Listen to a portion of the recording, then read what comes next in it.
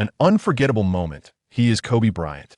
The computer resonated with an overwhelming roar, echoing a basketball game that had transpired over 50 years ago.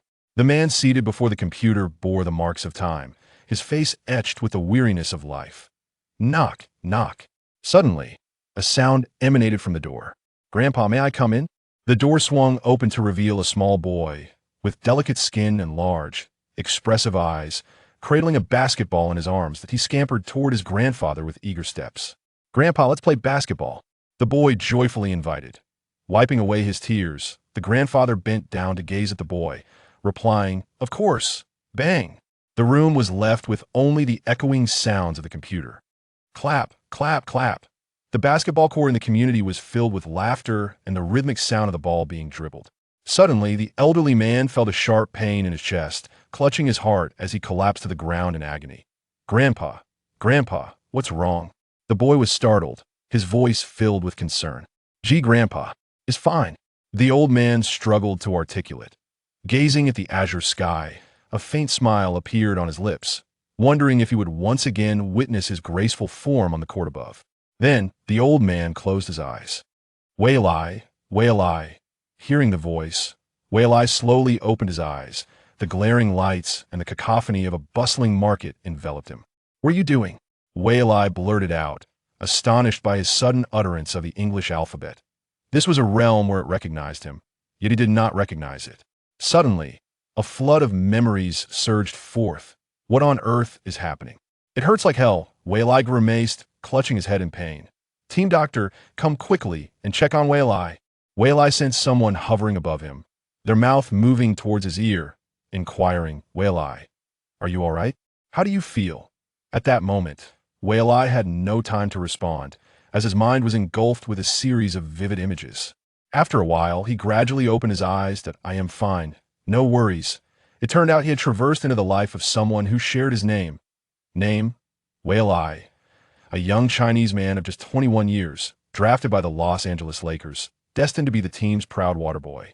Throughout the entire season, he had not stepped onto the court even for a minute. Many fans jestingly refer to Waylai as the Lakers' newly acquired mascot. Waylai's gaze fell upon a man, bald, handsome, captivating. "Boss, you're finally alive." Waylai, overwhelmed with emotion, couldn't help but shed tears of joy. Kobe sensed someone staring at him and glanced over. "Kobe, who is this? Do we have his player on our team? And why is he crying? Is it because we lost this game?" "Lost? No, the game isn't over yet. I absolutely refuse to concede defeat." Kobe gritted his teeth, his furious gaze fixed on Waylai. "Stuff those tears back in." "Ah, the death stare from the big boss. How fortunate I truly am." The fans of the 60 must be filled with envy and jealousy that a radiant smile blossomed on Waylai's face. Kobe thought, what's wrong with this kid? One moment he's crying, the next he's laughing. Is he losing his mind? The whistle blew. There was no time for Kobe to ponder. The fourth quarter was about to commence. The team was trailing by 29 points. If they lost, his fourth championship would slip away. Kobe couldn't help but think of that certain overweight individual who had flaunted his success after winning championships for 2 consecutive years and had even called him. Foolishly, he had answered, "Kobe, I've secured my 4th championship. Want to feel it." Before the boastful words could finish, Kobe hastily hung up the phone, seething as he stormed onto the court to dominate the hoop. Yet that rotund figure was relentless, always mentioning his 4th championship during interviews, often cutting in on Kobe's moments. Back on the court, Oda made his way in, receiving a pass from a teammate, drawing a foul, and earning 2 free throws. The current Odom was still the left-hand magician, capable of anything. He made 1 out of 2 free throws, .60, 189. They were still 28 points behind. A staggering deficit on the grand stage of the finals. "This won't do. There's no way to catch up. I must do something that I have returned." Ultimately, the game concluded with the Celtics triumphing over the Lakers, claiming the championship. The big boss departed in despair, only to secure consecutive championships for 2 more years. Just as everyone envisioned the Lakers achieving yet another three-peat, that German tank emerged. Leading his team, he defeated the star-studded Heat. Kobe made a comeback, but alas, he encountered the young, exceptionally talented Thunder, and once again fell short. The pursuit of a 6th championship seemed an elusive dream. The Lakers management refused to remain idle during the offseason, They assembled an F4, welcoming Howard and Nash. Kobe, Howard, Gasol, Nasha dreamlike lineup. Even before the season commenced, fans were already chanting, Lakers for the championship. But was that reality? No, that year proved to be a tremendous failure. Kobe poured every ounce of his being into helping the Lakers reach the playoffs. Afterward, this year is the year that should bring the championship. I must do something. Otherwise, what is the purpose of my rebirth? But what can I do? At 203 centimeters tall, with a wingspan of 221 centimeters, a frail physique, average ball handling skills, the only aspect that was passable was his shooting, his naturally soft touch. Yet, upon contact, it would immediately falter, extremely unstable. This was the fatal reason why Wei Lai struggled to earn playing time. Ugh. Wei Lai shook his head in frustration. On the court, Rondo, using a screen, penetrated the lane and scored, 61-91. The gap widened to 30 points. Beyond the performance of the three superstars, one cannot overlook Rondo's contribution was the engine of the team. What to do? What to do? Wei Lai anxiously held his head. Suddenly rising to his feet, he secretly made a resolute decision. Approaching the Zen master, he declared, "Coach, I wish to take the court." The Zen master, upon hearing this unexpected jest, smiled gently, exuding warmth and kindness. Why? The score is already a 30-point deficit. The outcome seems predetermined. Observing the situation, the Zen master had already reconciled himself to the circumstances. After all, what tempest had he not weathered? Losing a championship was but a fleeting setback. There would be another opportunity next year, and it is not over, yet there remain 11 minutes and 9 seconds. Suddenly, Wei Lai recalled a humorous comic strip. "Coach, when was the pinnacle of your career? Was it when I won the championship as a player? Or when I led the Bulls to 6 consecutive titles?" Wei Lai's words prompted the Zen master to reminisce about his illustrious past. Wei Lai paused before continuing, "Coach, my pinnacle moment is now. Apologies, Sakuragi, I must borrow this moment. Congratulations on successfully activating the Super Basketball System 2K. A familiar formula, a familiar rhythm. As a reincarnate, possessing a golden finger is only fitting at last. It has emerged. Are you certain?" The Zen master appeared to glimpse a flicker of hope. "Absolutely. Coach, please allow me to take the court," Wei Lai implored, bowing at a 90-degree angle. "He crave an opportunity. Go ahead. Show me your moment of glory." "Thank you, coach." With the Zen master's approval, Wei Lai swiftly tore off his outer jacket, revealing the prominent number 10. In the NBA, jackets are ingeniously designed for players to remove with ease. With excitement, Wei Lai dashed to the scorer's table, eagerly awaiting his turn. Overall strength, 61. Instinctively closing his eyes before the scorer's table, a screen materialized in his mind. In the upper left corner of the screen was an image of Wei Lai himself. Not too shabby, certainly better looking than certain simians. The manner of play is irrelevant. One can be as striking as someone like Kyle Korver, who has spent years in the NBA as a mere role player. There are those who resemble apes, others who look like foremen, and some who are forsaken by their parents due to their appearance. Yet they ascend to stardom in the NBA. Thus, appearance does not equate to ability. In the upper right corner lay personal information. Name, Wei Lai. Gender, male. Height, 203 centimeters. Weight, 85 kilograms. Wingspan, 221 centimeters.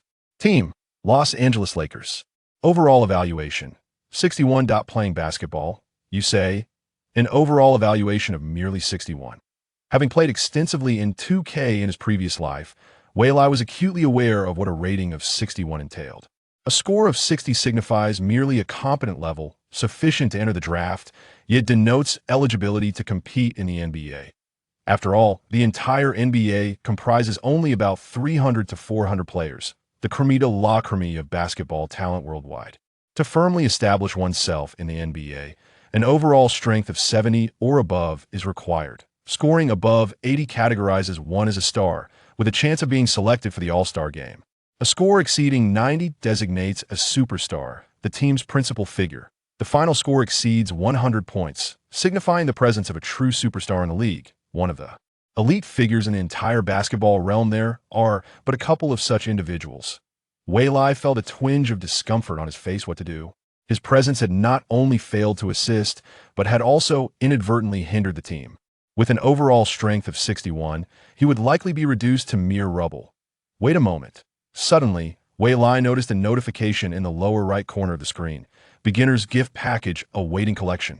Without a second thought, he claimed it and opened it. He fervently wished for divine favor. A flash of white light appeared, a card emerged. G6 Klay Thompson. Goodness gracious, G6 Klay, what a marvel. The playoffs serve as the ultimate test of a star's capabilities. Many players shine during the regular season only to falter in the postseason. Yet Klay Thompson, the most formidable 3-and-D player in history, consistently rises to the occasion when his team needs him most during the playoffs. Especially in Game 6 of a series, he has delivered miraculous performances time and again. In the 2016 season, during the Western Conference Finals, the Warriors found themselves down by a staggering 23 points against the Thunder, teetering on the brink of elimination. It was then that Thompson unleashed his extraordinary display, sinking three-pointers with defenders in his face, hitting deep threes from a meter and even 2 meters beyond the arc. He set a record with 11 three-pointers, racking up 41 points to lead his team to victory in the 2017 Western Conference Finals, facing a 23 deficit against the Rockets. With one key player injured and another plagued by fouls, Klay stepped up, hitting 9 three-pointers and scoring 35 points, propelling his team into a decisive Game 7 in the 2019 Finals. Once again trailing 23, Klay managed to score 30 points in just 3 quarters, though he unfortunately exited due to injury. Once can be a coincidence, twice can be a coincidence, but 3 times is an inevitability. Activate. G6 Klay Thompson. Wei Lai slowly opened his eyes, a fierce determination gleaming within them, his gaze fixed on the hoop, which appeared as vast as an ocean. His personal information underwent a remarkable transformation. His overall strength surged to a staggering 98. Additionally, he acquired a skill. Hot hand for each successful shot. The shooting percentage for the next attempt increases by 10. Now, Wei Lai brimmed with confidence, eager to step onto the court, though the ball had yet to go out of bounds. The game continued. Beep beep. Ariza drove in for a layup, drawing a foul and earning free throws. Wei Lai seized the moment to enter the game, replacing Vujasic. Vujasic appeared bewildered. He had barely just taken the floor. He glanced at the Zen master, who offered no indication of approval. With his head down, Vujasic exited the court. As for Vujasic, Wei Lai's sole recollection of him was not on the court, but off that captured the heart of the illustrious tennis star Maria Sharapova, truly a winner in life. It seems the Lakers have conceded the game. There's a 30-point deficit against the Celtics. How can they possibly catch up? The commentators could not help but remark upon Wei Lai's entrance. The Celtics head coach finally settled comfortably into his seat with 11 minutes left. Victory seemed all but assured. Meanwhile, in the Celtics backroom, preparations were already underway. Among the familiar faces was Russell, the illustrious veteran of the Celtics, a player adorned with the remarkable achievement of holding the record for the most championships in NBA history. 11 in total watches the players on the court with a sense of fulfillment that at long last. The Celtics have reclaimed the championship, a pursuit that last bore fruit in 1986. Ariza steps to the free throw line. The first shot is successful.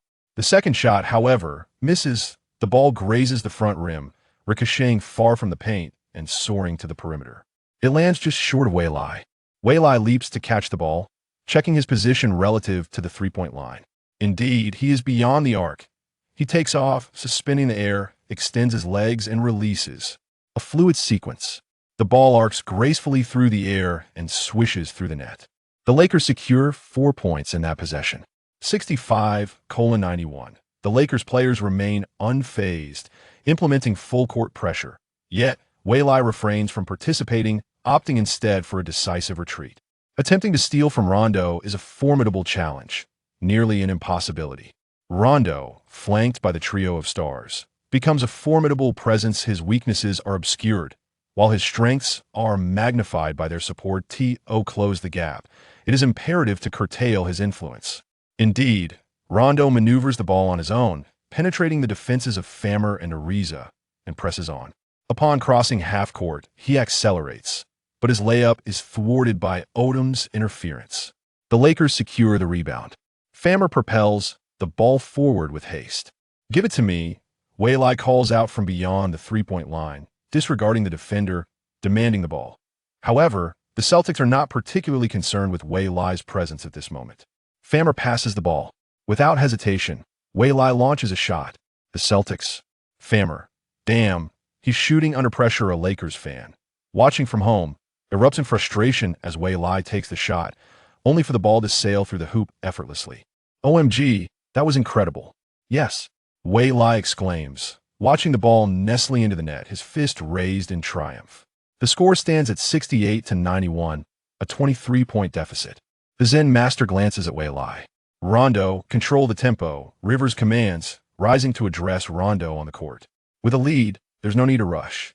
Rondo leisurely dribbles the ball across half court. He'll take it. Wei Lai quickly approaches, switching defensive responsibilities with Famer. Famer, caught off guard by the sudden move of his own rookie, feels a surge of irritation, but there's no time for grievances. He hastens to cover. Rondo finds amusement in facing a rookie he intends to dominate. Rondo regards Wei Lai's actions with confusion. Wei Lai retreats rapidly, positioning himself at mid-court, as if to say, "Go ahead and shoot." Seated on the bench, the Zen master experiences a moment of clarity, as if a light has dawned. Rondo, incensed, perceives this as an affront. Unbearable. He launches a three-pointer. Boom. It misses. Odom secures the rebound. "Give it to me." Wei Lai immediately calls for the ball. Odom, without a second thought, passes it to him. In this realm, strength reigns supreme. Having just sunk consecutive three-pointers and successfully defended against Rondo, the Celtics make no effort to impede Wei Lai, who advances the ball across half-court with ease. The center line was crossed with 2 strides, and the ball was swiftly lifted. Zen master. Kobe. Gasol. Odom. The Lakers were left speechless. Rebound. Rondo shouted, deeming the situation chaotic. What could they possibly gain other than handing us rebounds? With a resounding swish, a slap in the face to everyone present. Wei Lai's three-pointer hit again, his fiery hand never ceasing.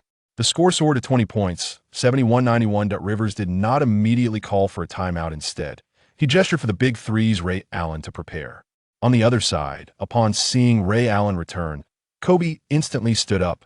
The team was gaining momentum, and Kobe perceived a glimmer of hope. The Celtics' home crowd was no longer as boisterous as before. They had just begun to celebrate.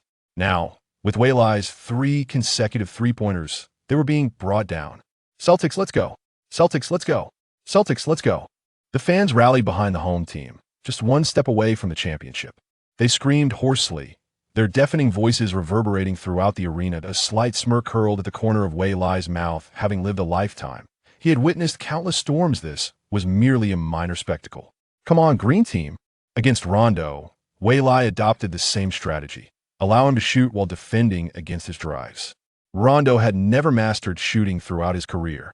As for why this flaw went unnoticed at this moment, it was primarily due to the presence of the big three with him around, who had the time to focus on Rondo's weaknesses. Only when the big three departed did Rondo's shortcomings gradually come to light. As a point guard, lacking a shot was utterly dreadful. This meant an offensive advantage of 4 against 5, or even a complete collapse of defensive pressure. Seeing Wei Lai's stance, Rondo's expression darkened. Regrettably, he refrained from shooting and instead called for a screen. A screen? Never feared it. For others, setting a screen could be quite troublesome, but for Rondo, it was all too easy to defend. The so-called pick and roll is merely a means for teammates to create shooting opportunities through mutual screens, either to create a shot for the ball handler or for the screener. However, for Rondo, who lacked a shot, there was only one option: passing. Odom switched defense. Wei Lai immediately abandoned Rondo to guard the screener, keeping a keen eye on Rondo's passing. Odom promptly rushed in to support Rondo.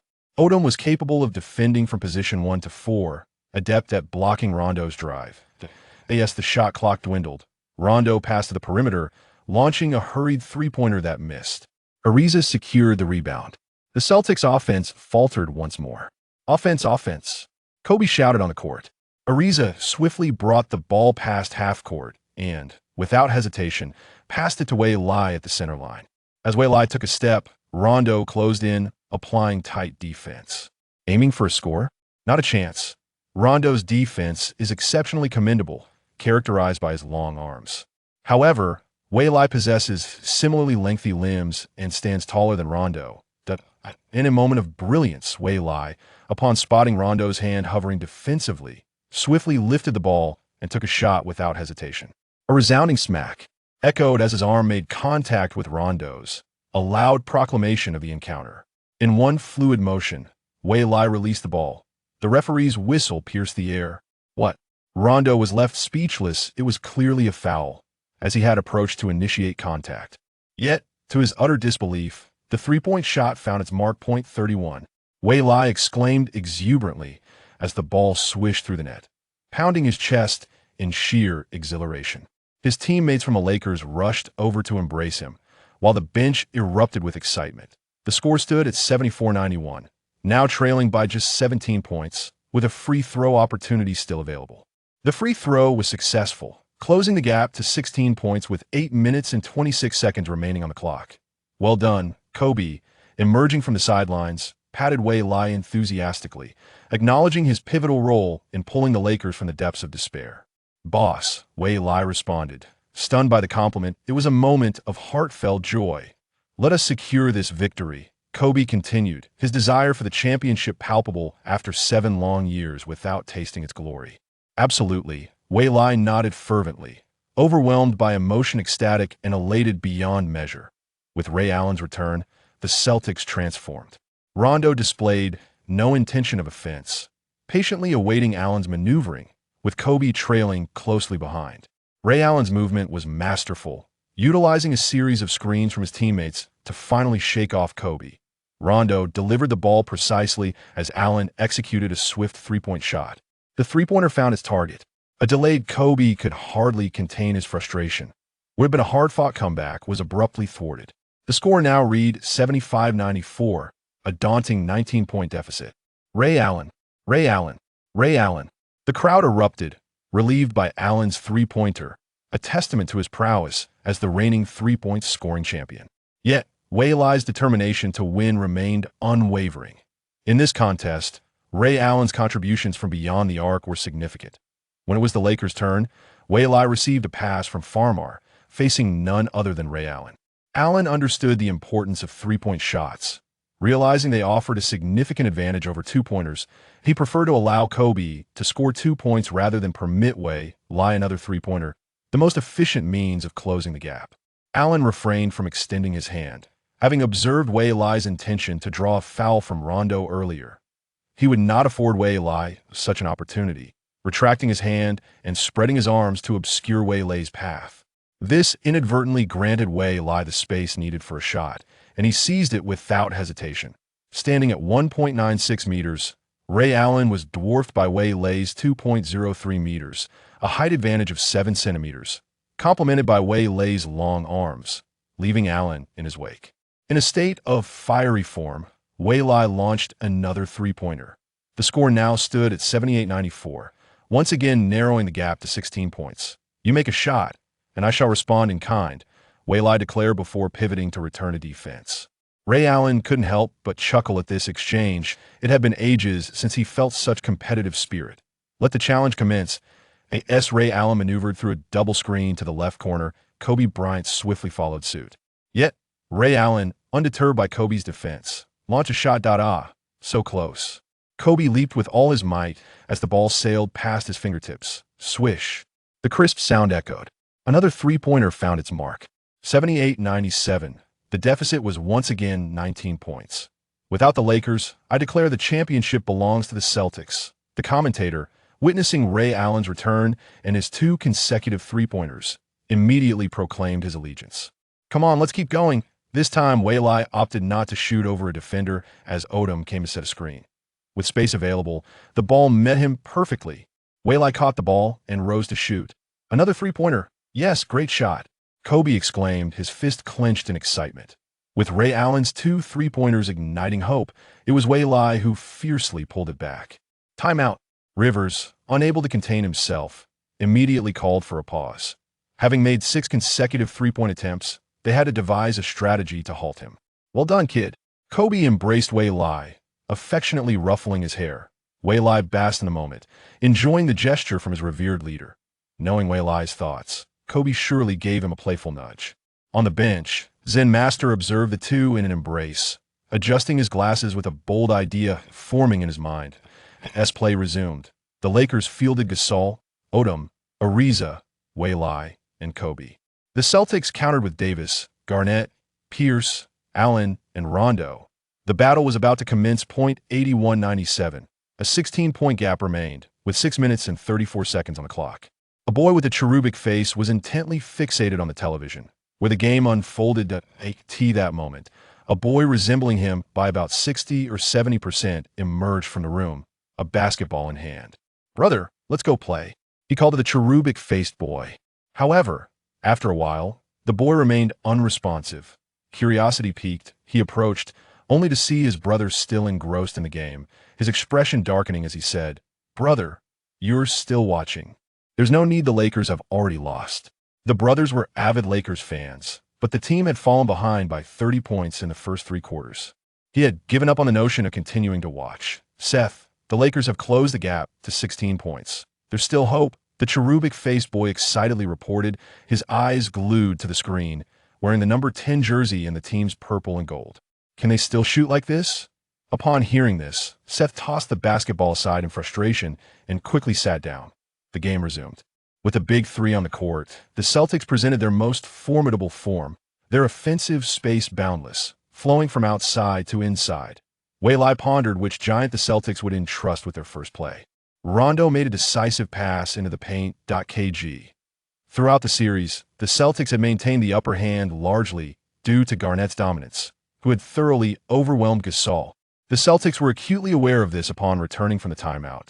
Their first offensive play was directed to the well-positioned Garnett in the paint.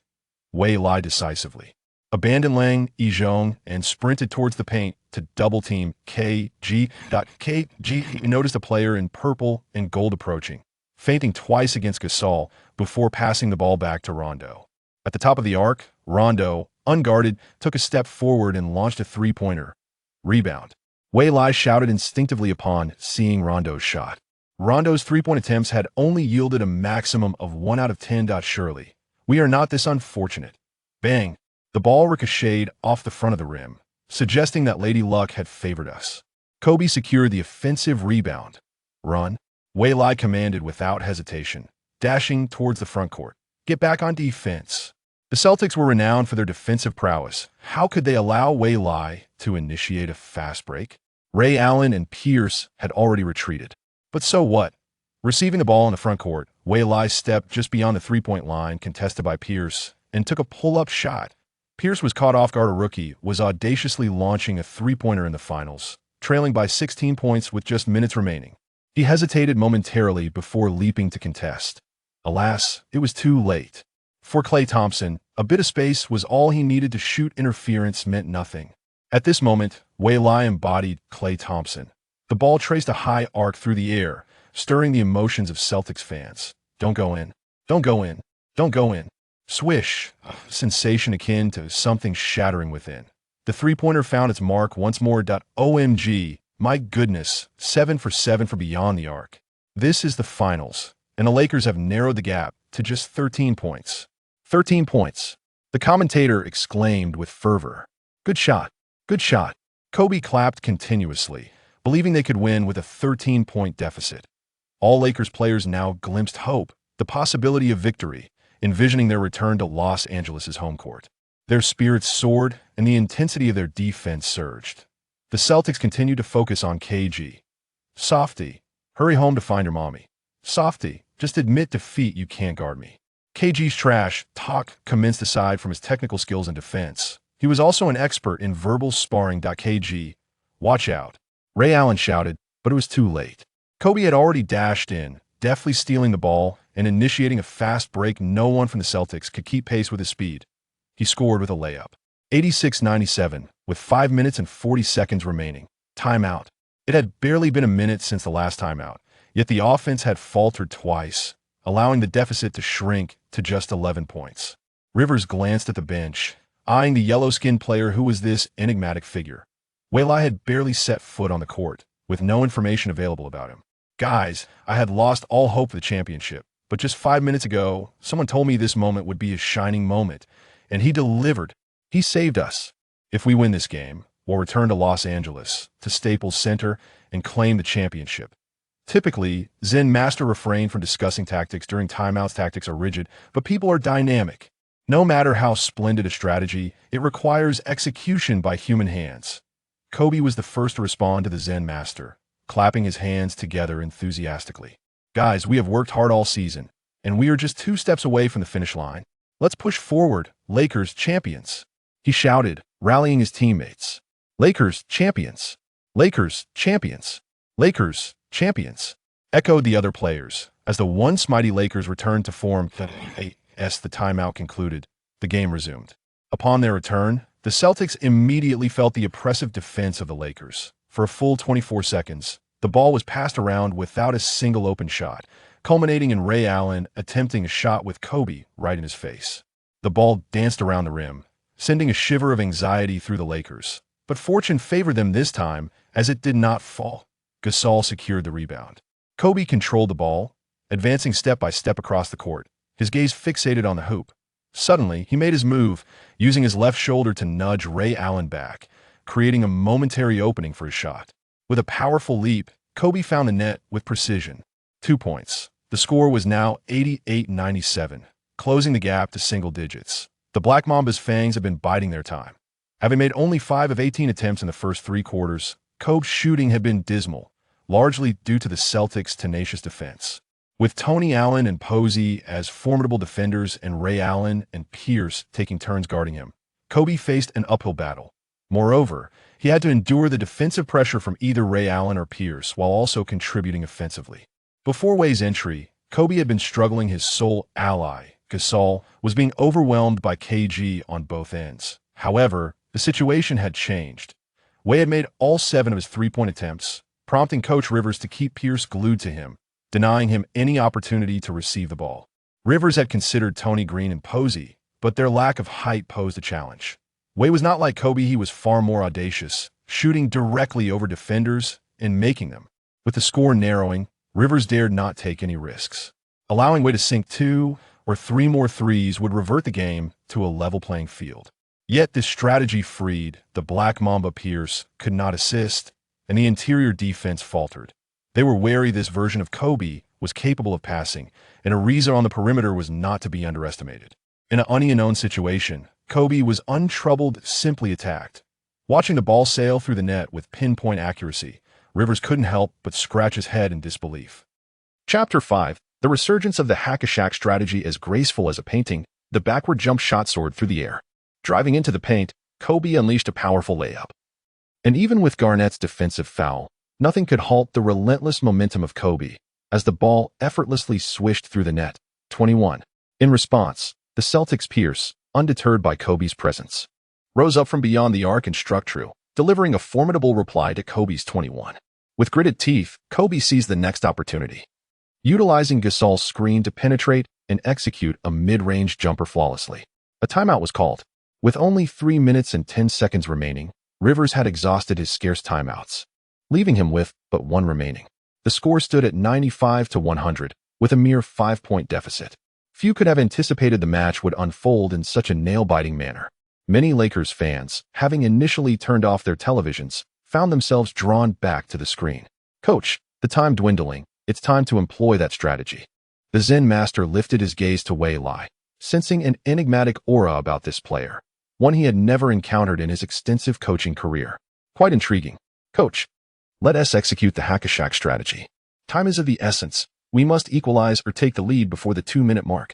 The Celtics were teetering on the brink, and a final push was imperative to secure victory. Consider the pressure of being chased down by 25 points, only to risk being overtaken. Who shall be targeted? Ah, how interesting, the Zen Master inquired with a smile. Rondo, Tony, Posey. Wei Lai was uncertain whether Rivers would substitute Rondo, should he do so. The incoming player would undoubtedly be a defensive specialist, either Tony or Posey, with Posey having the greater chance, as he had been exceptional from beyond the arc today. Even if they managed to convert both free throws, that would still grant them 2 minutes, albeit with the clock stopped. Wei Lai felt an unwavering confidence in his shot, even more so than Clay in Game 6. Statistically, their free throw success rate hovered around 90. A stroke of luck could yield a scenario of 0 for 2, which would still benefit the team. Thus, the hack-a-shack strategy was set into motion. Ariza was substituted for Walton. The timeout concluded. A stroke of fortune, the Celtics did not make any substitutions, maintaining their original lineup. Rondo and Allen in the backcourt, Pierce and Garnett at forward, with Davis manning the center. Rivers, known for his rigidity, was indeed living up to his reputation as the least adaptable coach, having faced numerous playoff comebacks throughout his career. Many claimed his 2008 championship was merely fortuitous. Indeed, with Garnett, Allen, Pierce, Rondo, and a plethora of defensive stalwarts, even a novice coach could have triumphed. Waylai grinned as he observed Rondo, who suddenly felt a chill run down his spine, sensing impending misfortune. Beep. Just as he received the ball, Walton launched himself into a bear hug. The referee promptly whistled for a foul. However, they were yet to reach the penalty threshold, preventing the Celtics from stepping to the free throw line. At this moment, the Celtics remained oblivious to the Lakers' cunning strategy, continuing to allow Rondo to control the ball. Walton immediately charged in again for another bear hug. Beep. In the fourth quarter, the Lakers had accumulated enough fouls. Rondo was sent to the free throw line. Alas, at that moment, Rivers failed to perceive the Lakers' strategy, blinded by the situation. It is worth noting that Rondo's free throw percentage this season stands at a mere 61.1, akin to that of an interior player. The crafty Zen master. Rondo approached the free throw line silently, accepting the ball from the referee, inhaling deeply before releasing it. Swish. The first free throw found its mark. Following that, the second shot danced around the rim before finally dropping in. 2 for 2. Excellent. With renewed vigor, Rivers clapped from the sidelines. Rondo's successful free throws had effectively dismantled the Zen master's scheme. On the bench, the Zen master stroked his chin with his left hand.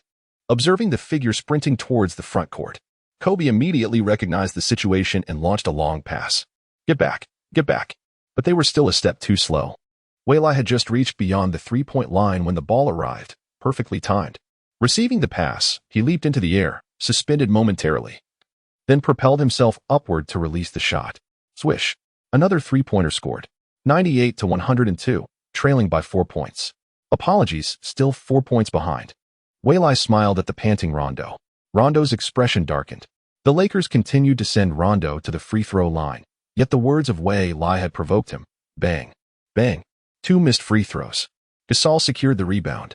Waylai intended to push the fast break, but the Green Army, having learned from their previous mistake, offered no opportunities and retreated swiftly, establishing their positions. With 2:56 remaining on the clock, Kobe dribbled the ball while Waylai constantly maneuvered for space. Suddenly, Kobe made a pass, delivering the ball to Walton, who cut into the lane unguarded. Walton scored with a layup. 100-102, the deficit narrowed to 2 points. Waylai and Kobe had drawn the attention of nearly all the Green Army players, inadvertently leaving Walton open. At that moment, the Celtics arena fell eerily silent, as if they dared not even take a breath. How could they have led by 30 points and suddenly find the margin reduced to just 2? How could the championship, so close at hand, now seem so distant? Rivers called a timeout, raising his hand, then abruptly lowered it. This was the final timeout. No substitutions, no further pauses. They would continue their assault, relentlessly sending Rondo to the free throw line. Rondo inhaled repeatedly. This was only his second year in the NBA, and he found himself on the grand stage of the finals. In this crucial moment, he had been repeatedly fouled, previously missing both free throws, allowing the Lakers to close the gap to just 2 points. Rondo felt as though he could scarcely breathe. The heavy burden of pressure weighed down upon him. Accepting the ball from the referee, he shot again. The first attempt was an air ball. The second also missed. Another 2 for 0. Kobe snatched the rebound and surged forward. This time, the Green Army's retreat was sluggish. Kobe charged inside, and amidst the interference from Garnett and Pierce, he forcefully scored the equalizer. 102-102. Kobe. Magnificently executed. Waylai rushed over to embrace him. The Zen master's fist clenched involuntarily. They had finally leveled the score. His gaze fell upon the man embracing Kobe, grateful that he had taken a gamble on a dying horse. Little did he expect it would truly work. 8 shots, 8 makes from three-point range, including one from 31 feet. He had amassed 25 points. Several successful defensive plays completely liberated Kobe, who achieved a flawless 5 for 5 shooting, scoring 11 points. Together, the duo amassed 36 points, effectively aiding their team in leveling the score. The Staples Center in Los Angeles was filled to the brim, both inside and out. as the home team battled in Boston, yet the hearts of the fans remained with their team, converging at the Staples Center to cheer them on. MVP, MVP, MVP. The fans witnessed on the giant screen as Kobe executed a fast break, maneuvering past Garnett and Pierce to forcefully secure 2 points, equalizing the score. A young boy, brimming with excitement, turned to his father and exclaimed, "Dad, I really like that number 10. What is his name?" The father, feeling a bit awkward, replied, "I like him too. How would I know his name? Just a bench player, really. Who pays attention?" Little did he know that this so-called bench player would become the savior of the team. He believed that by the end of the night, his name would be forever etched in the hearts of Lakers fans. Chapter 6, A Turn in the Score, The Despairing Green Team. "Father, let us execute your strategy." A young boy clad in black pointed towards the television and exclaimed to the portly neighbor, "Sheriff, come with me to the basketball court." The corpulent man spoke with an unkind tone, rising to take his son, Sharif, to the basketball court at their residence, determined to impart valuable life lessons to him. "Sheriff, I still wish to watch the game. A suite at the North Shore Garden Arena. Kupchak, you truly are a genius." Jerry Buss gazed down at the player donning the number 10 jersey, exclaiming with excitement that this season the Lakers had bestowed upon him countless surprises, even reaching the finals and seizing the opportunity to claim the Larry O'Brien Championship trophy. Kupchak merely responded with a smile. What else could he say? His initial intention in introducing Wei Lai was to penetrate the Chinese market. Witnessing the sudden surge in market value of the Rockets, who would not feel envious? Given the fortuitous opportunity, I chose him. Naturally, many remain perplexed as to why one would squander a draft pick on a player whose name is entirely unfamiliar, and who possesses no records of participation in domestic competitions. At this moment, Kupchak is inclined to assert, this is precisely the value in my selection of him. He believes that if the Lakers triumph in this match, it will mark a significant milestone in his career. Kupchak should prepare a contract for him. He truly deserves it. Jamie Bastido. Wei Lai may still be unaware that he has caught the boss's eye, but what difference does it make if he knows? At this moment, Wei Lai's mind is consumed with a singular thought. I must triumph in this match. The timeout has concluded. The Celtics have altered their lineup, and Rivers has finally benched Rondo, who has made only 2 out of 6 free throws, replacing him with the defensive powerhouse, Tony.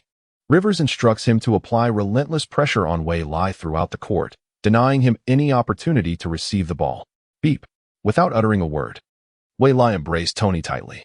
Tony, bewildered, thought to himself, how could I have been struck down? Regardless of the circumstances, it had been a long time since he last took a shot, and upon stepping onto the court, he found himself in such a scenario. Hiki. The corners of Wei Lai's mouth curled up slightly. Wei Lai's audacity stemmed from the scorching touch of his G6 performance. With Tony's current free throw percentage at merely 71 this season, it is utterly inadequate for a guard. Tony is headed to the free throw line. Rivers remained utterly bewildered, unable to comprehend what scheme the Zen master was concocting. Having just equalized the score, why resort to such drastic measures? Bang! The first free throw a miss. Tony was so anxious that he began to sweat.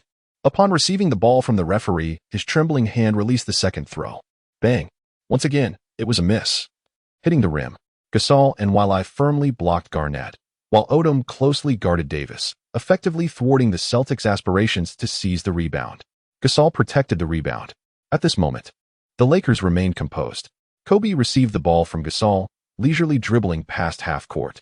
Gasol immediately moved to the top of the arc to set a screen for Kobe. With a swift maneuver, space opened up before Kobe. Garnett swiftly rushed in to provide defensive support. At that moment, Gasol made his descent. Kobe delivered a pass, and upon receiving it, Gasol soared into the air, forcefully slamming the ball through the hoop, unleashing all the pent-up frustration from the past few games in a single explosive display. The basketball hoop swayed slightly. In the final moments of the match, with just 1:49 left on the clock, the Lakers managed to turn the tide. At the North Shore Garden, only a handful of Lakers fans remained to celebrate, while the Celtics supporters wore expressions of sorrow, having led by a staggering 30 points only to be eclipsed. Just one step away from the championship. One step. Lakers fans urged calm. Stay composed, stay composed. This script is all too familiar. In Game 4, the Lakers once held a lead of 24 points, only to succumb to a 97-91 defeat on their own home court. We haven't lost yet. Let's rally. The only player on the Celtics still exhibiting confidence was Garnett, after enduring great struggles to join the Celtics. He finally had the chance to touch that coveted trophy. He could not afford to falter now. Indeed, we have not lost, echoed Ray Allen, who also came to the Celtics in pursuit of a championship. His desire for the title was even greater than that of Garnett or Pierce.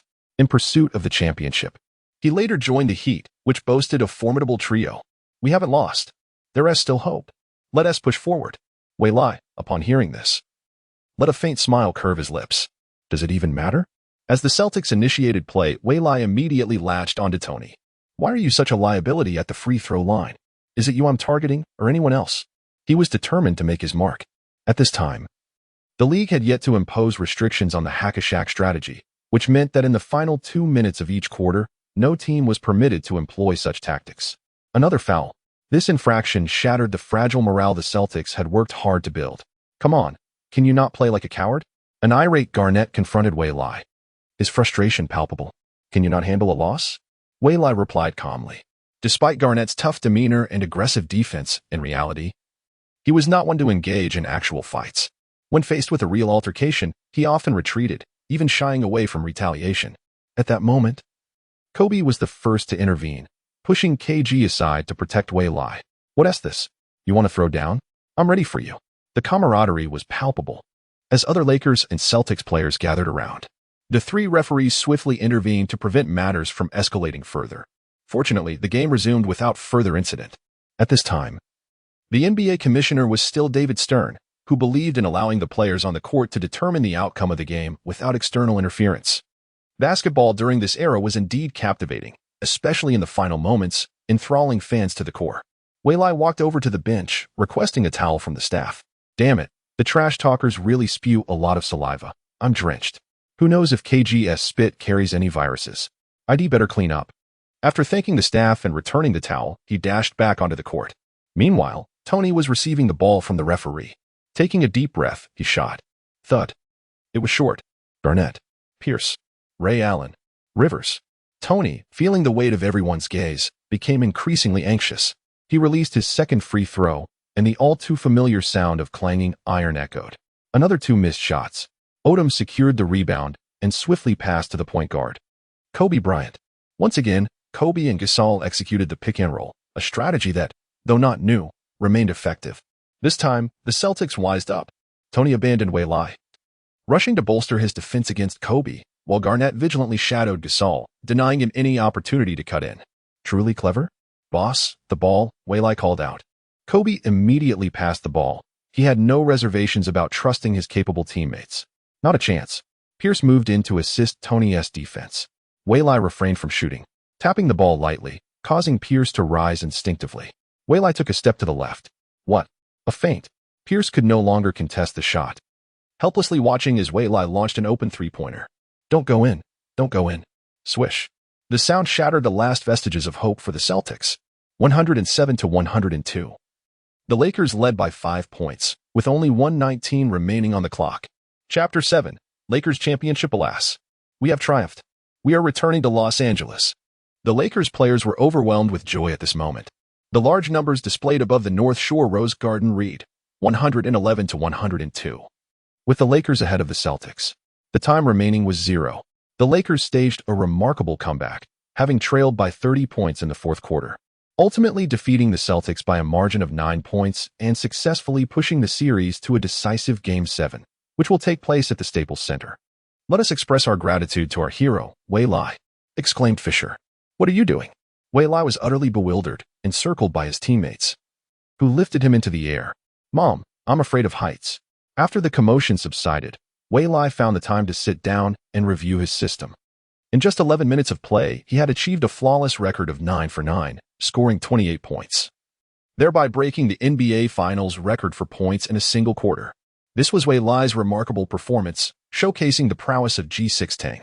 In the basketball arena of Washington State University, a light-skinned African-American young man gazed at the hoop, which appeared as vast as an ocean, effortlessly sinking shots. Clay, are you not heading home? At that moment, a tall white young man entered the arena and called out, I'll return after I finish shooting. Clay replied, continuing his practice. Since witnessing that recent game, the image of a figure donned in number 10 purple and gold had left an indelible mark on Clay's heart. revealing to him that a shooter could alter the course of a game. "Oh, my 2K experience feels somewhat different," Claim used. After years of playing 2K, Waylai had certainly learned how to enhance his skills. It turned out that in the game, performance in each match would yield evaluations and points, which could then be used for upgrades. However, in this reality, the scenario was entirely different. After producing unprecedented statistics, the system offered no feedback, merely presenting him with a gift package for breaking the record. Upon opening his personal information, Waylai finally comprehended its significance. Name: Waylai. Gender: male. Height: 203 centimeters. Weight: 85 kilograms. Wingspan: 221 centimeters. Team: Los Angeles Lakers. Speed: 80 explosiveness, 30 strength, 45 jumping, 56 stamina, 71 agility, 60 passing vision, 40 playmaking ability, 40 defensive ability, 70 offensive ability, 60 injury immunity, 39 layup, 49 dunk, 50 mid-range, 63 point, 65 dribble shot, 63 free throw, 68 ball control, 61 passing, 50 rebounding, 50 stealing, 45 blocking, 40. Overall strength: 61. After the game, there was no change whatsoever. The only alteration was that beside the 3-point statistic, there appeared a notation, 9-1000.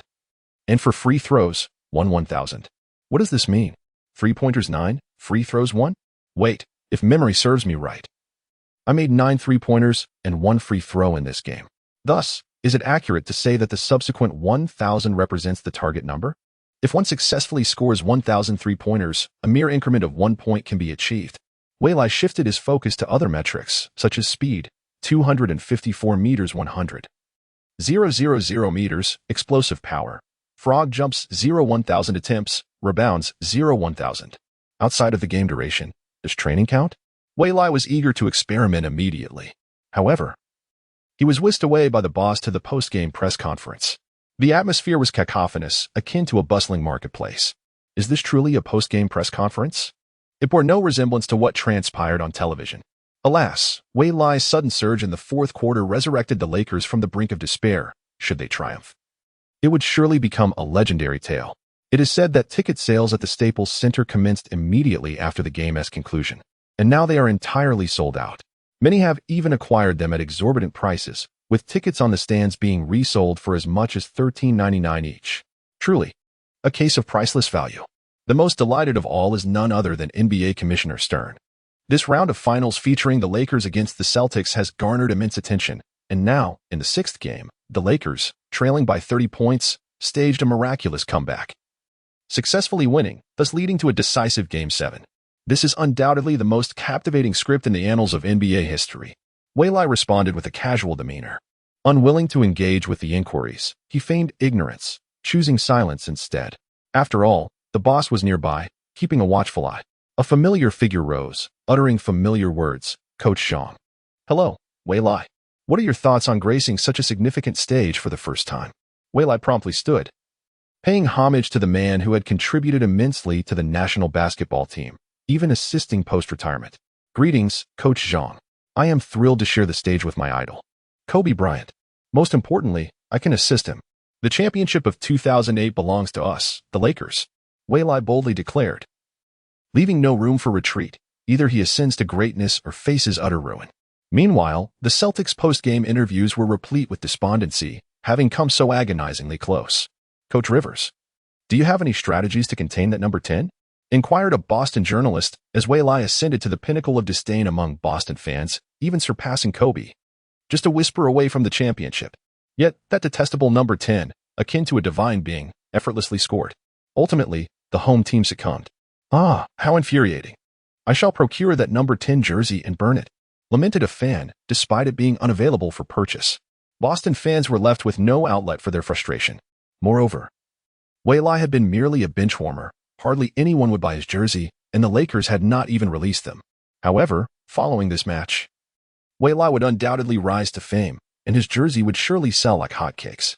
No doubt, in Game 7, we shall contain him. Rivers felt a surge of frustration as he speculated whether the Zen master had intentionally left this player for last, leaving him unprepared. The scant information available about the game only heightened his anxiety. Their roster boasted the formidable Kobe Bryant, whose prowess posed a significant challenge if unleashed. Rivers was overwhelmed. Following the press conference, the Lakers swiftly took their showers, gathered their belongings, and headed to the airport for their flight. Jerry Buss even dispatched a private jet for the team. At 6:45 a.m., the plane began its descent, and the Lakers emerged, luggage in hand. Upon disembarking, a deafening roar erupted. Kobe, Kobe, Kobe, Gasol, Gasol, Gasol, Odom, Odom, Odom, Waylai, Waylai, Waylai. To his surprise, Waylai discovered he had fans as well, prompting him to greet the enthusiastic crowd. Waylai, could you please sign my paper? A young boy, nestled in his father's arms, held out a piece of paper in one hand and a pen in the other, calling out to Waylai as he passed by. Waylai paused, turned to the boy, and smiled, of course. He took the pen and paper, signing his name. Having never practiced his signature, he wrote carefully, ensuring it was legible. It wasn't perfect, but it was acceptable. Will we win the next game? The boy eagerly inquired as he received his signed paper back. Absolutely. The championship is destined for us, the Lakers. Waylai replied without hesitation. The surrounding Lakers fans erupted in unison, chanting, Lakers for the championship. Lakers for the championship. Lakers for the championship. The fervent cheers resonated throughout the entire airport. Chapter 8. The battle for the seventh game after parting ways with the team. Waylai returned to his rented apartment to change his clothes before promptly heading to the training facility with a basketball in hand. Upon arrival, he found the place utterly deserted. This thrilled Waylai, for unlike others who required practice partners, he could train solo. Dribbling the ball, he leaped into the air, releasing it. Bang, bang, bang.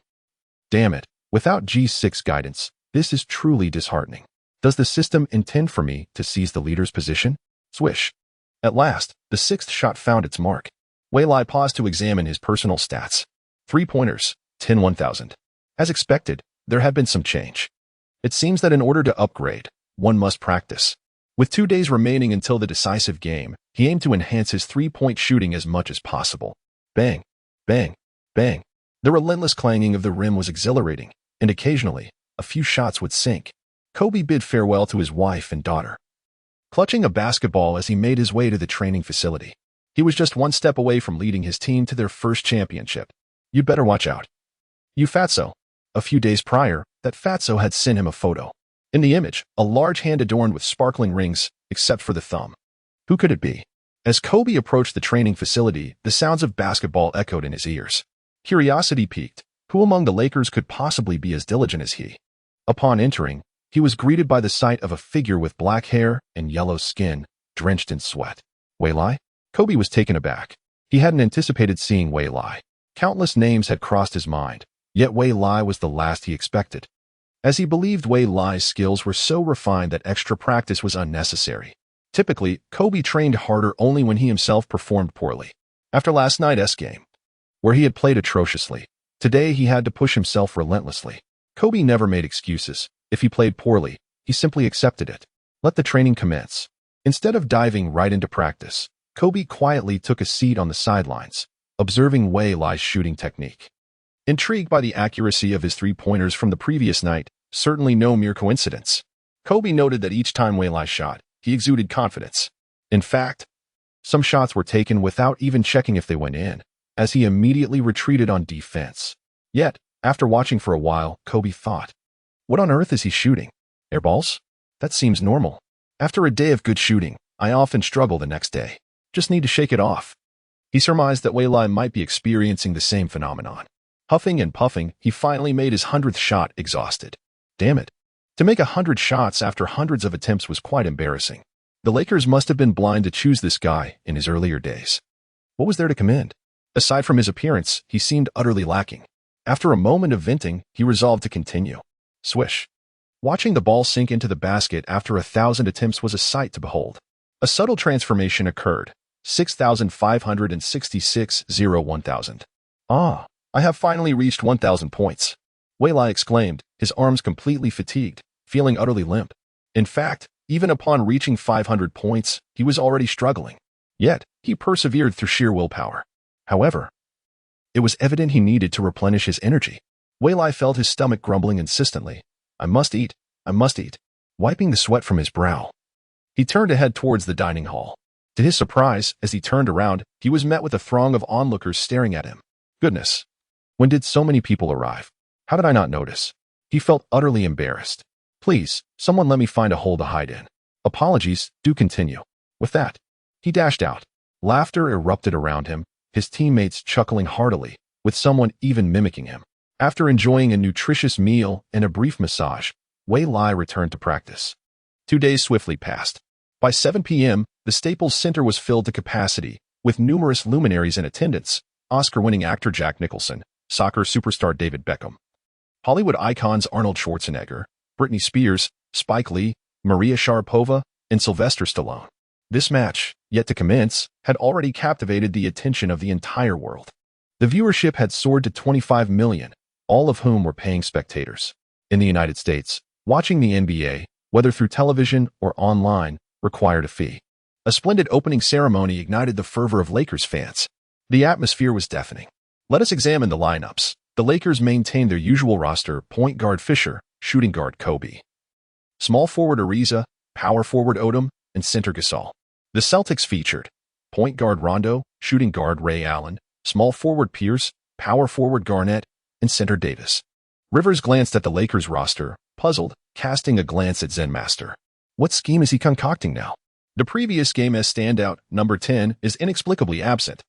Rivers had prepared a strategy, but with this absence, it was rendered moot. Wei Lai wished to join the fray, yet he felt himself to be merely a liability. Would he merely serve as a means to concede points?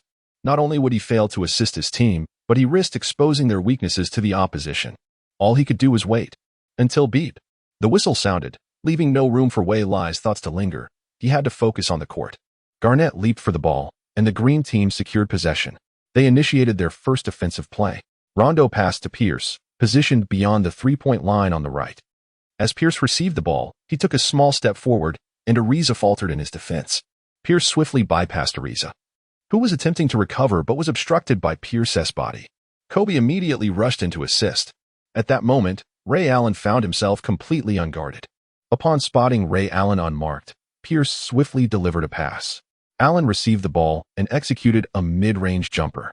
The 2 points found their mark. After witnessing this play, Wei Lai finally comprehended why, in 2010, the Lakers opted to trade Ariza for the defensive stalwart Arteist, specifically to counter Pierce. The Lakers' finest perimeter player is indeed Kobe. However, it is unwise to consistently assign Kobe the task of defending Pierce, as it proves to be rather disadvantageous. If Pierce is exhausted, there remain Allen and Garnett. But should Kobe become fatigued, how would the Lakers proceed? Initially, as the second-in-command, Gasol struggles to contend with Garnett, or rather, he is reluctant to engage. When it is the Lakers' turn to attack, typically, Kobe does not initiate the offense right away. Fisher directs the ball to Gasol, who is well positioned in the paint. He attempts to push through but finds himself unable to do so. Consequently, he tosses the ball back out to Fisher. "Come on, take him on." Wei Lai, seated on the bench, couldn't help but slap his thigh in frustration. "Damn it, if you can't push through, then draw a foul. Get Garnett out of the game, and it will be much easier." Garnett's significance surpasses that of the other two superstars. In addition to his offensive prowess, he is exceptional on defense. Whether in one-on-one situations or providing help defense, Fisher is left with no choice but to pass the ball to Kobe. Organizing the offense through Fisher is acceptable. Though he is not without merit, his role is that of a facilitator, advancing the ball past half court and providing a conduit for play. Moreover, his clutch shooting is remarkable. Kobe leaned into Ray Allen, pivoted, and executed a fadeaway jumper, which swished through the net effortlessly. It appears that the star's shooting touch is quite favorable today. As he sinks his first shot, the score now stands at 2-2. Chapter 9, the battle for 7 for a player like Kobe, whose mastery of technique is unparalleled. Success hinges primarily on one's own rhythm. Defenders may only serve to disrupt, engaging in physical contests to exhaust the offensive player. Each additional maneuver to evade the defender is an opportunity seized. Rondo delivered the ball to Garnett, who displayed no trepidation towards Gasol, boldly confronting him head-on. The collision between them was monumental, yet the other Lakers did not provide assistance. Garnett initially intended to wait for a double team before distributing the ball, but with no one approaching, he pivoted and executed a jump shot, swishing it through the net. Garnett's touch was commendable, bringing the score to 4-2. Gasol could not help but cradle his head in despair. "Come on, just face him. He's nothing but a softie," Wei Lai shouted from the sidelines. His remarks, however, did not reach Gasol's ears but instead found their way to Garnett. Spotting the source of the taunt, Garnett bellowed, "You little brat, come at me if you dare." Infuriated by the insinuation of his softness, he was far from weak. Meanwhile, Weili had no time to engage. He was confident that someone would intervene on his behalf. The referee promptly approached Garnett to issue a warning, then turned to reprimand Weili at the Lakers bench. "What the hell, you bald idiot? I was simply conversing with my teammate. Why should I endure this?" "He's merely responding to his own thoughts. It's none of my concern," Weili fumed internally. Though he complied with a nod, recognizing the referee's authority. The most unfortunate of all was Duncan, who, while laughing on the bench, was unexpectedly ejected by the same referee. Duncan, bewildered, was later met with swift disciplinary action from NBA Commissioner David, who banned him for the entire 2007 season. He had only recently returned, now tasked with officiating this thrilling matchup between the Celtics and the Lakers. He could not allow this bald referee to find an opportunity to penalize him further. The thought of being ejected again filled him with trepidation, despite any apologies post-game. His singular desire was a championship. On the court, Odom emerged to receive the ball, swiftly bypassing Davis before passing to the open Gasol inside, who executed a powerful dunk. The score was now tied at 4-4. "Davis, remember to switch," Garnett cautioned, knowing that Davis should have pursued the play. Instead, Davis inexplicably followed Odom out, failing to keep pace. Nodding in response, Davis patted his chest, claiming, "I got this." Pierce, positioning himself, displayed his formidable presence with his broad frame, skillfully shielding Ariza. Successfully receiving the ball, Pierce drove inward, while Ariza retreated, unable to withstand Pierce's strength. The disparity in weight between them was significant, and Fisher was poised for immediate support. With Kobe, Gasol, and Odom unable to assist, only Fisher abandoned Rondo to apply pressure on Pierce. "Be careful, Pierce," Rondo warned urgently. Pierce's gaze caught sight of Fisher rushing in. Swiftly, he transferred the ball before the double team could fully materialize. Meanwhile, Garnett and Davis began to move outward. Gasol and Odom hastily followed suit, both of whom were adept at scoring. Suddenly, the interior space opened up. Observing this, Pierce executed a swift spin and cut directly into the lane. Just as Ariza exhaled in relief, he failed to react in time. Rondo delivered a bounce pass to the interior. Pierce received the ball without hesitation and scored with a layup. The score stood at 6-4. Ariza switched defense. Kobe immediately declared he would take on Pierce, allowing Ariza to guard Allen. Ariza nodded, clearly reluctant to face this formidable opponent. In the first 6 games, Pierce had rarely played this way, as it was considerably taxing. Kobe received the ball, drew the defense, and passed it out. At that moment, the Celtics' defensive formation appeared somewhat disarrayed. The Lakers, through several passes, found Ariza open at the baseline. Without hesitation, Ariza launched a shot, swishing it through. 6-7. The Lakers had successfully taken a 1-point lead.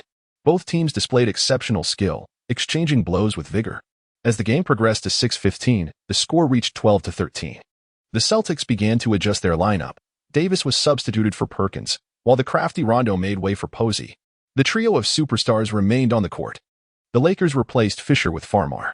The Celtics brought in Perkins to bolster their interior defense. A defensive-minded center, his contributions often went unnoticed in statistics, yet were invaluable in this era. If he faced an elementary school player, however. Furthermore, with Posey on the floor, his three-point shooting and defensive prowess added another layer of strength. This substitution had substance. Way cast a glance at Rivers, then at Phil Jackson. Remarkably, Rivers made a change while the Zen master remained unchanged. No, it wasn't that he wouldn't adapt, but rather that he had no options. The Lakers' dominant trio in 2008 consisted of Gasol, Bynum, and Odom. However, Bynum was injured and unable to play. The remaining interior players were already on the court. Ray Allen broke free, raising his hand for a three-pointer. Bang! It missed, bouncing off the front rim. Yet, a hefty figure clad in green soared high and snatched the rebound, promptly passing the ball back to Allen. For the gentleman's sword, a second chance was lethal. Swish. 3 points scored, 15-13. Conversely, the Lakers found their offensive range diminished due to Perkins' presence. They had little opportunity to seize offensive rebounds. After several passes yielded no open shots, Kobe opted to take matters into his own hands. A fadeaway jumper, a sight to behold. But alas, it clanged off the rim. Perkins secured the rebound. The gentleman's sword began to gain momentum, with Perkins frequently setting screens for him. With his imposing physique, Perkins was truly a force, effectively serving as a shield for two. The gentleman's sword evaded Kobe and found space. Receiving a pass from a teammate, he unleashed his shot. Razor sharp. It struck with deadly precision. Swish. Another three-pointer made. In 1813, with two pivotal three-pointers from Ray Allen, the Celtics successfully turned the tide, seizing control of the game. A timeout was called. With 5:01 remaining, the Zen master summoned a pause. Apart from the recently entered Fama, the starters were visibly fatigued. The Celtics were no exception on the other side. The battle was intense, merely a matter of positioning, as both teams exerted every ounce of effort. Neither desired to emerge as the loser in this contest. Coach Zhang, do you think the Zen master will substitute Wei Lai into the game? The CCTV host and Coach Zhang were present at the venue to provide commentary. It seems likely. Allow me to introduce Wei Lai, a promising 21-year-old talent from our nation. In the previous match, he exploded in the fourth quarter, making all 9 of his three-point attempts, one of which was from 31 feet.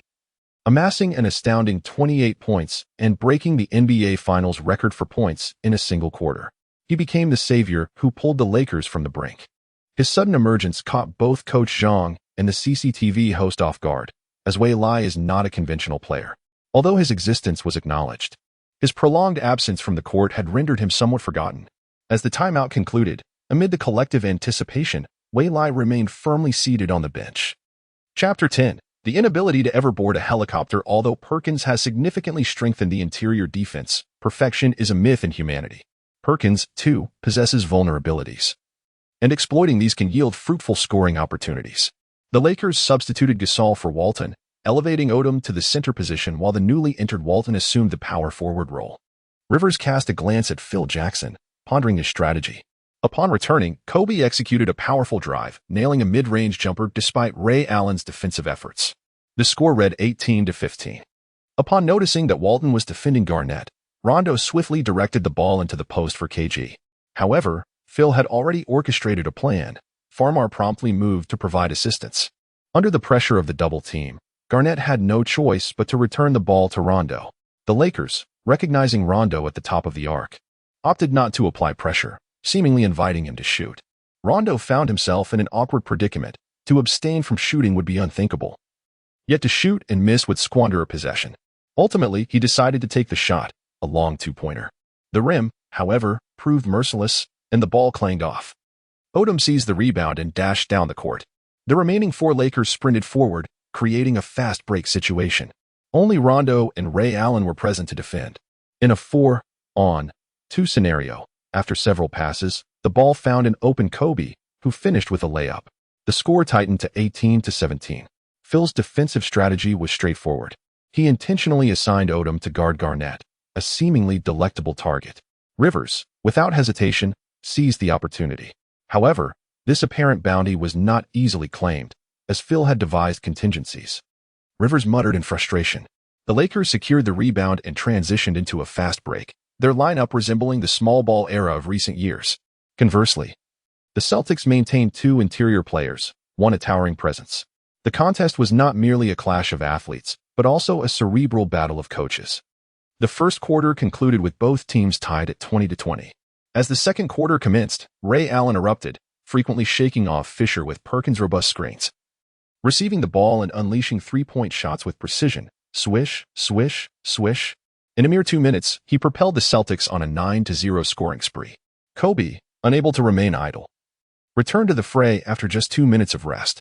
Upon Kobe's return, Pierce quickly followed suit. Under Kobe's leadership, the Lakers began to chip away at the deficit. By the end of the second quarter, the score stood at 35-40, with the Lakers trailing by 5. The intensity of the defensive contest escalated, with neither side yielding an inch. As the defensive pressure mounted, the stamina of the 10 players on the court waned, naturally resulting in a decline in shooting accuracy. Phil, observing the score, nodded in approval. Everything appeared to be unfolding according to plan. After 6 grueling games, Phil was acutely aware that the current Lakers, lacking Bynum, would struggle to overcome the Celtics trio of stars unless Kobe could deliver explosive performances consistently, a feat that seemed increasingly improbable as the game progressed and the adversary continually devised strategies to wear him down. Kobe cannot solely rely on isolating plays. Otherwise, the Celtics will revel in their advantage. It is imperative to first engage his teammates in the game. A crucial element lies with Gasol. The Zen master never anticipated that Gasol would find himself at a disadvantage against Garnett in every aspect. Throughout the playoffs, Gasol has participated in 21 games, averaging 16, 9 points, 9, 3 rebounds, and 4, 0 assists. In contrast, Garnett has appeared in 26 games, achieving 20, 5 points, 10, 5 rebounds, and 3 assists. The statistics are quite comparable. The Zen master remains perplexed. Were we to consider Wei's perspective, it fundamentally revolves around playing styles. While the numbers may be similar, the manifestations are entirely distinct.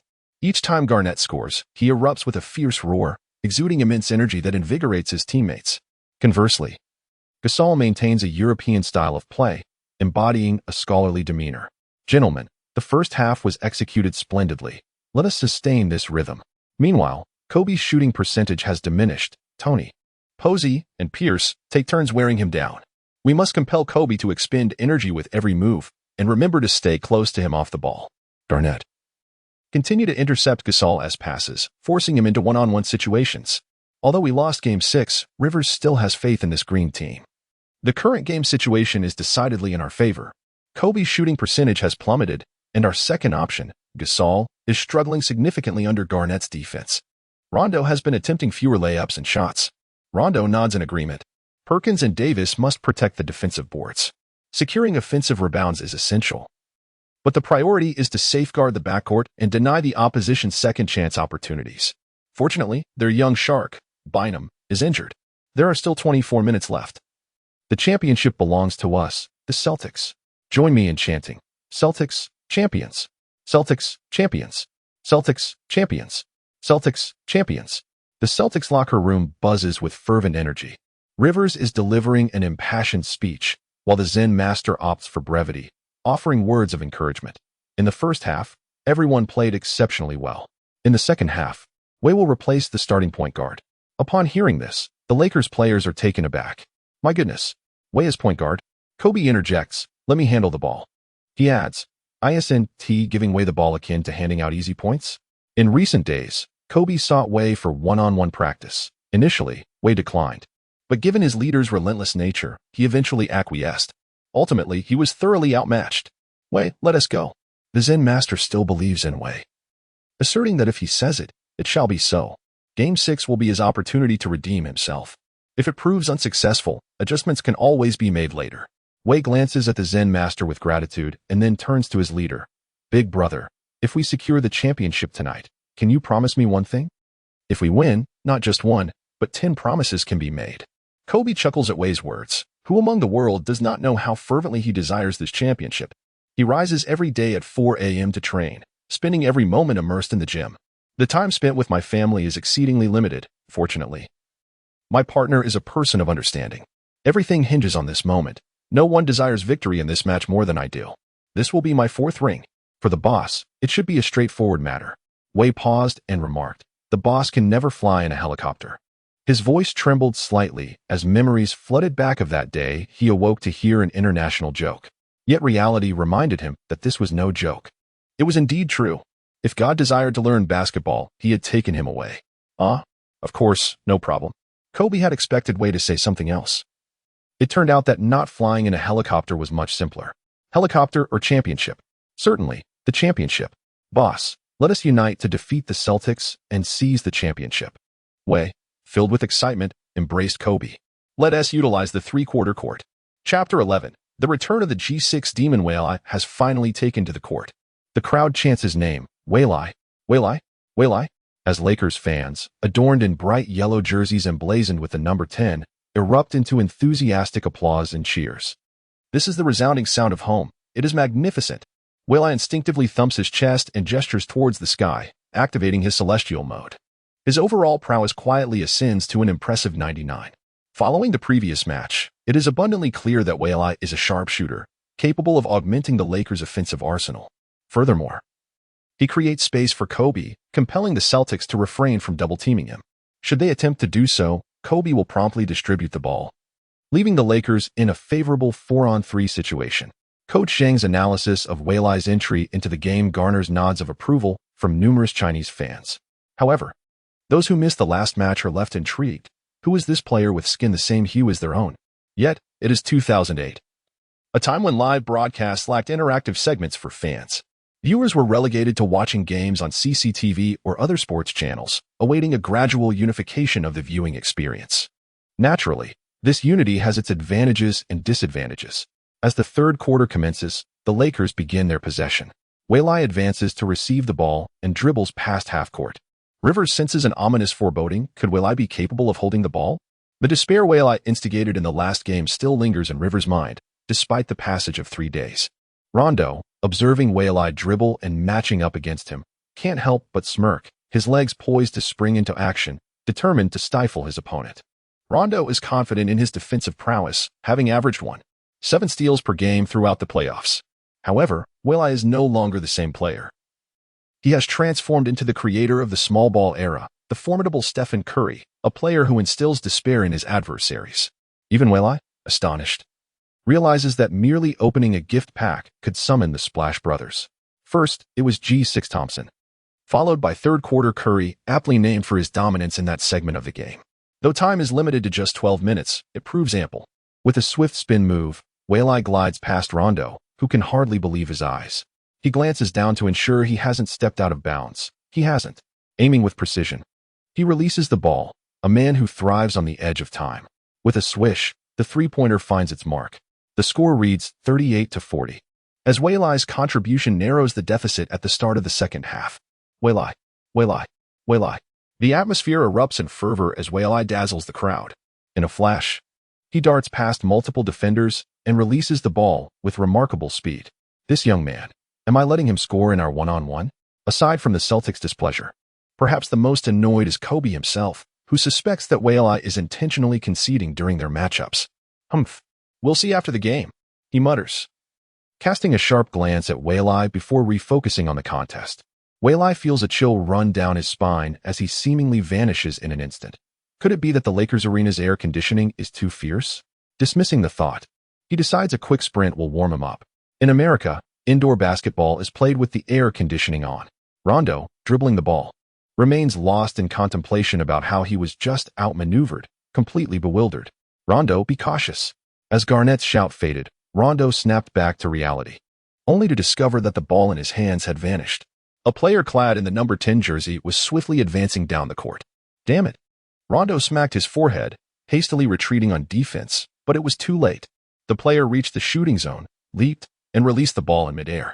The Zen Master, taken aback, thought to himself, is this really necessary? A wide-open fast break, and you opt for a three-pointer? With a swish, the three-pointer found its mark. The Zen Master, momentarily speechless, conceded, forget I said anything. Waylai scored another three-pointer during a fast break, propelling the Lakers to take the lead in the game. Timeout.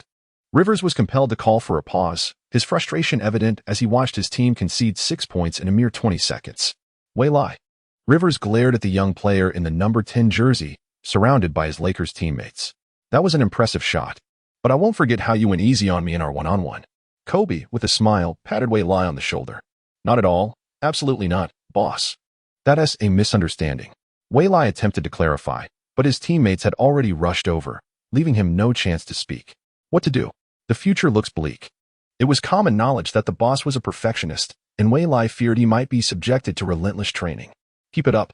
The 2 recent baskets had caught the Zen Master's attention, prompting him to pat Waylai, who was seated on the bench. Waylai nodded in acknowledgement. As the timeout concluded, Rivers swiftly made adjustments, substituting Rondo for the defensive powerhouse Tony Allen. Garnett executed a successful isolation play against Gasol, securing 2 points. Yes, Garnett roared, thumping his chest in triumph.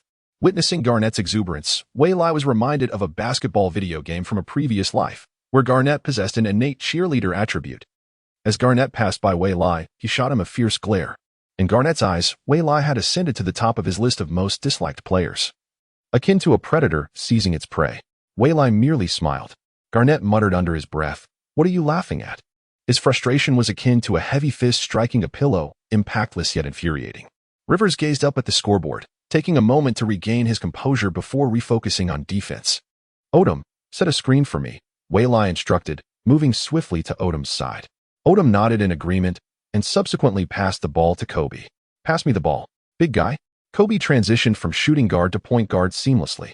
Amused, he He thought it was the first time someone had so boldly commanded him. Yet, he was determined to secure victory, willing to do whatever it took. Kobe dribbled past half-court as Wei Lai began to move, sprinting directly into the paint. With Tony closely trailing behind, pondering how Wei Lai would respond. Suddenly, Wei Lai made a sharp pivot to retreat. Thinking you can shake me off? Not a chance. Tony quickly halted his movement and followed suit. Bang! Tony suddenly realized he had collided with a wall. Wei Lai? By the time Tony regained his focus, Wei Lai had reached the left corner at a 45-degree angle, receiving a pass from Kobe. He leaped, suspended in midair, preparing to shoot. Under the watchful gaze of the entire arena, the ball struck with remarkable precision, as if propelled by a missile. With a swift swoosh, it delivered a heavy blow to Rivers' fragile spirit, reminiscent of the demon that had returned in Game 6. With fervor, he thumped his chest and pointed skyward, proclaiming, "The championship is ours. When it comes to morale, I refuse to be outmatched. Wei Lai, Wei Lai, Wei Lai, Wei Lai." The fans erupted in a frenzy. Echoing the sentiment, "Yes, the championship belongs to us, the Lakers." Phil Jackson adjusted his glasses, his eyes gleaming with excitement as he observed number 10 on the court. Another superstar? The seamless combination of ball handling and off-ball movement? A true superstar must master both aspects. At this moment, the Lakers boasted the presence of Kobe Bryant. If Wei Lai could also embody this dual prowess, then this backcourt duo promises to be extraordinary. In the next possession, Phil Jackson awaited the answer he sought. Chapter 12, Perfection. The Lakers surged ahead by 2 points, achieving a flawless three-point shooting performance, scoring 9 points in total. This is the performance submitted by Wei Lai. This time, Rivers refrained from calling a timeout, opting instead to entrust his players on the court. Having just called a timeout, he felt it would be unwise to do so again, lest he find himself devoid of options in critical moments. With Rondo off the court, the ball-handling responsibility shifted to Pierce. Ray Allen incessantly maneuvered to find open space.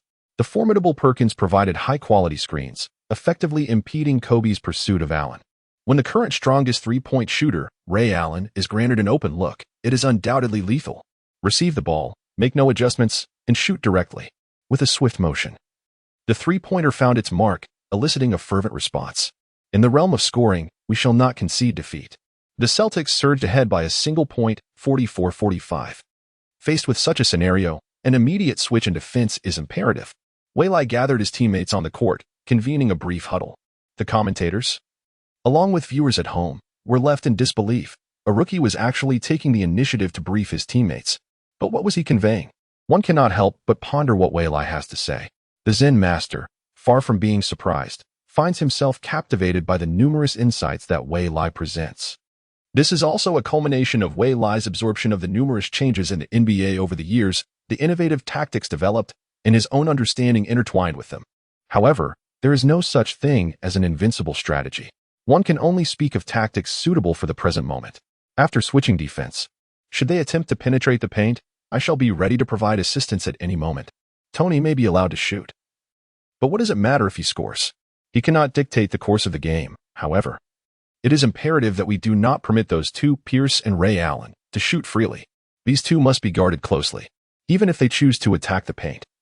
Let them do so, for one-on-one plays in the post are among the most physically demanding offensive strategies, continuously sapping their energy. The Lakers' offense employs the same tactics, with Odom setting screens for Wale. This time, Tony Allen displays remarkable awareness, deftly maneuvering around Odom, albeit with a slight misstep. Yet he arrives in front of Wale just in time. Do you think that is enough to thwart me? Wale did not opt to shoot immediately. Instead, he began to dribble the ball. The essence of Curry's game lies in his rhythm. Once he finds it, it's as if the celestial deity has descended, and everything spirals out of control. This is the spot. Pull it up and cast it away. So swift. Tony Allen never anticipated such swiftness.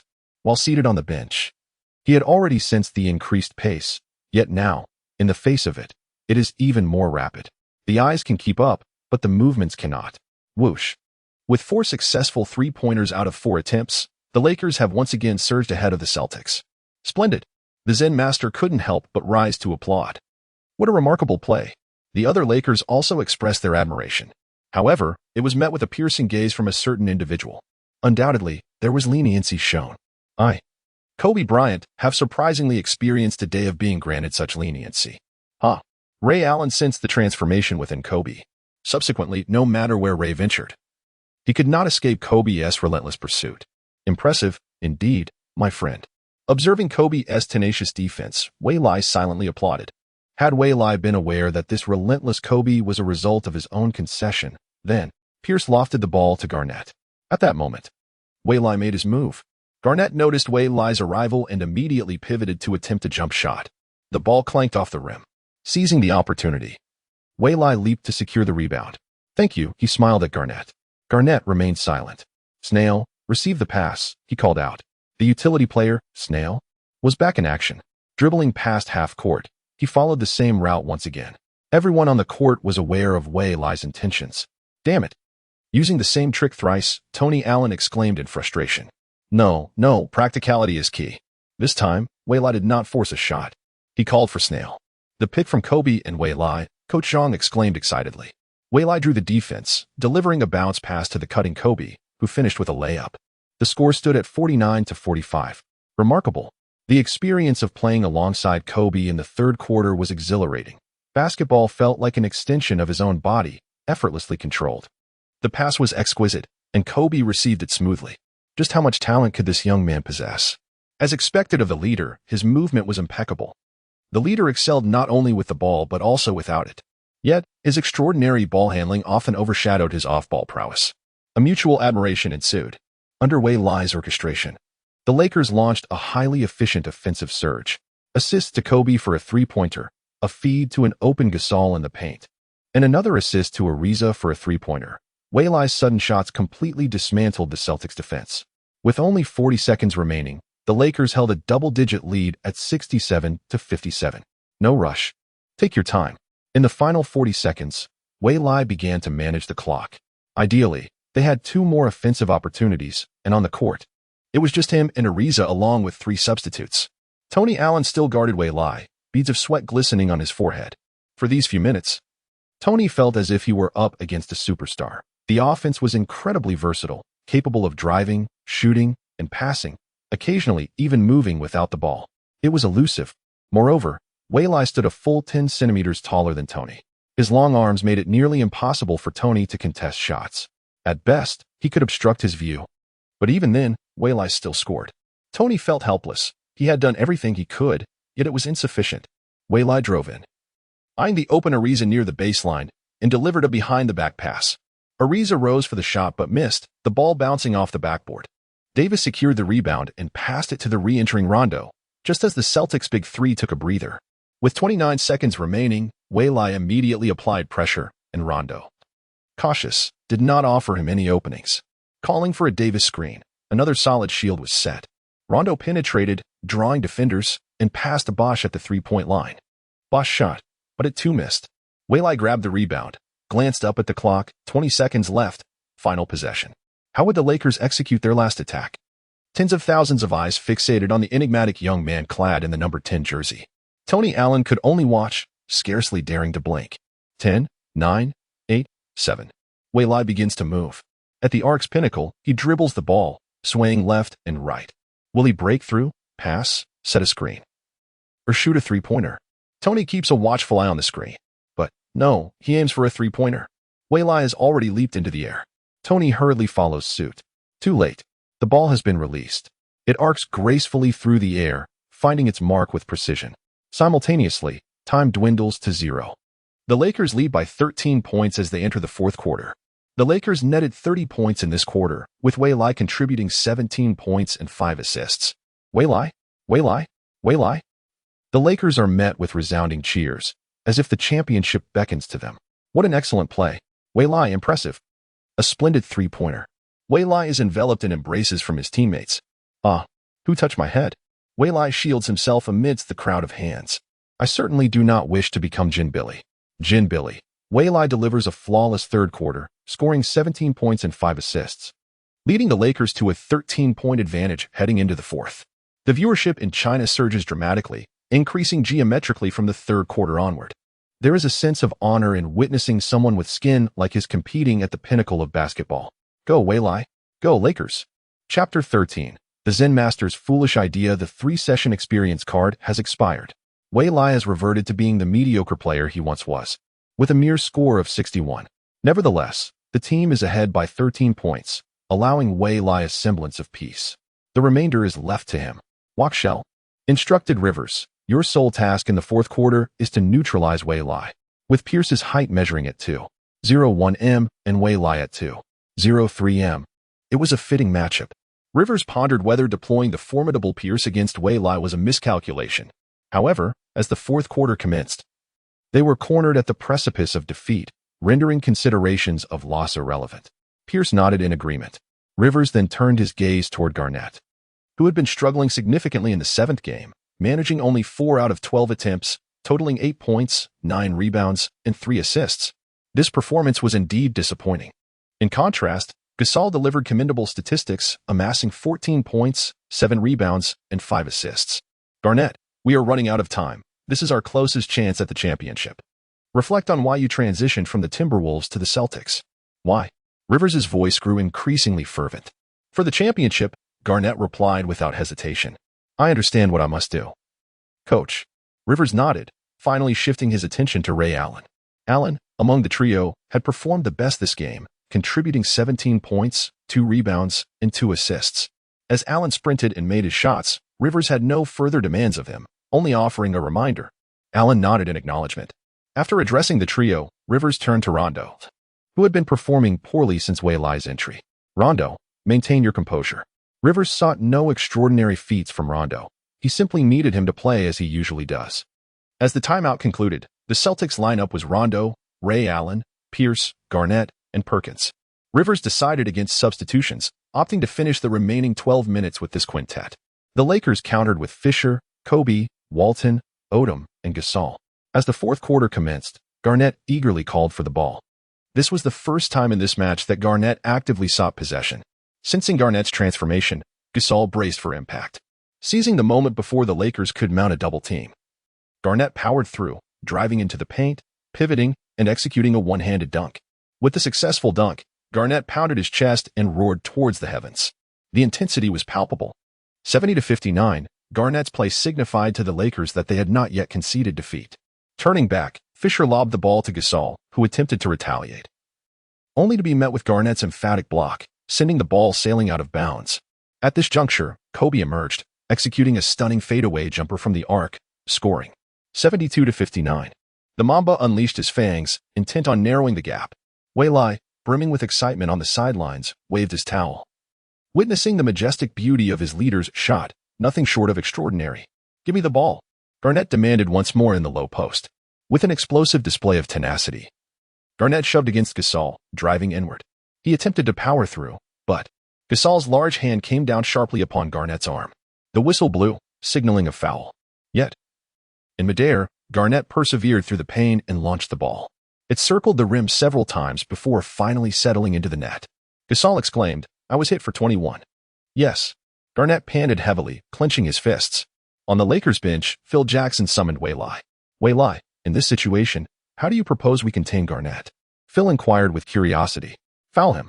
Ensure that the process exhausts him completely. We must foul hard, giving him no opportunity to shoot. We still have Kobe. He will surely close the gap for us. In the end, we will lead, and the Celtics will only have one outcome, defeat. Phil nodded with a smile. Then you should go in. With a swift motion of his hand, he signaled. What? Wait. Coach, this isn't what we discussed before the game. There are only 12 minutes left in the third quarter, and once they're gone, they're gone. He had clearly stated to Phil that he would only play in the third quarter and for the full duration, not at any other time. Wasn't sending him in now akin to handing out easy points? You will guard Garnett, and Gasol will provide support. The moment Phil finished speaking, Wei Lai understood the coach's intentions. Wasn't this sending himself to the slaughter? To allow Garnett to continue his one-on-one play, they were deploying him as a tempting bait. Having faced Garnett in the previous game and this one, he had even turned the tide in the Lakers' favor. Garnett and the other Celtics players would undoubtedly want to devour him whole. Coach, you are ruthless. For the sake of the championship. Wei Lai had no words left to say. He could only remove his jacket and walk to the scorer's table with a sense of tragic heroism. The crowd erupted with enthusiastic cheers, drawing the attention of the players on the court. Upon glancing at the scorer's table, it became clear that Wei Lai was entering the game. To the Lakers, he was a treasure. To the Celtics, he was a devil they wished to eliminate immediately. Walton substituted Wei Lai into the game. Approaching Gasol, Wei Lai whispered a quick strategy. Upon hearing this, Gasol couldn't help but laugh and gave a thumbs up to Phil on the bench. He was finally free from that incessantly chatty guy and even had a chance to block shots. What more could he ask for? Wei Lai felt an urge to kick him or throw a few punches, laughing at the absurdity. Garnett made his free throw, bringing the score to 72-62, a 10-point difference. It was the Lakers' turn to possess the ball when Pierce closely shadowed Wei Lai, denying him any opportunity to receive the ball. Wei Lai strolled leisurely to the left corner, standing quietly, reflecting on how splendid the view of the game was from this angle. Pierce, perplexed, wondered what trick Wei Lai was attempting, yet he dared not lose focus. His sole aim was to keep an eye on Wei Lai. Fisher, the utility player, noticed Wei Lai's lack of intention to take the ball and passed it to Kobe, who had established position at the arc. As soon as Kobe received the ball, he pivoted, leaned back, suspended in midair, and released the shot. It was a seamless execution. OMG, what a shot. The ball found its mark with precision. This scene was utterly magnificent. Wei Lai's face lit up with excitement. Beside him, Pierce remarked, "Must it be so exaggerated? Is it merely about making the shots look appealing?" With a score of 7,462, the Lakers had once again widened the gap. When it was time for the Lakers to defend, the entire arena was taken aback. What? Wei is tasked with guarding Garnett in the paint? Pass me the ball, quickly. As soon as Garnett realized he was being defended by Wei, he became invigorated. Finally, I've got you. Rondo swiftly passed the ball, lobbing it towards Garnett, whose lips curled into a slight smirk as he overwhelmed the young player. Goodness, is this fellow not 2'11"? He must be at least 2'15"? I heard in a previous life that he deliberately reported his height as lower to avoid playing center. His strength was exceptional. Wei could barely withstand 2 pushes before he started to retreat, feeling as if his chest might burst. I must wear down Garnett somehow. You old man. This stage is no longer suited for you. Go back to farming. Wei wrapped himself around Garnett. The referee immediately blew the whistle, stepping between the two to prevent any altercation. Yet, Garnett, feeling insulted, disregarded all else and launched a verbal assault. Wei paid him no mind, allowing his words to flow in one ear and out the other, while clutching his aching chest. Referee, give him a technical foul. He is cursing at me. Wei protested. The referee merely stood there, speechless. Garnett, equally at a loss for words, could only stare. Chapter 14. The deceived green team. The referee should have issued a warning to Garnett. Gasol, remember to provide support. Give me a fierce block. Wei Lai exclaimed, clutching his chest. Gasol nodded, having awaited this moment for far too long. Throughout the series, he had been suppressed. You scoundrel, just wait. Once the referee moved away, Garnett cast a fierce glare at Wei Lai. TCH. Wei Lai pursed his lips, displaying disdain. I fear you 1T strike. If you do, it plays right into that cunning old master-esque game. Poor me and my chest muscles. If not, I should stuff some cotton down there. The game resumed. Garnett had already positioned himself in the paint. Rondo, without hesitation, passed the ball directly to Garnett without dribbling. Thud, thud, thud. Wei Lai staggered back. With a strength rating of only 45, he could hardly withstand Garnett's force. Garnett towered over Wei Lai by nearly 10 centimeters. He could have easily executed a turnaround jumper, but he chose instead to bully Wei Lai with his physique, pushing deeper into the lane to complete a dunk over him. Hurry over, Gasol. I can't withstand this wild wolf. He is too ferocious. Garnett spun around, pressing his left hand against Wei Lai's shoulder while preparing to leap with the ball in his right hand. Be my backdrop, you dog. This relentless wolf wouldn't let him escape. Wei Lai barely had time to evade, helplessly watching as Garnett ascended. Drawing closer to the rim, Garnett wore a triumphant smile, finally ready to exact revenge. Beautiful, Garnett. Rondo, whom Wei Lai had bullied, had already begun to celebrate, but perhaps it was premature. A massive hand suddenly smothered Garnett's ball against the backboard. Who? My dunk. Garnett's mind was flooded with expletives. Well done, Gasol. Just in the nick of time. Wei Lai leaped, snatching the ball from midair and cradling it in his arms. He passed it to Fisher and then patted his chest, looking smugly at Garnett. Everything was unspoken. You little brat. Next shot, I'll dunk you for sure. Garnett declared fiercely before immediately returning on defense. As the remaining 4 Lakers had already advanced to the front court, Wei Lai, still clutching his chest, followed suit. Damn, this hurts like hell. Once positioned, he attracted the tight defensive Pierce. Wei Lai glanced at his chest, now red and bruised in some areas. Beast, I must intensify my physical training during the break. Isn't it just lifting weights? Pierce wore a puzzled expression, wondering why Wei Lai had not attacked in 2 consecutive plays. What was his scheme? Not only Pierce on the court, but even Rivers looked bewildered. Why wasn't Wei Lai attacking? Why was he letting Garnett off the hook? At this moment, Kobe attempted another fadeaway jumper, but unfortunately, it missed. The 24-second shot clock had been exhausted, and the score remained 74-62. A third of the game had elapsed. With 7 minutes and 35 seconds remaining, it was the green team's turn to attack, and Garnett immediately positioned himself for the ball. This time, Wei Lai, having learned, stood his ground and retreated. He could not afford to engage in another physical tussle. Lying down would be his fate. Garnett leaped again for a thunderous dunk. But this time, Wei Lai had already retreated. Smack! Pau Gasol, arriving a moment early, forcefully struck Kevin Garnett's arm as he attempted to secure the ball. The referee's whistle pierced the air, signaling a foul, and Garnett was sent to the free throw line. Well executed, Gasol. Although this marked Gasol's 4th foul, he remained in a secure position. Gasol tenderly patted Wei Lai's head, to which Wei Lai retorted, "I wish to high-five you. Why are you patting my head?" He decisively swatted Gasol's hand away, adding, "I am not Jin Billy." Gasol, bewildered, responded, "You are Wei Lai, not Jin Billy." Perhaps he was unaware of the reference. Garnett converted one of his 2 free throws, leaving one to ponder if Gasol's foul had any influence. Soon after, the Black Mamba sprang into action once more.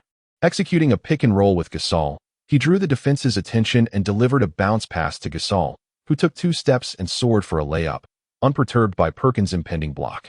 The crowd erupted, 21. The Lakers are champions. The Lakers are champions. This moment reignited the fervor of the fans. Victory was within reach. The free throw was also successful. With a score of 7,763 and 6 minutes and 42 seconds remaining, the Lakers led by 14 points. Gasol, do not come for help defense on the next play, Wei Lai instructed. Gasol, perplexed, nodded in compliance. The Celtics continued to target Garnett, making it apparent that relinquishing this prime opportunity would be a challenge. Garnett effortlessly scored another 2 points, bringing the score to 77-65. "Kid, savor the reign of the Wolf King," Garnett boasted. You fell for it. That shot was meant for you to make. It's designed to ensnare you in isolation plays. Much like gamblers in a casino, why do 9 out of 10 keep playing until they have emptied their pockets? Because the casino tempts them with initial victories. Those who win desire more, while those who lose yearn to recover, and once the thrill of gambling ensues, nothing else matters. Wei Lai capitalized on this psychology, leading the Celtics to believe that Garnett's isolation plays were exceedingly effective.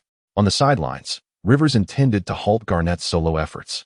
But after witnessing this offensive play, he too concluded that Garnett should continue. Zen master Phil Jackson was intrigued by Wei Lai's crafty maneuvers. He deemed him a tactical genius and called for Gasol, eager to inquire what Wei Lai had just communicated to him. Following this, Kobe showcased his prowess with an unstoppable fadeaway jumper, a tactic that could inflict 1,000 losses while only claiming 800 in return. The ball swished through the net once again. It appeared that Lady Luck was favoring us. The score stretched to 79-65, with a 14-point lead once more. The pattern continued. Garnett isolated for the Celtics, while Kobe did the same for the Lakers. Time ticked away. With just 3 minutes and 15 seconds remaining, the score stood at 85-73.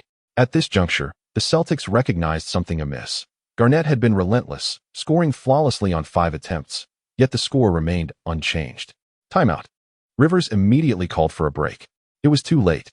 The Lakers had nearly exhausted the full 24 seconds on each possession, compelling the Celtics to play for over 20 seconds on their end. Time slipped away unnoticed, and by the time they realized it, it was too late. As Wei returned to the bench, the Zen master gave him a thumbs up. Gasol had just spoken to him. "You were impressive.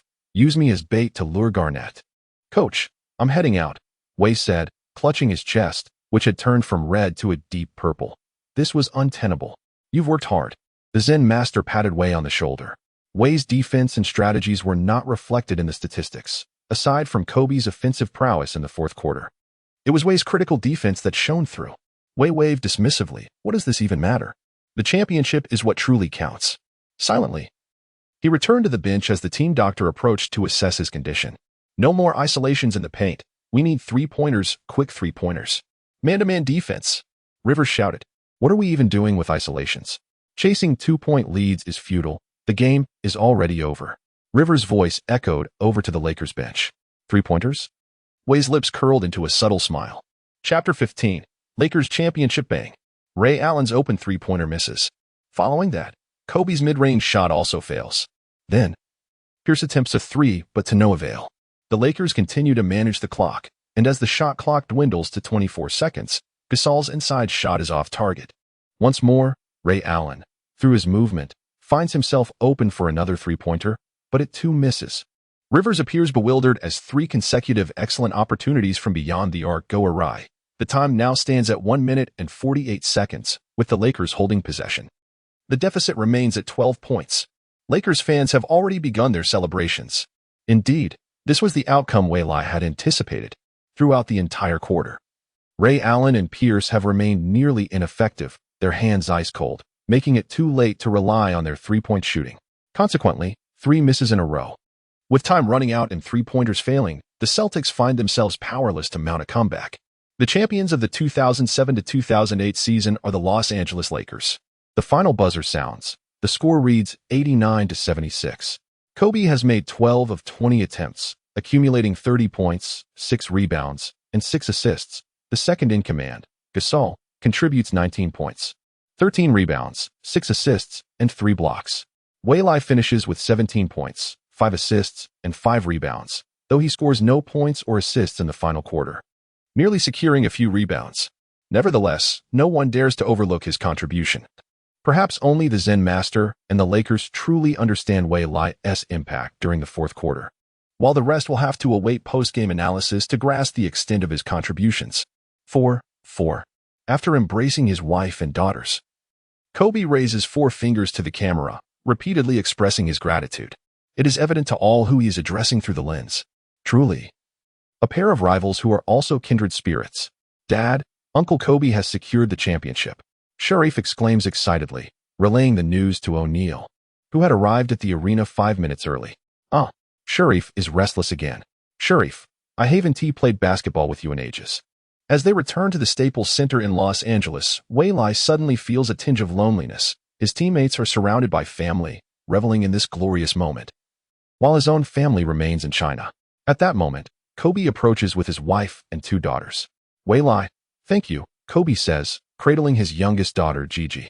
This championship was incredibly nerve-wracking. If given another chance, I would prefer not to experience it this way again. Boss, why thank me? We are teammates. And I am also a part of the Lakers. Waylai replies, playfully engaging with the adorable Gigi. I hope you remain safe in this life and eventually grace the WNBA stage. Many fans in previous lives urged Kobe to have a son, saying, you need a boy to carry on your legacy and achievements. At this moment, Gigi, the daughter who most resembles her father in spirit, boldly declares, I am enough. I can handle it. Yes, you are enough. Our dynasty has only just begun. In the center of the court, staff members are already constructing the award presentation stage. Moments later, the entire roster of the Los Angeles Lakers, along with their coaching staff, owners, and support personnel, collectively approach the stage of honor. After a lengthy season, they have finally presented a flawless response. The most valuable player of the 2007 to 2008 NBA Finals hails from the Los Angeles Lakers, averaging an impressive 27. 3 points, 5. 7 rebounds, 5. 1 assist, and 2 steals per game. He is none other than Kobe Bryant. MVP. MVP. MVP. The entire crowd erupted in cheers. Although Waylai assumed the role of the savior, the true essence remained with that man, Kobe Bryant. Kobe received the Finals MVP trophy from Russell and lifted it high. Savor this glorious moment.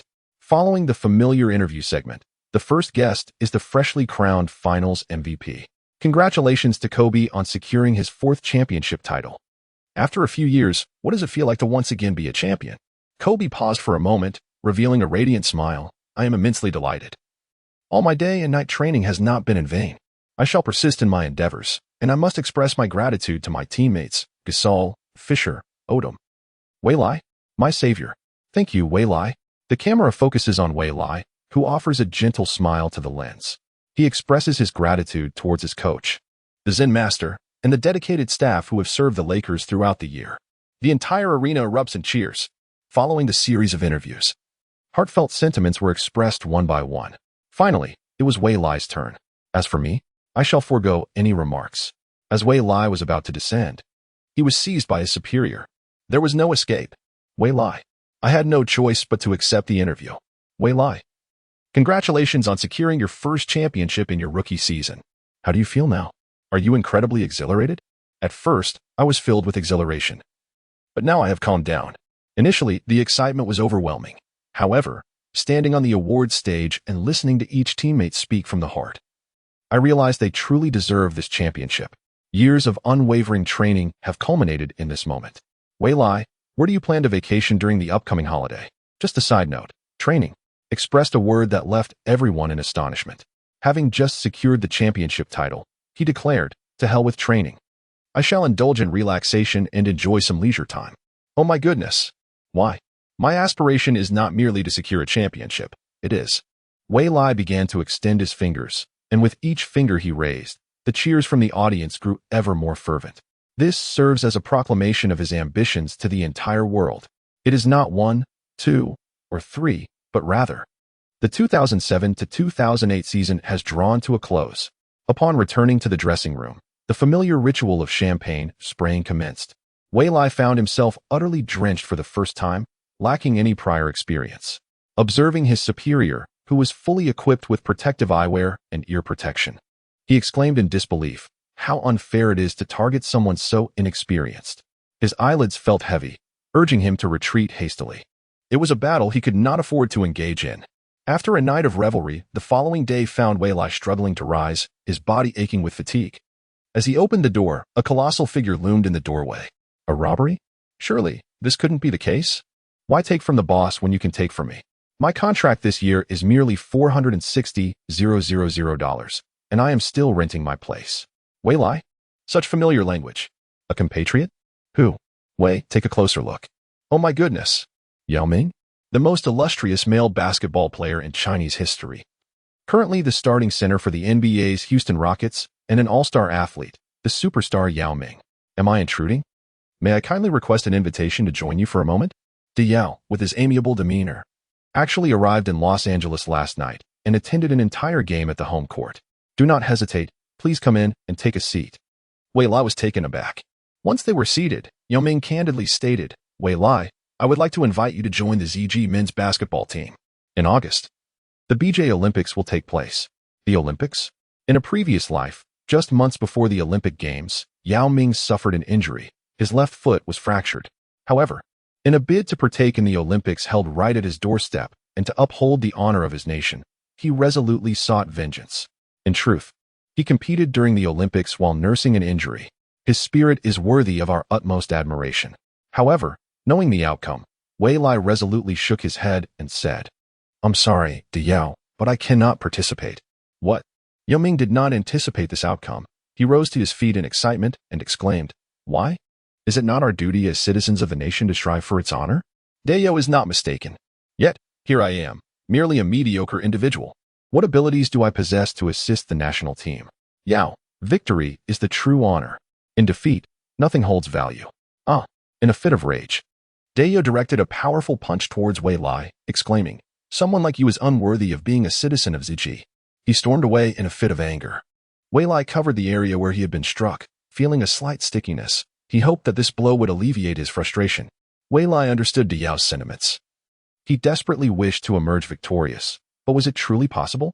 Regarding this generation's dream team, which boasts an all-star lineup including Kobe, LeBron, Durant, and Paul, unless one can ascend to surpass the greatest, becoming the strongest athlete in the world, only then will the highest honor be within reach. Otherwise, all discussions remain mere idle chatter. Wiping the blood from his face, he clutched the basketball and made his way to the training facility for practice. Chapter 16. The terrifying dream team in an opulent villa. A handsome young black man lies upon the bed, gradually opening his eyes. Before I could gather my thoughts, the door swung open. A tiny figure entered, wearing a displeased expression, and exclaimed, Dad, it's time to get up. You promised to take me to Disneyland today. Oh my gosh. My apologies, Gigi. Dad is getting up right away. The dashing young African-American gentleman is none other than Kobe Bryant. Just yesterday, he secured his 4th championship title in his illustrious career, along with his first finals Most Valuable Player award. Moreover, He has also been honored as the most valuable player of the regular season for this year, a season marked by the remarkable achievement of dual MVPs. It can be unequivocally stated that this is a season of legendary stature. Ever since last night, when Kobe led the Lakers to claim the championship, Kobe is poised to become the foremost figure in the current league. "Hurry up, Dad," Gigi urged. All right. Kobe hurriedly dressed and freshened up. Upon entering the living room, he was met with his wife's playful teasing. "Our finals MVP still has moments of indulging in slumber." Haha. Kobe chuckled heartily. After a family lunch, he set off driving with his family of 4. As they passed by the Staples Center, memories of someone flooded his mind. He decided to take a detour. Gigi, observing the familiar surroundings, inquired with confusion, "Dad, aren't we heading to Disneyland? Dad went to retrieve something, leaving you, Mom, and your sister here to await his return." After speaking, Kobe exited the vehicle and strode towards the training facility.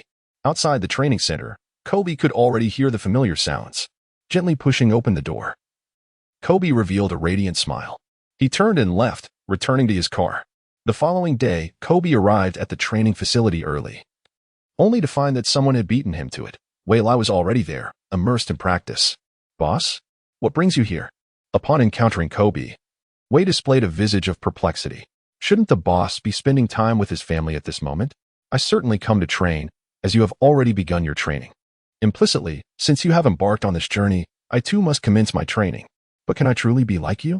As a solitary individual, my existence revolves solely around training, and this holiday period holds immense significance for me. However, it is overshadowed by my superior's obsessive tendencies. Forget it. Only Vanessa can endure this. If it were another woman, I can only imagine." Wei-Lai, a one-on-one challenge. Kobe is eager to engage. "Boss, I still have 1,000 three-pointers and 1,000 mid-range shots." The implication being, "I have no time for a duel with you." Just kidding, to challenge the boss one-on-one.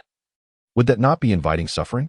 Kobe, under the watchful gaze of the late leader, Wei-Lai trained diligently in silence. A week later, the Lakers held a grand championship parade in Los Angeles. On that day, the streets were teeming with people, vibrant and bustling. Wei-Lai also heard that Kobe had extended an invitation to someone, yet that individual resolutely declined. "For championships are remarkable, but I too have not yet achieved 4. Sheriff, let us proceed to the basketball court. Sheriff, to the damn basketball dream." After the grand championship parade of the Lakers concluded, only Wei-Lai remained in the training facility as the team leader had departed for the national team to prepare for the Olympics. Time swiftly passed. August arrived, and a flight from the United States landed at Beijing's airport. A man towering over 2 meters, wearing sunglasses and pushing his luggage, caught the attention of passers-by. Turning heads as he walked by, truly a striking figure amidst the crowd. Many speculated he was an athlete, yet his identity remained elusive, rendering him an object of distant admiration rather than familiarity. This must be the place, Wei-Lai thought as he followed the airport signs to the taxi stand. Driver. To Chaoyang District. Recalling the memories of his former life, he knew his parents were from Beijing and resided in Chaoyang.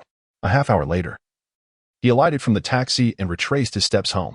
Upon reaching the entrance of the courtyard, he recognized a familiar face and removed his sunglasses, exclaiming, "Mom." Chen Guo looked up, her tear-filled eyes lighting up with joy. "Son." A poignant sense of familiarity washed over him. "Dad." Upon entering the house, he saw his father. Wei Chengshi. "Son, you're back."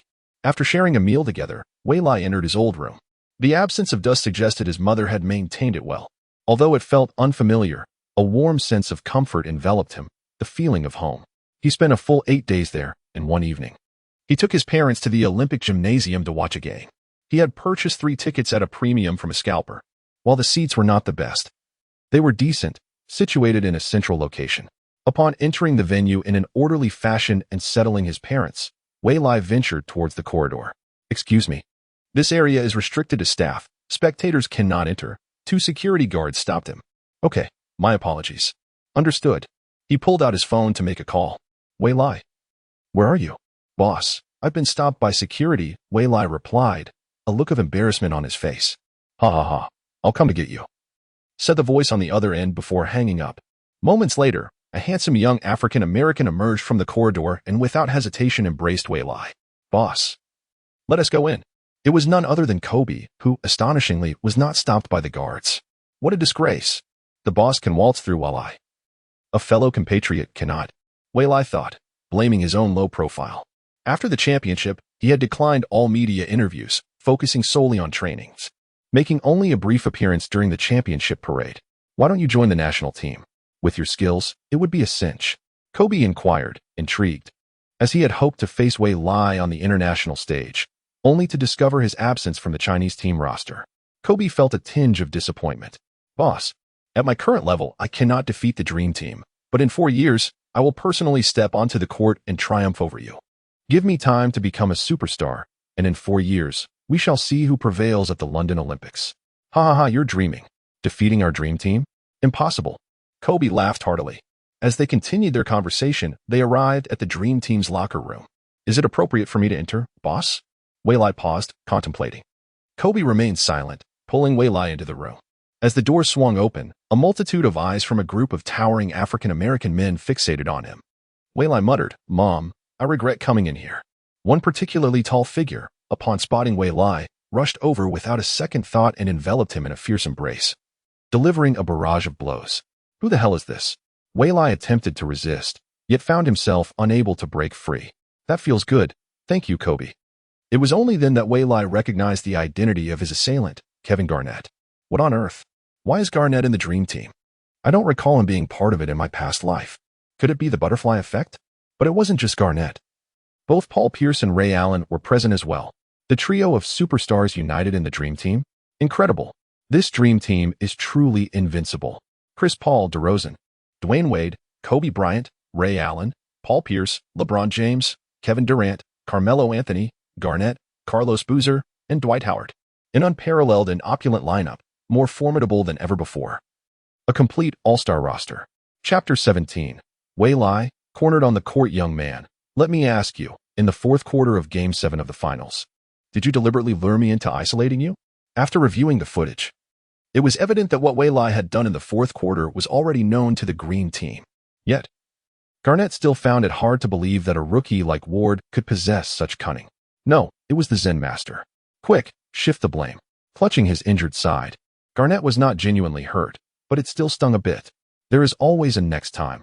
Garnett vowed that in their next encounter on the court, Wei Lai would be in for it. "Young man, there's no point in denying it. It was you," Pierce interjected, with Ray Allen nodding in agreement. Wei Lai shook his head, refusing to concede. "Do you know what this kid has done?" Pierce stood up, addressing the crowd, whose faces were alight with curiosity about Wei Lai's actions. Everyone present had witnessed that game, and aside from Kobe and Gasol, Wei Lai left the deepest impression.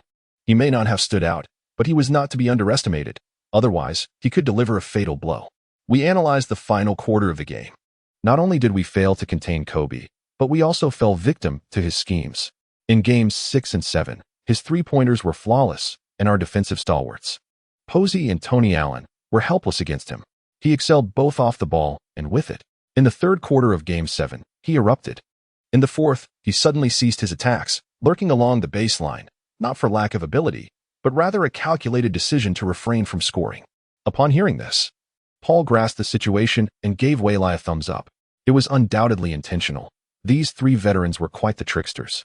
Who says athletes are all brawn and no brains? This was akin to committing murder without leaving a trace. Paul, Anthony, and Durant were all formidable forces in the West. You three old-timers can't handle a loss. Can you? The championship belongs to us Lakers. As Wei Lai finished, he quickly hid behind his leader. 1 against 3 still seemed a daunting task. At that moment, the locker room door swung open once more, revealing Coach Old K. Seizing the opportunity, Wei Lai made his hasty retreat. "Boss, I'm heading out," he exclaimed before bolting away. "You come back here." Garnett's roar echoed behind him. "Return? As if, do you take me for a fool?" As he approached the entrance once more, Wei Lai was halted again. "Hey, can I go out? Are you blocking me? Bro, do you know Kobe? Can you help us get his autograph?" It seemed he had encountered a fellow Kobe fanatic. "No problem. I'll ask the boss for 2 signatures after the game. Just wait for me here." With that, Wei Lai departed, returning to the stands to await the commencement of the match. Time ticked by slowly. The game was about to begin. One by one, the players emerged from the tunnel, and the crowd's roar crescendoed. The Dream Team donned white, while the ZG team sported red. The game commenced with a whistle. Right from the start, Yao Ming launched a three-pointer from the arc, seizing the initiative. Yao's shot seemed to ignite boundless hope among the fans. their cheers for the ZG team swelling with fervor. In their home arena, ZG team displayed an extraordinary three-point shooting prowess in the first quarter, trailing the Dream Team by a mere 4 points. As the second quarter commenced, the score began to widen. After that, it was all over. Ultimately, the Dream Team secured a resounding victory in their first group match. Observing the despondent Yao Ming on the bench, Wei couldn't help but feel a pang of sympathy. Alas. However, throughout the course of the match, Wei did not leave empty-handed. The gains were substantial. When facing the Dream Team, particularly with Yao Ming in their ranks, the pivotal element is the ball handler. This ball handler must possess not only extraordinary offensive prowess, but also be a formidable defender. It is crucial to sever the connection between the Dream Team's ball handler and their teammates, compelling them into isolation plays.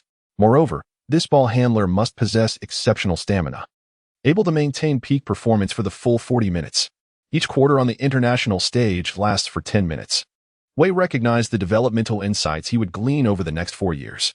Alas, what a pity, his father sighed. Don't worry, Dad. Things will be different in 4 years. Wei reassured, patting his father's shoulder. His father dismissed Wei's words, not taking them to heart. In the days that followed, the Dream Team overcame numerous challenges to reach the finals, facing their opponents, Spain, who had eliminated the ZG team in the quarterfinals. 31. Kobe Bryant, 31. The iconic moment of Kobe at the Olympics, 31. He even placed his finger to his lips. What an impressive display. As a devoted fan of Kobe, Wei was once again captivated, rising to cheer excitedly. However, in his enthusiasm, he inadvertently caught the attention of the camera, and his image was projected onto the big screen. Stop. The cameraman was about to turn away when the director on-site instructed him to hold his position. Thus, Wei dominated the big screen. Many fans in the arena took notice. Who is that? So tall. Seems familiar. That's Wei, the savior of the Lakers. Savior? Many had already recognized Wei.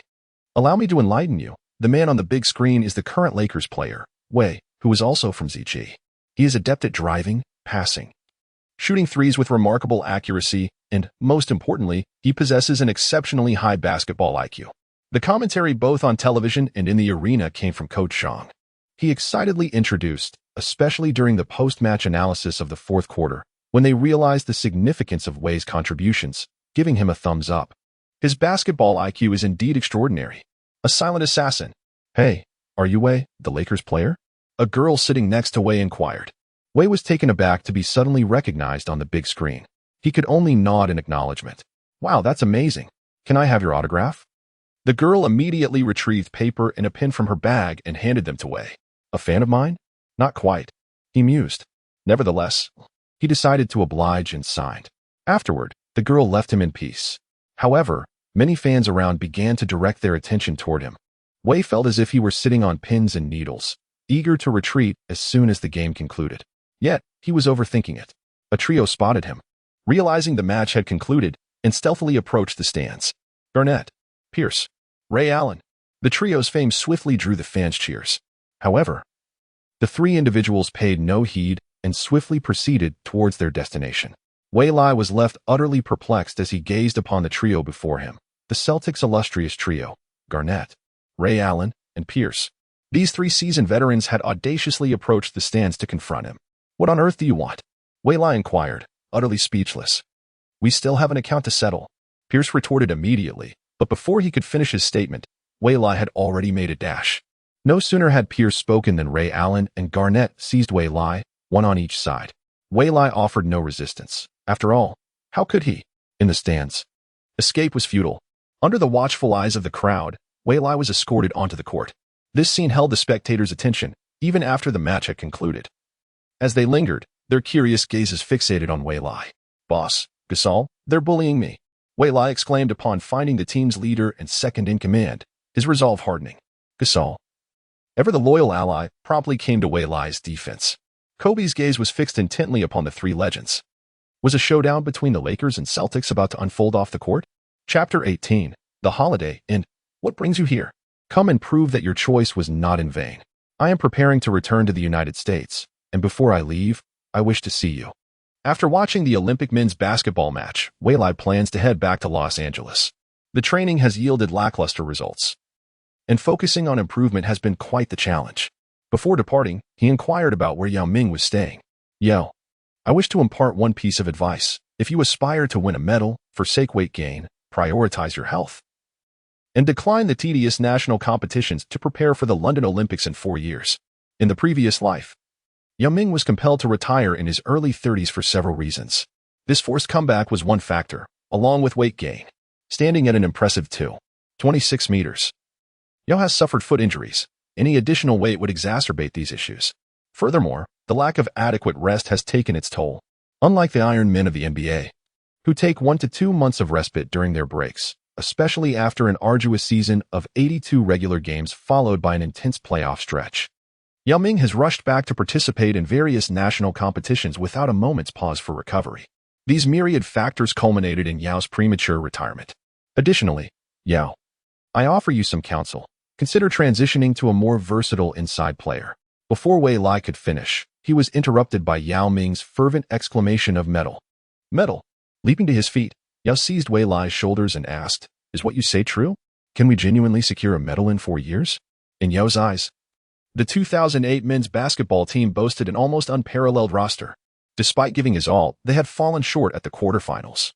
After their defeat to Spain, Yao felt despondent, uncertain of how he could further assist the national team. At that moment, if someone could offer him guidance, he would seize the opportunity, even if the prospects seemed dim. He was willing to take the risk. Indeed, for in 4 years, I will be formidable. I shall emerge as the strongest player in the league. My decision to forego training and return home was to observe the dream team. I have discovered a strategy to defeat them, yet its success hinges on your continued health. Yao nodded vigorously. No problem, I will ensure my health. For the sake of the medal, I am willing to try anything. That's splendid. I shall await your return in the United States. When the new season arrives, I shall show no mercy. Do I need you to show mercy? When you charge in, I will block you without hesitation, Wei Lai replied with a subtle smirk. The two enjoyed a delightful evening together.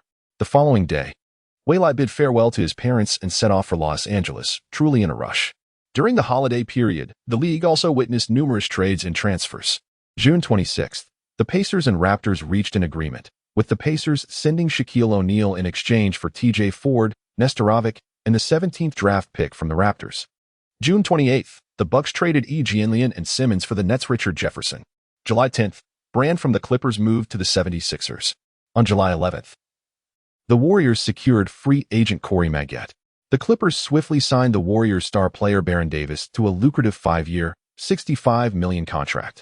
On August 14th, the Kings traded Ron Artest to the Rockets in exchange for rookie Dante Green, the expiring contract of Bobby Jackson, a first-round draft pick in 2009, and a sum of cash. In Wei's perspective, the only noteworthy aspect was Artest's move to the Rockets. Artest is a formidable defensive powerhouse, akin to a larger version of Tony Allen. While Allen's defensive prowess is impressive, he struggles against physically dominant players like LeBron and Pierce. However, Artest possesses the capability to handle such threats. Standing at 2.01 meters and weighing 117.9 kilograms, he is not lacking in speed either. Having been awarded the best defensive player in 2004, the Rockets' acquisition of Artest is clearly aimed at countering Kobe Bryant. As the 2008 to 2009 season approaches, the prime contender for the championship appears to be the Los Angeles Lakers. The Lakers have made no changes for the new season, nor do they need to. Retaining their championship roster is sufficient, especially with the anticipated contributions from Bynum. Last season, Bynum played in 35 games, averaging 13.5 points and 10.2 rebounds, showcasing his burgeoning talent. However, Wei understands that this is not Bynum's peak. His prime came during the 2011-12 season when he even became an all-star starting center. Yet, he has a critical flaw, a tendency towards arrogance and insubordination. During the 2011-12 season, he perceived himself as the leader of the Lakers, leading to defiance against Kobe and the coaching staff, resulting in reckless behavior on the court. Nevertheless, Wei reassures himself that such occurrences will not transpire as long as he is present.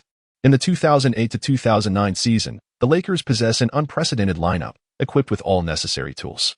As for Wei, he has designated himself as a bench warrior. On September 28th, Lakers players began returning one after another. Who is this pick? Look at that belly. That face. Observing the returning Lakers players, Wei noted their altered physiques. The Zen master, visibly displeased, immediately ordered body fat assessments. Ultimately, only 3 players passed: Kobe, Gasol, and Wei. The others faced stern repercussions from the Zen Master, who demanded they regain their form before the regular season commenced. The Lakers, pleading for mercy, found their cries unheeded as the Zen Master transformed into a relentless taskmaster, pushing them to their limits. Meanwhile, Wei quietly observed their plight from a neighboring training facility, offering them a moment of silent sympathy for 3 minutes, before resuming his own three-point shooting practice. After a dedicated training regimen during the break, he finally reached the level of a role player with his comprehensive skills. 75. Name: Wei Lai. Gender: male. Height: 203 centimeters. Weight: 88 kilograms. Wingspan: 221 centimeters. Team: Los Angeles Lakers. Speed: 82. Explosiveness: 45. Strength: 63. Vertical leap: 65. Stamina: 80. Agility: 60. Passing vision: 40. Playmaking ability: 40. Defensive skills: 70. Offensive skills: 71. Injury immunity: 39. Layup: 69. Dunking: 50. Mid-range shooting: 80. Three-point shooting: 85. Shooting after dribbling: 63. Free throw: 85. Ball handling: 61. Passing: 50. Rebounding: 50. Stealing: 45. Blocking: 40. Overall strength: 75. His shooting proficiency has seen remarkable improvement, with his three-point shooting soaring to 85. To further enhance this skill, he must successfully land 5,000 three-pointers to achieve the next upgrade level. His mid-range shooting has also reached an impressive 80. Beyond shooting, his physique has undergone a significant transformation. Through rigorous weight training and a nutritious diet, he has bulked up considerably. His strength has increased notably, accompanied by enhancements in speed, vertical leap, and stamina. Wei Lai is confident that in the final month, he will continue to make progress. With the assistance of staff, he can forego the task of retrieving the ball, allowing him to accelerate his shooting practice. Currently, Wei Lai dedicates over 18 hours a day to the basketball court, returning home only for a few hours of sleep before resuming his training. Most importantly, he wakes up full of energy and vitality, perhaps a feature inherent to his system. Chapter 19. The Yellow Mamba. With a swift motion, a three-pointer found its mark. The personal statistics subtly rose from 89 to 90. Under the diligent training of Wei Lai, both the three-point shooting and mid-range shots reached a commendable 90. To ascend to 91, however, a staggering 10,000 successful shots were necessary. Strength increased to 70, and stamina soared to 85. With a stamina level of 85, playing a full game became nearly effortless. Yet, it was insufficient. To achieve a balance of offense and defense throughout the match, 85 was far from adequate. The roster for the new season had been finalized, mirroring that of the previous year. Guards: Fisher, Kobe, Wei Lai, Vujasic, Farmar. Forwards: Odom, Gasol, Ariza, Radmanovic, Walton. Centers: Bynum, Turieff. Bench: Kobe, Carl, Chris Mim, Alanu Bell. The preseason ended with more losses than victories, primarily because the Zen Master focused on honing skills, allowing the starters to find their rhythm and substituting them out without concern for the game's outcome. For him, winning or losing held little distinction. This year, the team's objective remained unchanged: the championship title. Despite some media outlets perpetuating the narrative that the Lakers were overhyped, Wei Lai merely smiled at the notion. Overhyped? The season would reveal the truth, and they would soon be at a loss for words. Yet, one player seemed to have been overlooked by the media: Wei Lai. In each preseason game, he played only a few minutes, taking a couple of three-point shots before retreating to the bench. His presence was understated, and as soon as the game concluded, he swiftly departed. To Wei Lai, interviews held little allure compared to the prospect of spending extra time on the training court. Initially, the Zen Master appeared displeased. However, upon learning of Wei Lai's dedication to training, he permitted him to continue. Currently, among all the Lakers, Wei Lai was the most industrious, outworking even Kobe. After all, Kobe lacked a structured regimen, whereas Wei Lai had one. With each night's rest, his body rejuvenated. The Zen Master had even instructed the team physician to monitor Wei Lai's condition closely. A month passed, and despite Wei Lai's intensive training, his physical state remained remarkably stable, allowing the Zen Master to confidently permit him to persist in his rigorous regimen. Soon, the first game of the new season arrived, with a home match against the Trail Blazers. Before the game commenced, an important ceremony took place: the presentation of the championship rings. Wei Lai received the first championship ring of his life, emblazoned with the prominent number 15. This marked the Lakers' 15th championship title in their history, just one short of the Celtics record. Thus, the sole aim for the Lakers this year was clear: the championship, to equal the Celtics in total titles. I am Kobe Bryant of the Los Angeles Lakers. Thank you to the fans who supported us last year. I promise you, our journey for the championship is far from over. Kobe formally declared his ambitions to the entire league. I desire not just 4 championships, but 5, 6, and perhaps MVP, MVP, MVP. His words ignited the crowd's enthusiasm, erupting in fervent cheers. From the bench, Waylai joined in, passionately shouting. In that moment, he was not merely a player of the Lakers. He was simply a devoted fan. Kobe's innate charisma draws the gaze of many. His unwavering dedication and profound love for basketball are truly admirable. Throughout his illustrious career, numerous individuals have questioned Kobe's decision to persist on the court despite minor injuries. In response, he recounted a memory from his childhood, sitting alongside his father, transfixed by the performances of his favorite players on television. During those car rides, he felt immensely fortunate and exhilarated to possess a ticket to the game. He did not wish to disappoint his fans, particularly those who traveled great distances and made sacrifices to witness him play, sharing the same excitement he once felt as a young boy. In the heat of competition, his fierce competitive spirit and relentless drive were evident. He would stop at nothing for victory, embodying the epitome of hard work during training sessions. Kobe, I consider myself fortunate to have returned to the court alongside you, to be your teammate and accompany you throughout your career. Your journey should be even more illustrious. Let us forge history together. Suddenly, a voice broke the moment. Waylai, are you crying? Exclaimed Fisher, capturing the attention of his fellow players. Waylai is crying? No way. Waylai quickly wiped away his tears, though the redness in his eyes lingered. It's all part of the process. When I first received my championship ring, I too was overwhelmed with emotion. Fisher comforted, mistakenly believing Waylai's tears were due to the joy of winning the title. Waylai nodded in silent acquiescence, taking a moment to compose himself on the bench. At that moment, he was captivated by a player from the Trail Blazers, Roy, nicknamed the Yellow Mamba. He claimed to be the best shooting guard aside from Kobe, and due to his lighter complexion, he was affectionately dubbed the Yellow Mamba. Standing at 198 meters, he possessed solid fundamentals, a reliable shooting touch, and exceptional athleticism, with no glaring weaknesses. During his rookie season, he averaged 16 for points, 4 for rebounds, and 4 assists per game, earning the title of Rookie of the Year. In what was arguably the pinnacle of his career, he achieved an impressive 6 points, 4, 7 rebounds, and 1 assists per game, with shooting percentages of 48 and 37. 7 from beyond the arc. Alas, such a prodigious talent fell victim to injuries, leading to an early retirement after only a few seasons. Looking at the current roster of the Trail Blazers, Roy, Oden, and Aldridge. Oden, a player of remarkable talent, stands at 2.13 meters with a wingspan of 2.24 meters and a standing reach of 2.84 meters. He could leap 0.81 meters from a standstill and 0.86 meters with a running start, completing a sprint across 3/4 of the court in a mere 3.27 seconds. As a big man, he not only boasted height and long arms but also exhibited speed and agility comparable to smaller players. His physical attributes and basketball skills were exceptional. Regrettably, he too succumbed to injuries. After being selected as the first overall pick by the Trail Blazers, he played only 82 games over 5 seasons. Then there was Aldridge, who eventually found his stride, most notably during the first round of the playoffs against the Rockets, where he faced off against Howard in the paint. Aldridge delivered back-to-back performances of 40 points, decisively clinching the games for his team. In the final series, the Trail Blazers decisively eliminated the Rockets with a score of 4-2. Assuming both Roy and Oden are in good health, this lineup of the Trail Blazers would undoubtedly stand as a formidable contender in the Western Conference.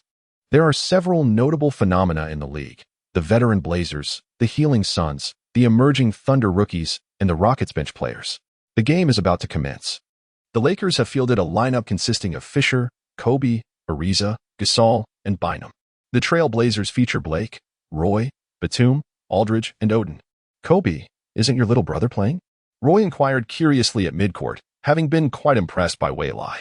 He is, Kobe replied, puzzled as to why Waylai preferred to come off the bench. Given his talent, he could easily start. Kobe had attempted to discuss it with him, but to no avail. Waylai remained steadfast in his choice. The Zen master had also refrained from commenting. Thus, Kobe resigned himself to the situation. If Waylai wished to be a substitute, then so be it. Roy cast a glance at Waylai on the bench, who coincidentally looked back. Their eyes met in the air, and Wei Lai offered a slight smile to the Black Mamba. Chapter 20, Triangular Tactics, Odin versus Bynum. Both players returning from injuries. At this moment, Wei Lai finally had the opportunity to observe Odin closely. What has this young man endured? How is it that at just over 20, he bears the visage of a 45-year-old? This prompted Wei Lai to recall a scene from the anime Slam Dunk, featuring a match between Shihoku and Kanan, where Kanan's ace, AMU, age 17, possessed the face of someone at least 30, leading Sakuragi to inquire, "What grade are you in? Are you a high school student?" Wei Lai too felt compelled to pose a question to Odin, but would he risk a confrontation? As the match commenced, Odin resembled a slingshot, swiftly launching the ball. Bynum found himself utterly outpaced. The Trailblazers' initial offensive play was directed towards Aldrich. Aldrich, known for his peculiar style as a big man who shuns physical contact in favor of perimeter shooting, thrived in the era of small ball. Regrettably, due to injuries, he was forced into an early retirement. Prior to his retirement, he managed to average 18, 9 points, 7 for rebounds, and 2 for assists. Alas, injuries are a relentless affliction throughout a professional athlete's career. Aldrich pivoted and executed a fadeaway jump shot. Given his height, it was exceedingly difficult to block him. Gasol felt a sense of déjà vu, reminiscent of facing a diminished Garnett. The shot missed. Bynum secured the rebound and passed it to Fisher. Fisher advanced past half court, intending to set up Kobe. However, Roy stepped in, thwarting any opportunity for Kobe to receive the ball. Gasol moved up to the free throw line to receive a pass from Fisher. At that moment, Kobe sprang into action, cutting through the lane as Gasol delivered a bounce pass, allowing Kobe to score effortlessly. 2-0, this exemplified the quintessential blind pig triangular offense, when a wing player seeks to pass to the player at the top of the arc, but the defending player is too aggressive, preventing the pass. The weak side player then moves to the free throw line to receive the ball. Once he secures it, the top player suddenly accelerates to cut through, creating an opportunity for a backdoor play. This is but one manifestation of the triangular offense. Even Wei Lai possessed only a rudimentary understanding of the triangular tactics, which are endlessly versatile. Each decision made determines the recipient of the pass, as it can form multiple triangles with the other 4 players. However, the triangular offense hinges on a crucial element: superstars. The Bulls dynasty, Jordan and Pippen. The Lakers era, Kobe and Shaq, Kobe and Gasol. It was once again Aldridge's turn to shine. Gasol delivered another turnaround jump shot. It found its mark. 2-2. Kobe established position inside, successfully receiving the ball this time. Gasol set a screen for Bynum, allowing Kobe to assist. With a modicum of space, Bynum executed a soft hook shot to score. 4-2. This too was a variant of the triangular offense. The Lakers, through their relentless scoring via the triangular strategy, appeared to glide effortlessly, and Wei Lai finally comprehended why the Lakers had been so formidable in these past 2 years. Wei Lai felt that if he wasn't going to contribute this season, he might as well not participate at all. It was a classic case of playing it safe. As the first quarter concluded, the Lakers led the Trailblazers by 6 points, with a score of 24-18. Wei Lai, it's your turn. Despite his reluctance, Wei Lai found himself retreating to the sidelines, only to end up taking the court. He removed his jacket, revealing a vibrant yellow jersey adorned with the prominent number 10 on his back. "Dad, Wei Lai is about to play." The crowd erupted in enthusiastic applause upon his entrance. Currently, in Los Angeles, Wei Lai's jersey sales ranked 3rd, despite his understated demeanor and refusal to engage with the media. Yet, he often appeared in discussions by the team's star player, leading many of his fans to rely on these interviews to gauge his performance. "I remain humble, unassuming. Just an ordinary player. Be cautious of him," warned the Trailblazers coach to his players. "This is a game changer, capable of turning the tide." In Game 6, he scored an astounding 28 points in a single quarter, which was deemed a fluke. In Game 7, he followed up with 17 points and 5 assists. The preseason had been lackluster, yet the coach knew better than to underestimate him. After all, even the weakest teams in the NBA comprise the elite of basketball talent worldwide. The Lakers initiated the play. Fama dribbled along the wing before passing to the corner where Wei Lai awaited. Turiev moved in to set a screen, seamlessly cutting to the basket. Wei Lai executed a bounce pass, and as Turiev caught the ball effortlessly, he exhaled in relief, thinking that was close. "I nearly fumbled the pass." Turiev soared for a thunderous dunk. Elated, Turiev bounced back with renewed vigor, ready to defend fiercely and seize the opportunity for a block. The ball landed near Fama, who promptly picked it up and sprinted ahead, with Wei Lai closely trailing him, guarded by the ever-vigilant Batum. Noticing Wei Lai was tightly marked, Fama passed the ball back. "Why are you passing to me on the fast break?" Wei Lai thought, just as a badge lit up. A smirk crept onto his face. And without hesitation, he launched a three-pointer, while Batum employed a strategy to obstruct his vision. "Ugh, what is this? I've practiced countless shots over the break. I can make this with my eyes closed." The ball swished through the net. Swish. The score shifted to 29-18. As the Lakers opened the second quarter with a 5-0 run. Meanwhile, thousands of kilometers away in Boston, a group donned in vibrant green jerseys gathered before a massive screen to watch the game. The screen displayed the matchup between the Trail Blazers and the Lakers. "Look at that." Rivers pointed to the player in the number 10 jersey on the screen. "He has fully integrated into the triangle offense, and he poses an even greater challenge than last season." His shooting remained razor-sharp. During the preseason, he averaged 2 attempts per game, ensuring he made at least one three-pointer in every match. Whether open or contested, his shooting prowess was equally formidable. Just now, everyone witnessed Batum's blindfolded play. Yet he still manages to score. If Wei Lai were to discover that the Celtics are analyzing his game, he would undoubtedly scoff, questioning why they are studying him when they should focus on advancing in the Eastern Conference first. Caution is advised, lest they fall victim to a single star's brilliance. However, this is post-Garnett's injury. Could there be a butterfly effect at play? That remains uncertain. The Lakers' offensive surge is far from over. They are poised to continue their defense against the next challenger. This time, Wei Lai utilized his teammate's screen to break free for a three-point attempt, releasing the ball with precision. Another three-pointer. The score stands at 32-18, with the Lakers extending their lead to a full 14 points. A timeout is called, forcing the Trail Blazers coach to intervene. If the gap widens to 20 points, it would be nearly insurmountable. The current pace of the game is not particularly swift, unless a team possesses a wild card, akin to the Mavericks Jet like Terry or the Hawks Crawford. Damn, what happened to the promised low profile? Wei Lai couldn't help but pat himself on the back. In a mere 2 minutes of play, he has already amassed 6 points and 1 assist. "Well done, Wei Lai." Kobe approaches to give him an encouraging pat on the head. Chapter 21. First victory. As the timeout concluded, the Trail Blazers summoned Aldridge and Roy to the court, while the Lakers fielded an entirely bench lineup. Roy, positioned at the top of the arc, received the ball, with his teammates strategically spaced out. Aldridge, possessing a reliable mid-range shooting ability, made his way to the baseline, compelling Turiev to follow him closely. The interior was left completely unguarded. Roy deftly maneuvered past Walton, driving toward the basket, prompting Turiev to rush over for defense. As Turiev committed to the defense, Aldridge found himself open. Roy delivered a precise pass, allowing Aldridge to elevate for a jump shot, which he converted effortlessly.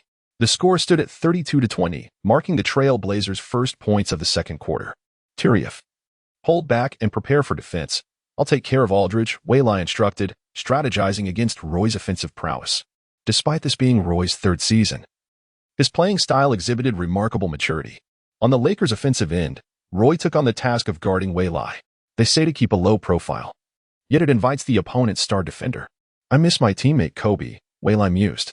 Roy's defense was tenacious, even with a screen. Wei Lai struggled to shake him off. Roy anticipated the play, denying Wei Lai any space to receive the ball. Suddenly, Wei Lai longed for the dynamic movement of the Splash Brothers, realizing his own play felt somewhat stagnant. Consequently, he resorted to initiating a triangular offense from the opposite side. In the end, Walton found himself open for a three-pointer, but it missed the mark. Aldridge secured the rebound and promptly passed it to Roy. Observing Roy's intent, Wei Lai swiftly clutched him, preventing any advancement. Despite the fierce competition, Roy remained formidable, and with his teammates yet to position themselves, the chances of scoring were high. Wei Lai, with decisive action, committed a foul. Trading a foul for 2 points proved worthwhile. Sitting on the bench, Coach Zinn nodded in approval. Impressive, Roy thought, casting a glance at Wei Lai. He then received an inbound pass and dribbled methodically across half-court, as his teammates cleared space for him. With solid technique, Walton executed another drive into the paint, while Turiev was already stationed inside. Roy prepared to pass to Aldridge, but suddenly hesitated, his left hand already poised to release the ball. It was too late to retract the pass. The ball had left his grasp. Meanwhile, Wei Lai positioned himself to intercept, anticipating Roy's passing lane. However, the ball was halted. Roy raised his right hand to catch the ball he had sent forth, then leaped and executed a mid-range jumper flawlessly. Is that even possible? Roy's audacious maneuver replayed on the big screen, astonishing the fans in attendance. "Coach, I want to play." Kobe, seated on the bench, stood up. "No rush," Zen replied calmly. "We're still ahead by 10 points. Even if trailing by 10, Zen would have maintained his composure. Knowing well that this was merely a regular season game, he had faced far greater challenges before, rendering this a trivial matter. "Roy, you are truly remarkable," Wei Lai remarked to the legendary Black Mamba before him, feeling an increasing sense of regret, thinking how fate often seems to conspire against exceptional talent. "You are quite impressive. I truly feel inclined to suggest to the management that they consider acquiring you." Roy Dao. "Nanny? Poaching? But is it even feasible?" Wei Lai immediately shook his head. He had no interest in joining a veterinary team, especially considering he still had 2 years left on his contract with the Lakers. Wei Lai has signed a 3-year contract. Subsequently, the Lakers acquired the ball possession. This time, Wei Lai took the initiative to seize the ball. "After all, this is our home court. How could we allow you to take center stage?" Roy, poised for defense as if facing a formidable opponent, readied himself. From the sidelines, Kobe rose to his feet, vociferously urging, "Wei Lai, take him on." His demeanor suggested an insatiable appetite for excitement.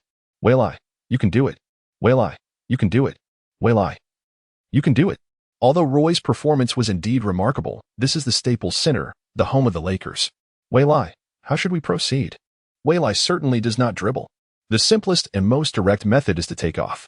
Roy stands at a height of merely 1.98 meters, with a wingspan that is quite average. With a height of 2.03 meters and an arm span of 2.21 meters, it is impossible for Roy to block him. Lacking skill, I possess innate talent. Wei Lai exhibits a remarkable disregard for conventional ethics. The ball rolled around the rim several times before ultimately finding its way into the net. The score gap has now widened to 13 points. A cacophony erupted in the arena, exclaiming the extraordinary feat. Fortunately, the shot succeeded, and astonishingly, the badge for ignoring interference did not illuminate. This badge is awarded only when Wei Lai achieves a remarkable 90 in both three-point shooting and mid-range shots simultaneously.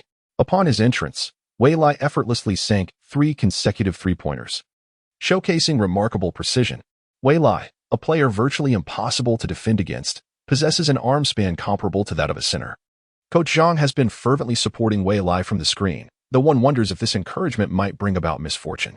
Subsequently, Wei Lai missed 3 attempts, allowing Roy and his Trailblazers to seize the opportunity and score 60, leading to a score of 35-28. Goodness! With each possession, it became a fierce battle for the ball. Once in possession, without a moment's respite, Roy engaged in yet another struggle, making every shot uncomfortable for Wei. The clock read 6 minutes and 21 seconds. The great Kobe and Gasol had finally returned.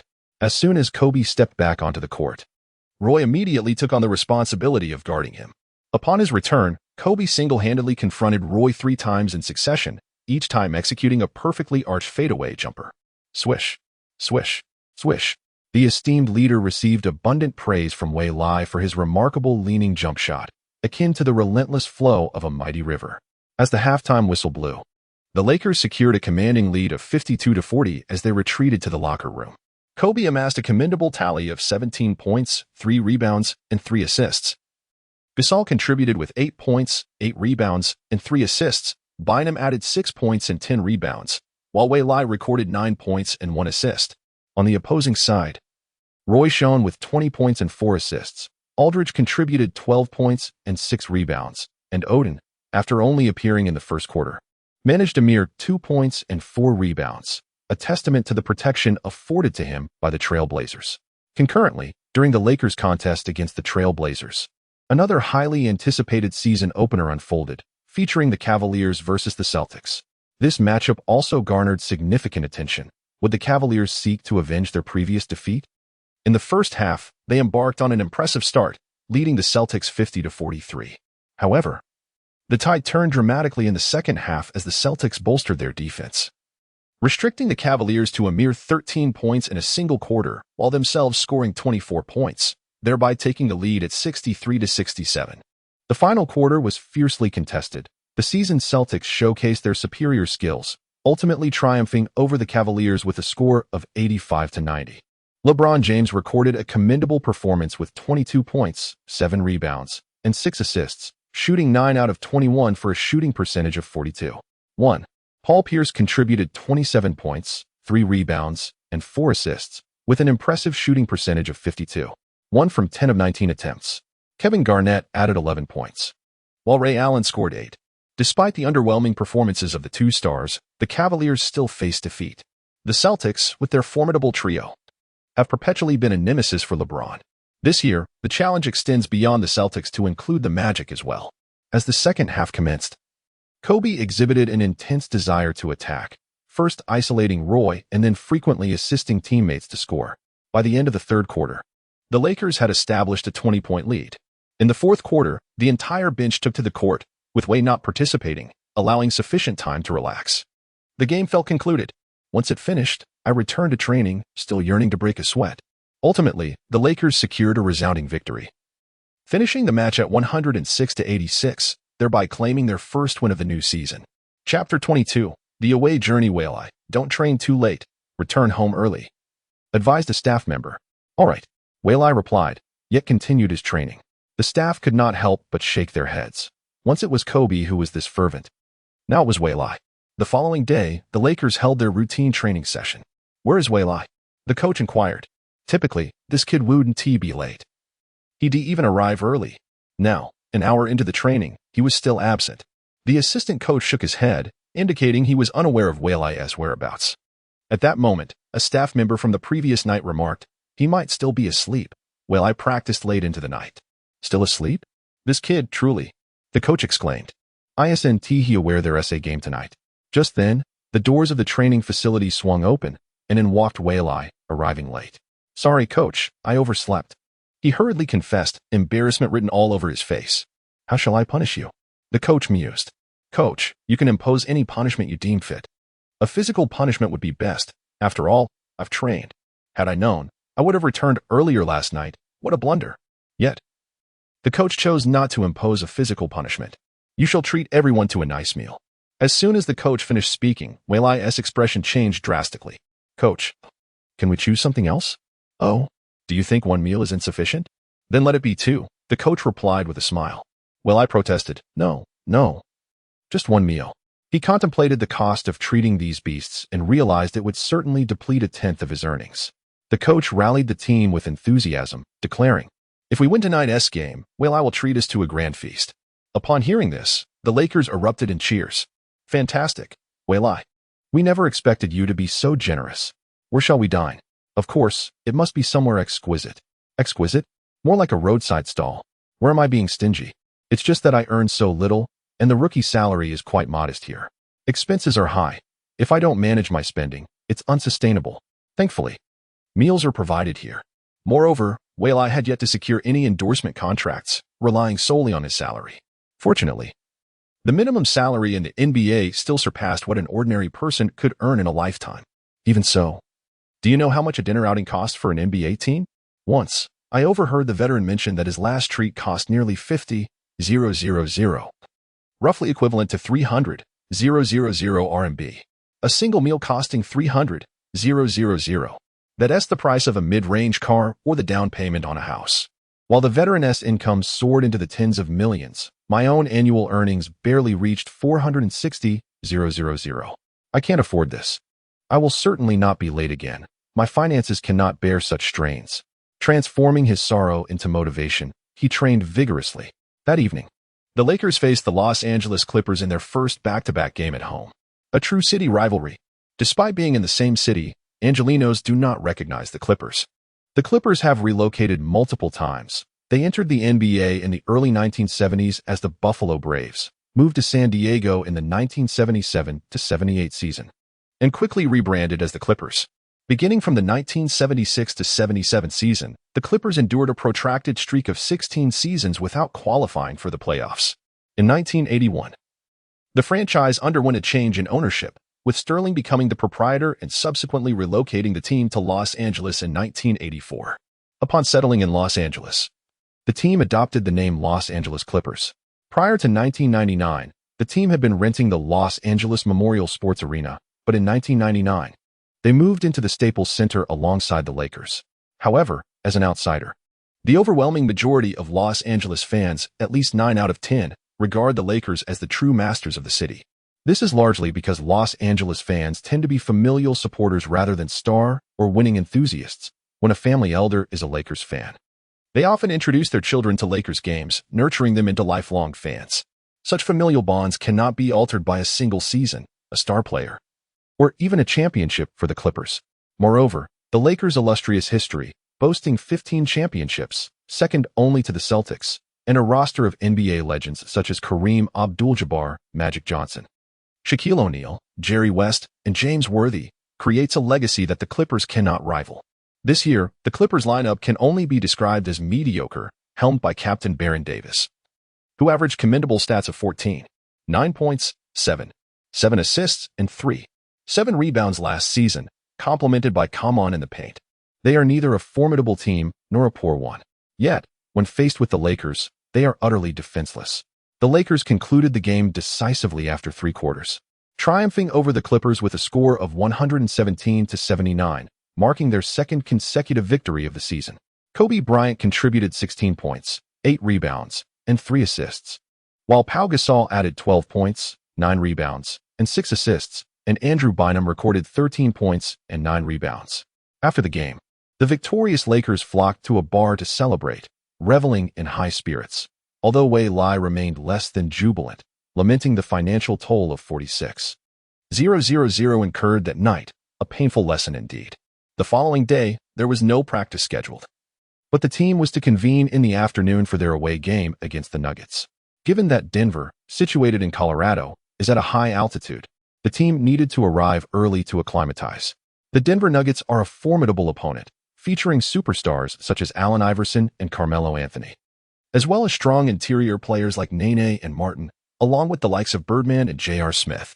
Recently, the Nuggets, led by Iverson, triumphed over the Clippers, with Iverson scoring 25 points, all while Anthony was sidelined due to injury. However, it was rumored that he would make his return in the upcoming game against the Lakers, a conspicuous decision given the significance of the matchup against Kobe.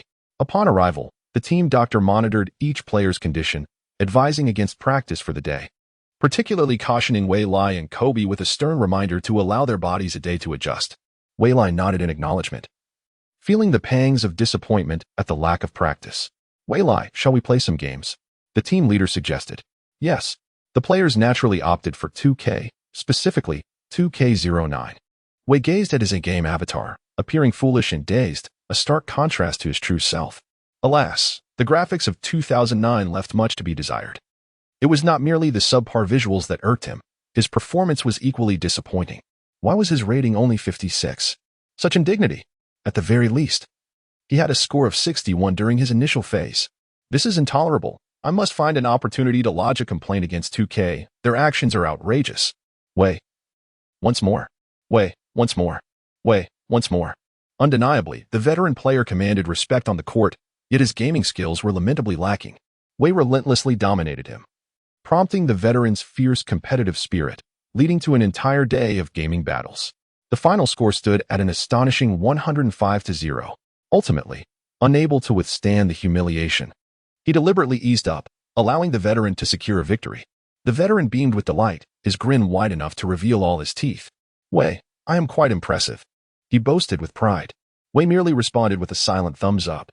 Let us grab a bite, Wei suggested, clutching his stomach. Certainly, after tormenting you for an entire afternoon. I find myself quite famished, the veteran agreed. Tormented me for an afternoon? Pray, speak with a clear conscience. Chapter 23, Kobe versus Iverson on the evening of the 2nd. The Pepsi Center in Denver was filled to capacity, with over 19,000 fans in attendance.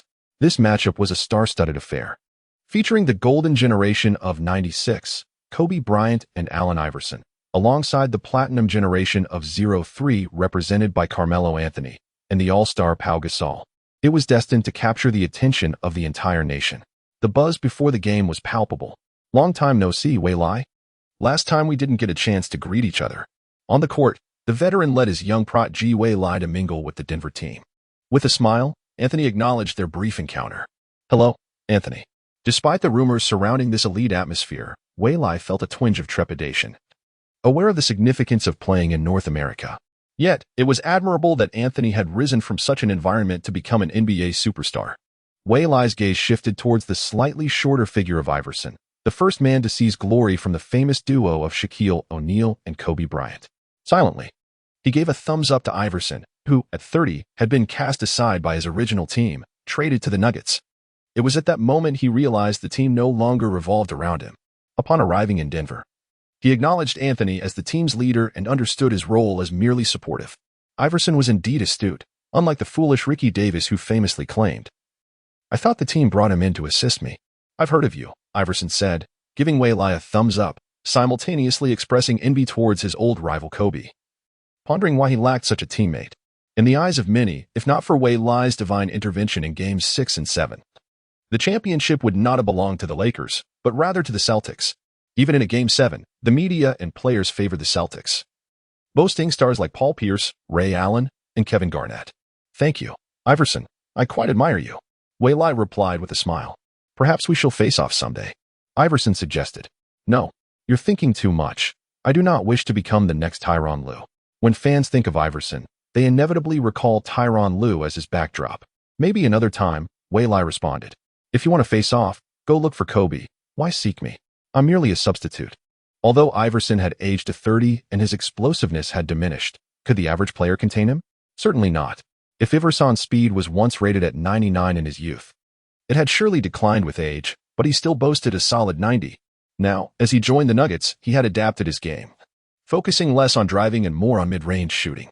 After a brief exchange, both teams returned to their respective benches. The battle was about to commence. The Lakers fielded their veteran lineup: Fisher, Kobe, Ariza, Gasol, and Bynum. The Nuggets countered with Iverson, Carter, Anthony, Martin, and Nene, with Carter serving as a pseudo-starter. The Nuggets coach had considered that with Iverson and Anthony's offensive prowess, J.R. Smith might not even get a touch of the ball. It would be preferable to stagger J.R.'s schedule with the other two, positioning him on the bench to bolster the reserve's offensive potency. Nene receives the ball.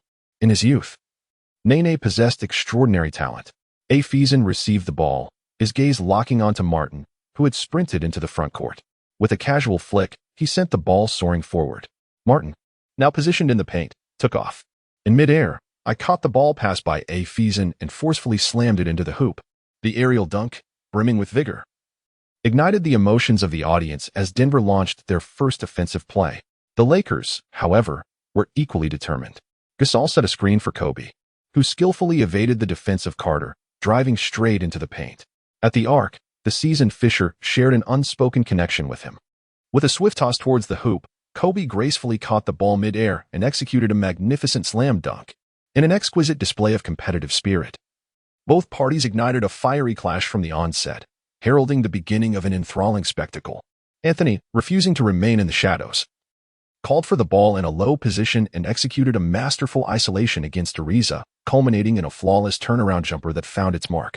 Meanwhile, Kobe mirrored this approach, skillfully isolating against Anthony Carter and also achieving a successful basket. The substitute, Wei, watched in rapt fascination, utterly captivated by the mesmerizing contest, as both sides demonstrated relentless determination from the very start. Afeezan executed a deft change of direction, slipping past Fisher with ease, and made a direct incursion into the paint. Inside, Bainam had long been poised for defensive support.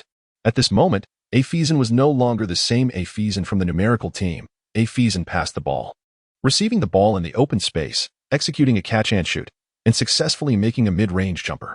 Upon joining the Nuggets, Iverson must transform his playing style. Firstly, Anthony is an offensive player who thrives on isolation plays, and Iverson shares a similar approach. However, there is only one basketball. How will they allocate responsibilities between themselves? One must relinquish their established approach. Steal. On the defensive end, Iverson intercepted Fisher, executing a swift fast break and scoring with an elegant layup. Observing this, the Lakers players remained unfazed, embodying the teachings of the Zen master. Fisher adjusted the height of his dribble, heightening his vigilance. To be stripped once is a mere oversight, but to be stripped twice is sheer folly. As soon as Afeezan approached with the intention of stealing the ball, Fisher promptly turned his backside towards him.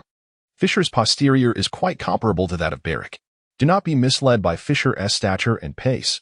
He possesses a remarkable strength that is undeniably formidable. As the ball is passed to Pau Gasol at the free throw line, Gasol notices that Martin is not closely guarding him. He leaps and releases the ball, executing a successful mid-range shot. During this period, the Nuggets' defense can only be described as mediocre, primarily due to their head coach's offensive inclinations. Then, it is Anthony's turn to isolate and score. Essentially, the Nuggets' current offensive strategy revolves around Anthony taking a shot, followed by Iverson, and then back to Anthony again. This time, Ariza employs a clever defensive maneuver, successfully blocking Anthony's shot, allowing the Lakers to secure the rebound. Gasol launches a long pass from the front court, reminiscent of a quarterback's throw. Kobe receives the ball in the front court, takes one step, then two. As he drove towards the basket, Anthony Carter swiftly reached out to tug at him from behind. However, Kobe's core strength was formidable. Undeterred by the interference, he deftly flicked the ball with his left hand. The ball rolled into the hoop, and the referee's whistle resonated. 21. Anthony's style of play, if teammates fail to retreat swiftly on defense, easily affords opponents opportunities for fast breaks. Kobe, a master of isolation plays himself, is acutely aware of this. Upon noticing that the Nuggets did not immediately transition back on defense, he accelerated forward with determination. He calmly sank his free throws, scoring 3 consecutive points and successfully turning the tide with a score of 89. Iverson called for a pick and roll. Nene promptly emerged, drawing Bynum out from the paint. With Nene's shooting capability, Bynum had no choice but to follow. Iverson, with a sudden burst of speed, penetrated the lane, and the covering Gasol was left with no option but to commit a foul. Yet, in midair, Iverson tossed the ball towards the hoop, where it spun around the rim before settling into the net. Another and one. Having completed the play, Iverson rose from the floor and exchanged a glance with Kobe, who likewise did not shy away. Answer ball. It was utterly spectacular, beyond words. Waylai dared not blink, fearing the possibility of missing a moment. Iverson also converted his free throw, bringing the score to 9-1-1. In the ensuing possession, Kobe took the initiative to handle the ball. Chapter 24. JR's subtle moves. Kobe flicked his tongue out, and Anthony Carter felt a surge of tension. The atmosphere began to shift ominously. Suddenly, with a swift motion, Kobe launched a three-pointer from the arc. In an instant, Anthony Carter found himself utterly unprepared, watching helplessly as Kobe sank the shot over him. The ball seemingly guided by an unseen GPS swish. It was a precise hit. The score shifted to 11-12, and the Lakers reclaimed the lead. Give me the ball. Allen Iverson seemed to match Kobe's intensity, seizing the ball and executing a rapid change of direction to break past veteran Fishers, denying any chance for a defensive response. He stepped just inside the three-point line and took the shot. Swish. Another successful basket. 13-12. After making his mid-range shot, Iverson struck his classic pose, hand to his ear, as if inviting the crowd to amplify their cheers. Iverson, Iverson, Iverson. The Denver Nuggets fans responded fervently, echoing his name. At that moment, Kobe flashed a brilliant smile, revealing his white teeth. The leader had arrived. Iverson ignited the competitive spirit within Kobe, whose desire to win is renowned as one of the fiercest in NBA history. With a series of fadeaway jump shots, cuts to the basket, three-pointers, and mid-range shots, the leader amassed 17 points in the first quarter alone, dominating the court. Meanwhile, Iverson, not to be outdone, stormed into the paint, drawing a foul and delivering a powerful mid-range reply. 33-35. Both teams were racking up impressive scores. The second quarter became a battleground for the bench players. I've heard you're quite formidable, but I find you rather pathetic, rookie.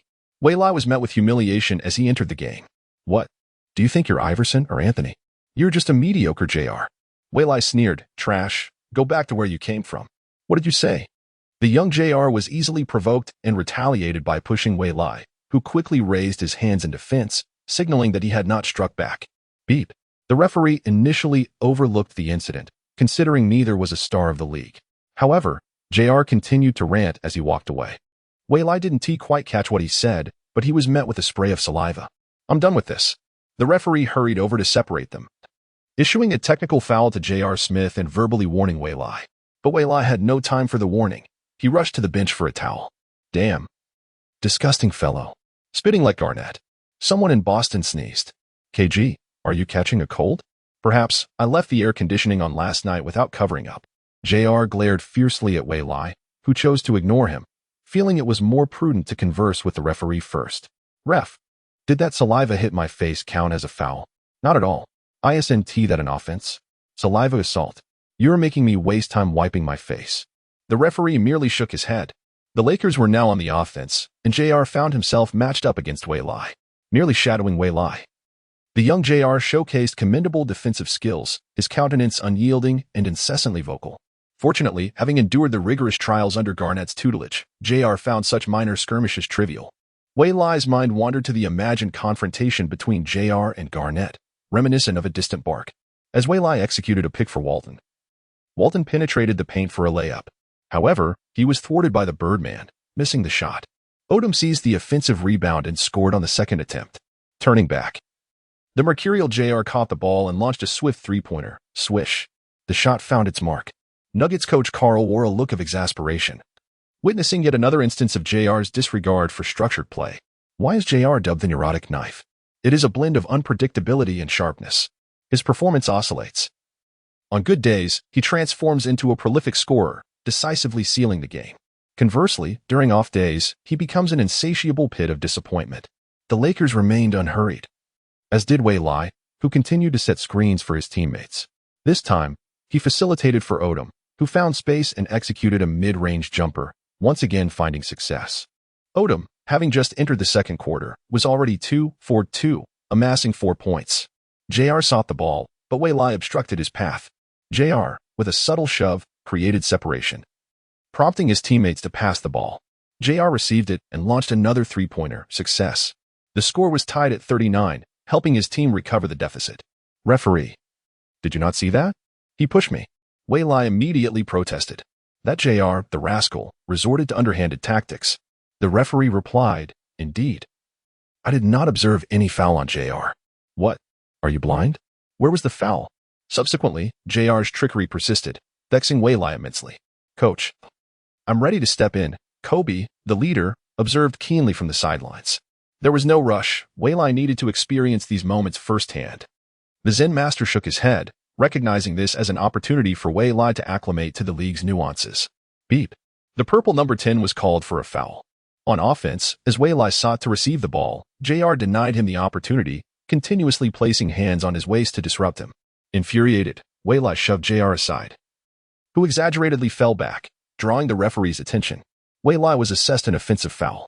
JR, with a smug expression, looked at Wei Lai. Welcome to the NBA, kid. Wei Lai retorted inwardly, this scoundrel is relishing in this moment. What do you mean welcome? I'm not a rookie. I'm in my second year. Stay calm, breathe deeply. He reminded himself. Anger can obscure one's judgment. Soon enough, Wei Lai regained his composure, capitalizing on Wei Lai's offensive misstep. The Nuggets executed a play. Jones connected with the Birdman for an alley-oop, adding another 2 points. The Nuggets surged ahead, leading 41-39. Let me teach you how to play basketball. JR continued his verbal onslaught. Yet, Wei Lai dismissed him, realizing that engaging with such a character was futile. Set the screen for me. Wei Lai instructed as he passed Walton, who nodded in agreement. It was now the Lakers' turn to attack.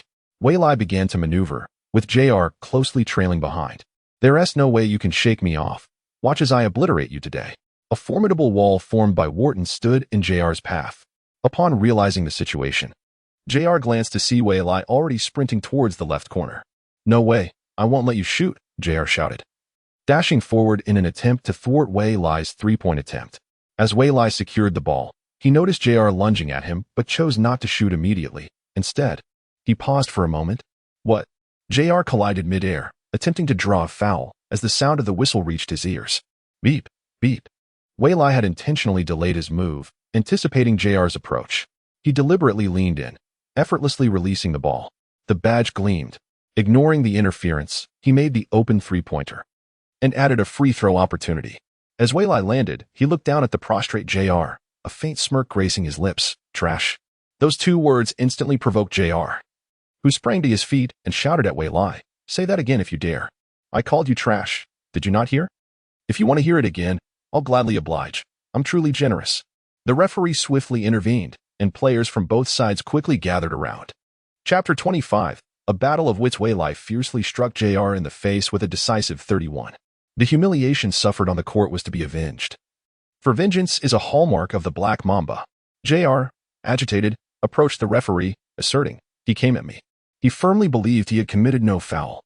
Even retracting slightly in midair, yet his body still collided with Wei Lai. The referee, unwavering, upheld the original decision of 31. At this juncture, the referee had no intention of reviewing the play. In NBA games, to ensure fairness and mitigate erroneous calls, a replay system has been instituted. However, it is seldom employed to maintain the flow of the game. Replays are typically utilized under specific circumstances. 1. During critical moments concerning possession disputes, such as when a ball is knocked out of bounds during a rebound tussle, if the referee is uncertain or if there is disagreement among officials. A review may be requested. 2. To determine whether a pivotal shot is a two-pointer or a three-pointer. 3. In instances of player altercations, the referee must review to ascertain the principal instigator. Even if a referee privately acknowledges an error, they are unlikely to alter their ruling. For referees are human and prone to mistakes. They may merely rectify the situation in the following possession, achieving a semblance of balance. In the era of David Stern, the final 2 minutes of a game were often left to the players to resolve themselves. In this instance, there was indeed no question. JR had committed a foul. The free throw was executed flawlessly, yielding 4 points in a single possession. 41-43, the Lakers surged ahead once more. JR was eager to retaliate, launching a direct shot from beyond the arc, yet Wei Lai's long arms severely disrupted JR's attempt, sending the ball astray. Odom secured the rebound and swiftly propelled the play forward. The Denver Nuggets were caught off guard. With a magician's finesse, the left-handed player scored on the fast break, extending the lead to 41-45. A timeout was called. Coach Karl could no longer contain his exasperation, lamenting the team's disjointed play and lackadaisical defense. The 5 substitutes returned to the bench, receiving a stern reprimand from Coach Karl. He then summoned Anthony and Nene to the court. Anthony, you will personally guard Wei Lai. Coach Karl instructed pointedly as Anthony nodded in acknowledgement. Many perceive Anthony as a lackluster defender. However, in his youth, he was anything but. With a powerful physique and nimble footwork, he could defend positions 2 through 5 effectively. Wei Lai was acutely aware that in the 2009 playoffs, Anthony had made life exceedingly difficult for the star player, engaging in relentless physical battles. As Anthony aged, his agility and speed diminished, and with added weight, his lateral quickness slowed, leading to the misconception of his defensive capabilities. Yet, even in the twilight of his career, his one-on-one defense remained commendable. In the small ball era, Anthony could even play as an interior presence. Unfortunately, his propensity for isolation plays often overshadowed his numerous strengths. Coach, there's no need for the star to guard him. I can handle it, JR grumbled, still seeking his chance for retribution. Coach Karl paid him no heed, merely offering a glance for him to interpret. Anthony patted JR on the back and assured him, "It's all right, I shall avenge you." However, JR preferred to seek his own retribution. Coach Karl, being the leader, had spoken, and JR reluctantly relinquished his pursuit of a matchup with Wei Lai, turning his gaze towards the opposite bench. "Splendid, I exude charisma," Kobe remarked, draping an arm around Wei Lai, who had just drawn a foul and promptly retaliated with a three-pointer. Revenge is never postponed. A faint smile graced Wei Lai's lips. What did JR and his brutish companions amount to? After all, he had lived a lifetime. "Indeed, my leader, after this match, you must teach me the subtle tricks of the game. It would be a pity to be oblivious to them. Once learned, I shall surely return the favor tit for tat." It was essential to display one's fortitude in this arena. Otherwise, others might perceive him as weak. Do you know why the great Shaquille O'Neal's presence in the paint was so formidable and even instilled fear? This was part of his strategy. He would not allow anyone to flit around his domain. For those daring to attempt to dunk, Shaquille would swat them down without a care. Over time, players became acutely aware that attempting to dunk over Shaquille was a fool's errand. "All right," Kobe responded. Wei Lai nodded in satisfaction. As the team's ace, Kobe often faced fierce defenders and was well-versed in all sorts of crafty maneuvers. He had even devised countermeasures for the most despicable of fouls, such as the infamous trip. The master of trips was none other than Bruce Bowen of the Spurs, who had once infuriated Vince Carter to the point that Carter relentlessly pursued him across the court. Kobe had perfected the art of footwork in midair, causing defenders to lose their positions. The fadeaway jump shot with both feet landing perfectly was among the techniques Kobe had meticulously studied. Regardless of the opponent's tactics, they could not overcome Kobe. Even when faced with setbacks, he never cast blame on others, but instead sought to enhance his own prowess. This encapsulated the Mamba mentality. This was precisely why I admired Kobe. As the timeout concluded, Anthony settled into a familiar isolation play, facing off against Walton. With a swift jab, he launched into action. Anthony effortlessly bypassed Walton and, unguarded, sank the shot. The score read 43-45. Impressive, Anthony's triple threat jump shot. At that moment, I pondered how I would defend against such a maneuver. On the offensive end, Waylai was caught off guard by Coach Carl's decision to place Anthony in defense against him. Did he truly hold him in such high regard? With the hefty defender on him, Waylai found it challenging even to receive the ball. Forget it, I'll set a screen. Waylai abandoned his offensive stance, shifting to a role of setting screens and relocating. Pharma had not forcefully fed Waylai the ball, although Waylai was the primary offensive option off the bench. He was currently stifled. Waylai set a pick for Odom, who moved out to receive the pass. At this juncture, Walton cut in from the right at a 45-degree angle, drawing the defense's attention. The Nuggets' defense began to collapse. Odom, instead of passing to Walton, delivered the ball to Pharma in the left corner. As Pharma completed his give-and-go with Odom, he quickly set a screen for Walton before positioning himself in the left corner. Pharma launched a wide-open three-pointer, executing the strategy flawlessly. Unfortunately, the final shot failed to find its mark. Upon witnessing the failure to secure the ball, the Lakers players swiftly transitioned into defense. The five substitutes exhibited remarkable speed in their retreat, reaching back before the Nuggets even crossed half-court, effectively thwarting their opportunity for a fast break. Coach Carl is renowned for his expertise in orchestrating fast breaks. Yet Zen Master had already admonished his team to ensure timely defensive recoveries, resolutely denying the Nuggets any chance to exploit fast break opportunities. In a set offense, the Lakers boasted a significant advantage, supported by the formidable duo of the Twin Towers alongside Kobe. Anthony sought position in the low post, adhering to his customary strategy of low post isolation. "Watch out, big fella." JR's voice rang out, prompting Anthony to protect the ball with urgency. Meanwhile, Way's attempt to steal was thwarted, compelling him to return to JR's side. This young man dared to challenge me. A missed jump shot? Although Way's attempt at a steal proved unsuccessful, it did disrupt Anthony's rhythm, marking a defensive success in its own right. Chapter 26. The elevator door prematurely unveiled Coach Carl. Seated on the bench, gazed intently at a figure on the court, silently resolving to take action. With 5 minutes remaining in the second quarter, the starters returned. The duel between Kobe and Iverson continued into the second half. They exchanged baskets, neither yielding an inch. When one missed, the other followed suit, as if they had tacitly agreed. As the half concluded, the score stood at 53-55, with the Lakers leading by 2 points. Kobe had amassed 25 points, while Iverson had tallied 21, captivating the fans who felt transported back to the 2001 finals. "Waylai, you're in for the second half," suddenly summoned by the Zen Master. Waylai was taken aback. The Zen Master added, "Try that strategy." His exclusive strategy? Waylai's eyes sparkled with excitement as he tapped his palms together.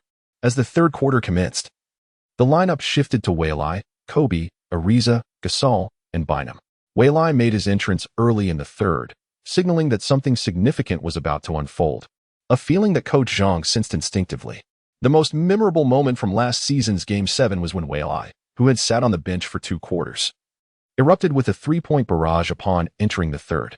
This evening, the CCTV Sports Channel broadcast the Lakers versus the Rockets, a game of considerable interest. The Lakers began the third quarter with the ball. Waylai dribbled cautiously across half-court, his skill reminiscent of a novice. He took his time. Meanwhile, Gasol and Bynum positioned themselves at the free throw line, with Kobe and Ariza stationed at the three-point arc. Was this not the triangle offense? Coach Carl quickly discerned the strategy and stood up. Waylai passed the ball to Gasol and sprinted to Kobe's side, with Iverson closely trailing. Kobe set a screen for Waylai. Switch. Iverson commanded decisively. Anthony Carter immediately caught wind of the situation and rushed to defend Waylai. Waylai darted to the free throw line, executing a clever maneuver towards the arc. Anthony Carter attempted to catch up, but Gasol and Bynum acted as sentinels, blocking his path. Waylai found himself with an open 3-point shot. After setting a pick, Kobe received the ball from Gasol, awaiting Waylai's positioning for the pass. As Waylai caught the ball, he released it with precision. Swish. The three-pointer was good. The score shifted to 53-58, marking Waylai's inaugural points for the Lakers. With a 3-point shooting percentage soaring to 90, any open look felt like a gift. Unlike his peers, Waylai, equipped with a system, exhibited remarkable consistency. Swish. Swish. Swish. The same strategy executed 4 times in succession unleashed a staggering 12-4 run that left the Nuggets reeling. The score now stood at 57-67, with the Lakers boasting a double-digit lead. What could this strategy be? Coach Karl incessantly illustrated on the tactical board, appearing to find it easily exploitable. Yet, no matter how he adjusted, the Lakers effortlessly secured open looks. With side defense in place, the Lakers found ample opportunity for three-pointers from the corners, as the interior players swiftly circumvent the screens to confront the Terminator. The Lakers' frontline seizes an opportunity for a decisive advantage, which could easily translate into points for them. This is not solely the concern of Coach Karl, even Coach Rivers, situated thousands of kilometers away, is intently observing the game. On days devoid of matches, he seldom misses a Lakers game. However, the Lakers unveil a novel tactic that catches Rivers off guard. If this formidable strategy is withheld until the finals, then immediate analysis is imperative. It seems many will find themselves restless tonight. Splendid. Kobe gently caresses Wei Lai's hair, effortlessly accumulating for assists, declaring, "Who says I cannot assist? I simply had not encountered the right people until now. The right person has finally emerged. Boss, could you refrain from ruffling my hair?" Wei Lai must slightly bend to accommodate Kobe's height. Should Kobe catch wind of Wei Lai's internal monologue, it would not be a mere ruffle, but rather an elbow strike. Upon returning to the bench, Wei Lai turns to the Zen Master, inquiring, "Coach, is that enough?" "Quite sufficient." The Zen Master nods in approval, astonished by the practicality of this tactic in actual play. Moreover, Wei Lai has substantiated the viability of his proposed strategy. This tactic, which years later would be known as the elevator door strategy invented by Kerr for the Splash Brothers, requires the team to possess historically proficient three-point shooters for its execution. This strategy entails a complete withdrawal of the interior players from offensive rebounding. Truth be told, this tactic is a double-edged sword. When wielded adeptly, it can be lethal. Yet when misapplied, it equates to self-destruction. Had Wei Lai just gone 0 for 4, the result would not have been a 124-point offensive surge, but rather an abysmal 4-point onslaught against them. The crux of the strategy lies in the Terminator's ability to convert shots into points. Once achieved, the tactic's potency emerges. The Warriors, endowed with the Splash Brothers, ultimately faced league sanctions, rendering the elevator door strategy prohibited. Wei Lai, however, proposes it with the intent to avoid such a ban, reserving its use for crucial moments akin to a playoff Game 7 showdown. The strategy is subtle yet lethal. On the Nuggets side, Coach Karl persistently instructs his players on how to adjust defensively. He aims to dismantle the defense through player movement. The timeout concludes. What? Upon noticing Wei Lai absent from the court, Coach Karl realizes they have been outmaneuvered. The essence of the entire strategy revolves around Wei Lai. It can be asserted that this tactic was crafted for him. Without Wei Lai on the court, the Lakers abandon the strategy and revert to their familiar triangle offense. Indeed, the Lakers revert to their well-known triangle offense. However, the comprehensive arrangements made earlier have been rendered ineffective, disrupting the rhythm of the players on the court. Subsequently, the Lakers unleash a 104-point offensive barrage, leading 61-77 with 4 minutes and 36 seconds remaining in the third quarter, already ahead by 16 points. Coach Karl cannot accept this. It is a glaring strategic oversight. He cannot help but glance at the aged figure of the KFC mascot. The Zen Master coincidentally turns his head, and the two legendary coaches share a fleeting gaze. Not only players but coaches possess a competitive spirit as well. Suddenly, the Zen Master's lips curl into a slight smirk, a visage of triumph. Coach Karl grits his teeth, turning away to avoid looking at the Zen Master, who reveals a gleaming smile. At that moment, Wei Lai proposed this tactic with a mindset of experimentation, not anticipating the remarkably different results it would yield. He could seamlessly integrate it with the triangular offense, and it was substantially simpler. Run, set screens, pass, shoot. As the third quarter drew to a close, Kobe suddenly caught fire, sinking 2 consecutive three-pointers that decisively shifted the momentum of the game. By the end of the third quarter, the Lakers held a commanding 21-point lead as they entered the final period. In the fourth quarter, Coach Karl opted not to keep the starters on the floor, considering it was merely the third game of the regular season. Noticing the Nuggets conceding the match, Zen Master chose not to deploy his starters either. Ultimately, the Lakers triumphed over the Nuggets with a resounding score of 111-87, marking their third consecutive victory of the season. Kobe delivered a well-rounded performance with 32 points, 7 rebounds, and 8 assists, while Gasol contributed 15 points, 9 rebounds, and 6 assists, and Wei Lai netted 16 points, achieving a flawless shooting record from beyond the arc, including a staggering 31% success rate. Iverson also amassed 30 points, 3 rebounds, and 5 assists, although his shooting percentage was less impressive in the second half. Anthony scored 23 points and grabbed 6 rebounds. Together, the dynamic duo combined for 53 points, yet astonishingly lost by 20 points, leaving many in disbelief. This was not favorable news for numerous teams, especially those with championship aspirations. After the game, during the press conference, Waylai pondered whether he could skip it, expressing a distinct lack of interest. No, he couldn't. Chapter 27. Refusal is the new strategy of the Lakers. The 4 attacks before the third quarter. As soon as the elevator door tactic was revealed, it sparked immense curiosity at the post-game press conference. A blonde beauty inquired, and Zen Master smiled, saying, "This question shall be answered by Way." He deftly deflected the inquiry. No wonder he insisted on attending the press conference. It was merely to shift the responsibility. Alas, how naive I am, that old rascal. Faced with inquisitive gazes, Way had no choice but to respond. This is merely a new attempt by us, the Lakers. Expect more innovations in the future. Half an hour later, the event concluded. From now on, I must ensure the boss is present at interviews. He is undoubtedly the best tool for attracting attention. Kobe the tool? In Texas, there lies an unassuming team that, when discovered, becomes astonishingly formidable. What do you think of Duncan? Discreet yet powerful, perfectly suited for the Spurs. I share the same sentiment. Popovich and Duncan watched the game on television, adorned in purple and gold. Meanwhile, in the general manager's office at the Staples Center in Los Angeles, the phone had been ringing incessantly since morning.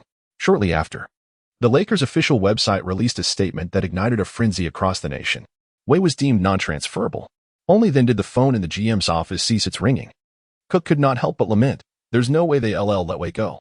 Little did they know how envious Bus was of the neighboring Rockets. Since introducing Yao Ming in 2000, their annual revenue has doubled from 2002 to a staggering $160 million, with their market value skyrocketing from $250 million to $470 million, equating to nearly 1.5 billion yuan.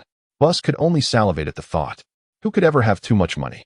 Thus, the Lakers selected Way last year.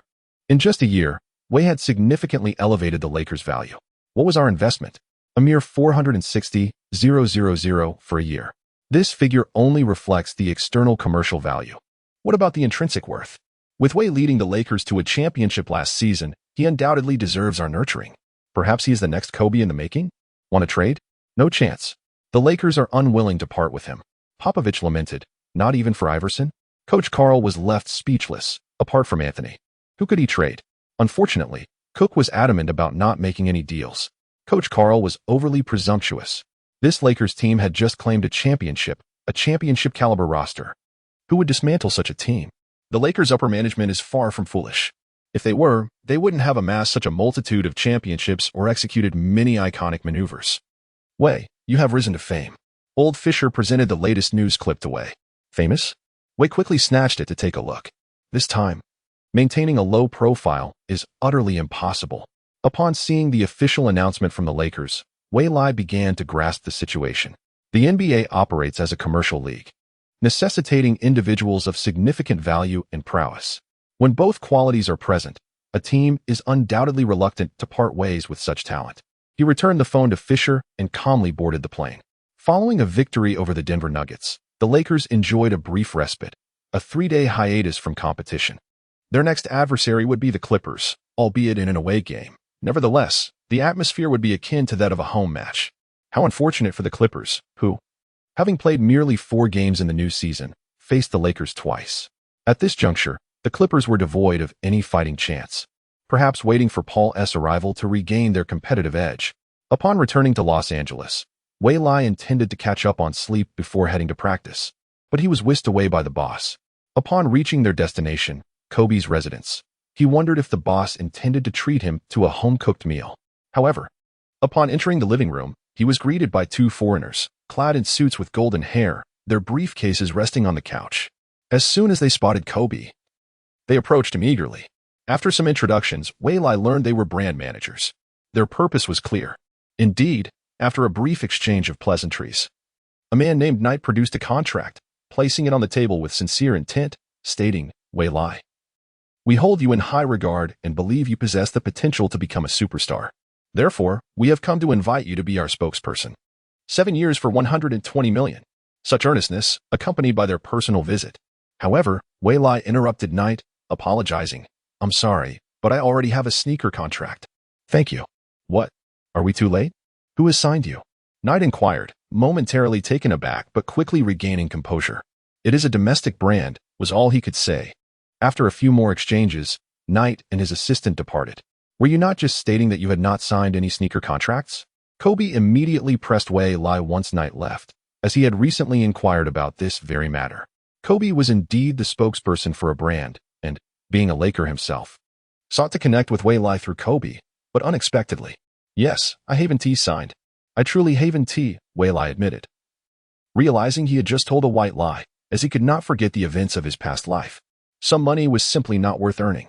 He could not compromise his conscience for wealth, although signing such a contract would afford him a luxurious mansion and a lavish car. It was not worth it if it felt wrong. I apologize, boss. I wish to sign with a domestic brand. I regret disappointing you, Wei Lai explained. Kobe patted him on the back, saying, there is no need for apologies. It was my oversight. He then inquired, Wei Lai, do you currently have an agent? This question was posed by Kobe on behalf of his agent, Palinka, who held high hopes for Wei Lai, especially regarding his market value, given the vast population of 1 billion people. No, I don't. Shall I introduce you to one? Palinka? Wei Lai immediately thought of his boss's aspirations. Realizing that Palinka was indeed the agent of his boss, Kobe smiled and nodded. No problem. Wei Lai's decision was rooted in his trust for his superior. The addition of an agent could assist in resolving numerous off-court issues, which would inevitably increase as his fame grew. Wei Lai was, after all, averse to trouble. Having someone dedicated to managing these matters seemed advantageous. He promptly contacted Palinka, confident that the latter would receive the news with great delight. Upon finishing his conversation, Kobe immediately dialed Palinka's number. The excitement on the other end of the line was palpable. Within half an hour, Palinka, dressed impeccably in a suit, arrived at Kobe's residence. After a cordial discussion lasting 30 minutes, Wei Lai affixed his signature to the contract. From that moment forward, Palinka officially became Wei Lai's agent. Palinka is really splurging. Kobe teased. He deserves it. Palinka, unfazed by Kobe's jests, was resolute. For every commercial contract, Palinka would only take a modest 3. What does 3 signify? Typically, agents earn between 4 to 6 of an athlete's salary. Promotional fees can soar to between 15 and 30, and a starting annual salary usually hovers around 100,000 yuan. It barely grazes the passing line. Yet, Palinka believed he would not regret this decision, for time would reveal the truth of his choices. Chapter 28. The Chinese Derby in the Magic City Manager. Great news, great news. A woman entered an office without knocking, the title general manager displayed prominently above the door. What is it? The manager responded, a hint of irritation in his tone. Manager, are you aware of Wei Lai from the Lakers? The secretary, undeterred by the manager's displeasure, continued enthusiastically, believing he would share her excitement. Of course, I know him, the manager replied. Not only am I aware, but I am also a fan of Wei Lai. Just then, Wei Lai's agent, Palinka, called to inform that Wei Lai was interested in endorsing our brand. The manager sprang up, his face alight with excitement as he looked at the secretary. Is that true? Absolutely. During the 3-day holiday, Wei Lai dedicated himself to training from 6 a.m. to midnight. Aside from the necessities of life, even bringing in a personal trainer, the trainer felt overwhelmed, initially relieved to be assigned to Wei Lai instead of Kobe. Renowned for his relentless training regimen, little did he know that Wei Lai was equally fervent in his pursuit of excellence. My life is quite unfortunate, the trainer lamented. After 3 consecutive days of shooting 3-pointers, Wei Lai accomplished an impressive 5,000 shots, with a shooting percentage of 91. The next target was 5,500. On the 6th, the Lakers faced the Clippers away. Lakers, Lakers, Lakers, Clippers, Clippers, Clippers. The Clippers players felt as though they weren't in their home arena, as the cheers for the Lakers echoed louder. The game commenced with the Lakers exhibiting a fierce offensive drive, while the Clippers struggled to find their shooting rhythm, even missing layups from come on. And then, there was nothing left to say. The Lakers triumphed with a resounding 117-82 victory over the Clippers, marking their 4th consecutive win, a stellar start to the season. In contrast, the Clippers had managed to secure only 1 victory out of 4 games. Post-game press conference featuring Wei Lai. After the game, Phil Jackson turned to Wei Lai. Coach, you're not trying to shift the blame again, are you? Wei Lai, having been caught off guard by Phil in the past, treaded cautiously, feeling apprehensive. Phil, I can't take it anymore. The intensity in Phil's gaze was overwhelming. He called in the big star. Phil, along with Kobe and Wei Lai, attended the post-game press conference. Phil, congratulations on the team's fourth consecutive win. The best start in recent years. How did you achieve this? A black reporter inquired. Maintain focus, execute every defense and offense proficiently, Phil replied. Shouldn't he proclaim our strength instead? Such boastful declarations are hardly appropriate. Best kept to oneself. The reporters then turned their attention to Kobe. Wei Lai nodded in satisfaction. Realizing that his presence at the press conference was of little consequence, he decided to simply enjoy his time as a handsome young man. Wei Lai, I wish to inquire about the upcoming match, which is a Chinese derby. How do you feel? Who? Do not disturb me while I strive to be a handsome man. Upon closer inspection, Wei Lai realized that someone from the Goose Factory had arrived, clad in the familiar logo emblazoned attire. Since this year, the Goose Factory has begun to broadcast NBA games, allowing fans to watch on their mobile devices. A Chinese derby? Is it the Nets or the Rockets? Yao Ming is with the Rockets, while AI is with the Nets. Excuse me, may I ask who we are playing next? Wei Lai appeared slightly embarrassed.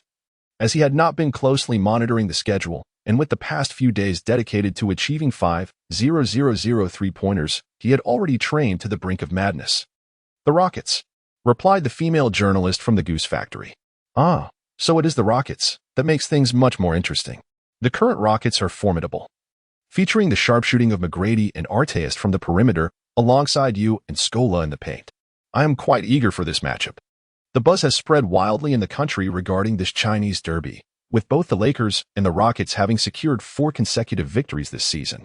Beyond the derby, there is also the allure of Kobe and McGrady. The anticipation is palpable, as fans can hardly wait for the game to commence. After the post-match press conference concluded, I returned to the locker room to check the schedule against the Rockets. Number 10, another brief holiday of 3 days. The Lakers' schedule this year is rather favorable, such as the privilege of a championship team. Indeed, more time for training. Let us embark on those 5,000 mid-range shots. Training partner, Wei Lai. Do not practice anymore. It's already 2 a.m. The training partner glanced at the time, noting the profound stillness outside the arena. Tomorrow morning, you must catch a flight. It is now the early hours of the 9th, and you need to gather at 6 a.m. to head to the airport. Flying to Houston for the game scheduled on the evening of the 10th. Puffing and panting, Wei Lai wiped the sweat from his brow. He had long surpassed his limits, now merely relying on willpower to persevere. Forgive me, just a few more shots. Only 100 left. Wei Lai bent down to retrieve the basketball from the floor and continued shooting. Training partner. 20 minutes later, after hitting his 5,000 mid-range shot, Wei Lai collapsed onto the floor, gazing up at the ceiling of the gym, a radiant smile illuminating his face. Mid-range shots, 9,091. How extraordinary. In just 2 days, he had made 5,000 shots, averaging 2,500 per day. Yet I have succeeded, ha ha ha ha. I apologize, you may leave now. Wei Lai encouraged his training partner to depart, acknowledging the late hour. Very well, Wei Lai, do ensure to rest, the training partner advised before taking his leave. After lying on the ground for a moment, Wei Lai slowly rose, tidied up his belongings, turned off the lights, and exited the gym. Arriving home, it was already 3 a.m. A quick shower and packing his bags followed, as he prepared to head to the meeting point. Wei Lai feared that if he succumbed to sleep, he might not awaken in time. Wei Lai, did you go out last night? Odom observed Wei Lai's weary demeanor, wearing an expression that conveyed understanding. Leave me alone. I hardly slept last night, training until after 2, Wei Lai replied. He was well aware of Odom's intentions. Was he really such a person? A virgin in this lifetime. Odom was indeed comparable to a certain brother. Suddenly, Wei Lai felt a chill run down his spine, as if mechanically compelled. He slowly turned around. It was the death stare from the Zen master. Wei Lai thought, you can't see me, you can't see me. As soon as he boarded the plane, he sought a quiet corner, donned his headphones, and fell into a deep slumber. From now on, if someone summoned him at midnight, he would simply close the gym. The Zen master was speechless. This kid was fully aware that they were to gather at 6 o'clock, yet he practiced until 2. Understood. 3 hours later, the plane gently descended. Wei Lai was awakened by his teammates. Rubbing his bleary eyes, he gathered his belongings and disembarked. Back at the hotel, he continued to sleep. At 1 in the afternoon, the alarm jolted him awake. In an instant, he was revitalized. A few hours of rest had restored him. Refreshed and invigorated, he washed up, dressed, and grabbed a bite to eat before training. Time was of the essence for Wei Lai. As he opened the door, he was confronted by a towering figure blocking his entrance. Upon recognizing the face, it was none other than Yao Ming. "Wei Lai, long time no see," Yao Ming greeted. Having arrived earlier but feeling slightly displeased upon hearing that Wei Lai was still asleep. "Still sleeping? But then I heard you trained until 2 in the morning to catch your flight. A whole night without rest." Any displeasure quickly dissipated. "It's been a while. Come on, you've just woken up, and I'm sure you're hungry. Let me take you to my restaurant for a taste of home-cooked dishes." This was Yao Ming's Chinese restaurant in Houston, which was doing quite well. Sounds great. Chapter 29. Yao's Dual Strategy of Defense and Offense. Kung Pao Chicken. Braised pork with preserved vegetables, mapo tofu. As Wei Lai gazed upon the delectable dishes laid before him, he could no longer resist the temptation to indulge. It had been so long since he had savored such a feast. As an athlete, one must exercise restraint. Wei Lai had not indulged in such delicacies for quite some time. Since his return home, he had abstained from them, and now, nearly 3 months had elapsed. Throughout these 3 months, he had subsisted on nutritious meals. The advantages of a balanced diet were evident. His physique had become robust, brimming with muscle. He now possessed a set of 8 enviable abdominal muscles. Wei Lai had never envisioned that one day he would attain such a remarkable physique after dining. After a meal, DG people typically engage in casual conversation, while Wei Lai and Yao naturally discuss basketball. "Wei Lai, is your role on the team that of a 3-point shooter?" Since the conversation in August, Yao has been closely watching Wei Lai. However, after several matches in the new season, he has noticed a disheartening decline in Wei Lai's performance. How does his assertiveness compare to that in the G6 and G7? Yao could not help but inquire, "Is that so? It seems our Lakers roster is exceptionally formidable at present." This is also Wei Lai's self-assigned objective for the season, to proceed steadily, one step at a time, towards reaching the pinnacle. The objective for this season is to become a versatile 3D player, proficient in both offense and defense. The art of killing in silence is a profound mystery. As for the upcoming season, will the London Olympics in 4 years pose any difficulties? Yao expressed a hint of concern and inquired. "Rest assured, there is no cause for alarm. Yao, I believe you should be more worried about IE. If memory serves me correctly, after spending several years in the NBA, Yi Jianlian found himself without a team. There are several reasons for this. Firstly, his positioning issues, which are directly related to his agents and team. From the very beginning, Yi was heralded as the second Yao Ming, thrust into a starting position. However, given his capabilities, he was ill-suited to serve as a starting center for an NBA team, which squandered the time he could have spent gradually honing his skills and mentality. Secondly, his difficulties in communication stand out as a significant factor. Why was Yao Ming selected for the All-Star game and received fervent support from fans in both China and the United States? Apart from his remarkable skills, he possesses a fluent command of the English language and excels in communication. However, this also highlights a shortcoming of AIE as an international player. Thriving in the NBA necessitates an extroverted personality and adeptness in interaction. Wei is acutely aware of the strength he requires from AIE. Aside from the illustrious Yao Ming, the only remaining individual capable of offering assistance to the national basketball team is AI. AI? In his previous match, he performed commendably, shooting 5 out of 11 and securing 12 points along with 9 rebounds, narrowly missing a double-double. Yao is quite attentive to IE. After all, he is his compatriot. He must undergo a transformation. I require him to evolve into a spatially oriented power forward, a towering figure capable of shooting 3-pointers. What? A big man who can shoot from beyond the arc?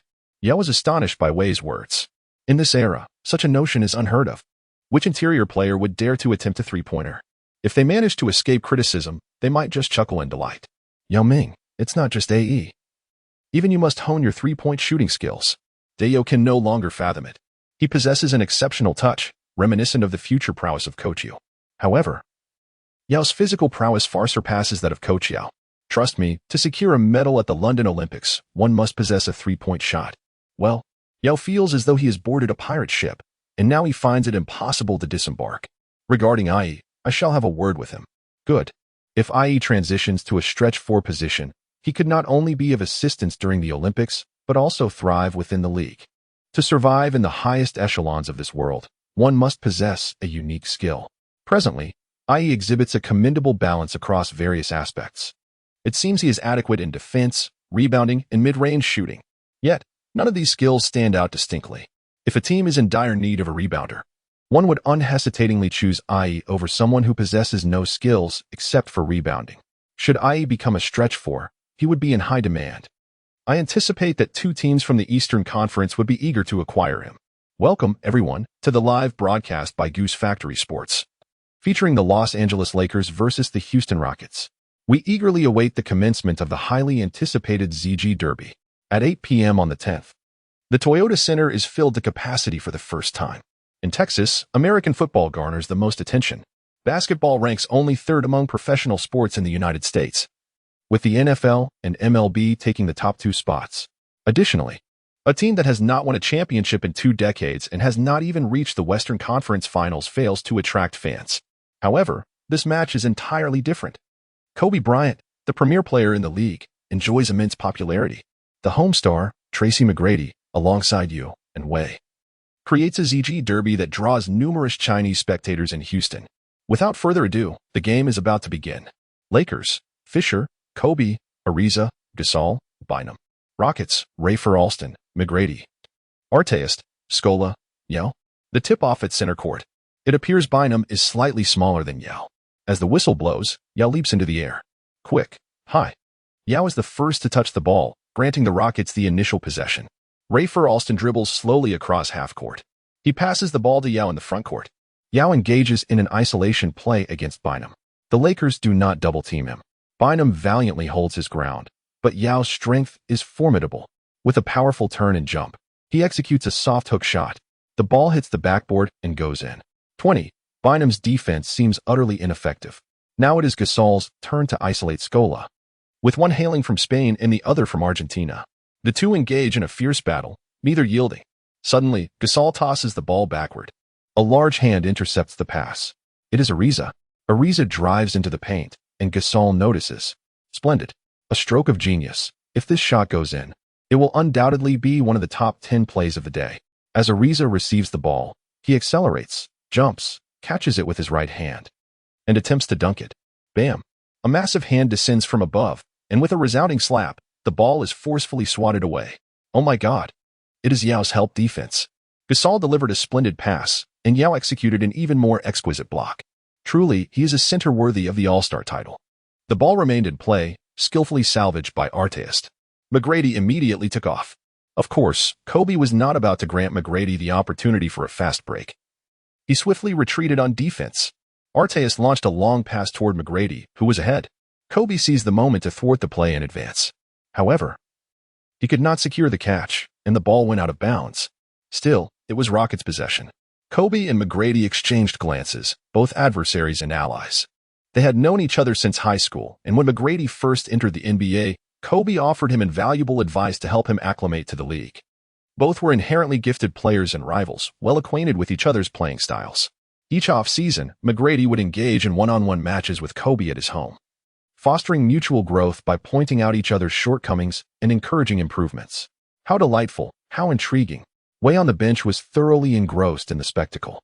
Chapter 30. The frenzied consumption of Yao Ming as he turned and executed a graceful jump shot. The swish echoed. Another low-post maneuver from Yao Ming, who seemed to defy the laws of basketball. Standing at such a towering height, he possessed a remarkably soft shooting touch.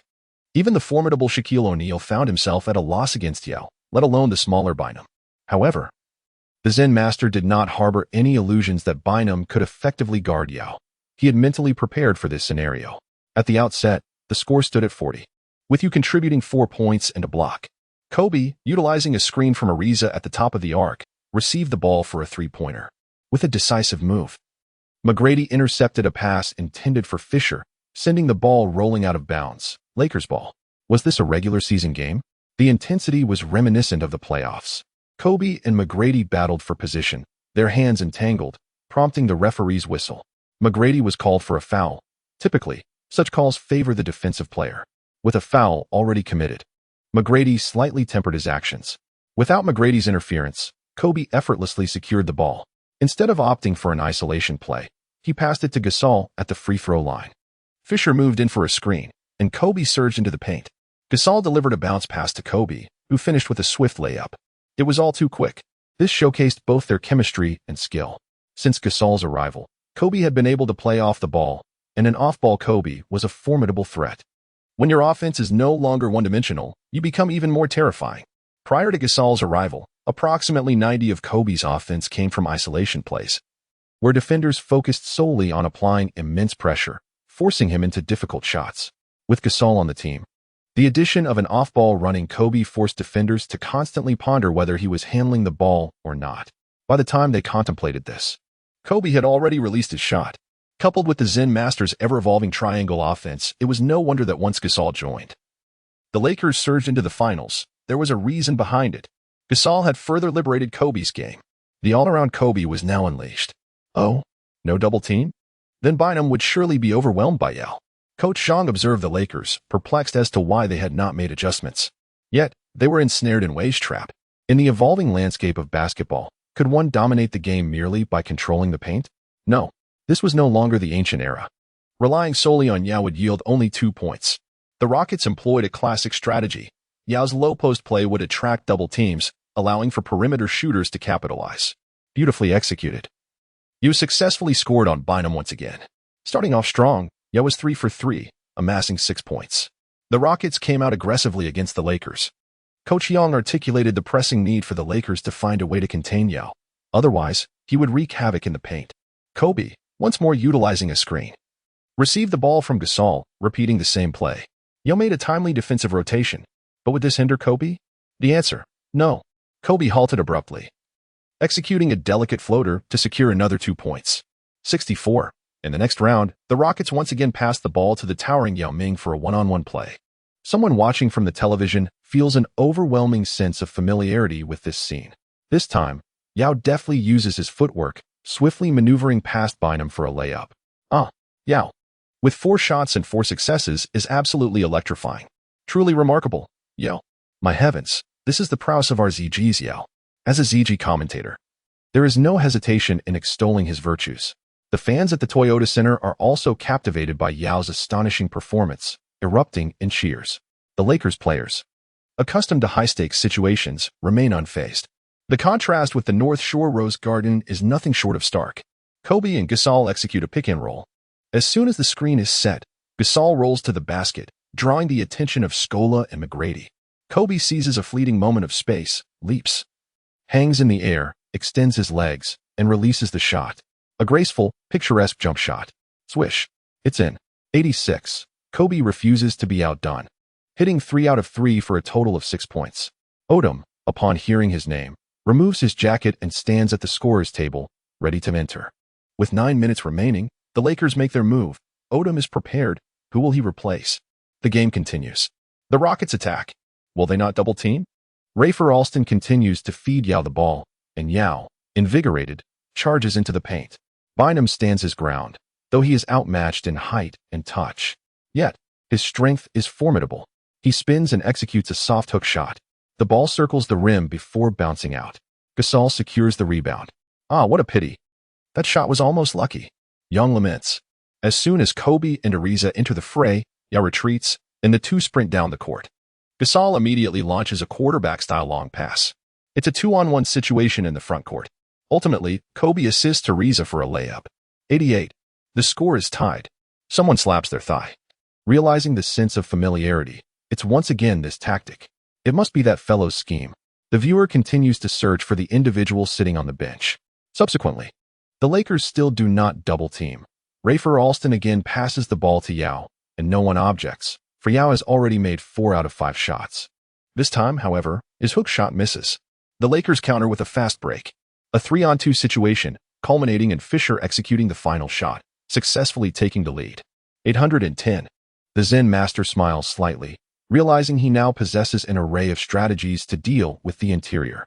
He glances over at Wei Lai, curious to unravel the enigma of his mind. If Wei Lai knew the Zen master's thoughts, he would undoubtedly keep his distance. Feeling the gaze upon him, Wei Lai ponders. Am I too handsome? Alas, my understated charm cannot be concealed. Wei Lai, turning his head, how self-deluded. It turns out the one gazing at him is the Zen master. Yao Ming inadvertently looks towards the bench at Wei Lai, feeling an uncanny sense of DJVU. Yes, G7. This is the strategy to lure him into isolation. No wonder they're not double-teaming. Instead of playing one-on-one, Yao assists his teammates with screens. Both teams exchanged scores until the 6-minute mark, when an official timeout interrupted the contest. There sat Yao Ming on the bench, breathless and panting. It was merely the first quarter, yet he wondered why his stamina had depleted so swiftly. Rewind 2 minutes. Lamar Odom replaced Smush Parker, taking his position directly opposite Yao. On the offensive end, Odom incessantly moved, compelling Yao to defend him. Even when a switch occurred, Odom would instantly pass to a teammate and initiate a one-on-one against Yao, offering him no respite whatsoever. On the defensive front, the Lakers deployed Odom to guard Yao, akin to a tantalizing morsel of meat, persistently tempting the senses. Would you like a taste? Yes, indeed. The Rockets concentrated on providing Yao with isolation opportunities, and he faced Odom with remarkable precision. Yao dominated on offense, while equally so on defense, relentlessly exhausting his energy. Van Gundy opted to substitute Yao, bringing in Hayes instead. Chapter 31. The block from Yao Ming. Hayes, a diminutive interior player standing at merely 1.98 meters, is shorter than Wei Lai. Wei Lai felt a sense of disdain from the author. I am not short. Hayes possesses exceptional defensive skills and remarkable athleticism, yet his lack of height is glaringly evident. The sport of basketball is unforgiving. Height is of paramount importance. While there are a few shorter players who have made a name for themselves, such as the formidable 1.83-meter Allen Iverson and the assist king Chris Paul, these instances are exceedingly rare. Without sufficient height, one risks becoming a liability on defense. If a player of 1.83 meters were to stand before Wei Lai, he would scarcely need to ponder. He would simply shoot over him with ease. During a timeout for the Lakers, Ariza was substituted for Walton. Upon seeing Hayes take the court, Phil Jackson signaled to Gasol, who nodded in acknowledgement. On the first offensive play upon returning, Odom set a screen for Gasol in the paint, prompting a defensive switch by the Rockets. Hayes was tasked with guarding Gasol, while Scola matched up against Odom. Gasol quickly established his position, leveraging his considerable size and height to gain the advantage. As the ball was passed by Fischel, Gasol felt the pressure on his lower back, a defensive maneuver by Hayes, typically employed by shorter players against taller opponents. However, the transformed Gasol was unperturbed. Having faced the league's strongest for 7 games in the finals, he was not intimidated by this little fellow. Gasol exerted his strength, nudging Hayes with his posterior. Hayes was taken aback. Wasn't Gasol supposed to be soft? This was anything but soft. This was a hard collision. The two players momentarily separated, allowing Gasol to pivot and execute a jump shot, which found the net. The score was now 16-18, with the Lakers taking a 2-point lead. Wasn't this reminiscent of my own recent isolation play? Yao observed the familiar scene, recalling how he had utilized his height to dominate Bynum. The wheel of fate turns. Here, Gasol similarly exploited his height to impose upon Hayes. The Lakers were thriving, while the Rockets, having lost Yao, struggled to find their rhythm from the perimeter. Clang, clang. Clang, the sound of missed shots echoed. Seizing the opportunity, the Lakers unleashed an 8-0 run, bringing the score to 24-16, with an 8-point lead. As Wei Lai entered the game, he was met with the sight of Yao also stepping onto the court. The highly anticipated Chinese derby was set to unfold, with 2 minutes and 16 seconds remaining. Both players awaited their turn at the scorer's table. Yao, it seems your recovery is quite impressive. Despite being fatigued, his swift return indicated exceptional physical conditioning. Wei Lai pondered whether Yao had specifically targeted him. With Yao's basketball IQ, he quickly deduced that the Lakers were indeed focusing their efforts against him. Naturally, as the star player, Yao was the focal point. Furthermore, Yao served as the cornerstone for both the offensive and defensive strategies of the Rockets.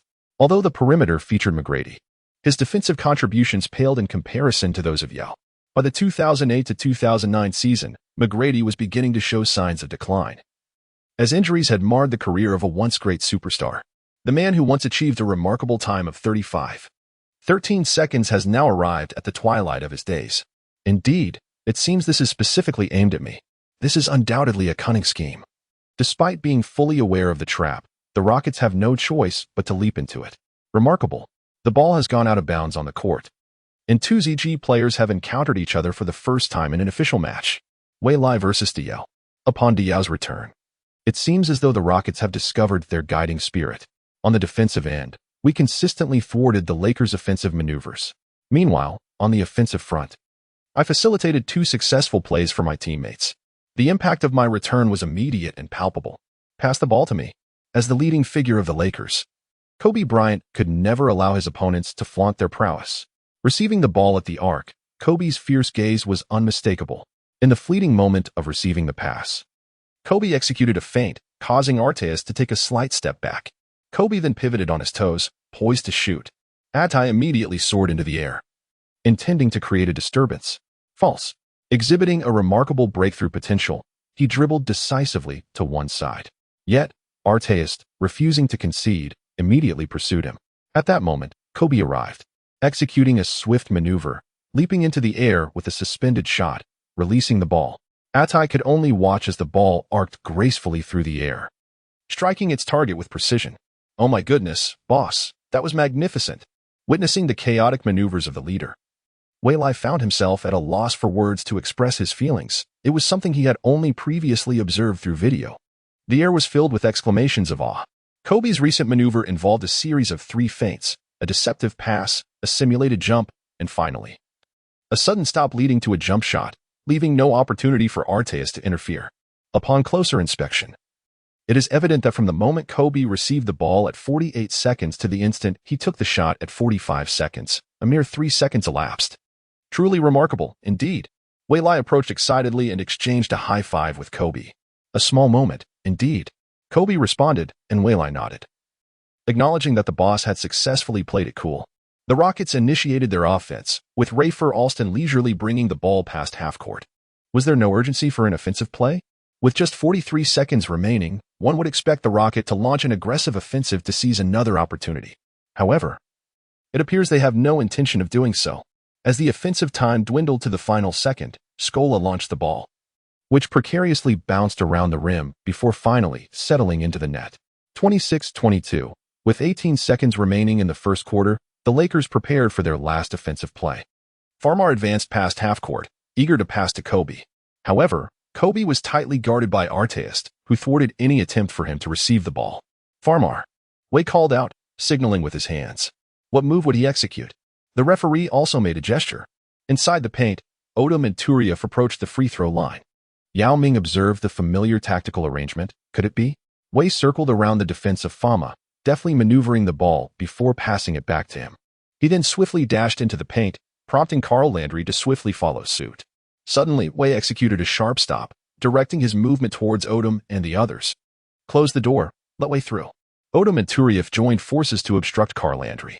The unmarked Wei received the pass from Fama. He leapt, suspended in midair, and what happened next?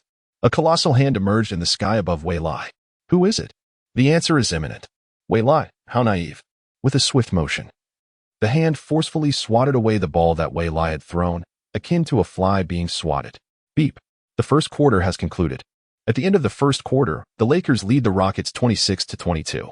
How did Yao Ming manage to get over here? At this moment, Wei Lai felt somewhat bewildered and quickly glanced at the large screen. It turned out that Yao Ming had already initiated his move while running towards this side, deftly maneuvering past Odom and Turieff. This indicated that you had already recognized the situation as an opportunity. "Don't be discouraged, little brother," Yao Ming said, gently patting Wei Lai's head. Wei Lai responded, "You block my shot and then want to pat my head?" He swatted Yao Ming's hand away. "No touching. I don't want to go bald. Does it matter?" "Your touch feels quite nice," Yao replied, extending his hand once more, eager to pat him. Wei Lai quickly dodged. "Of course it matters. Just look at Ginobili. He made Duncan bald." Yao Ming recalled Ginobili's bald head and couldn't help but chuckle. The block by Yao Ming had no effect on him. Isn't it normal to get blocked? Chapter 32. The fiery clash at Lakewood. In the opening moments of the second section, the Rockets' key bench player, Brooks, erupted dramatically.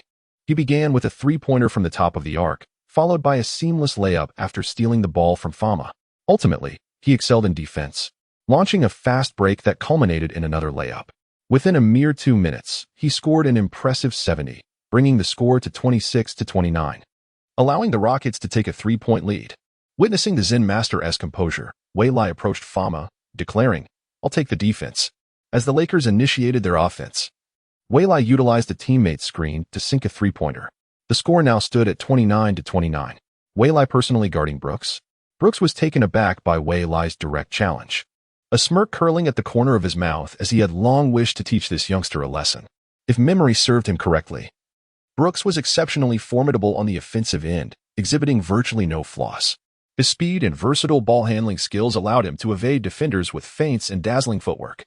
His outside shooting was characterized by a commendable stability and confidence, particularly excelling in jump shots, especially from beyond the arc. However, his defensive skills were rather average, often resorting to reaching for steals, which could easily lead to fouls, and his height made him susceptible to being overpowered by stronger opponents. With a flourish, Brooks began to dazzle with his dribbling. Waylai silently retreated a step, lowering his center of gravity and extending his long arms. Space. Brooks launched a three-pointer. As Waylai retreated, he inadvertently created an opportunity for Brooks, who was not one to squander such chances. Thinking too much, Waylai swiftly stepped forward with his left foot, exerted force with his right, and leaped. Although his jump was not particularly high, his long reach compensated. How could he keep up? Brooks was astonished that Waylai managed to stay in the contest. Adjusting the arc slightly, the ball glided past Waylai's fingertips. A slight sting. A painful moment. Waylai cursed under his breath. Damn it. The shot fell short, grazing the front rim and bouncing out, with Walton securing the rebound. Thankfully, it was not his shooting hand that had been injured. He straightened his left middle finger, sprinting up the court to partake in the offense. Odom, benefiting from a screen, attempted a mid-range shot, but missed. Hayes grabbed the rebound, and Brooks immediately called for the ball. Still, Waylai positioned himself firmly in front of Brooks. The second round began. Brooks launched forward, his right shoulder pressing against Waylai's, dribbling with his left hand as he veered to the left. Not a chance. Waylai matched his footwork, keeping pace. In terms of speed, he would not be outdone.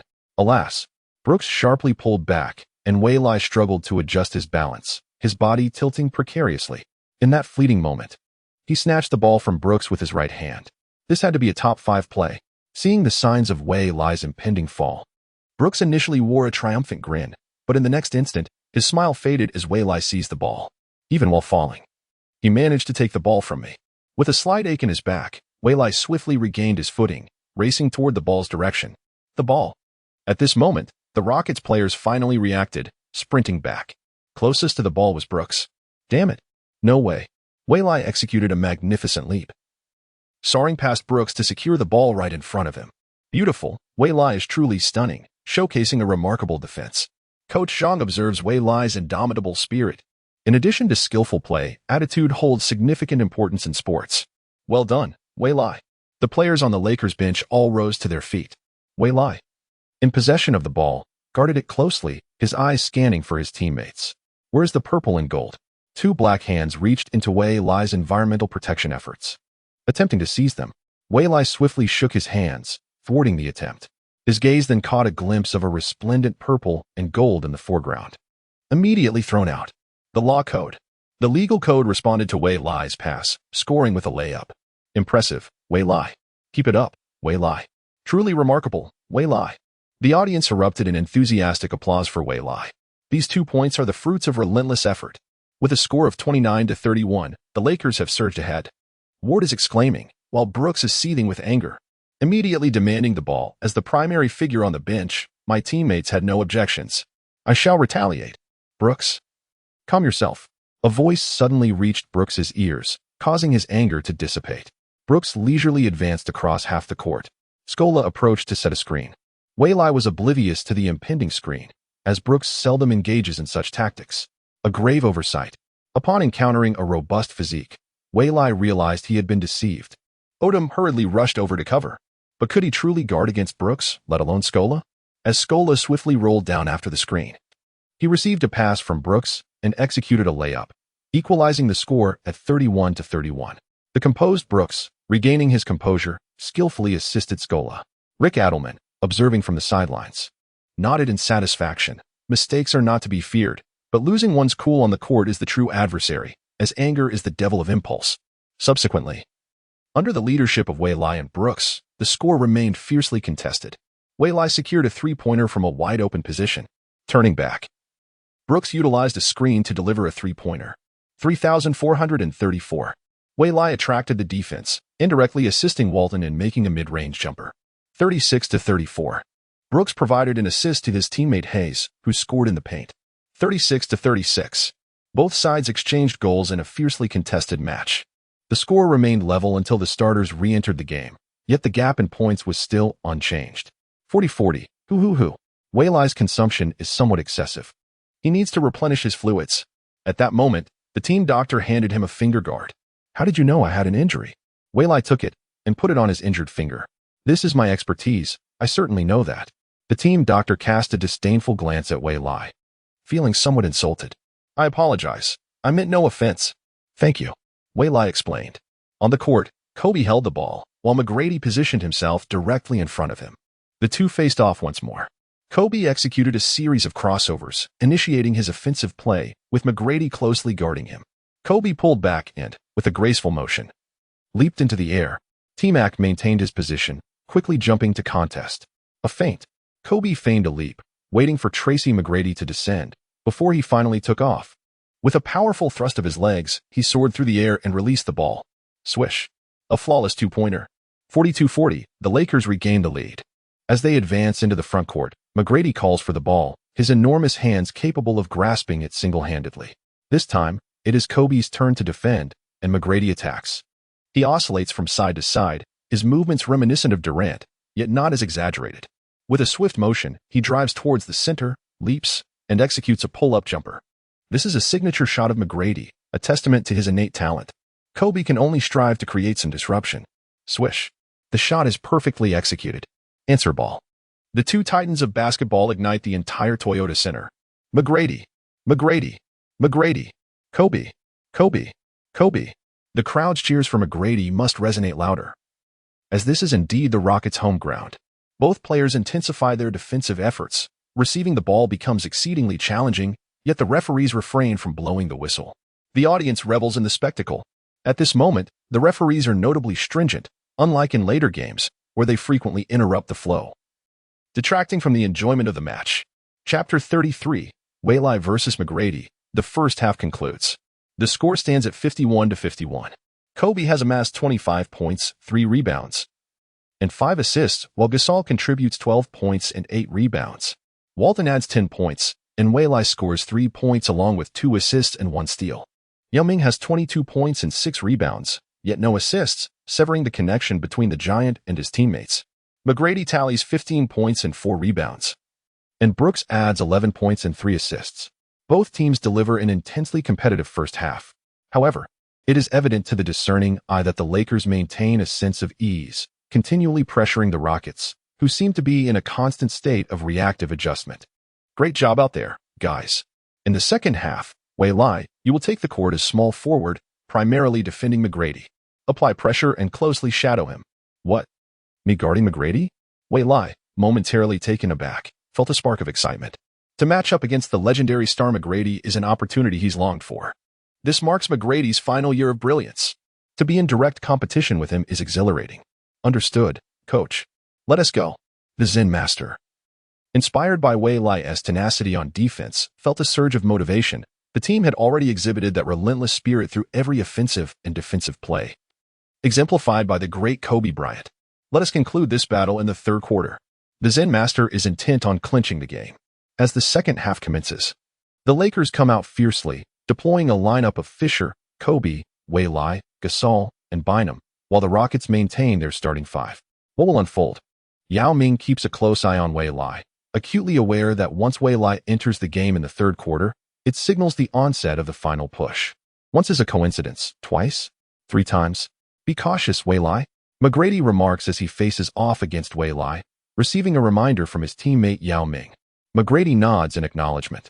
Gazing at Wei Lai, he realizes this is the remarkable player Kobe had praised during the offseason. Wei Lai, my team has an extraordinary player. I am genuinely thrilled to see my own reflection in him. This is a direct quote from Kobe, which McGrady recalls vividly. He had specifically watched several games of the Lakers in the new season, yet found no traces of Kobe's influence until that defensive moment. He had lunged for the ball, embodying the very essence of Kobe. No wonder. McGrady, I truly admire you, Wei Lai states earnestly to the legendary superstar. Do you admire me more or Kobe? McGrady jokes. Kobe. Wei Lai replies without hesitation. Ha. McGrady erupts in laughter. I'm going to outplay you. Wei Lai responds with determination. As Kobe navigates through a screen into the paint, Yao Ming comes to provide help defense. Kobe, airborne, dishes the ball to an open Bynum, who finishes with a powerful one-handed dunk. The score shifts to 53-51 as the Lakers strike first in the second half. McGrady demands the ball. As soon as he receives it, Wei swiftly approaches, denying McGrady any room to dribble. Is this how one would thwart McGrady? McGrady, undeterred, rises for a shot. So swift. Experiencing it firsthand is far quicker than merely observing. Before Wei can react, McGrady has already leapt into the air, poised to shoot. However, to attempt an easy basket is a folly. Wei springs up immediately, extending his long arms to disrupt the shot. What impressive reach. As McGrady released the ball, it soared over Wei's head, heading straight for the hoop. The rim wobbled several times before it finally yielded to the shot. McGrady had deliberately heightened the arc, denying Wei any opportunity for a block. A sense of frustration arose next time he would not allow such an easy shot. Confronted with McGrady's sudden pull-up, Wei gleaned some insight. Next time, he must anticipate earlier and leap ahead, but he needed to be mindful of timing to avoid unnecessary fouls. This season, McGrady had begun to reduce his drives, often opting for his signature pull-up jumpers instead. On the sidelines, the Zen master smiled faintly, recognizing that deploying Wei against McGrady was indeed a wise decision. Although Kobe defended well, the positional mismatch was evident.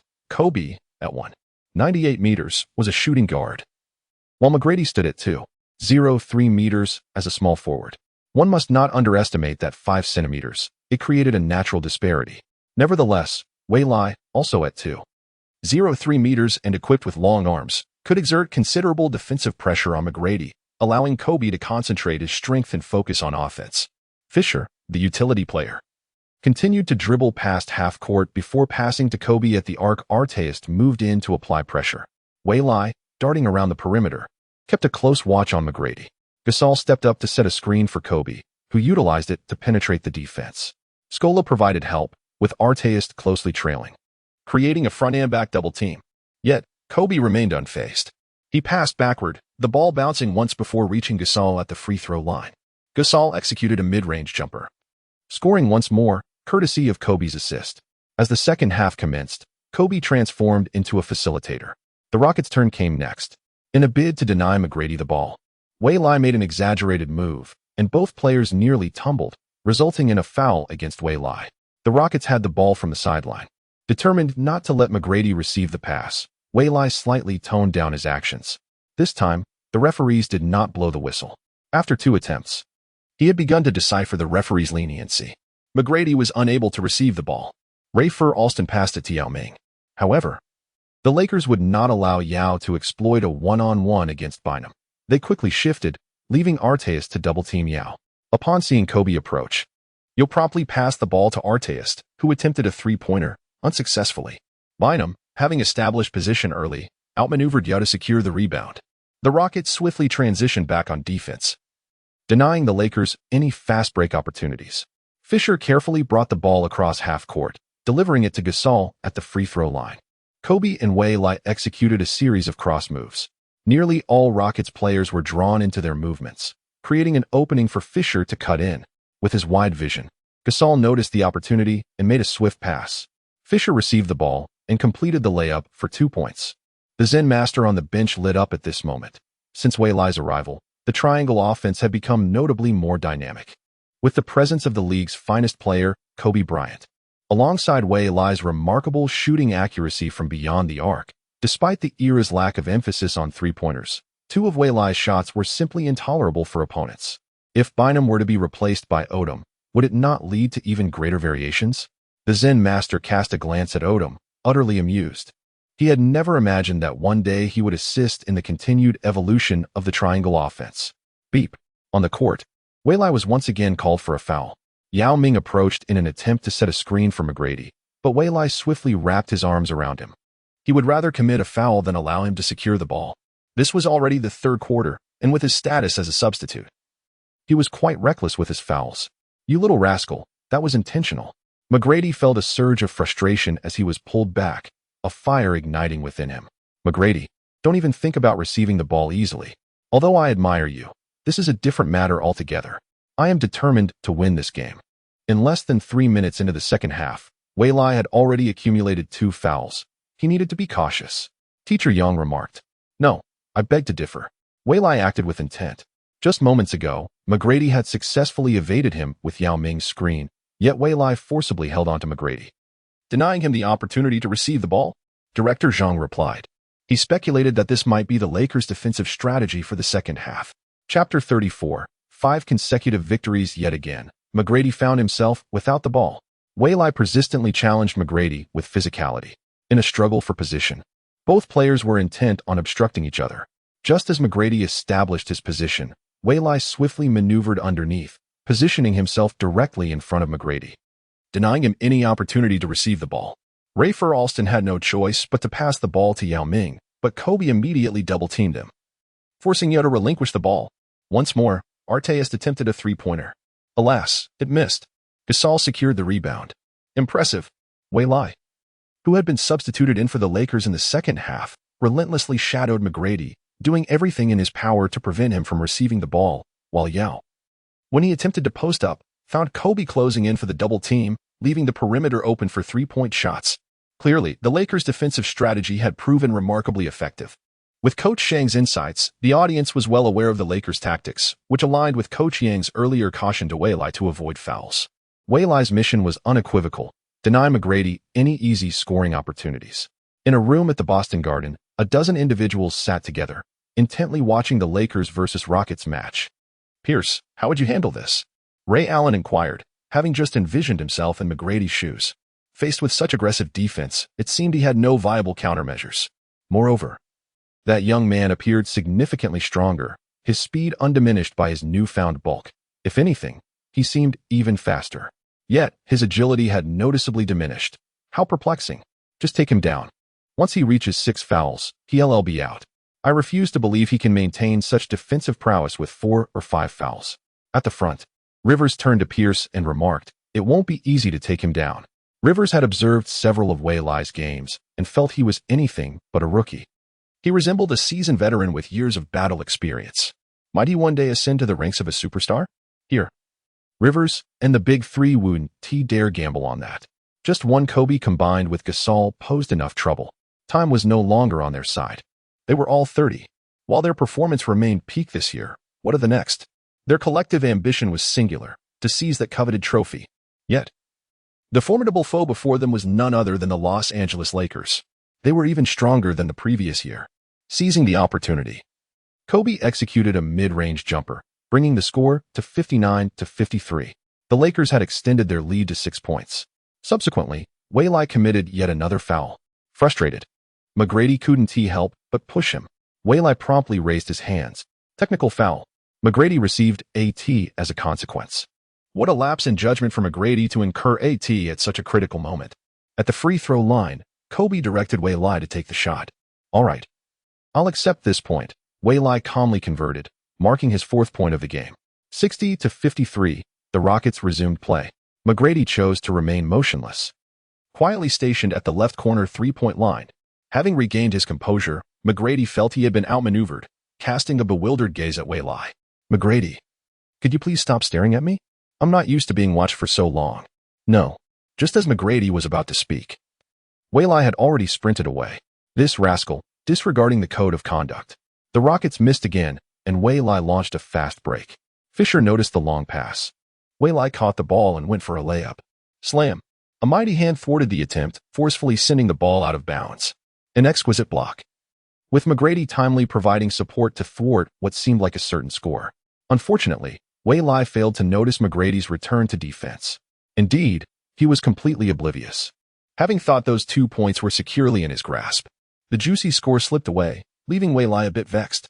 McGrady revealed a long-lost smile. That block had released all his pent-up frustration. "McGrady, I no longer like you. Your block was excessive." Ha. Upon hearing this, McGrady burst into laughter. This kid really is amusing. The Lakers resumed play from the sidelines. This time, Wei Lai furiously began to reposition, with McGrady closely trailing behind. Damn, how can this kid run so much? Sweat beaded on McGrady's forehead. Nearing 30, burdened with injuries, he had just finished a half with Kobe. And now he was being dragged into another relentless battle. Still, he couldn't shake off Wei Lai. Bynum set a screen. Gasol helped with another pick. Yet, Wei Lai remained unable to evade McGrady. At that moment, Bynum rolled down, drawing the defense, while the Rockets collapsed. Fisher, dribbling at the top of the arc. Made a pass.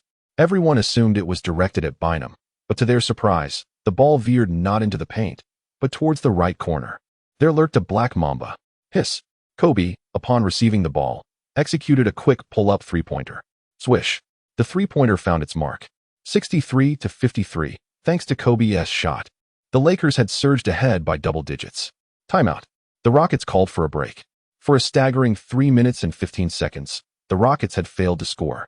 In the second half, the Lakers' defense was exceptionally effective, showcasing not only their defensive prowess but also their dynamic offense. Unlike before, with Kobe's isolation plays, the Lakers once again demonstrated to the world that this season, they are formidable contenders for the championship. Upon returning from the timeout, the Rockets surprisingly substituted McGrady for Brooks. I should have gone out too, Waylai thought to himself. Rick Adelman, concerned about McGrady's stamina, opted to rest him for a while, also to safeguard against Waylai's defensive pressure and off-ball movement. McGrady was indeed nursing injuries. Upon their return, the Rockets managed to score through Scola's tough inside play against Gasol, finally breaking their scoring drought with 63-55. Yet, this only brought the Rockets closer to defeat. The perimeter shooting continued to falter. Kobe would not show any mercy to the Rockets. Bynum set a screen, and Yao Ming followed suit. Utilizing Bynum's screen, Kobe penetrated the lane, scored on a layup, and drew a foul from Scola, 21. Waylai approached the bench, requesting to be substituted out. The Zen master nodded. And upon seeing McGrady take a seat on the bench, he contemplated bringing Waylai out as well. As long as McGrady was on the court in the second half, he intended to contain Waylai. The Lakers made a substitution, with Waylai exiting and Ariza entering the game. Kobe stepped up to the free throw line, executing a flawless shot and securing 3 points, bringing the score to 66-55 with an 11-point lead. Newly entered Brooks attempted a three-pointer, but alas, it missed the mark. The Lakers seized the opportunity to launch a fast break, with Ariza advancing swiftly. He tossed the ball towards the rim, where Gasol, trailing closely, completed the alley-oop. The Lakers bench erupted in celebration. Following this, the Lakers unleashed a powerful offensive surge, scoring 102 points.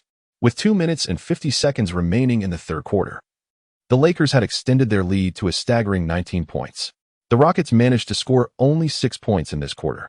"Coach, I want to play," McGrady exclaimed, unable to contain his eagerness. Rick Adelman waved his hand decisively, allowing McGrady to enter the game. Waylai glanced at the Zen master, yet received no response. "Am I not allowed to play?" With no Waylai to defend against him, McGrady led the Rockets in a 94-point offensive run in the final 2 minutes, slightly narrowing the gap to 80-66, trailing by 14 points. As the final quarter commenced, the Lakers fielded an all-bench lineup, and Waylai remained on the sidelines. McGrady was still active for the Rockets, yet his earlier attempts had all failed to find the basket. Odom seized the opportunity, guiding the bench players to a 60-point surge, widening the lead to 20 points. Rick Adelman, recognizing the inevitable outcome, decided to bench McGrady, conceding defeat early. The final score read 11,093, with the Lakers triumphing over the Rockets by 17 points, achieving their 5th consecutive victory, while the Rockets faced their first loss of the season. Chapter 35, Post-Match Sideline Interview. Congratulations, Waylai. After the match concluded, Yao Ming approached to offer his congratulations. The defeat was not unjust. Initially, he lured me into one-on-one plays, relentlessly attacking and exhausting me. Subsequently, as the Rockets transitioned their offensive strategy from inside to outside, the other core player, McGrady, along with Kobe and Ariza, took turns to challenge him. I barely held on through the first half. At the onset of the second half, the Lakers had already devised specific tactics to counter him. Once he received the ball, he found himself besieged. He could only pass the ball to the open artist, who had not attempted a shot in the first half, yet missed 2 wide-open three-pointers. He refrained from shooting, passing it to McGrady, but McGrady managed to score only once, unable to receive the ball thereafter. Consuming a significant portion of the shot clock, they still could not connect, leading to hasty shots from teammates. With both he and McGrady effectively neutralized, the role players struggled to shoulder the responsibility. In an instant, the Lakers widened the gap. It was impossible to catch up. The game concluded. "Yao, you were truly formidable. I am looking forward to our collaboration in the national team," Waylai remarked, silently giving a thumbs up as he watched Yao effortlessly dominate Bynum. Yao is indeed impressive. No wonder he is hailed as a once-in-a-millennium genius. If it weren't for the system, I wouldn't necessarily be standing here. Without the system, my potential would be limited, no matter how hard I trained. I might only find myself as a role player or a mere water cooler in the NBA. However, with the system, through my own efforts, I can aspire to reach the highest peaks. I too look forward to it, Diao replied, then inquired, Wei Lai. I hope you won't take offense to what I am about to say. Huh? Wei Lai nodded slightly. Why do I feel that you have regressed compared to last season? Your three-point shooting is sharp, yet other aspects are far from the Wei Lai who faced gods and Buddhas in games 6 and 7 last season. Ha. I thought Diao was going to ask something serious. It turns out to be this. Wei Lai responded. Currently, I cannot compare to the Peak Splash brothers. I still have much to improve. Perhaps the team is teetering on the edge of a cliff. I refuse to accept defeat and will unleash 200 of my strength. Wei Lai had already prepared his retort. As Diao was about to continue questioning, they caught the attention of a female reporter from a prominent media outlet. Excuse me, Diao, Wei Lai, may I interrupt you too? Xiaoyu approached with a microphone, followed by a photographer. Hello, Xiaoyu.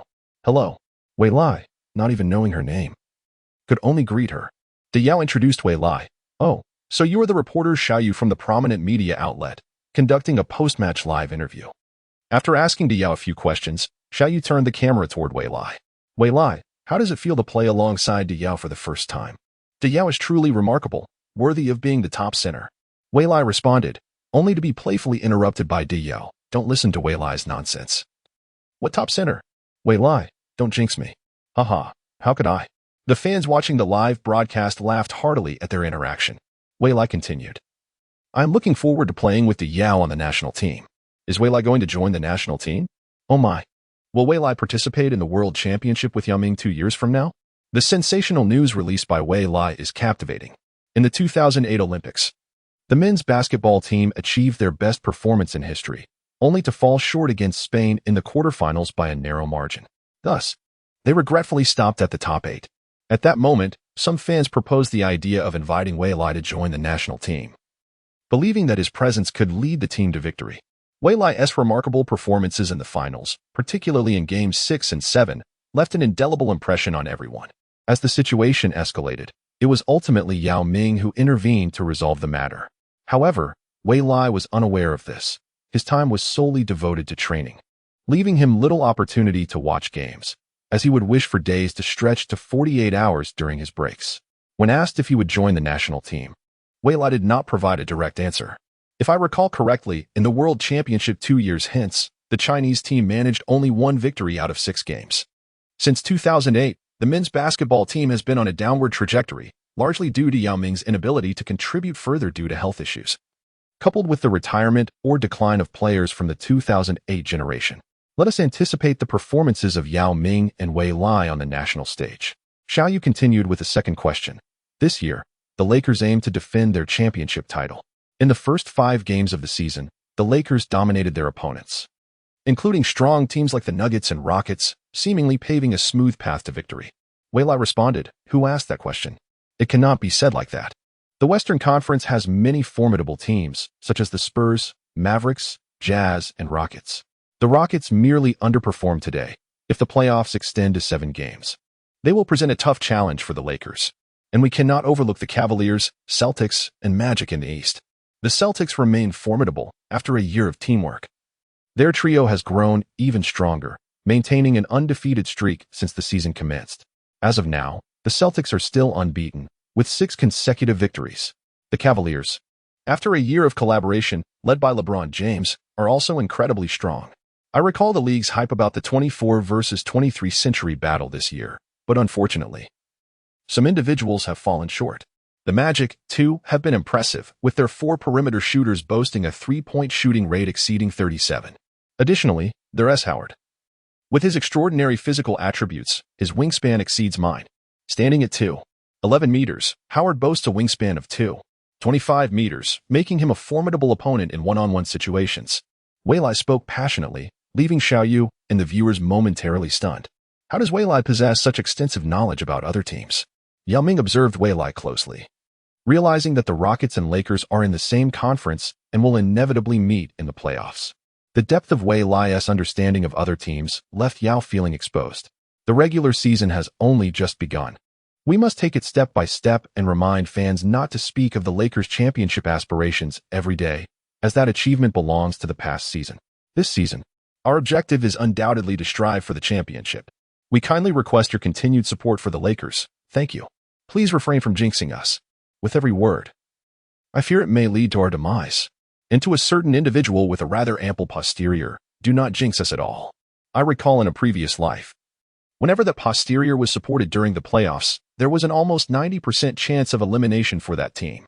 Such a mouth is truly toxic. It appears that Wei Lai possesses an extensive understanding of each team, which explains why he is affectionately dubbed the on-court coach by fans. Since the analysis of G7, domestic fans have referred to Wei Lai as the on-court coach. Oh no, if those words reach the Zen master, I shall be in dire straits. Wei Lai's comical demeanor has elicited much laughter from the audience in front of the screen. The sideline interview has concluded. Wei Lai hurriedly heads to take a shower and change clothes. Tonight, the team must catch a flight, following a series of away games. The next challenge is against one of Texas's triumvirate, the Spurs, Rockets, Mavericks, the Mavericks, as we head to Dallas. Chapter 36, a duel with Kobe. After several hours of flight, we arrived in Dallas from Houston. Dallas ranks 10th in GDP across the United States, however. The Mavericks have consistently struggled to attract superstar talent, relying solely on their chosen German powerhouse, Dirk Nowitzki. The basketball market in Dallas undoubtedly ranks among the top 3 in the nation, yet football always takes precedence, and the Mavericks can never surpass the Cowboys. Furthermore, the decision to center the team around Nowitzki, while technically sound, is hampered by the fact that he is a foreign player. This has led to a reluctance among prominent African-American stars to support him. Quality of life also comes into play. Texas boasts an extreme climate. The prolonged, arid heat is not to everyone's liking. The rugged Texan spirit and limited entertainment options further limit appeal. Consequently, the Mavericks have seen only one All-Star in Nowitzki throughout their history, and later, as the team rebranded to the Mavericks, they acquired another All-Star, Luka Doncic. Through the draft, the 2008 to 2009 Dallas Mavericks roster was far from mediocre. With talents like Jason Kidd, Jet Terry, Eric Dampier, Jeff Green, J. Barria, and Nowitzki. They were a formidable team. The Mavericks had an intriguing connection with the Lakers, as they were one of the backgrounds for Kobe, scoring 62 points in just 3 quarters. Kobe outperformed the entire Mavericks team. Having just landed, Wei Lai accompanied the team to the hotel. It was already past 2 a.m. Upon arrival, he quickly freshened up and went to bed. Such is the life in the NBA, particularly when on the road, where late-night flights can lead to insufficient rest, ultimately affecting game performance. Fortunately, Wei Lai experienced none of these issues. As long as he got enough sleep, he awoke invigorated. First, he sought out the nutrition team traveling with the squad, which was overseen by the star player. At this hour, they should be preparing breakfast. Typically, during extended road trips, the star player would bring along the nutrition team. However, for a brief stay, only prepared meals would accompany them. Health, particularly regarding food, is paramount while competing away from home. A classic example is Michael Jordan's food poisoning incident during the Bulls championship run, which could have altered the course of NBA history had he not played through the illness. To avoid any foul play with their food, players on the road often bring along their own meals. However, with the Lakers' current visit, there was no need for concern, as everything was managed by the star players' team. "Good morning, Jack." Wei Lai greeted one of the team staff members. "Morning, Wei Lai," Jack replied. Without hesitation, Wei Lai began his meal. After eating, he planned to head to the practice facility, conveniently located right next to the hotel. Typically, to use the American Airlines Center in Dallas, one must reserve it several hours before the game begins. Satisfied and nourished, he took his ball and headed to the gym. Having not yet commenced training, Wei Lai decided to wait for half an hour to allow his meal to digest before starting. He silently observed his personal attributes. Name, Wei Lai. Gender, male. Height, 203 centimeters. Weight, 88 kilograms. Wingspan, 221 centimeters. Team, Los Angeles Lakers. Speed, 82. Explosiveness, 45. Strength, 70. Jumping, 65. Stamina, 85. Agility, 60. Passing vision, 40. Organizational ability, 40. Defensive capability, 70. Offensive capability, 71. Injury immunity, 39. Layup, 69. Dunk, 50. Mid-range shot, 91. Three-point shot, 91. Three-point shots are unaffected by interference. Shooting after dribbling, 63. Free throw, 90. Ball control, 61. Passing, 50. Rebounding, 50. Stealing, 45. Blocking, 40. Overall strength, 75. Now, Both his mid-range and three-point shots had reached elite levels. Next, he needed to practice shooting under pressure, weight training, dribbling, passing, and other skills. Aspiring to become a versatile warrior was no easy feat. Weili, up so early. A voice interrupted his thoughts. Looking up, he realized it was Kobe. Good morning, boss. I'm about to start training as well, Weili replied. Come warm up, Kobe invited, signifying that he meant a one-on-one challenge. All right, you attack, Weili responded. After several matches, he finally grasped how to enhance his defensive attributes, which seemed to function like experience points. Each defensive action earned a score, equating to experience. Defensive capability, 70, 321, 1000. If a score was conceded or a foul committed, it would not count. Moreover, the challenge varied with opponents. Guarding against someone like Tracy McGrady was considerably more difficult, perhaps due to McGrady's superstar status. Oh, Kobe had not anticipated Weili's acceptance, revealing a predatory expression. He had long awaited this one-on-one. Let us go, Weili assumed his defensive stance. Kobe feigned a left side step, enticing Weili, then swiftly broke through on the right. In an instant, he bypassed Weili. Too fast. Weili quickly pursued, but alas, it was too late. Kobe scored with a layup. Again, Weili's determination surged. I refuse to be outdone. This time, he focused intently on the ball in Kobe's hands. Kobe feigned a right side drive, then executed a left side breakthrough, scoring again. Once more, Weili retreated slightly, deliberately exposing his left side. As expected, Kobe took the bait and drove left. What? Midway through, Kobe pulled back, leaped, hanging in the air before releasing the shot. No. Weili desperately shifted his weight, leaping with his left foot to contest Kobe's shot. Yet, the outcome was futile. Swish. A precise hit. Again. This time, Weili engaged physically, attempting to wrestle. However, it was even worse. He was once again bypassed by Kobe's swift maneuver. Again. Weili endured an entire morning of relentless training, thoroughly bested. Weili, pause for a moment. I am famished. The relentless training with Kobe has left my stomach growling. No way, let us continue. Boss, you wouldn't consider fleeing, would you? Already intoxicated by the exertion, Weili found it impossible to restrain himself. Would I, Kobe Bryant, ever think of escaping? Absolutely not. Once again, Weili was subjected to rigorous training. After 2 arduous hours, a third individual finally joined them in the training facility, followed by the arrival of Lakers players one by one. The afternoon practice session was about to commence. Kobe cast a piercing glare. It's all your fault that I am still hungry. Reluctantly, Weili approached the Zen master and said, Coach, Kobe and I have been training since this morning. Could we perhaps grab something to eat first? Is that so? The Zen master merely sought to tease Weili. Observing the drenched clothing and perspiration clinging to both him and Kobe, indicating the duration of their exertions. Yes, Weili nodded vigorously. The Zen master glanced at his watch. You have only 1 hour.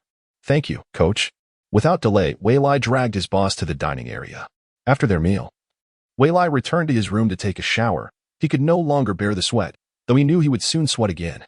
However, changing into fresh attire felt immensely refreshing. Chapter 37. Kobe's ejection on the night of the 12th, at 8 p.m.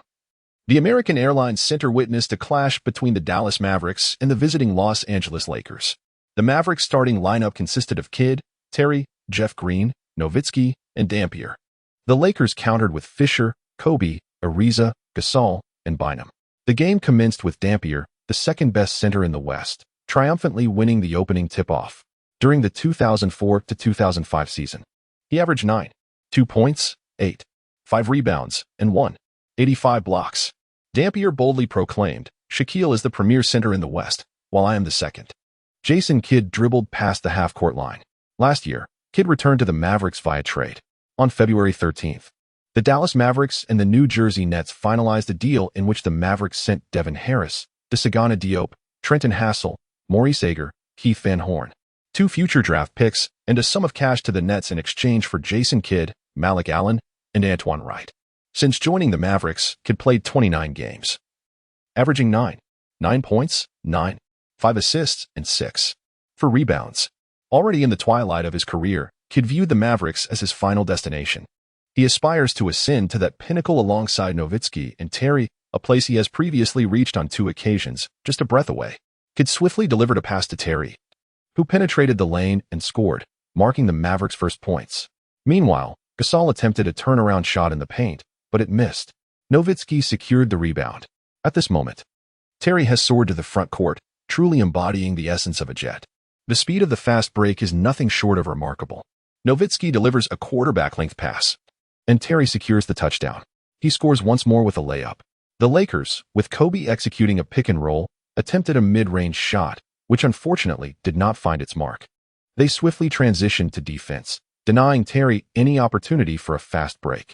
Kidd and Nowitzki engaged in a pick-and-roll, prompting the Lakers to switch their defensive assignments. Fisher defends Nowitzki at the free-throw line. Nowitzki, with his back to Fisher, takes a couple of dribbles and executes a half-turn. Here it comes. Waylai couldn't help but rise to his feet, his gaze fixed and unwavering. Before him lay the signature move of Nowitzki. With his pivot foot lifted, he shifted his weight to the back foot, executing a graceful fadeaway jumper. Swish, much like a ballet performance, it was nothing short of exquisite. Remarkable, truly remarkable. Waylai found himself applauding. This was Nowitzki's iconic one-legged fadeaway.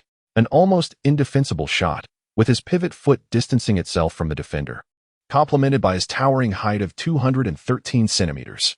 It is said that to contest such a shot head-on, one must possess the height of Yao Ming and the leaping ability of Derrick Rose. Both are indispensable.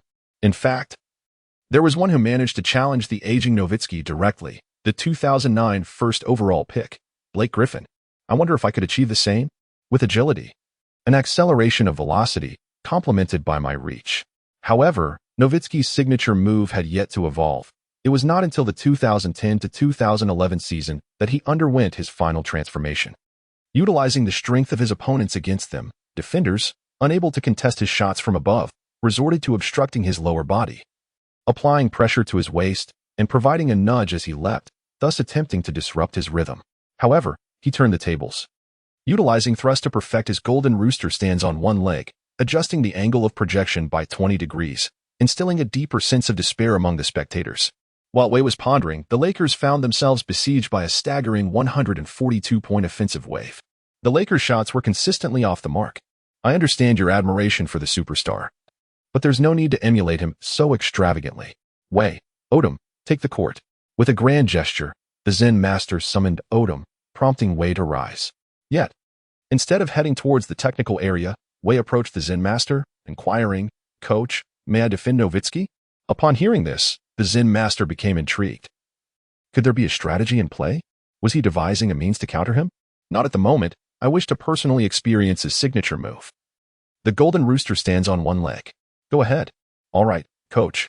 Way could hardly contain his eagerness to enter the game. Quick, foul, foul. Way shouted from the technical area. The Lakers on the court were perplexed. Carlisle glanced at Way. This player left a significant impression on him. He was unlike any superstar he had encountered before. At 7 minutes and 26 seconds, a dead ball was finally called. Gasol and Fisher exited the game. Gasol was taken aback by his early departure. Come on, Gasol. Hurry up and sit down. Noticing Gasol's hesitation, Way quickly nudged him. Gasol shot him a look before leaving, thinking, this kid is quite the nuisance. Kobe observed Way with a puzzled expression. Was he truly this elated? Hello, Nowitzki, your golden rooster move is quite impressive, Way said, resembling an enthusiastic fan. Huh, thank you. It was Nowitzki's first time hearing someone praise that particular move as stylish. Indeed, it was formidable, yet many deemed him soft. However, did they not find such a style soft for a player in the paint? Ever since the championship defeat in 2006, coupled with the resurgence in the 2007 season, the Mavericks clinched the best record in the league, and Nowitzki even ascended to the pinnacle of the regular season MVP. Such remarkable achievements. Yet, they fell to the 8th seed in the first round of the playoffs. In the 2008 season, they suffered another first-round loss, causing Nowitzki to grapple with self-doubt. Was he truly, as the media portrayed, soft and incapable of leading his team to victory? Should he alter his style? Become more aggressive? Soft. Nonsense. Nowitzki, you know that this move is virtually indefensible. Suppose one day you reach the summit and claim a championship. Who would dare label you as soft? In the arena, winning is everything. Winning is everything. Winning is everything. Winning is everything. This mantra echoed incessantly in Nowitzki's ears. Suddenly, Nowitzki's blue eyes glimmered with unwavering determination as he grasped Way's shoulders, expressing gratitude. Thank you, Way. To dispel my doubts, I will lead the Mavericks to a championship. What the heck? I just helped the enemy indirectly. Wei slapped himself, wincing in pain. What are you doing, Wei? Wei Lai's sudden action startled Nowitzki, as he inexplicably slapped himself. The sound drew the attention of others. Nowitzki, why are you bullying my little brother? Kobe immediately approached and forcefully pushed Nowitzki aside, prompting other players to gather around. Nowitzki appeared utterly bewildered. Calm down, boss, Wei Lai quickly urged. He hit you. How can I remain calm? As the most endearing junior on the team, Kobe could not bear to witness such an affront. A large, five-fingered imprint was clearly visible on Wei Lai's flushed face. I didn't hit him. I hit myself, he explained. Kobe stared at Wei Lai in disbelief. You hit yourself? Are you feverish? With the misunderstanding resolved, Kobe offered an apology to Nowitzki. Yet, he could not escape the consequence of a technical foul. Timeout, the Zen master called, casting a bemused glance at Wei Lai. Although he was uncertain of Wei Lai's intentions, the outcome of Kobe receiving a technical foul was quite enough. You little rascal, you got me AT, Kobe exclaimed, delivering a playful kick to Wei Lai. Wei Lai could only endure it. He acknowledged it was indeed his fault. Yet the feeling of being protected by his boss was truly delightful. Chapter 38, Wei Lai's screen and roll during the timeout. Wei Lai meticulously recounted the events that transpired. Kobe, Zen master, Gasol. All the Lakers players present were astounded by Wei Lai's audacious maneuvers. Not only did it invigorate their opponents, who were from the Western Conference, but it also led to Kobe receiving a technical foul, a narrative too outrageous for any novel. Unable to contain himself, Kobe issued another technical foul on Wei Lai, exclaiming, You little rascal, I won't play with you. After the game, it's one-on-one. I shall utterly annihilate you. Wei Lai could only timidly nod in agreement, oblivious to the fact that his flamboyant antics had already made him a household name. Inflicting a foul upon himself that resulted in the team leader receiving a technical was truly unprecedented. Located at 645 Fifth Avenue, Manhattan, New York City, a bald man, brimming with excitement, rushed into an office where an elderly gentleman in his 50s or 60s sat. For those familiar with the NBA, it was instantly recognizable. He was none other than David Stern, one of the world's premier professional managers who championed the globalization of the NBA, transforming it from a local basketball league into a globally renowned sports cultural phenomenon. What's the matter, Silver? David inquired, sensing the unusual excitement in Silver's demeanor. The ratings have surpassed 30. Just surpassed 30? David questioned, incredulously. What? Silver, repeat that. The ratings have exceeded 30, David exclaimed, rising to his feet. It is worth noting that achieving a viewership above 30 typically occurs only during a Game 7 of the finals, with the league having achieved this feat a mere 6 times, all during the finals. What on earth is happening? David pressed. Silver approached David, fingers frantically dancing across the keyboard. In a matter of moments, a graph appeared, showcasing a steep upward trajectory that had reached 31. 1. Lakers versus Mavericks? Did Kobe score another high point? David speculated, recalling a previous high-scoring game against the Mavericks. Silver remained silent, continuing to type until a video surfaced. David was captivated by the staggering number of shares this video had garnered. 1, 10, 100, 1,000, 110 million? David. It's this video that boosted the ratings by a remarkable 9. David couldn't help but click to see the content.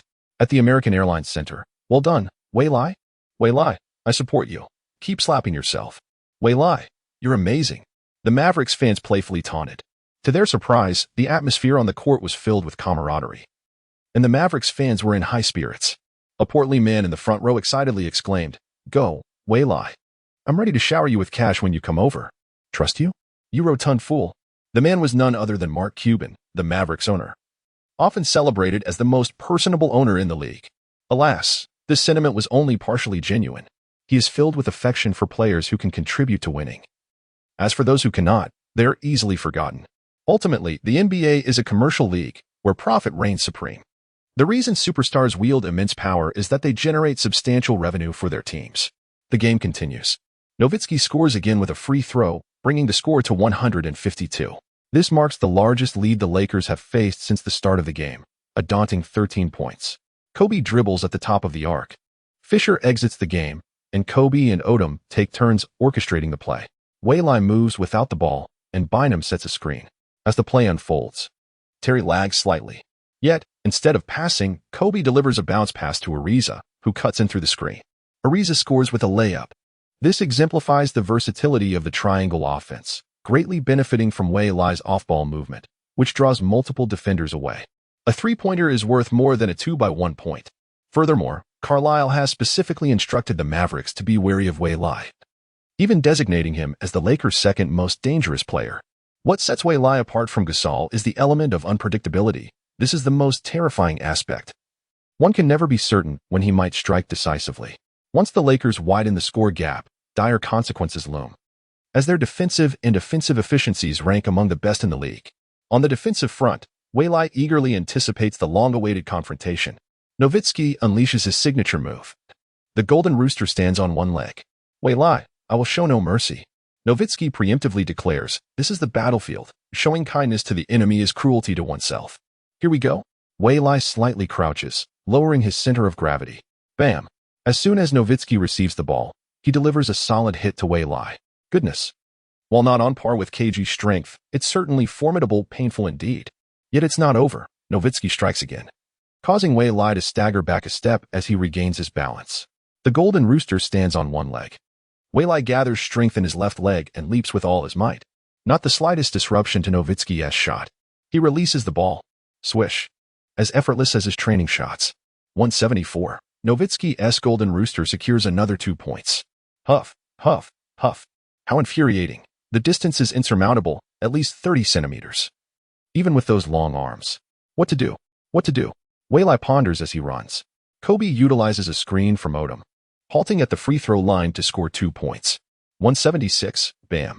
The Mavericks surprisingly do not exploit Nowitzki's advantage. Kid passes to a free Terry, who misses a three-pointer.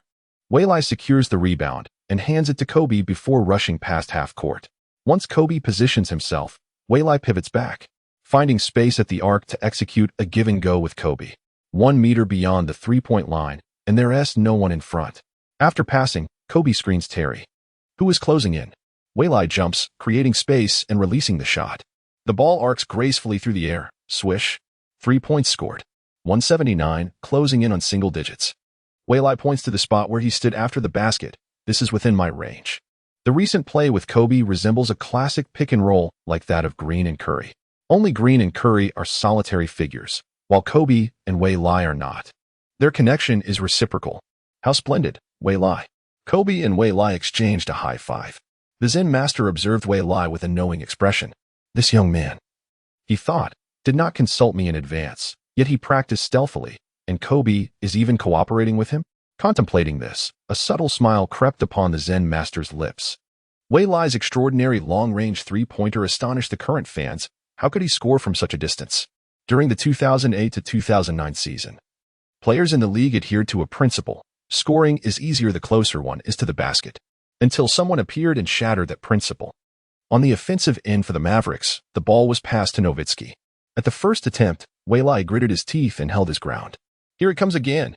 Just as Nowitzki made his second move, Wei Lai suddenly withdrew his strength, causing Nowitzki to falter slightly. Yet, he still executed a challenging one-leg shot, albeit with a significantly lower jump. Wei Lai managed a desperate block, but was still unable to prevent Nowitzki from scoring. 199. This is unacceptable. How could I not defend against this? It infuriates me. Now it was Wei Lai's turn to dribble. Terry watched him closely. He halted at the top of the arc. Here comes Kobe running towards this side. A handoff, a pass, and a pick. Kobe shot directly, swish, 3 points scored. An identical strategy, merely with their positions swapped. The score stood at 19-12, with a 7-point deficit. Chapter 39. A gentleman takes revenge, even after a decade. Halt. The Lakers' sudden strategy halted the Mavericks in their tracks. Kobe and Wei Lai exchanged a triumphant high-five as they returned to the bench. Once seated, Wei Lai was immediately confronted by the Zen master, who inquired, Wei Lai, what exactly is this? What may initially appear illogical is, in fact, quite reasonable.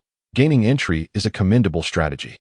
This is predicated on the formidable three-point shooting prowess of both Kobe and myself, facilitated through a handoff while simultaneously obstructing the approaching defenders. Wei Lai momentarily expressed clarity, yet ultimately resigned to the situation. The Zen master fell into deep contemplation. The pause will conclude shortly. Wei Lai, please remain. Wei Lai, did I not simply employ a strategy? Is it truly necessary to make such a fuss? Do not grant me the opportunity to take the stage. I must still devise a means to master the golden rooster stance. Coach, I acknowledge my error. I shall certainly report to you next time. Wei Lai. Let us continue our discussion regarding the tactic you just proposed. The Zen master gazed at Wei Lai with eager anticipation, while the treasure boy's eyes sparkled with excitement as he looked at Wei Lai. Very well. Hastily concluding, he ascended the stage, unleashing a torrent of words about the warrior's famed death lineup. The Zen master, retrieving his long-neglected notebook, listened intently while jotting down notes, resembling a diligent student. This scene, captured by the cameras, prompted the commentators to jest. Wei Lai truly embodies the essence of a coach on the court. David, radiating excitement, gazed at the television, marveling at Wei Lai. Remarkably, that moment had inexplicably surged the ratings by 0.5. Have you ever witnessed a coach who listens to players as intently as a student? No, not in any league. Yet, here it exists. This is the legendary coach, known as the Zen Master. Adorned with a total of 12 championship rings, 2 from his playing career and 10 from his coaching tenure. On the court, Kobe and Gasol gradually found their rhythm, allowing the Lakers to close the scoring gap. At the end of the first quarter, the score stood at 28-25, with the Lakers trailing by a mere 3 points. In the second quarter, Fisher and Odom, accompanied by 3 substitutes, consistently narrowed the deficit. At 9 minutes and 12 seconds, the score reached a tie at 33-33 as the Lakers showcased their formidable strength. Both teams slowly began to reintroduce their starters. Yet Wei remained seated on the bench, noticing that Nowitzki had not yet entered the game. The objective of this match was clear: to discover a strategy to counter the Mavericks' unique play style. It wasn't until there were 5 minutes remaining in the second quarter that the German powerhouse, Nowitzki, returned to the court, with the score at 41-40. As the Mavericks surged ahead thanks to Terry's impressive three-pointer. The Jet, Terry, was indeed a force to be reckoned with on the fast break. One must exercise utmost vigilance. Terry possesses an unpredictable edge. One must ensure he does not unleash a series of consecutive three-pointers, for the Jets could swiftly transform into a bombardment force. Kidd's orchestration remains razor-sharp, delivering passes that strike with lethal precision. The championship-winning roster from 2011 is missing Tyson Chandler, guard Peja Stojakovic, forward Sean Marion, and forward Butler. To aspire to that lofty goal and surpass the legends of the past is indeed a formidable challenge. However, how can one ascertain the impossibility without having attempted it? Even if you excelled remarkably in that season, what significance does it hold? I, too, shall bring you down. The second round of Wei Lai versus Nowitzki. It is the Lakers' turn to attack. Wei Lai does not engage in a pick and roll with Kobe, but rather positions himself on the left baseline, creating space for his teammates. On the opposite baseline, Kobe possesses the ball. Bynum approaches to set a screen. 1-2. Both players spring into action simultaneously. Kobe penetrated into the paint, while Bynum positioned himself inside. At this moment, the Mavericks had not yet completed their defensive switch, leaving ample space for both players. Kobe executed a bounce pass to Bynum. Dampier rushed over to provide assistance. Instead of forcing a shot, Bynum deftly passed behind him to the open Gasol on the opposite side. Gasol leaped and delivered a ferocious dunk. A splendid collaboration secured 2 points, bringing the score to 41-42, as they successfully took a 1-point lead. This season, Kobe has reduced his isolation plays, opting instead for off-ball movement and penetrating passes. This evolution of his game renders him even more formidable. With an array of choices at his disposal, defenders find themselves perplexed, unable to predict his next move. If Kobe were merely to isolate and attack, it would be straightforward: just employ zone defense. As Kidd dribbled past half-court, Nowitzki utilized his height advantage to overpower Wei Lai in the paint, positioning himself optimally as Kidd passed the ball. The moment it reached Nowitzki's hands, he took a dribble, initiating contact. On the first collision, Wei Lai held his ground, gritting his teeth in anticipation of the subsequent challenge. Another impact occurred, but unexpectedly, the force diminished, catching Wei Lai off guard. Nowitzki, wary of Wei Lai's potential retaliation, slightly lessened his strength. He lifted his left foot, shifting his weight onto his right as he prepared to jump. Yes, it was at this juncture that Wei Lai extended his left hand in response to Nowitzki's elevated left foot, while his right hand attempted to disrupt the shot. What? Nowitzki sensed his motion becoming distorted, as if being pulled down by an unseen force. A quick glance revealed an extra hand on his left knee, almost touching the ball as it neared his right hand for release. Nowitzki shot, yet there was no whistle. He was utterly bewildered. As he landed, he immediately appealed to the referee, But by then, the Lakers had already launched a fast break. He had been fouled, clutching his left knee, and pointed to the white skin marked with faint fingerprints. "I didn't see anything," the referee shook his head, confirming he had not observed any foul from Weilai's interference. It was a commendable defensive effort. Furious, Nowitzki cursed under his breath while retreating on defense.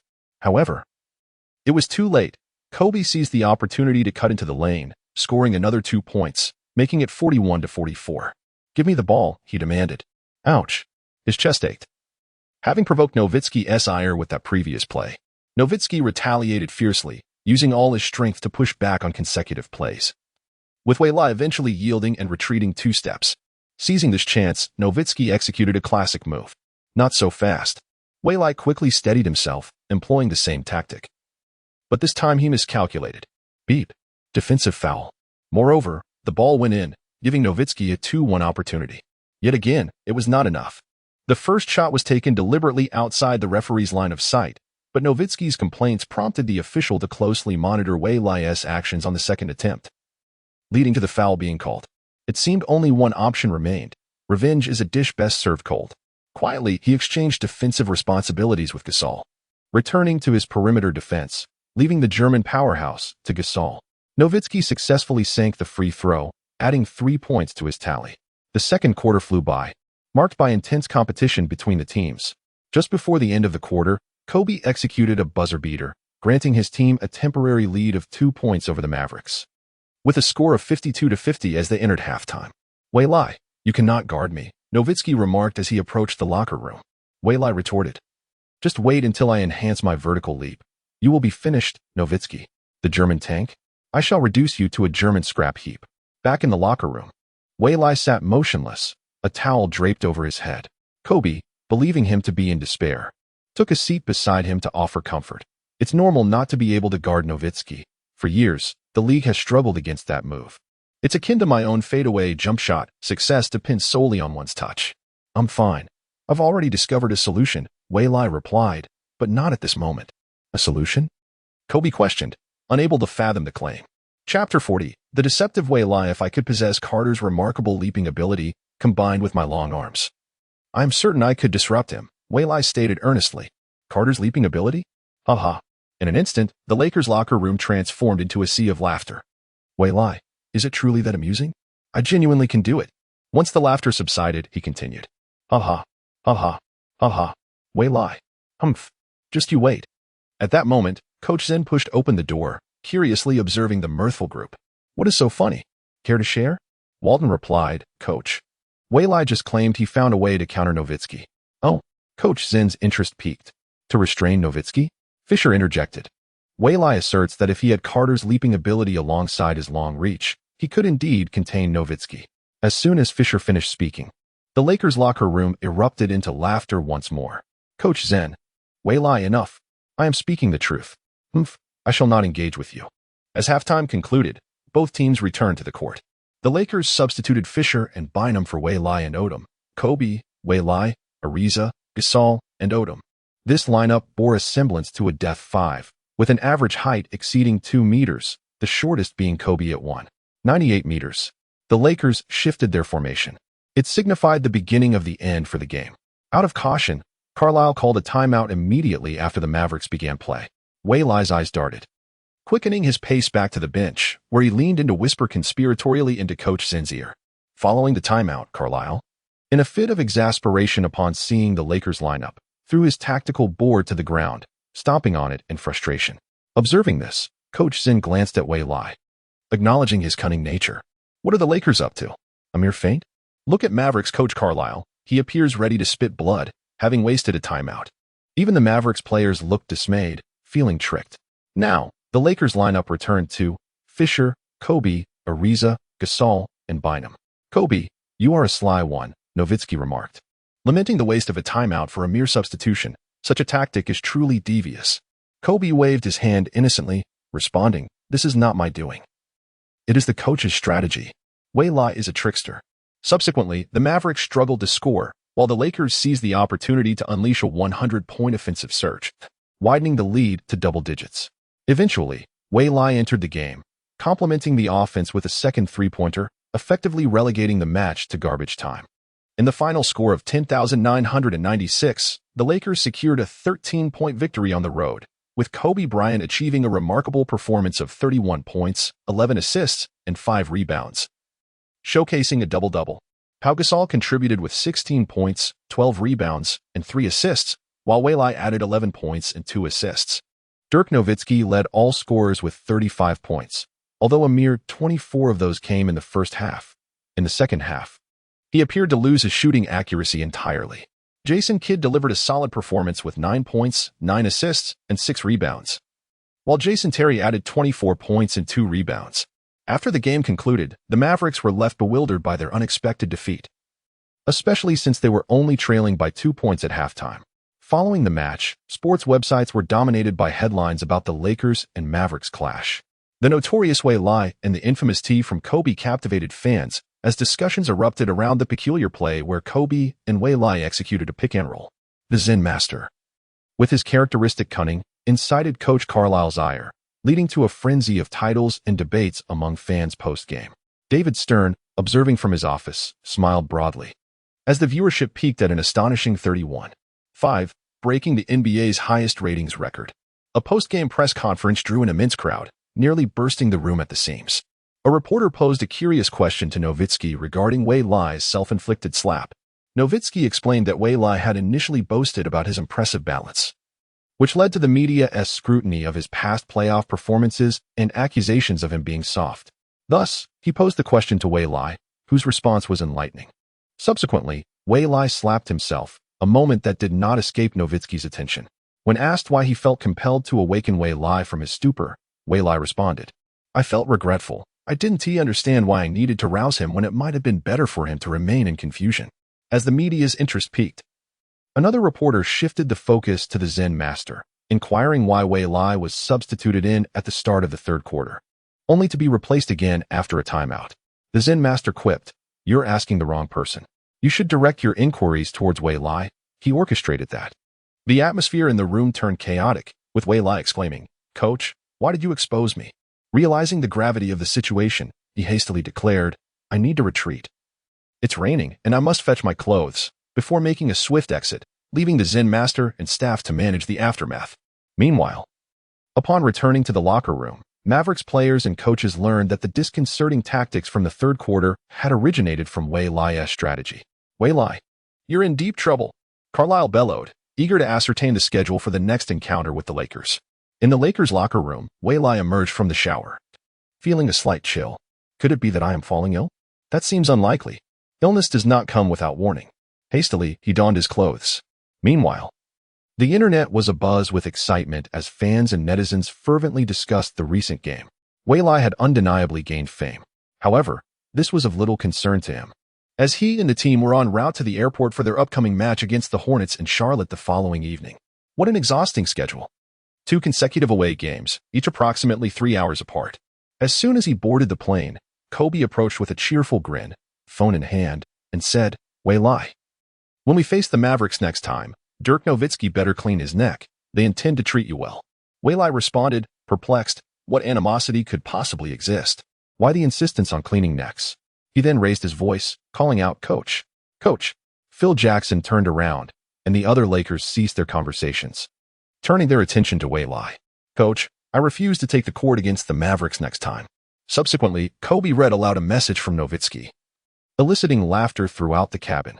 "Coach, we absolutely must have Waylai play. With him on the court, our chances of victory are 100%, Fisher asserted. "You're a real joker, old fish," someone retorted. "Coach, Waylai is our second in command. He simply must play," Gasol teased. "You scoundrel. Clearly, the second in command is you," Waylai lamented, feeling overwhelmed. "I can't take it anymore. I'm going to shut down and sleep." Chapter 41. The Zen Master immediately returned home, 8,399. This was the final score between the Lakers and the Hornets. The Lakers, weary from a series of away games, were utterly exhausted and their shooting was abysmal tonight. Waylai made only one of 7 3-point attempts, Kobe managed 6 out of 22, Gasol succeeded on 3 of 13, and Fisher connected on just 1 of 5. With Bynum being the only bright spot at 5 of 8. The entire team faltered, suffering their first defeat of the season. With a record of 7 wins and 1 loss, the Lakers still held the top position in the Western Conference. Finally back home, they concluded their road trip and hurried back to Los Angeles. Waylai collapsed onto the bed he hadn't seen in ages, too fatigued to even move. The grueling series of away games had taken a serious toll on his spirit. As he lay there, he drifted off to sleep, and the next morning he awoke slowly. It was yet another beautiful day, time to begin training. However, before he could start, Pelinka called him away. Half an hour later, at a CAF outside the Staples Center, Waylai encountered individuals from ZG who bore striking resemblances to him. He cast a puzzled glance at Pelinka, who proceeded to introduce them. It turned out they were representatives from AT. The man was named Lin Chong, and the woman was Li Shui. "Hello, Waylai." Lin Chong extended his hand. "Hello." Waylai reciprocated, and they shook hands amicably. At that moment, Li Shui produced a contract from her bag and handed it to Lin Chong. Lin Chong took the document and said, "Waylai, let me be straightforward. We previously received word that you declined our offer, wishing to support domestic brands. However, AT aims to expand into Asia and beyond, aspiring to become a global sports brand. Therefore, I have made a significant decision. Please take a look." Waylai accepted the contract and, after a brief moment of astonishment, realized the terms were extraordinarily generous. A lifetime deal worth 2 billion renminbi, 10 equity in AT, and a tailored series of exclusive sneakers for him. The prospect of holding 10 equity in it was nothing short of incredible. In a few years, the brand could ascend to become the 3rd largest sports brand in the world, with monthly revenues reaching astronomical figures. Yet, amidst this enticing offer, Waylai felt compelled to ask, "This is an exceptionally bold contract. If I become a superstar, it would undoubtedly be a mutually beneficial scenario, but what if I fail? What if I am merely a pretender, and you end up suffering a loss?" Lin Chong waved his hand dismissively. "Beyond your performance, there is another aspect. You previously declined expressing a desire to support domestic brands. Ultimately, I have faith in you." After hearing his explanation, Waylai picked up the pen on the table and signed the contract. He extended his left hand and said, "To a pleasant collaboration." "To a pleasant collaboration," Lin Chong replied, somewhat bewildered by the swiftness of the agreement. "You won't regret this decision." That afternoon, AT's official website announced the signing of Waylai as their lifelong brand ambassador, along with a 10 profit-sharing stake. And they would also craft the WT1 sneakers specifically for him. Waylai was impressive. Support for Waylai surged. "When the WT1 was released, I would undoubtedly purchase it." Some were optimistic, while others were skeptical. Had it taken too great a gamble? A lifetime commitment? Waylai is intensely dedicated to his training, sparing no effort, which raises questions about its investment. Every year, a 10 share of dividends seems wasted. There has been much speculation regarding its gambling contract. Yet Waylai remains steadfast in his relentless training regimen. Recently, he has altered his routine. Previously, it consisted of a 5,000-meter run followed by a day of mid-range and 3-point shooting. Now, he completes the same 5,000-meter run, followed by 500 mid-range shots and 500 3-point shots, and then dedicates the remaining time to squats. The next day, he awakens to a sensation of profound soreness. Pike, one of the Lakers' physiotherapists, helps alleviate the stiffness in his legs with expert massage techniques. At this moment, Waylai's legs are laden with lactic acid, a byproduct of fatigue generated during physical exertion. Pike, bemused, reminds him not to overexert himself, having warned him just the day before. After Pike's thorough massage, Waylai feels significantly relieved and promptly resumes training, though each movement is accompanied by discomfort. Post-training, he once again seeks Pike's assistance, establishing a continuous cycle of effort and recovery. At 8 p.m., the Lakers host the Pistons, who still boast their 2004 championship lineup featuring Billups, Hamilton, Prince, and Rasheed Wallace. Albeit their glory days have long since passed. The Lakers explode into action, scoring an impressive 35 points in the first quarter, while the Pistons only manage 23, leaving the Lakers with a 12-point lead. When Waylai enters the game, his 3-point shots rain down like a torrential downpour, effectively burying the Pistons. By halftime, the Lakers have decisively taken control of the match, concluding with a score of 123-91, securing their 8th victory of the season with a commanding 32-point win. An intriguing moment occurs during the game when, after being substituted, Waylai heads back to the locker room. Fans initially suspect an injury, but he soon returns, leading to a pattern of repeated exits. This prompts curiosity regarding his actions in the locker room. Following the game, Waylai does not attend the press conference, opting to leave early, while Zen Master takes Kobe to address the media. Naturally, reporters pursue inquiries about Wei Lai's peculiar behavior. The reason for Wei Lai's frequent trips to the locker room lies in the intense training of the past few days, which has resulted in muscle soreness that necessitates massage. Zen Master's comments evoke a flurry of speculation among the attendees. One reporter inquires, if that is the case, why not allow him to rest? Zen Master chuckles and responds, Wei Lai is very much like the gentleman seated next to me, gesturing towards Kobe, who smiles in acknowledgement. Initially, Zen Master considered granting him a break, but Wei Lai insisted on playing regardless. Another reporter poses the question to Kobe, what are your thoughts on signing Wei Lai? Kobe laughs and replies, Ed has great vision, you know? Wei Lai reminds me of my former self. He possesses tremendous drive, determination, and hard work. His mind is consumed with basketball and self-improvement. He is either competing or immersed in training facilities. One day, he will undoubtedly become a superstar. Kobe's words leave the media in stunned silence. The Zen Master was not the least bit surprised. In fact, he believed that Wei Lai might be even more formidable than he once was. After the post-match press conference concluded, where was Wei Lai? Upon entering the locker room, Kobe noticed everyone was present except for Wei Lai. Walton remarked, It seems he has gone to the gym. Upon hearing this, the Zen Master's expression darkened. The gym? As he made his way there, he indeed found someone lifting weights. According to Wei Lai's reasoning, damn it, my legs may not work, but my hands can still move. Let us lift some weights. Wei Lai, hurry back home. He bellowed like a lion in the east. Startled, Wei Lai nearly dropped the dumbbell. Turning around, he realized it was the Zen Master. Coach, what's wrong?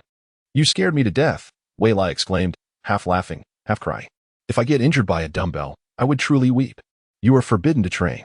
Immediately return home and rest well, or you shall not play in the next match. The Zen Master's tone left no room for jest. All right then. Wei Lai reluctantly set down the dumbbell and headed home to sleep. Watching Wei Lai's retreating figure, the Zen Master couldn't help but smirk. That mischievous little rascal truly had no sense of moderation. Chapter 42. I will defeat you, ha ha ha. Nowitzki, next time you are doomed. After a grueling match against the Pistons. Just 4 days later, I engaged in an intense series of deep squats. My vertical leap, 6,568, 23,800. I just attempted a jump, and my reach had slightly improved. Albeit just a tad. Wei Lai's progress astonished the trainers. It was genuinely remarkable. Far away in Dallas, Nowitzki unexpectedly sneezed. Was he coming down with a cold? At 8 p.m. on the 20th, the Lakers' home court welcomed the Bulls, led by this year's #1 draft pick, Rose.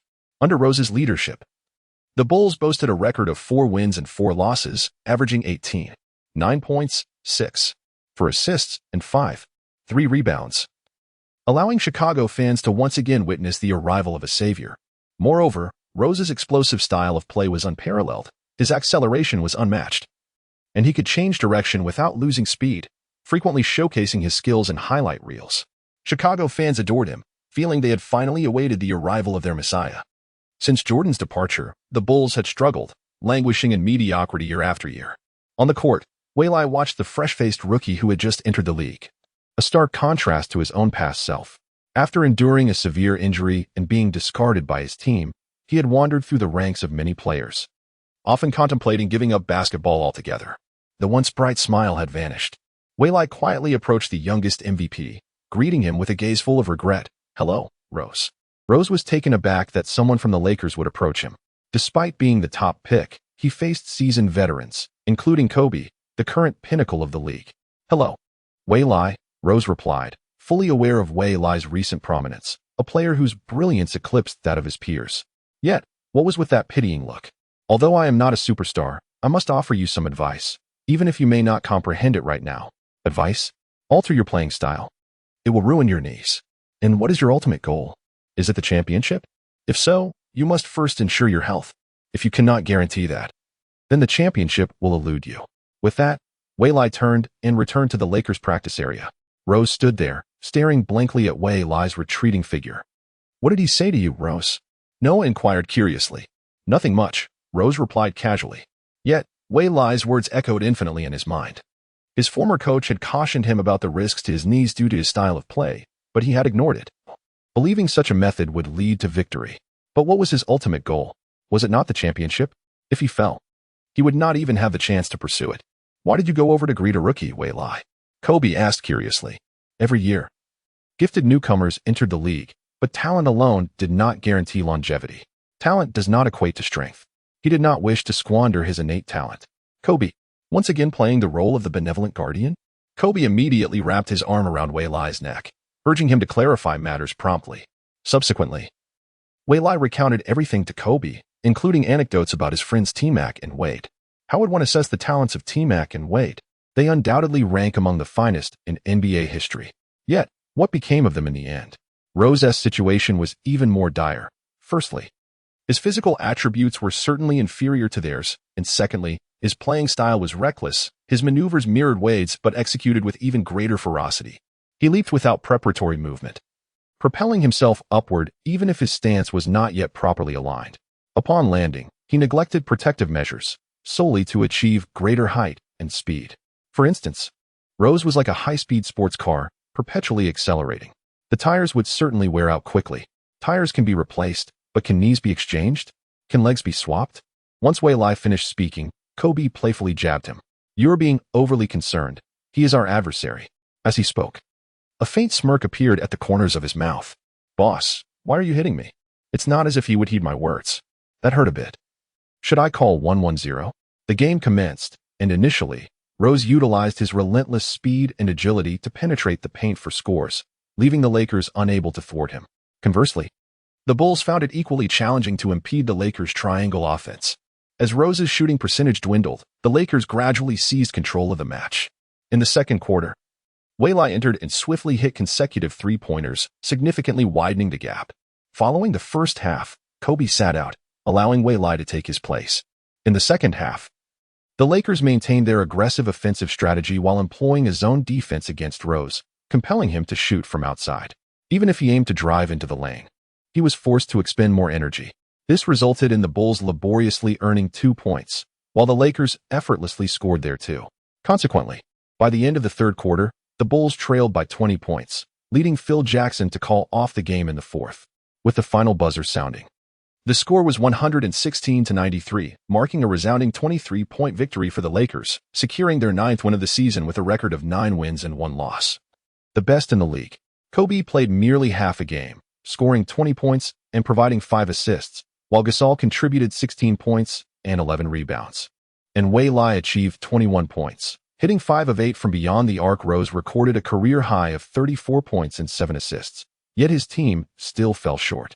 Frustrated, Rose questioned why, despite his high scoring, victory eluded him, asserting that his style was not at fault. As the game concluded, Rose rose from the bench and approached the Lakers' sideline, directing his words at Wei Lai. "My style is not the problem. That is your concern. Whether you listen or not is up to you," Wei Lai retorted dismissively. "Why should I care about your beliefs? As long as my conscience is clear. Whether you believe it or not is irrelevant. Tell me, why can't we win?" Rose grasped Wei Lai's arm. "Let go." Wei Lai shrugged off Rose's grip, exclaiming, "Are you acting like a child? If you can't find the answers yourself, let me enlighten you. It's because you're subpar." "Subpar? Am I truly garbage?" When Ross sought to counter, Wei Lai interjected, "Do not quibble. Observe 11693. Nonsense." He gestured towards the ceiling, indicating the score. Infuriated, Ross gritted his teeth and clenched his fists. "You wish to strike me? Be mindful of your surroundings. This is the Lakers bench." After a moment's reflection, Ross impulsively vanished, drawing the gaze of numerous Lakers upon him. Having failed to vanquish his immediate opponent, he found himself faltering instead. "How can one grow stronger?" Ross inquired, regaining his composure. "Alter your approach," came the response. "Will a change in strategy suffice to overcome you?" "Nonsense. It certainly will not." "Why is that?" "Because we are formidable. Kobe is the premier player in the league. Gasol possesses the ability to drive, shoot, and pass from the post. Bynum is a powerhouse, and Fisher excels in clutch situations. Then there is the left-handed magician, Odom, and finally, there is me, who will continually strive to improve. Our sole objective this year is to defend our championship. You, a mere rookie, aspire to defeat us? Think again." Wei Lai spoke at length before departing. "Damn it, I almost forgot I have a flight to catch." Ross shouted after Wei Lai's retreating figure, "I shall defeat you." "Dream on," was the retort. Many years later, Ross would come to appreciate the significance of that game. Chapter 43. The Sun's undercover agent. As the plane ascended, a certain individual's expression was as dark as coal, and the air around was as frigid as ice. "What is the matter, Fisher?" "Who stepped on the boss's tail?" Wei Lai inquired softly of the all-knowing Fisher, for nothing ever escaped his keen awareness. Wei Lai. My opponent in 2 days is the Suns. Who are the Suns? Who are they? Nash. O'Neal. No wonder. No wonder. This duo had once instilled despair in the league. The legendary duo known as the OK combination. Basketball has always been a game of 5. Even the godlike Jordan required Pippen. The OK combination consisted of an interior powerhouse and an exterior maestro, both indispensable, their synergy unparalleled. Following their 3 consecutive championships, friction arose between the two, which was to be expected from 2 fiercely competitive individuals. The increasingly brilliant Kobe sought to eclipse O'Neal's shadow, while the media portrayed the Big Shark as the true leader of the Lakers. The Black Mamba could no longer endure the role of a perennial second fiddle, a mere facilitator before shooting. This foreshadowed the impending fracture of the OK combination. In addition, injuries plagued them. O'Neal, despite his might, was hindered by a toe injury, and coach Phil Jackson suffered from heart issues. Ultimately, they succumbed to the Spurs in the playoffs. In 2004, they formed the F4, aiming for a resurgence, but faltered in the finals. O'Neal, now on the decline, sought a lucrative contract. Yet the Lakers management deemed it wiser to invest in the 20-something Kobe rather than the 30-something O'Neal. Thus, the OK combination was disbanded, leaving both with a thorn in their sides, each eager to prove their superiority over the other. O'Neal longed to demonstrate that the Lakers' decision to let him go was a grievous error, while Kobe was determined to show that he could secure a championship without O'Neal. When these 2 big kids clashed, the air was thick with animosity, each yearning to outshine the other. Upon arriving in Phoenix, the Lakers hastily retreated to their hotel for rest. Upon waking, there was little time for adjustment. They could only arrive early at the Tokenstick Resort's gym, a home court of the Suns, for warm-ups. Fans gradually filled the arena, and the game was about to commence. Wei Lai was finally able to catch sight of O'Neal, that comical figure on the court, joyfully gyrating his ample frame. Isn't he just absurd? This fat man is truly a disgrace, Kobe remarked, eliciting a chuckle from Wei Lai. O'Neal seemed to sense Kobe's gaze, abruptly halting and locking eyes with him, both men glaring as if intent on vanquishing one another. Suddenly, O'Neal approached with a grin, and Kobe stood tall, striding forward. The cameras had long been trained on these two. Yet O'Neal merely brushed past Kobe. Ignoring me. You fat fool? Kobe thought. What do you want from me? I don't know you. Before Wei Lai could react, O'Neal's massive hand clamped down on his shoulder. Well done, Wei Lai.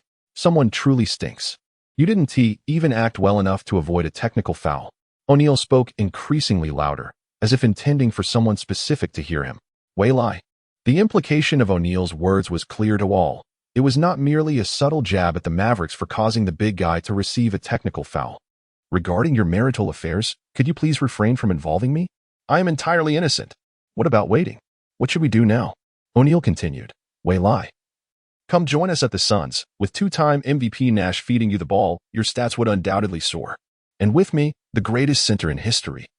Possessing 4 championships and 3 finals MVPs, there would be no limit to the number of titles you could secure. Good heavens, this is outright poaching. You fat fool. What are you saying? Stealing my players right before my eyes, you glutton. Kobe felt compelled to interject. Which little man is speaking? I can't see him. O'Neal pretended not to notice Kobe. Kobe. Trash talk. How could the big guy be O'Neal's rival? Wei Lai felt the need to respond, saying, Big guy, rest assured, as long as the Lakers do not trade me, I will always remain a Lakers player.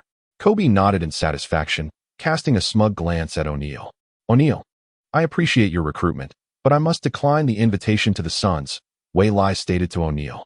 O'Neal sighed. What a pity. This year's championship belongs to us. The Suns. You've missed your chance at a championship ring. His words carried a weight of authenticity, as if O'Neal were an actor ensnared by the allure of basketball. This year's championship ring is for the Lakers. You delusional fool, Kobe retorted. Speaking grandiloquently, the little man is second-rate, O'Neal scoffed. Their exchange grew increasingly heated, their faces nearly colliding, prompting Wei Lai to quietly withdraw from the fray. Upon turning, he noticed the Lakers players had already distanced themselves. How outrageous. They didn't even call me. On the 21st at 8 p.m., the Los Angeles Lakers faced off against the Phoenix Suns. This match had already been sensationalized by the media, heralding a showdown between the formidable duo. The game was broadcast live across the nation. The Lakers retained their usual starting lineup: Fisher, Kobe, Ariza, Gasol, and Bynum. The Sun starters were Nash, Bell, Barnes, Stoudemire, and O'Neal. Bynum versus O'Neal. The little shark versus the big shark. Given O'Neal's tendency for nonchalance, he would typically not jump for the ball. However, faced with that obnoxious team, victory was imperative. Young Shark Bynum sensed a menacing aura approaching, causing him to tremble slightly. Beep. O'Neal leaped into action, first to touch the ball. Nash received the pass, licking his lips in anticipation. Stoudemire came forth to set a screen. The wind child, Nash, executed a high lob following the screen, delivering it to the trailing Stoudemire. At this moment, with the Suns' array of skilled healers, Stoudemire was still capable of soaring through the air. The little tyrant executed an alley-oop dunk, marking the Suns' opening score at 20. The fans at the Tokang Stick Resort Arena erupted with excitement. Even Wei Lai, seated on the bench, was animatedly gesturing with joy. It was a real-life embodiment of Nash and Stoudemire's synergy. The nostalgia was palpable, truly a classic moment. This compelled Wei Lai to rise and dance with exhilaration. Zen Master, D'Antoni, Walton, Odom. The live director cunningly captured Wei Lai's spirited reaction and displayed it on the big screen. Look, the Lakers bench. Hilarity ensued. Our undercover agent from the Suns. The roar from the crowd at the Tokang Stick Resort Arena intensified. The Zen Master, at a loss for words, exclaimed, "Why don't you hurry up and pull him down?" Odom and Walton promptly retrieved Wei Lai back to the bench. "What are you doing?" The classic assist from Nash and Stoudemire. In this moment, Wei Lai could hardly contain his excitement. It was simply too iconic. How wonderful it was to be back. Truly splendid. Once again, he couldn't help but rise and cheer. Shaquille O'Neal on the court puzzled over why his fans were so elated, glancing at the big screen. "Ha ha ha." Covering his face, he exclaimed, "This is too funny," cheering for the opposing team. If he were to join Wei Lai in a shenanigan at the All-Star game, he would undoubtedly shine the brightest. Kobe, my little brother, is an undercover agent? Chapter 44. The Discovery of Brother Bread. Nash. Oh, the son of the wind. Beautiful. With each screen set by Nash, the Lakers bench transforms into a breathtaking spectacle. The director promptly showcases Wei Lai on the big screen. Oblivious. Wei Lai excitedly observes Nash and Stoudemire executing their pick and roll. Each glimpse is fleeting, as Stoudemire is nearly out of sight. Alas. The duo of Nash and Stoudemire undoubtedly ranks among the top 5 pick-and-roll partnerships in the annals of the league's history. On the court, Nash assists O'Neal in a magnificent alley-oop. Upon landing, O'Neal flexes his impressive biceps, gesturing towards the Lakers bench, winking incessantly at Wei Lai. "Young man, dance for my powerful dunk." This is the essence of aesthetic violence. A flock of crows soars overhead, while Wei Lai sits motionless on the Lakers bench, entirely unresponsive to O'Neal's thunderous slam. O'Neal, is it not impressive? Is it not powerful? Am I inferior to Stoudemire?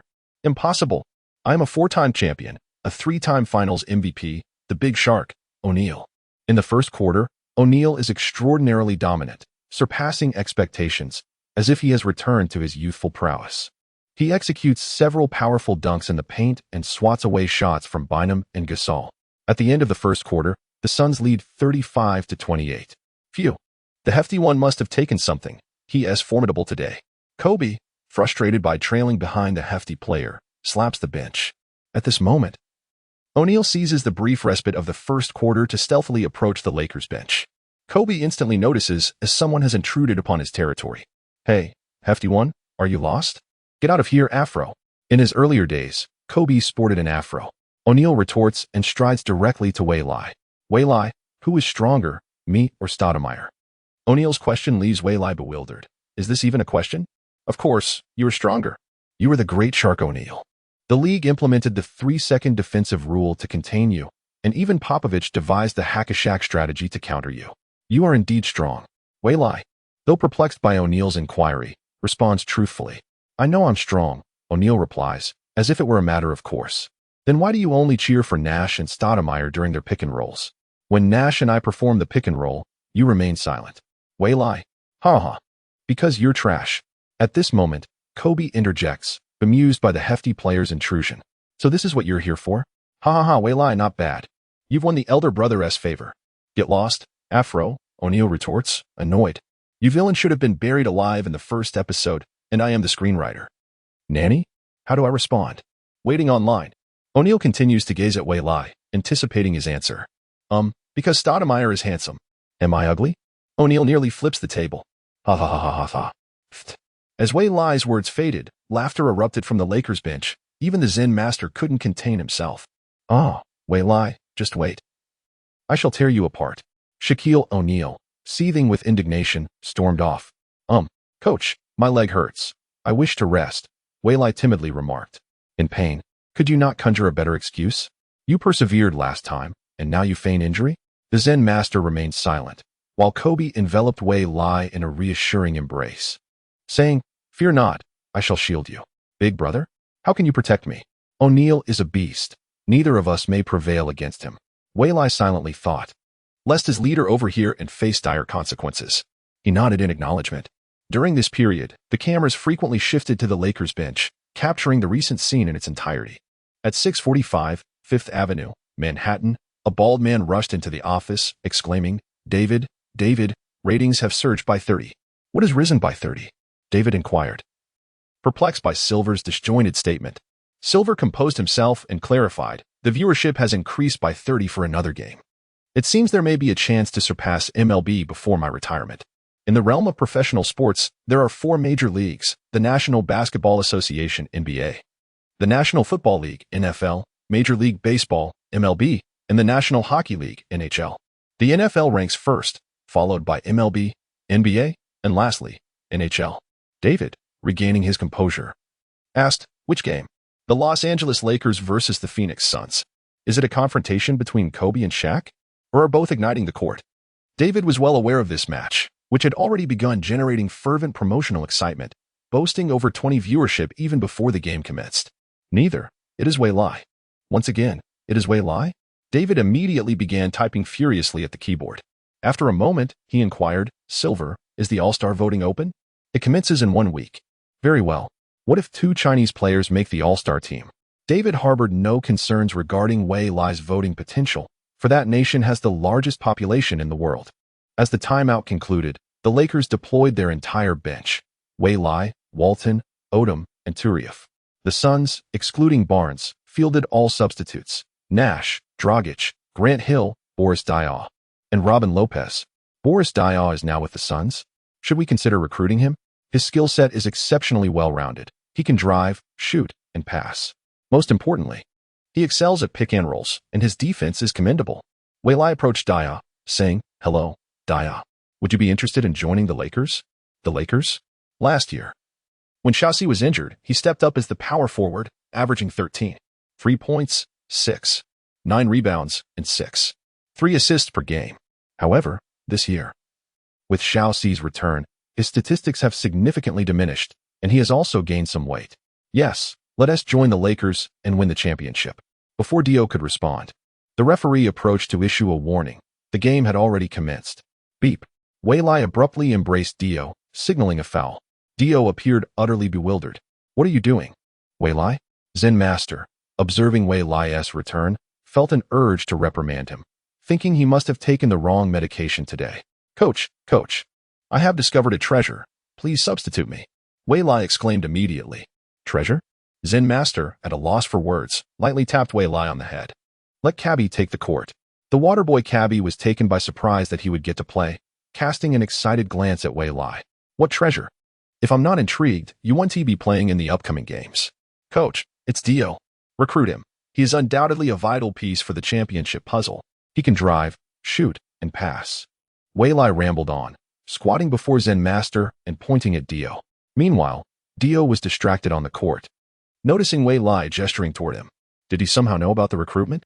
Chapter 45. Be cautious tonight. What are you doing, Dio? Launch a fast break. Coach Anthony of the Suns was utterly exasperated, witnessing 3 consecutive fast breaks where Dio either made a blunder or failed to participate. Within 2 minutes, he was substituted out. A picture of frustration, especially given that Dio's physique had noticeably deteriorated. Anthony was reluctant to utilize him any further. Meanwhile, on the Lakers bench, after finally finishing his thoughts, he felt parched from speaking so much. Is he truly that exceptional? If he were to arrive, his position would overlap with Odom's. The Zen master inquired about the critical aspect, and according to Wei, it is indeed remarkable. His skills are exceptionally comprehensive. However, there is only one player in the team who cannot perform. Conversely, it becomes even more intriguing. In a holistic sense, one might argue that Odom possesses a slight edge. Yet Dior exhibits remarkable consistency. Both athletes are renowned for their versatility, capable of excelling in all 5 positions on the court and adept at defending against all 5 as well.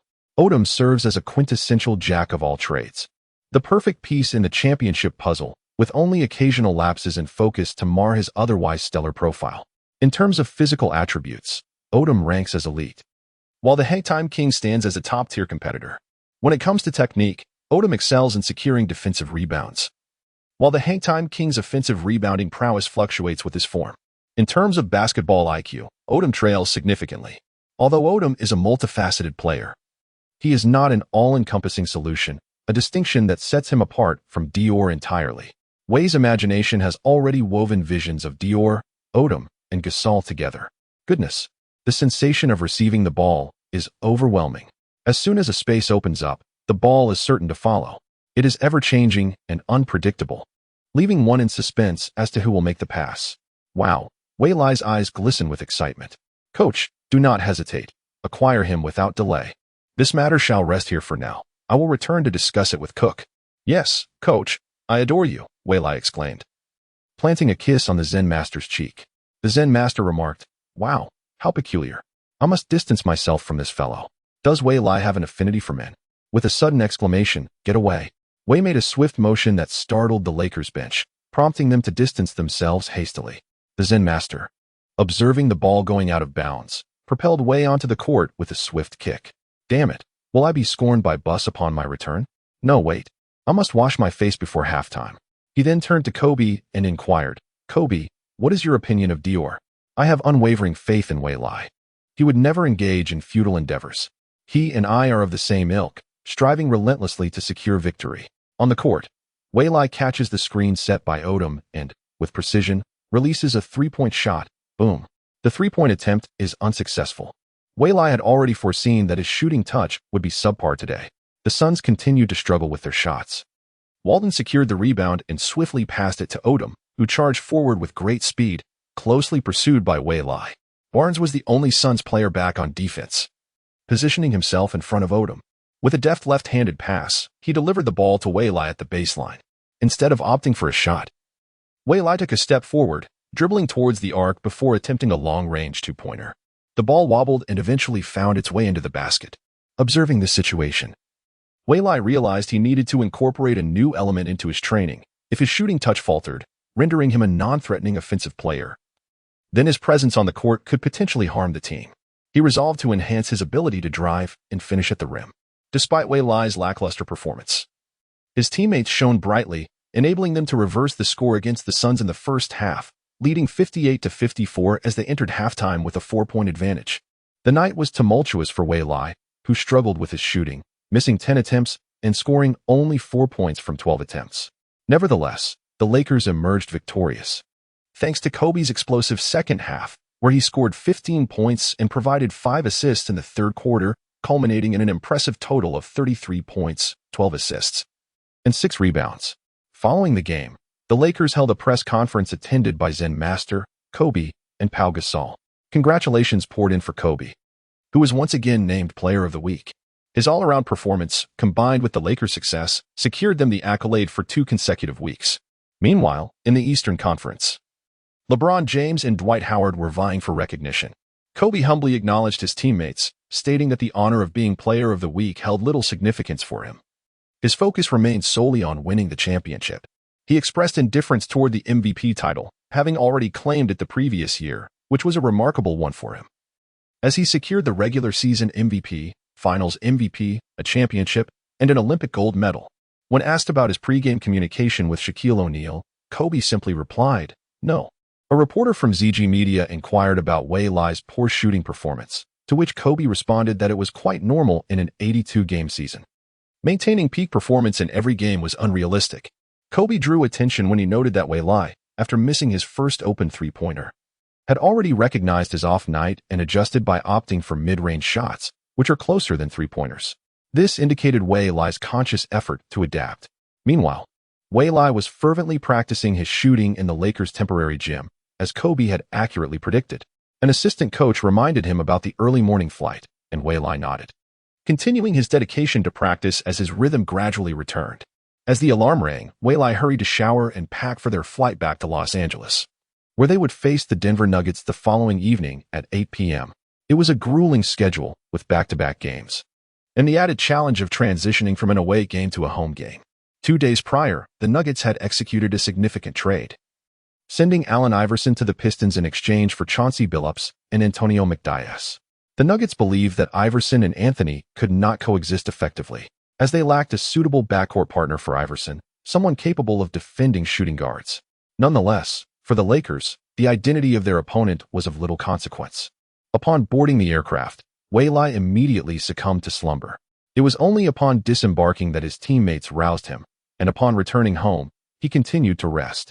He awoke at 7 o'clock, just in time for the day's training. By 8 in the evening, the Staples Center was already teeming with spectators, as this game attracted numerous high-profile fans, including Kobe, Gasol, Waylai, Billups, Anthony, and Martin. Although Waylai had yet to reach all-star status, the affection of the fans for him remained undiminished. His jersey sales in Los Angeles ranked second only to Kobe's, eliciting envy from several teammates, though none felt animosity.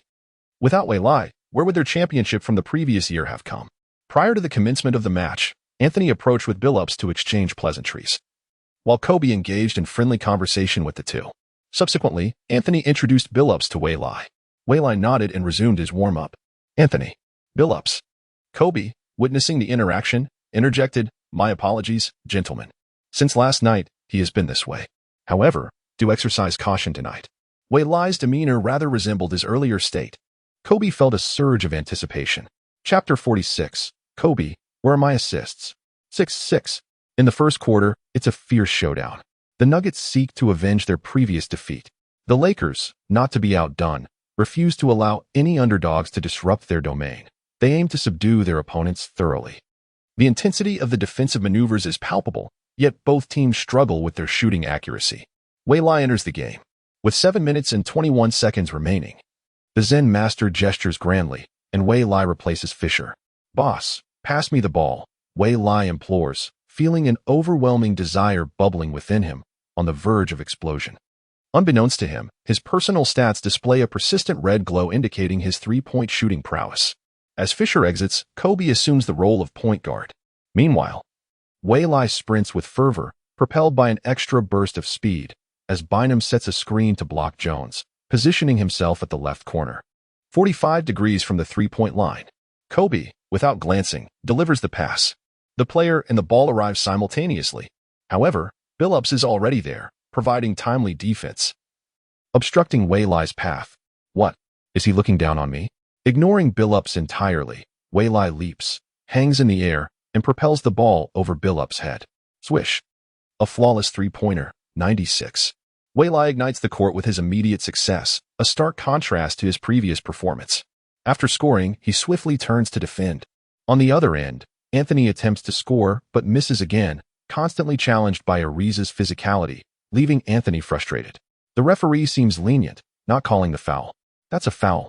Anthony complains to the referee as he transitions back to defense. The Lakers have brought the ball past half court, and once more, it's Waylai, who nails another three-pointer from the left corner. 126. 2 consecutive three-pointers have set the home crowd ablaze. Although the defensive battle is commendable, scoring has been sluggish. Waylai's shots have instantly electrified the fans. Steady, steady, Coach Carl stands at the sidelines, unable to remain seated. Billups gradually advances the ball across half court, with Nene stepping up to set a screen. Nene blocks Kobe, while Gasol provides help defense. Nene rolls to the basket, but no opening appears. Billups executes a bounce pass. A pair of large hands intervenes. It's Waylai, who intercepts Billups' pass. Anticipating the move, he snatches the ball away. Following the steal, Waylai surges forward on a fast break, scoring effortlessly with a layup. 146. Beautiful, Waylai. Kobe applauds. But Waylai's performance is far from over. On the next possession, he receives a pass from Kobe. This time, Dante Jones fails to shake off Bynum's screen. Yet the red-hot Waylai pays no mind to such obstacles. Taller and with longer arms, he rises for a jumper right in Jones' face. Jones leaps in an attempt to contest, but the outcome is already determined. Swish. Another three-pointer, 176. Is this really going in? Dante Jones finds himself questioning his existence. Timeout.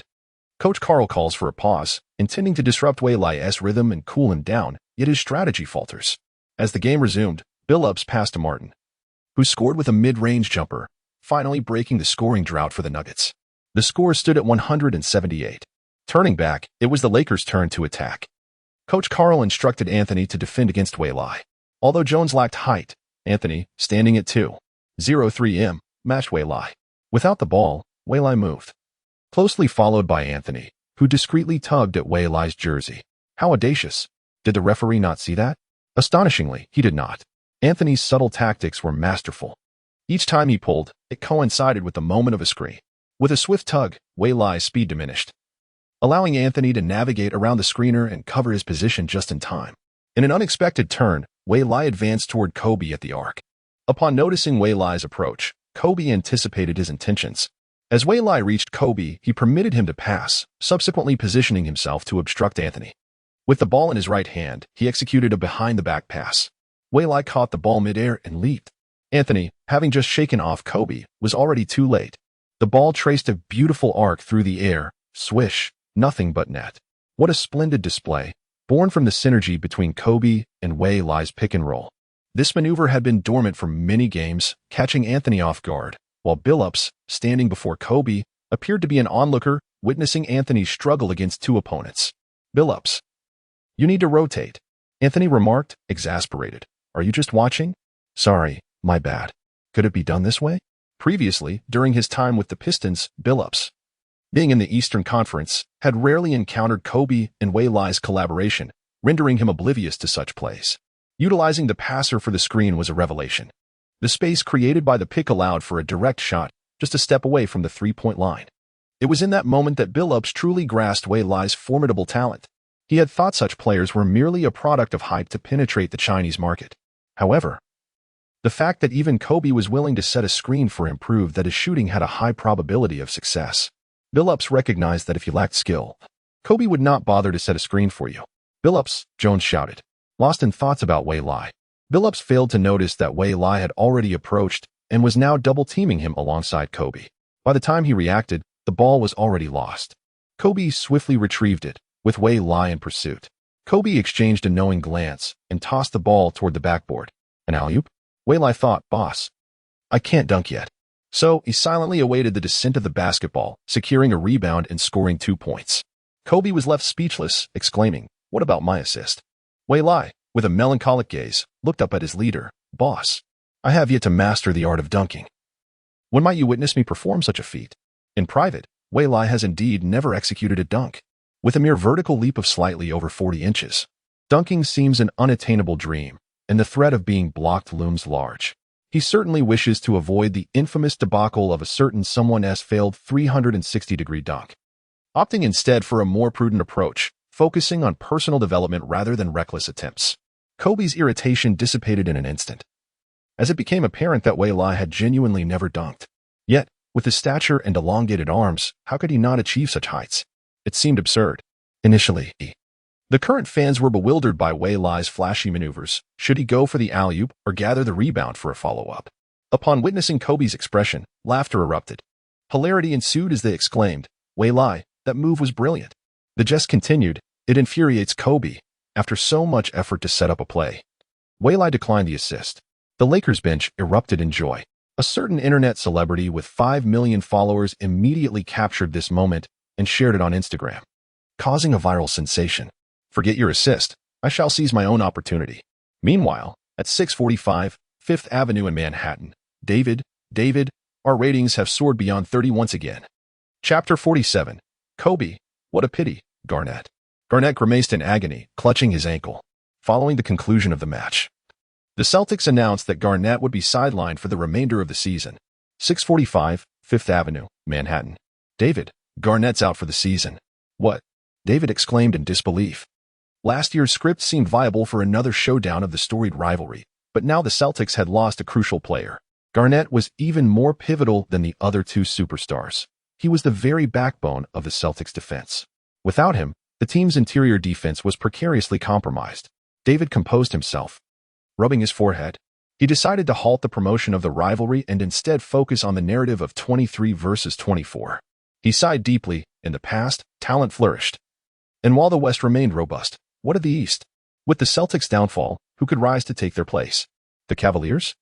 The memory of a particular play flashed in David's mind, and he felt the pang of despair. The league had done much to support him, yet they remained unable to elevate their standing. In 2004, they were swept away, but fortunately, his public relations efforts had preserved his image. Otherwise, perhaps it was time to amend the rules. Silver, convene a meeting with all departments. Understood. At the Staples Center, Coach Karl called for a timeout with the score at 31-15. The opposing number 10 had scored 24 points in the quarter, shooting a flawless 9 for 9, including 6 for 6 from beyond the arc. Do not allow him a shooting opportunity. I want aggressive fouls, Coach Karl instructed. We must stop him, or this game will slip away. Faced with Wei Lai's sudden eruption, Karl was at a loss for words. Moreover, there was the ever-looming threat of Kobe on the opposing side. If Kobe were on the court, it would be impossible to focus solely on Wei Lai. With just 124 remaining, Wei Lai had already amassed 24 points in the quarter, merely 9 points shy of the NBA's single-quarter scoring record. Ladies and gentlemen watching at home, keep your eyes peeled. A record may soon be set, Coach Zhang enthusiastically proclaimed. As the timeout concluded, the Nuggets regained possession. Billups managed the clock, waiting until there were just 8 seconds left on the shot clock before initiating the play, passing to Anthony, whose mid-range shot failed to find the mark. Odom secured the rebound and swiftly pushed the ball up the court, continuously looking for Wei Lai. Just as Billups had cautioned, Wei Lai had already darted to the right corner, ready for a three-pointer. Odom delivered the pass. Receiving the ball, Wei Lai launched into the air, maintaining his hang time while extending his legs. Get down. J.R. Smith barreled into him, attempting to disrupt Wei Lai's shot. The two collided, and the ball flew away. The referee's whistle pierced the air. Swish. The ball sailed through the net, perfectly visible to the turning J.R. Smith. Did that go in? Amazing. With that, Wei Lai had hit his 10th shot, once again scoring, and would have a chance for a free throw. Kobe and Odom rushed over to assist the fallen Wei Lai. Rubbing his back from the impact with the floor, he felt a twinge of pain. Standing at the free throw line, he scored. The scoreboard read 35-15. With just 53 seconds remaining, Coach Karl on the sidelines clutched his head in disbelief, bewildered by the accuracy displayed on the court. Kobe executed a steal, and the sound echoed in Coach Karl's ears, prompting him to lift his gaze toward the action. Kobe intercepted Billups, immediately initiating a fast break. With Billups hot on his heels, Kobe leaped, and Billups followed suit. What? Instead of shooting, Kobe delivered a pass backward. How did he know? The player behind him was Wei Lai, who received Kobe's pass and effortlessly scored with a layup, bringing the score to 37-15. Wei Lai's points had soared to 30, with an impeccable 11 out of 11 shooting. Splendid. Kobe flashed a brilliant smile, revealing his pearly whites. The two engaged in mutual praise as they sprinted back on defense. With 46 seconds remaining, Coach Karl urged, "Stay composed, control the clock." He wiped the sweat from his brow and shouted. Billups lowered his dribble to prevent another steal from Kobe, yet this time, Kobe refrained from advancing. 10, 9, 8, 7. Martin set a screen, rolling downwards as Billups lofted the ball into the air. Martin leaped to catch Billups' pass in midair for an alley-oop. 37-17, with 25 seconds left.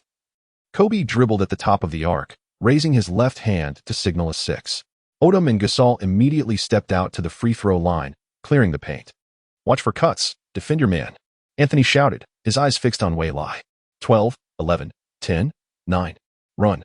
As the shot clock dwindled to 8, Wei Lai began his dash into the unoccupied paint. "U1T catch the ball." Anthony swiftly raised his hands, prepared for any high-flying pass, observing his flawless defense. A slight smile crept across Anthony's face, convinced he had thwarted Wei Lai's opportunity as long as it wasn't him taking the shot. Yet, Wei Lai abruptly halted, pivoting and sprinting back. Anthony quickly matched his pace, the sound of his shoes scraping against the floor resonating. "Close the door." Wei Lai darted between Odom and Gasol, who closed in, effectively blocking Anthony out. Kobe made a pass. Wei Lai received the ball, leaping into the air. The arena erupted as the fans stood in anticipation. Swish. The ball found its mark with precision, igniting a cacophony of cheers. The game was far from over, and Kobe immediately shouted, "Full court press! Full court press!" Upon hearing Kobe's command, Billups swiftly inbound the ball, consuming the final 2 seconds. Beep beep. The first quarter concluded. OMG, my goodness, the first quarter has ended. and Wei Lai scored an astonishing 33 points, tying the NBA record for points in a single quarter. The Staples Center reverberated with chants of MVP, MVP, MVP. This honor, shared with only Kobe, showcased Wei Lai's performance that captivated even the most discerning Lakers fans. Congratulations, Wei Lai, but what a pity. So close, Kobe remarked, first offering his congratulations and then reflecting on how nearly the record was broken, wishing Wei Lai had entered the game sooner. In this match, Kobe transformed into a point guard, delivering an impressive 11 assists in a single quarter. Thank you, my leader. Without your assists, how could I have scored 33 points? Enough. Just like Clay in a previous life, without the cooperation of teammates, even in peak form, it amounts to nothing. 645, Fifth Avenue, Manhattan, New York. An employee excitedly rushed into the conference room where a group of executives was convened. Aren't you going to knock? Do you not realize we are in a meeting? Silver reprimanded immediately. The employee swallowed hard, utterly bewildered. Who am I? Where am I? What am I supposed to do? Get out of here. Silver remarked, exasperated. I'll have HR terminate you. The employee promptly shut the door. The executives resumed their discussion. After a while, the door swung open again, revealing the same employee. Apologies for the interruption, but during the Lakers vs. Nuggets game, Wei Lai scored 33 points in a single quarter. As soon as he finished speaking, he hastily closed the door. Scored 33 points in a single quarter? The executives were filled with disbelief. What are we still doing here? Meeting adjourned. David quickly returned to his office to check on the situation. The events were still unfolding, and the game continued. Chapter 48, The Rise of the Tool Man Kobe, Dormitory 404 of Magic City University. Two young men displayed strikingly contrasting expressions. One radiated sheer joy while the other was engulfed in sorrow. Wei Lai is amazing, truly remarkable, scoring 33 points in a single quarter. Incredible, Li Qing exclaimed, bouncing with exuberance, utterly beside himself, while the computer on his desk streamed the Lakers vs. Nuggets match. Damn it, the national football team is a disgrace, ruining my youth. Yet again they have lost. The other, Chun Hao, was consumed by sadness and indignation. A devoted football fan, he lamented the continuous decline of his national team, which seemed to grow increasingly pathetic with each passing year. Yet, what could he do? This was his homeland. If he did not support his own country, whom should he support? However, could they not show some semblance of improvement? Even a slight progress year on year would suffice for Chen Hao, but how's he? Abandon football, join Air Gu in watching basketball. Let me tell you, our country has produced an extraordinary talent. Li Cheng rambled on enthusiastically. What? We have such a figure in our country? Chun Hao responded incredulously. Isn't Yao Ming the only one in the NBA? Once upon a time, Chen Hao had hoped for a star to emerge in the world of football akin to Yao. Of course, if he were to represent the national team, they would undoubtedly advance further. That would be marvelous. Chen Hao could not help but feel a twinge of envy. Meanwhile, in Class 3 of the second year at Magic City High School, Wei Lai scored 33 points in a single quarter. Unbelievable. A gentleman seated at the back erupted with excitement, momentarily forgetting that they were in class. All classmates, including the teacher at the podium, turned their gaze towards him. Vida, are you playing with your phone again? The teacher's face darkened, and he promptly descended from the podium, approaching Vida's side. Lost in exhilaration, Vida was oblivious to the teacher's displeasure. Teacher, did you know? Wei Lai scored 33 points in a single quarter. He reiterated, his excitement unabated. The rest of the class caught wind of Vida's proclamation. What? Wei Lai scored 33 points? My heavens! What is the record for the highest single quarter score in the NBA? Who is Wei Lai? The classroom erupted into a flurry of chatter. The teacher commanded, silence. And the room fell quiet, his authority palpable. What did you just say? Repeat that. A closer look revealed a slight tremor in the teacher's hand. Sir, during the recent NBA match, Wei Lai scored 33 points in the first quarter, tying the NBA single-quarter record. At this moment, Vida was eager to share his joy with those around him. Not just here, but everywhere. In this digital age, Wei Lai's remarkable achievement of 33 points in a single quarter, successfully equaling a record that had been sealed away for over 30 years, swiftly circulated throughout the nation. Houston, well done, Wei Lai. Scoring 33 points in a single quarter, truly astounding.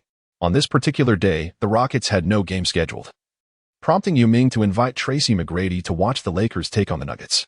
To their astonishment, within a mere 12 minutes of the game, Wei Lai's performance reverberated across the globe. McGrady, shaking his head in disbelief, echoed a sentiment akin to that of Kobe, lamenting, "What a pity, Yao. If only he had one more opportunity to attack, he would shatter records." McGrady understood that such a state of form is a rare blessing. Asking for another 35 seconds to score 13 points was virtually impossible. The same could be said for Wei Lai. Hence, McGrady expressed his regret. However, he reassured himself. For Wei Lai was still young, and he had unwavering faith that Wei Lai would carve out his own historical legacy. In that moment, Yao Ming eagerly anticipated the 2012 Olympics.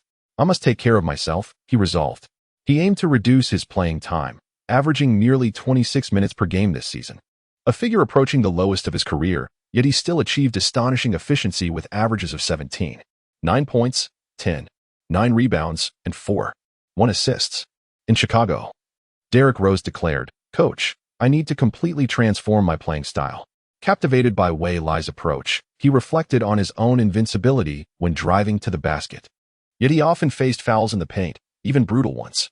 The team physician advised him to minimize his incursions into the lane, warning that his knees could not withstand many more years of such strain. Meanwhile, the Celtics were enveloped in silence as they witnessed Wei Lai score 33 points in a single quarter, a sense of despair they had never felt before. With Garnett injured and their opponents formidable, they questioned whether they still harbored championship aspirations this season. At the Staples Center, a jubilant atmosphere prevailed. Wei Lai, Wei Lai, Wei Lai. As the second quarter neared its final 5 minutes, with the score at 55-33, Wei Lai returned to the court, igniting cheers from the fans. Upon entering, Wei Lai refrained from attacking. It was not due to a lack of intent, but rather the Nuggets employed aggressive tactics, double-teaming him to deny him the ball. During the first quarter break, they learned that a sophomore had amassed 33 points, relegating them to mere historical footnotes. They would not allow Wei Lai to score again. While a team may concede defeat, Wei Lai must be contained. However, once Wei Lai stepped onto the court, the Lakers' offense became even more incisive, often operating in a 4-on-3 advantage as teammates surged to accumulate points and assists, especially Kobe, who felt an unprecedented sense of ease. He could assist at will or score whenever he chose. The Lakers added another 30 points in the second quarter, effectively dismantling the competition by halftime. Coach Zen had already called off the Dogs in the second half, particularly to prevent the Nuggets from resorting to desperate measures. Yet, despite this, viewership continued to rise incrementally, causing David in the New York office to feel his heart racing. As the final buzzer sounded, the score stood at 131-87, with the Lakers triumphantly defeating the Nuggets, who now faced a losing streak and had dropped to 9th place. Kobe recorded a double-double with 22 points, 21 assists, and 6 rebounds, setting a new personal record for assists in a single game. Wei Lai contributed 33 points, 5 rebounds, and 1 steal, while Gasol added 16 points and 15 rebounds. Following the game, Wei Lai was undoubtedly called to the press conference. The press conference for the Lakers was a bustling affair, in stark contrast to the sparse attendance for the Nuggets.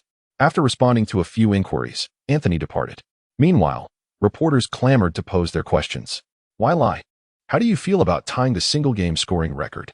One asked. "I'm very pleased and will continue to work hard," came the rather mundane response. Another reporter inquired, "Wei Lai, after scoring 33 points in a single quarter, will you be starting in the next game?" To this, Wei Lai responded, "Is this a setup? Absolutely not. Ariza is far more suited for that role. Scoring 33 points in a single quarter is merely a record, but our ultimate goal remains the championship. Without the championship, what significance does a mere 33-point quarter hold?" Wei Lai vividly recalled the humiliation of being the runner-up with a 73-win season, despite setting a record. Failing to secure the championship was a disgrace he wished to avoid. He further urged, "Please do not focus solely on me. The individual seated beside me has achieved a double-double and set a new personal best with 21 assists." With this redirection, attention shifted to the most illustrious figure present, Kobe. Even with Wei Lai's remarkable 33-point quarter, he could not eclipse Kobe's brilliance. Upon Wei Lai's reminder, all eyes turned to Kobe, creating a sigh of relief. "Boss, incredible. Simply incredible," they exclaimed. Kobe glanced at Wei Lai with an expression of resignation. He had initially hesitated to attend, fearing he would overshadow the moment that rightfully belonged to Wei Lai. Yet, Wei Lai insisted he join him. Kobe Bryant, the ultimate supporting player. Chapter 49, The All-Star Invitation, the next leader of the Lakers, the new sovereign of the league.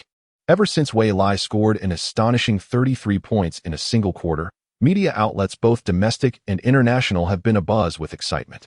Yet, Wei Lai remains steadfast in his daily training regimen.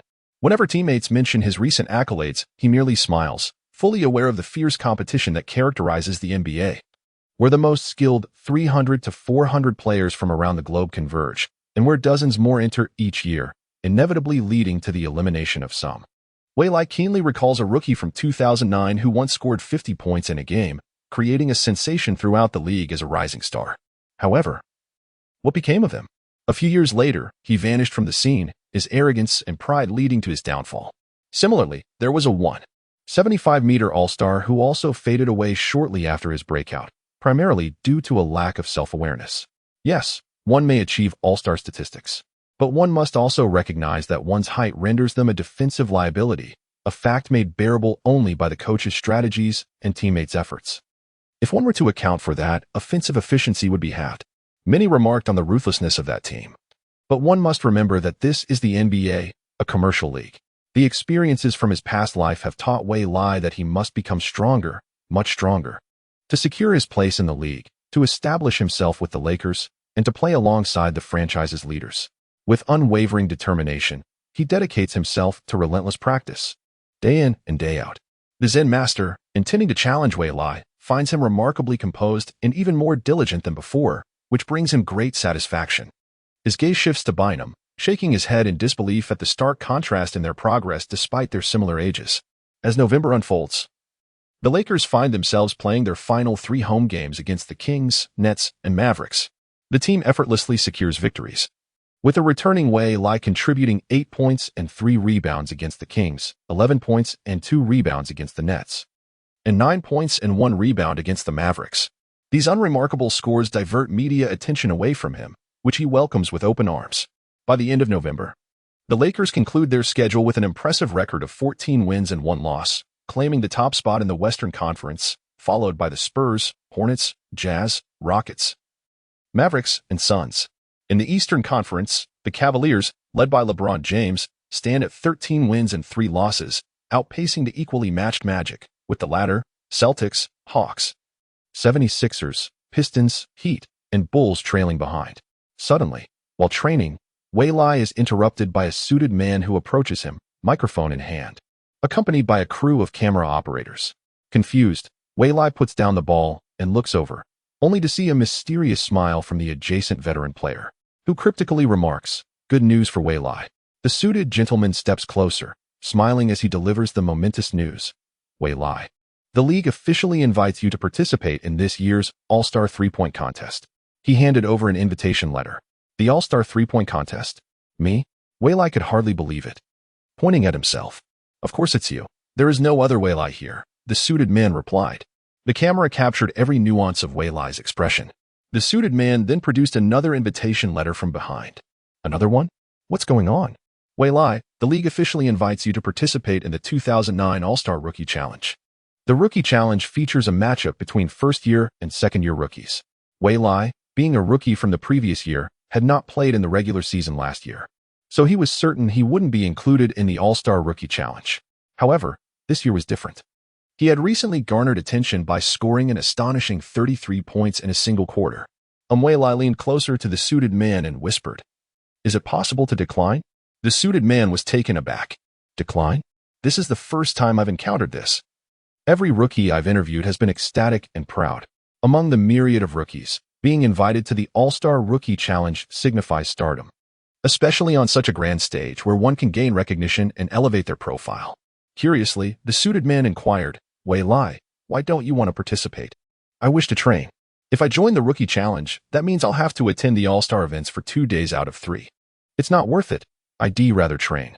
He didn't look down upon the other rookies, but truthfully, the talent pool from the past 2 years was rather lackluster, aside from Durant, who at that moment had a critical flaw. This was something he had previously heard in an interview with K. "Wei Lai, I regret to inform you that you cannot refuse. Unless injured, participation is mandatory." The suited man apologized, finding Wei Lai genuinely amusing. "Isn't participating in the All-Star event beneficial? It can enhance your visibility, allow more people to recognize you, and provide the chance to compete against other rookies." The suited man pressed once more. No, having strength draws attention. To attain strength, one must train diligently. The suited man was at a loss for words. It appeared Wei Lai had a valid point. Oh, right. I could just coast, Wei Lai suddenly exclaimed. Realizing he could simply show up, drift through a few minutes, and then exit.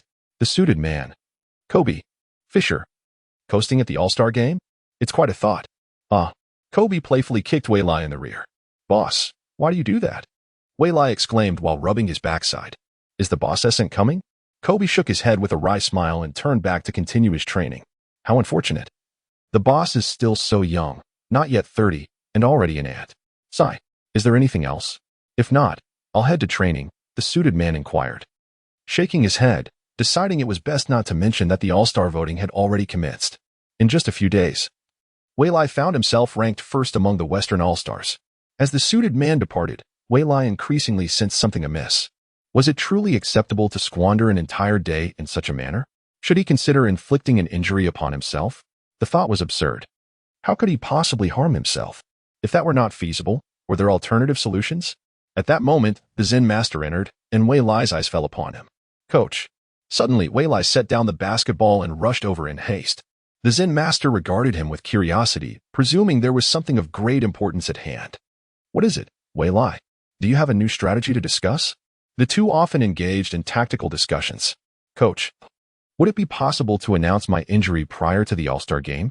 Why? I just received invitations for both the All-Star Rookie Challenge and the All-Star Three-Point Contest, and I am quite reluctant to attend. But I cannot refuse. The staff informed me that the only valid excuse for not participating is an injury.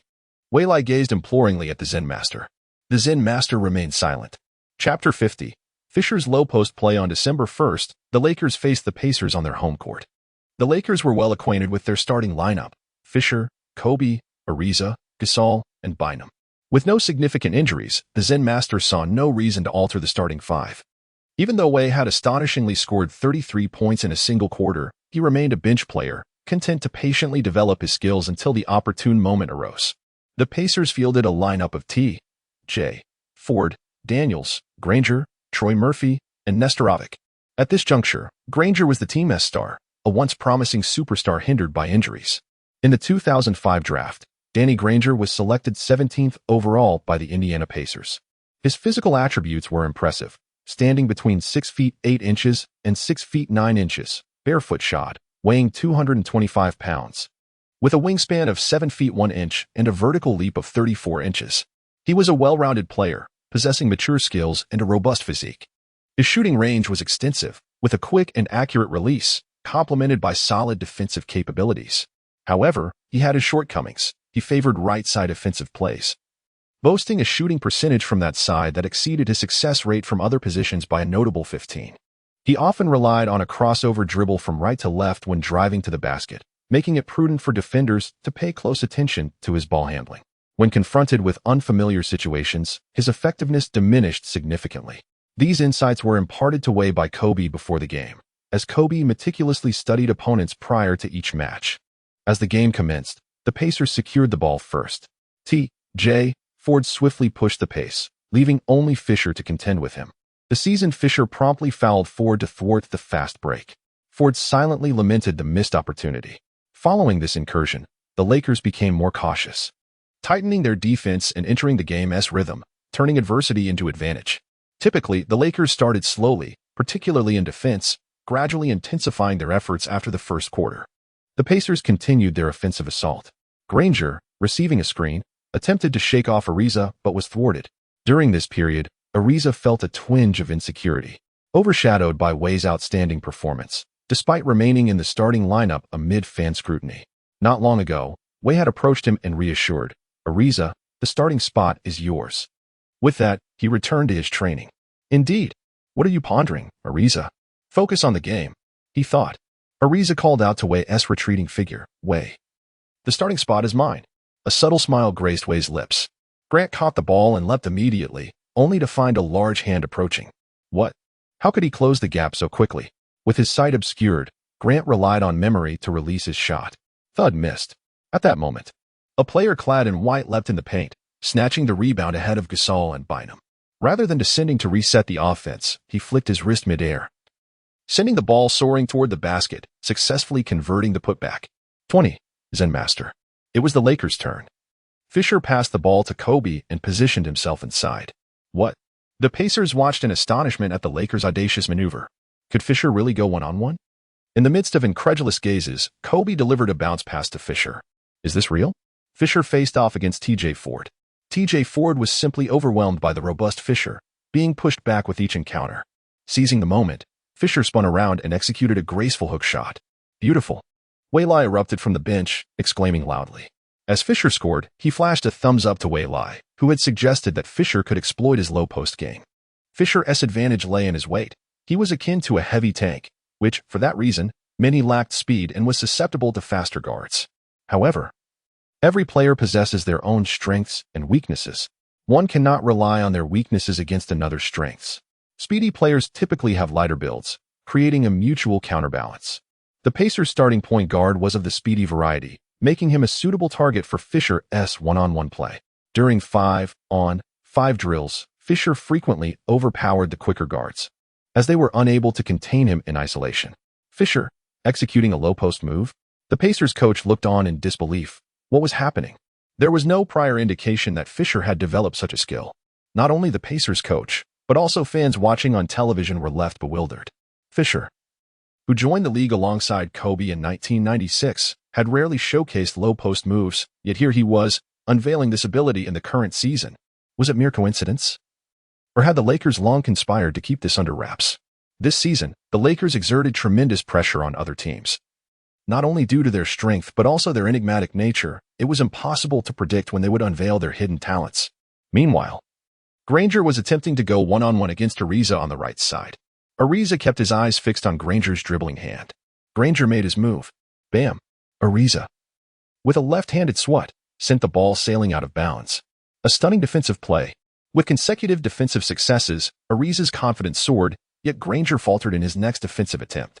T.J. Ford and Murphy executed an alley-oop, retaliating effectively. Murphy, a physically explosive big man with rough technical skills, represented a solid blue-collar player. In a few years, such players would be highly coveted, but for now, it was the Lakers' turn again. Once more, Fisher continued to exploit his low-post advantage against T.J. Ford. Ford was utterly unable to withstand Fisher, who bulldozed him backward like a bulldozer. Just then, Nestorovic came over to assist, but he forgot that Fisher was, after all, a point guard. As Nestorovic approached, Fisher delivered a bounce pass to the unguarded Bynum in the paint, who leaped up and executed a powerful dunk. Fisher's gaze remained locked on his opponent. Should an opponent approach to help, he would pass. If they did not, he would continue his assault. Waylai's strategy was truly exceptional. Waylai had drawn inspiration from Livingston's playing style. After all, wasn't he at Livingston's back-to-the-basket game that secured his place with the Warriors in the latter stages of his career? As a guard standing at an impressive height of 2 meters, he easily dominates the defenders of rival teams. Such is the uncanny similarity. However, Fisher's low-post isolation tactic does possess certain limitations. Yet, against T.J. Ford, it proves exceptionally effective. In the ensuing offensive plays, Fisher employs the same strategy. And the Pacers dare not approach for defense. Having learned from past experiences, they might as well let T.J. Ford defend alone. While the Pacers fail to contain the offense, the Lakers are equally unable to thwart their opponents. Murphy consistently secures offensive rebounds, resulting in 2 successful scoring attempts. After 6 minutes of play, the score stands at 16-16, with both teams evenly matched. Fisher concludes the quarter with 10 points and 2 assists, an exhilarating performance indeed. Following a timeout, Fisher excitedly embraces Waylai, exclaiming, "Fantastic. Waylai, thank goodness I listened to you back then. Otherwise, I wouldn't be enjoying this moment." With a hint of frustration, Waylai attempts to push Fisher away, but to no avail. Finally, Fisher releases his grip, granting Waylai his freedom. Chapter 51. A flicker of intensity as the pause came to an end. The Pacers substituted T.J. Ford and center Nestorovic for Jarrett Jack and Hibbert, aiming to bolster their defense and enhance their pursuit of offensive rebounds. The Pacers coach discerned that the Lakers' interior presence was faltering today, resulting in the loss of several defensive rebounds. On the Lakers' side, the struggling Gasol was replaced, alongside Fisher, who had expended considerable energy, making way for Odom and Waylai. Upon entering the game, Waylai immediately instructed Ariza to diligently protect the defensive boards. The Pacers were surprisingly effective in securing offensive rebounds. Even with both Wei and Ariza contesting, they found themselves outmatched. Hibbert leapt high upon his entrance, snatching an offensive rebound and immediately leaping again upon landing. Wei, swift in his response, committed a foul. The sharp sound echoed as Hibbert's hand turned a bright red. Wei was unyielding. With a foul, he intended to leave a mark. Hibbert approached the free throw line, missing his first attempt but succeeding with the second, resulting in one of two made, bringing the score to 17-16. Kobe responded with a classic isolation play, executing a fadeaway jumper, making the score 17-18. After a few unsuccessful attempts, Granger refrained from shooting but, inspired by his teammates' relentless rebounding, took to the skies over Ariza, launching a swift three-pointer. Swish. Granger's release was too rapid for Ariza, who could only watch. Offensive players always hold the advantage, moving a step ahead of defenders. The three-pointer landed, making it 20-18, with the Pacers once again leading by 2 points. Defense. Defense. Defense. The crowd at the Bankers Life Fieldhouse erupted in cheers for their home team. Witnessing the Pacers holding their ground against the Lakers, adrenaline surging through their veins. Fueled by the support of their fans, the Pacers intensified their defense, engaging in more physical confrontations. Kobe, with the ball, found himself persistently harassed by Jack. Wei, maneuvering, was subjected to subtle disturbances. Odom struggled to establish position, constantly pressed by the opposing interior players. It felt reminiscent of the gritty basketball of the 1980s, where every possession was fiercely contested. For Wei, this was the essence of true basketball, exerting every effort to prevent the opponent from scoring. A stark contrast to the previous era's increasingly refined style, devoid of any ferocity, fixated solely on high scores. Beep. In his quest for an open shot, Wei pushed off a defender, inadvertently drawing the attention of the sideline referee. It seemed he still had room for improvement. Daniels chuckled knowingly, remarking, "Kid, you've got a long way to go, practice for another decade before you return." Wei responded with a nonchalant, "Oh," before turning to defend, unfazed by the comment. There was truth in the words. His timing indeed required refinement. Daniels pondered, "Are rookies this mature these days?" As the Pacers transitioned to offense, Jack passed the ball to Granger on the right side while the other teammates spread out to grant him a one-on-one opportunity. Granger feigned a move, hinting at a leftward drive against Ariza, who remained steadfast, maintaining his balance. Indeed, in the next moment, the ball was swiftly transitioned from the left side to the right, with Green using his right shoulder to create space against Ariza, who remained steadfastly in position, closely adhering to his mark. Suddenly, Granger, arriving at the paint, executed a sudden stop for a jump shot. Ariza, slightly delayed, leaped in an effort to disrupt the shot. The ball soared over Ariza's head and swooshed directly into the basket, scoring 2 points. As Granger landed, he glanced at the approaching defense from Wei. During his earlier drive, he had noticed someone closing in, prompting his instinctive choice to halt and shoot. Did he sense it? Just in time. Meanwhile, Kobe showcased his formidable one-on-one skills, with Granger attempting to defend, hanging in the air, and executing a challenging mid-range jumper over both players. The highlight reels were often seen. Yet this was truly the first time in reality. Wei, brimming with excitement, rushed over to embrace his idol, exclaiming how incredible he was. No matter how many defenders came at him, he would undoubtedly make the shot. This is Kobe Bryant, powerful, relentless, and resilient. Witnessing Kobe sink such a difficult mid-range shot, Granger, the leader of the Pacers, felt compelled to respond. This time, he positioned himself on the right side. Wei cautiously advanced a few steps, at which point Granger hastily pulled up for his shot. Indeed, how remarkable was his agility. Then it became a matter of counter-strategy. Just because someone possesses a certain skill does not mean it is an advantage. It could also be a weakness. Thud. Granger's shot missed, bouncing off the front rim. Rebounding. Wei and Ariza had already entered the paint to secure the rebound, while Bynum was effectively blocking Hibbert, denying him any chance to infiltrate. On the other side, Odom was fiercely contesting position with Murphy. Ultimately, it was Wei who secured the rebound. Immediately after grabbing the rebound, Wei tossed the ball to the awaiting Kobe. Without hesitation, Kobe initiated a fast break. The Pacers now faced two formidable interior players, Hibbert and Murphy. If they aimed for the offensive rebound, they would have to pay the price of slow transition defense. Kobe, drawing the defenders, passed to the trailing Odom, who received the ball and emphatically dunked it, successfully taking the lead. Jack, utilizing a screen, created space for a mid-range jumper, answering back with a score. On this end, Kobe, positioned at the arc, perpetually threatened with his dribble, taking a step, then another, and yet another. He moved. Dribbling forward a step, he executed a behind-the-back dribble, then a step back, leaping and releasing the ball. The entire sequence was fluid, leaving Jack with no opportunity to contest the shot. Swish. An ultra-long-range two-pointer found its mark. Waylai cheered, "Ah, wow. Boss, you're amazing." He rushed over to high-five his idol, determined to learn from him. During this period, Kobe was nearly flawless. Not only could he score, but he also facilitated his teammates. Whenever it was time to score, he would rise to the occasion, shouldering the responsibility. Being alongside Kobe instilled a sense of reassurance and confidence. Unlike certain individuals who might pass the blame, Kobe was always prepared to receive the ball in the final seconds. If he missed, he would be criticized by his fans as a poor teammate. As for who that might be, well, I preferred not to mention it. His gaze returned to the court, where Murphy had once again secured an offensive rebound, scoring with a putback. The score was now 23-24. What a frustrating moment. Just a fraction shy, despite having jumped first, he had still been outmaneuvered. One can only lament the inadequacy of a vertical leap measuring a mere 70. Alas, the loss of a single rebound equates to the forfeiture of 2 precious points. A timeout is called. The Zen Master has signaled for a pause. The Lakers now find themselves in a precarious predicament, unable to contain the Pacers' dominance within the paint. The twin towers of Bynum and Gasol are being thoroughly subdued, having allowed Murphy to seize 4 offensive rebounds while they were on the court.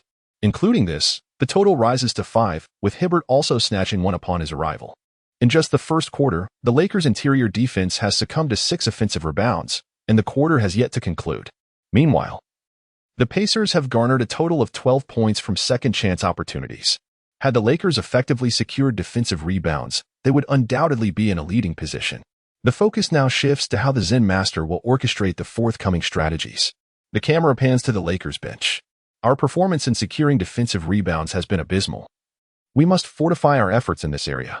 As he articulates his thoughts, the Zen Master diligently sketches on the tactical board, with the remaining players nodding in agreement. Chapter 52. Silence. Please pause and return. The personnel on both sides remained unchanged. Each team resolved to complete the remaining first quarter with their current lineup. The clock read 2:10. The Lakers were on the offensive. As all eyes were fixed on Kobe, Waylai began to move. He first utilized a backdoor cut off Gasol, and before the play unfolded, he swiftly retreated to the three-point line, only to make a quick return towards the paint. With a flick of his wrist, Kobe sent the ball slicing through the crowd like a scalpel, landing perfectly in front of Waylai. Without hesitation, Waylai received the pass and executed a layup, scoring effortlessly. "Boss, that pass was exquisite," Waylai exclaimed excitedly upon landing. The timing was perfect, the release swift, and the accuracy impeccable. From this play, one can discern Kobe's exceptional passing ability. However, he often refrains from distributing the ball or feels there is no necessity to do so. This season, Kobe has embraced the role of a facilitator, diminishing his tendency for isolation plays, which has resulted in a remarkable 23.8 improvement in his overall offensive efficiency. He is averaging 8 points, 8 assists, and 4.6 rebounds per game, securing the top position in the MVP rankings. Truly impressive. Kobe skillfully navigates through several members of the Indiana Pacers, ultimately delivering the ball to Waylai, who deftly cuts into the lane, evading his defender. The Zen Master cannot help but nod in approval, recalling previous seasons when he urged Kobe to prioritize passing and lead his teammates. Yet, the results have been mediocre. Otherwise, they would not have acquired Gasol. However, this season, Kobe has indeed transformed, becoming remarkably rational. The Lakers are stronger than last year, and should they face the Celtics again, they would have no fear. Everything that was applicable in last year's finals has been employed by the Zen Master. Regrettably, the outcome was less than satisfactory. Ultimately, a rookie emerged to guide the team from the depths of despair, securing the championship and claiming their 9th title. Now it is the Pacers' turn.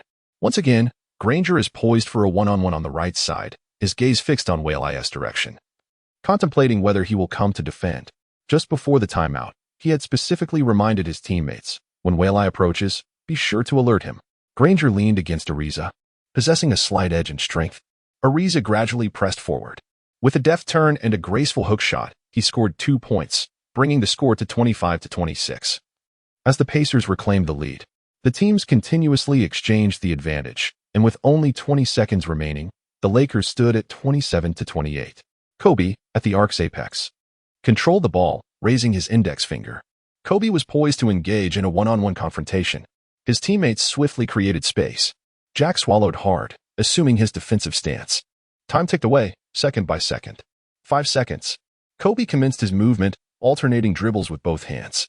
As he leaned his right shoulder, Jack took a step back. Space had emerged. With the left foot as the pivot, I executed a 180-degree turn, breaking past Jack's right side.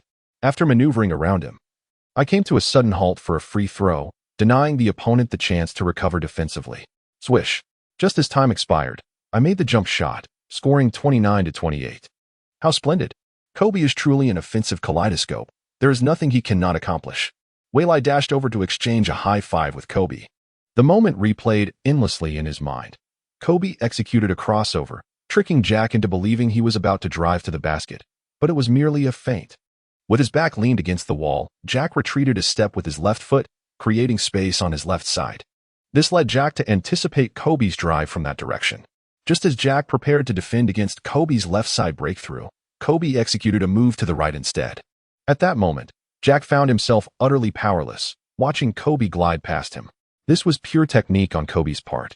Had it not been for a promise in his previous life that led to a significant injury, given his skill and physical prowess, he would have easily played until the age of 40, akin to Jordan. The 40-year-old Jordan continued to deliver nearly all-star caliber statistics, maintaining a full schedule of 82 regular season games while averaging 37 minutes of playtime, even scoring as high as 50 points in a game.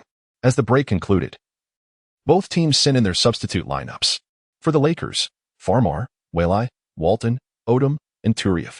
Kobe and Waylai typically occupied swing positions, with Kobe fixed as a starting scorer and Waylai entering the game, with Ariza also on the court. Kobe took on the role of point guard while Waylai focused on scoring.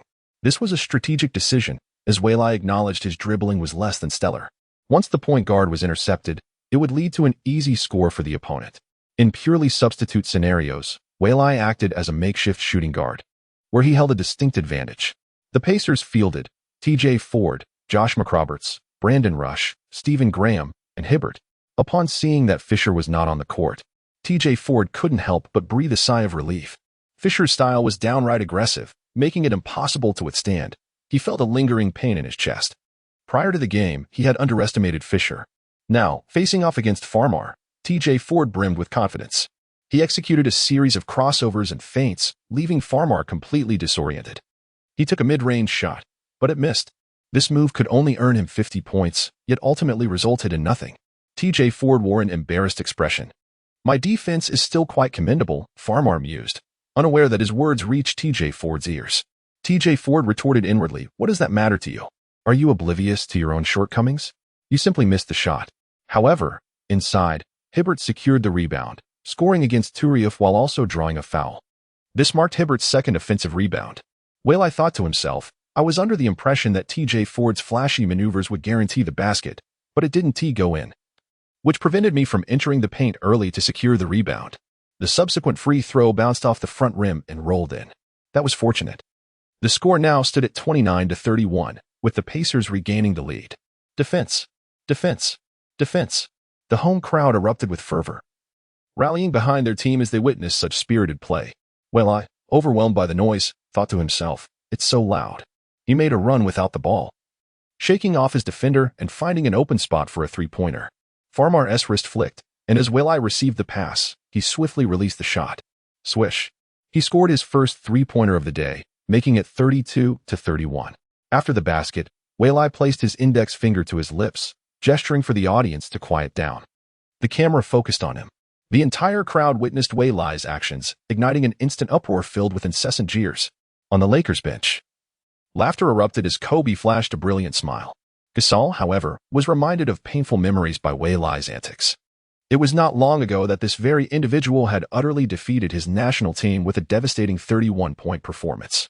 Gritting his teeth, Gasol vowed to make Waylai taste the fury of his iron fists, oblivious to the anger he stirred in both opponents and teammates alike. Waylai reveled in the moment, exclaiming, "This is the sound I want to hear." His radiant smile illuminated the giant screen, inciting the Pacers fans to deem it a disgrace, and their boos grew louder. "TJ, take down that monkey," shouted one fan. "Get in there, Granger, and crush the Lakers. Echoed another. Go home, you wretched monkey, Ward exclaimed. Meanwhile, the announcers from the Goose Factory, Teacher Young and Coach Zhang, struggled to contain their exhilaration. This is sheer dominance. Defend that ball, Wei Lai shouted, fully aware that the moment was ripe for a surge of momentum. Chapter 53. Wei Lai's competitive spirit. The morale-boosting effect of the buff code was not shaken off by TJ Ford. Instead, it clung closely, causing great discomfort to Ford. As the shot clock dwindled, TJ Ford, under the duress of the interference, took a shot. Bang. It missed. In the paint, bodies jostled fiercely for position, with Wei Lai and Walton joining in to assist in securing the rebound. Turiev and Wei Lai effectively blocked Hibbert, and even as Hibbert leaped, Wei Lai slyly tugged at Hibbert's jersey, a maneuver unseen by the referee. Ultimately, Odom secured the rebound. Ref, he pulled my jersey, Hibbert complained upon landing. I didn't see it. Play continues, the referee replied. Hibbert, humph, this punk thinks he can outsmart me. Such subtle tactics can indeed prove effective. Some might label these maneuvers as unsportsmanlike. However, to Wei Lai, as long as such actions do not inflict harm upon the opponent, they are fair game. Moreover, his adversaries frequently impede his off-ball movement with similar tactics, yet the referees remain oblivious. Welcome to the NBA, Wei Lai remarked to the rookie Hibbert. Humph. Hibbert glared at Wei Lai, feeling indignant. How could this individual behave so shamelessly? Clearly, he should be grateful for the gifts I bestow upon him. This is utterly outrageous. Ignoring him, Wei Lai surged forward to join the offensive play. Hibbert, what are you doing? Get back on defense. The Pacers coach was at a loss. Witnessing Hibbert still arguing with the referee, this left the Lakers with a 5-on for advantage. Naturally, the Lakers seized this opportunity. The ball was passed to Turiev, who was unguarded in the paint, and he effortlessly netted 2 points. 34-31, the Lakers led by 3 points. The Pacers coach, Murphy, hearing his name, Murphy removed his jacket and approached the scorer's table to await his turn. Hibbert, witnessing this, felt a pang of hurt. Why was he being substituted when he had been fouled? He wallowed in disappointment. Code to Turiev. Noting Hibbert's distraction, likely related to his impending substitution, Wei Lai thought. Why not exploit this weakness? The code dutifully delivered the ball to Turiev. Attack him, Turiev, he can't defend you. Turiev, fully aware, targeted Hibbert. It was that simple. Upon contact, Hibbert unexpectedly fell. Turiev seized the opportunity to lay it in for another 2 points. 36-31, the Lakers extended their lead to 5 points. Having scored 4 consecutive points, Turiev beamed with delight, realizing his own prowess. On the sidelines, the Pacers coach shouted, "What are you thinking, Hibbert?" After berating him, he immediately called for a timeout, unable to tolerate the situation any longer. What was this player thinking?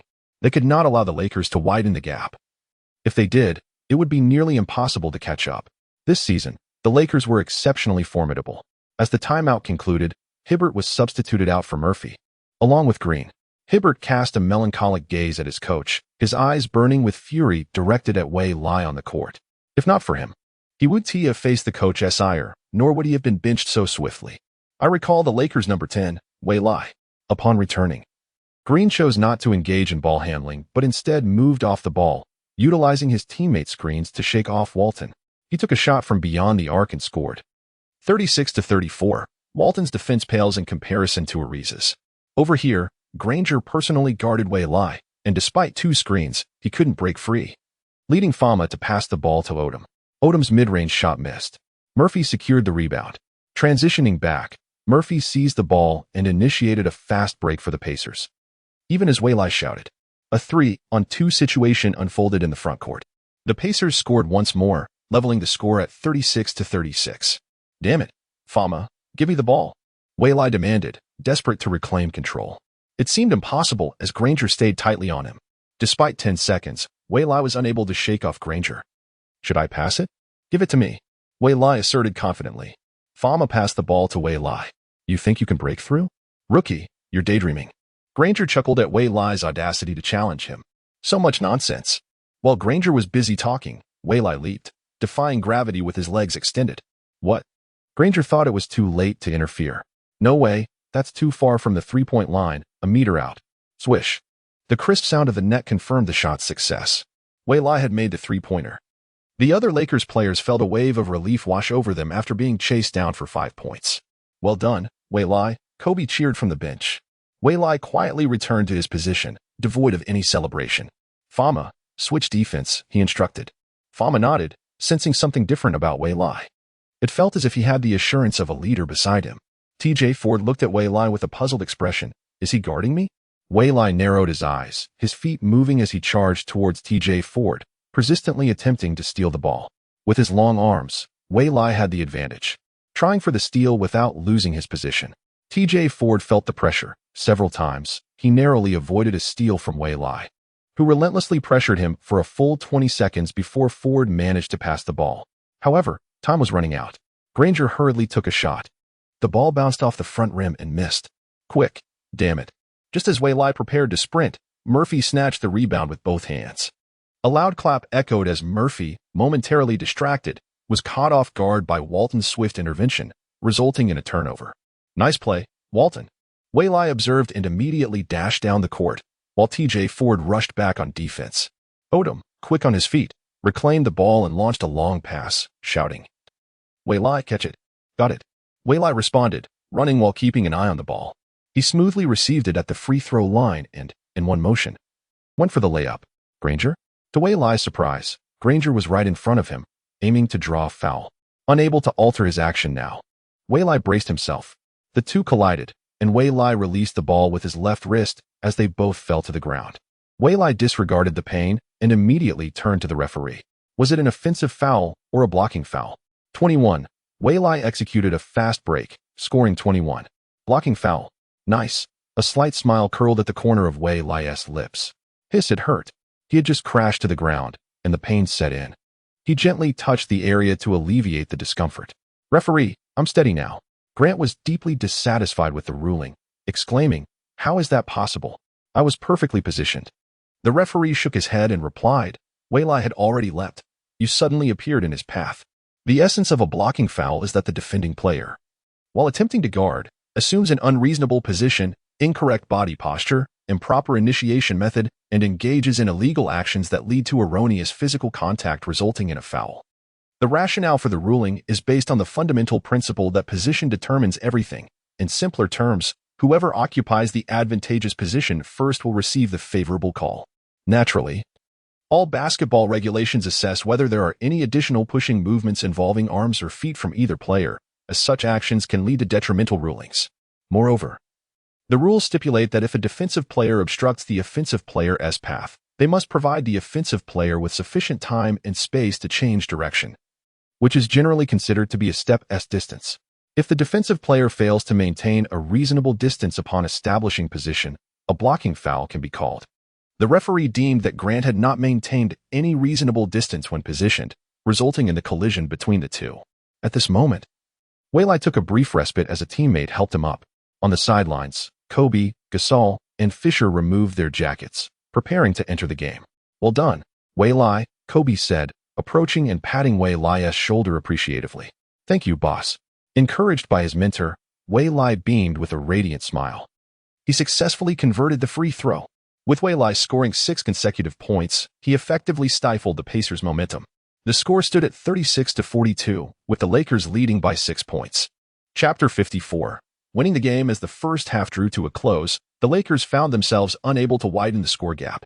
The Pacers starters returned. Aggressively securing offensive rebounds, Murphy alone amassed 7 offensive boards and 5 defensive rebounds. In contrast, Gasol managed only 5 rebounds in the entire half, and the combined total of the Twin Towers fell short of Murphy's individual haul. In the locker room, the Zen Master was deep in thought, having just noted that Murphy's average for total rebounds per game stood at a mere 1. This match, however, marked his moment of brilliance. Every player experiences such moments, and the Lakers were unfortunately facing Murphy in his prime. As the halftime intermission concluded, the Lakers emerged from the locker room only to be met with boos from the fans. Such is the nature of playing away from home. The first 6 minutes of the second half saw both teams struggling with their shooting, likely due to the intensity of their defensive efforts which hampered their rhythm. With a score of 56-51, both teams managed to sink only 3 baskets during this span, prompting an official timeout. Breathing heavily, the players returned to their benches to recuperate. The high-intensity defense had taken its toll on their stamina. In the first half, Wei Lai played for 16 minutes, and the relentless defensive pressure had significantly drained his energy, leaving him still fatigued.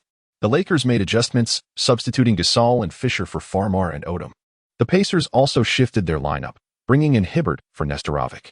Hibbert, surprised by his own inclusion, entered the court scanning for his adversaries, but found no one on the Lakers bench.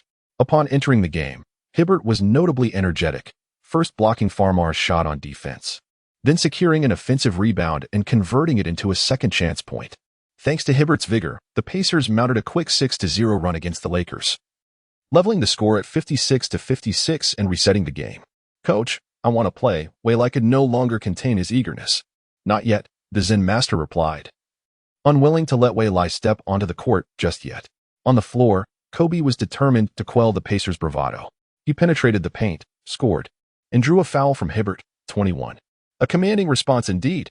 "Great shot, boss, great shot." With the leader on the court, Waylai felt no urgency to rush back in. Kobe successfully converted the free throw, making it 59-56. However, Granger swiftly countered with a three-pointer, tying the score again at 59-59. The game continued with both teams trading baskets. By the end of the third quarter, the score remained tied at 68-68. This match had become a fierce contest, with the Pacers clinging to the score thanks to their offensive rebounds and Granger's contributions. As the fourth quarter approached, with just 12 minutes remaining, the question lingered: would the Lakers emerge victorious from Indiana, or would the Pacers defend their home court? The final 12 minutes awaited our gaze. On the Lakers bench, the Zen master patted Waylai on the shoulder and said, "Waylai, it's South time to close out the game." "Understood," Waylai replied. The fourth quarter commenced, featuring the lineup of Fisher, Waylai, Ariza, Walton, and Bynum for the Lakers. Pacers: Jack, Daniels, Brandon Rush, Travis Diener, Hibbert. Waylai thumped his chest with his right hand and gestured towards the sky. He blew on his hands. The Lakers initiated their offense. Fisher brought the ball across half court and passed it to Ariza on the right side, who remained stagnant, dribbling the ball without any movement. Meanwhile, Waylai sprinted into the paint, then cut towards the arc. At that moment, Fisher stepped inside the three-point line to set a screen for the approaching Waylai. Ariza flicked his wrist, delivering the ball to the now open Waylai. With precision, he launched a three-pointer. It went in. Swish. 3 points confirmed. 71-68. As the fourth quarter commenced, Waylai showed no mercy, sinking another three. Jack brought the ball over half court, immediately facing a double team. Caught off guard, Jack found himself trapped by Fisher and Waylai. With Daniels nearby, Waylai, assigned to guard Daniels, made a swift decision. He abandoned Daniels to double-team Jack. Upon noticing Waylai's move, Fisher quickly coordinated to block Jack's passing lane. Waylai lunged for the basketball, while Jack held it tightly with both hands. Neither side yielded. Beep. A jump ball. Splendid. Waylai and Fisher high-fived, celebrating their successful defense. The jump ball ensued, and without a doubt, Waylai emerged victorious, reclaiming possession. The Lakers organized their offense once more. "Watch out for Waylai," the Pacers coach shouted from the sidelines. "Apologies, but at your level, you cannot contain me." Waylai finally comprehended why the Zen master had chosen to put him on the court. It was a tactical race. Currently, no one on the Pacers could keep pace with him. Walton and Bynum awaited at the free throw line. As Waylai passed, the two defenders closed in, blocking any help from behind. It was too late for others to assist. Waylai received the ball and shot. Swish. Another three-pointer. 74-68. This time, Jack was acutely aware of Waylai's positioning, and his teammates rushed to provide support. Yet, Waylai had no intention of doubling down. Noticing the lack of a double team, Jack faced only Fisher ahead of him. Boldly, he decided to take on Fisher one-on-one. "Jack, be cautious." Jack maneuvered past Fisher, stepped forward, jumped, suspended in the air. A hand suddenly appeared, swatting the ball away. It was Waylai, like a mantis waiting for its prey. Waylai anticipated Jack's penchant for isolation plays, having prepared accordingly. But the play was not over. The ball did not soar out of bounds, but instead flew forward. Fisher rushed to retrieve it. The blocked Jack quickly chased back. Meanwhile, Waylai landed and sprinted to the front court. He scooped up the ball. With Jack returning to defend, Fisher, in position, glanced back, flicked his wrist, and passed it behind him. Waylai, beyond the three-point line, caught the ball, jumped, suspended in midair, and launched.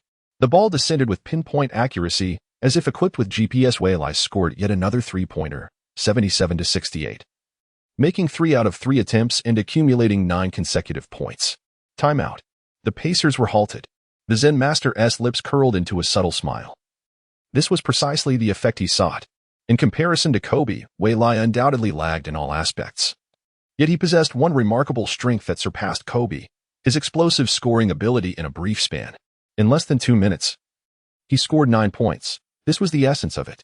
Kobe, it's your turn. As the timeout concluded, the Zen master gently patted Kobe's shoulder. Kobe nodded in acknowledgement.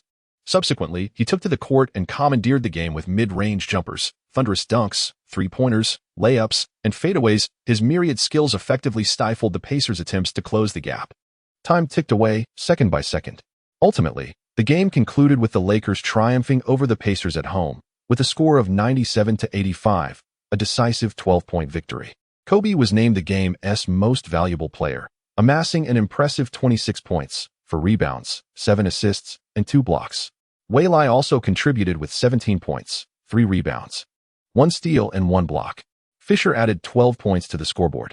For the Pacers, Murphy achieved a career high of 16 points and 17 rebounds, leaving the Lakers' Twin Towers struggling. Granger scored 24 points, yet his shooting percentage was a mere 33, hitting only 8 of 24 attempts. Following their encounter with the Pacers, the Lakers enjoyed a brief 5-day respite with no game scheduled. Their next match would take place at home, prompting the Lakers to hastily conclude the post-game press conference and head to the airport for their journey back to Los Angeles. Chapter 55, Surpassing the Bulls, 72 Wins. Early in the morning, the training facility welcomed 2 individuals, Wei and Kobe. After an intense round of practice, both were drenched in sweat. Wei proposed a one-on-one match. Without hesitation, they began their fierce duel, with Wei being skillfully outplayed. Once their morning workout concluded, they headed to shower and replenish their energy. Kobe, curious, inquired, Wei, have you increased your vertical leap? As someone who frequently trained with Wei, Kobe sensed a noticeable improvement in his jumping ability. Have those squats really made a difference? Should I incorporate them into my regimen as well? Indeed, Kobe. My training has borne fruit.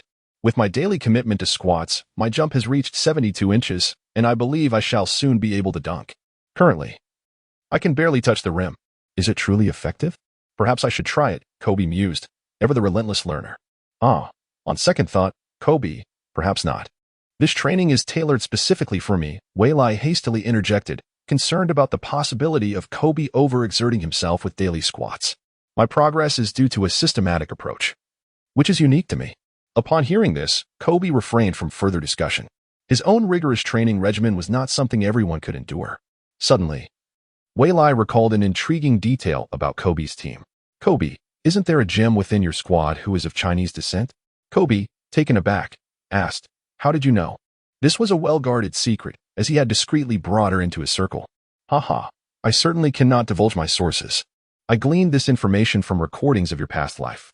I also know that during the Olympics, you were reluctant to lend her to Gasol, who subsequently expressed his grievances. The answer was evident. Did Gasol inform the future? Wei inquired.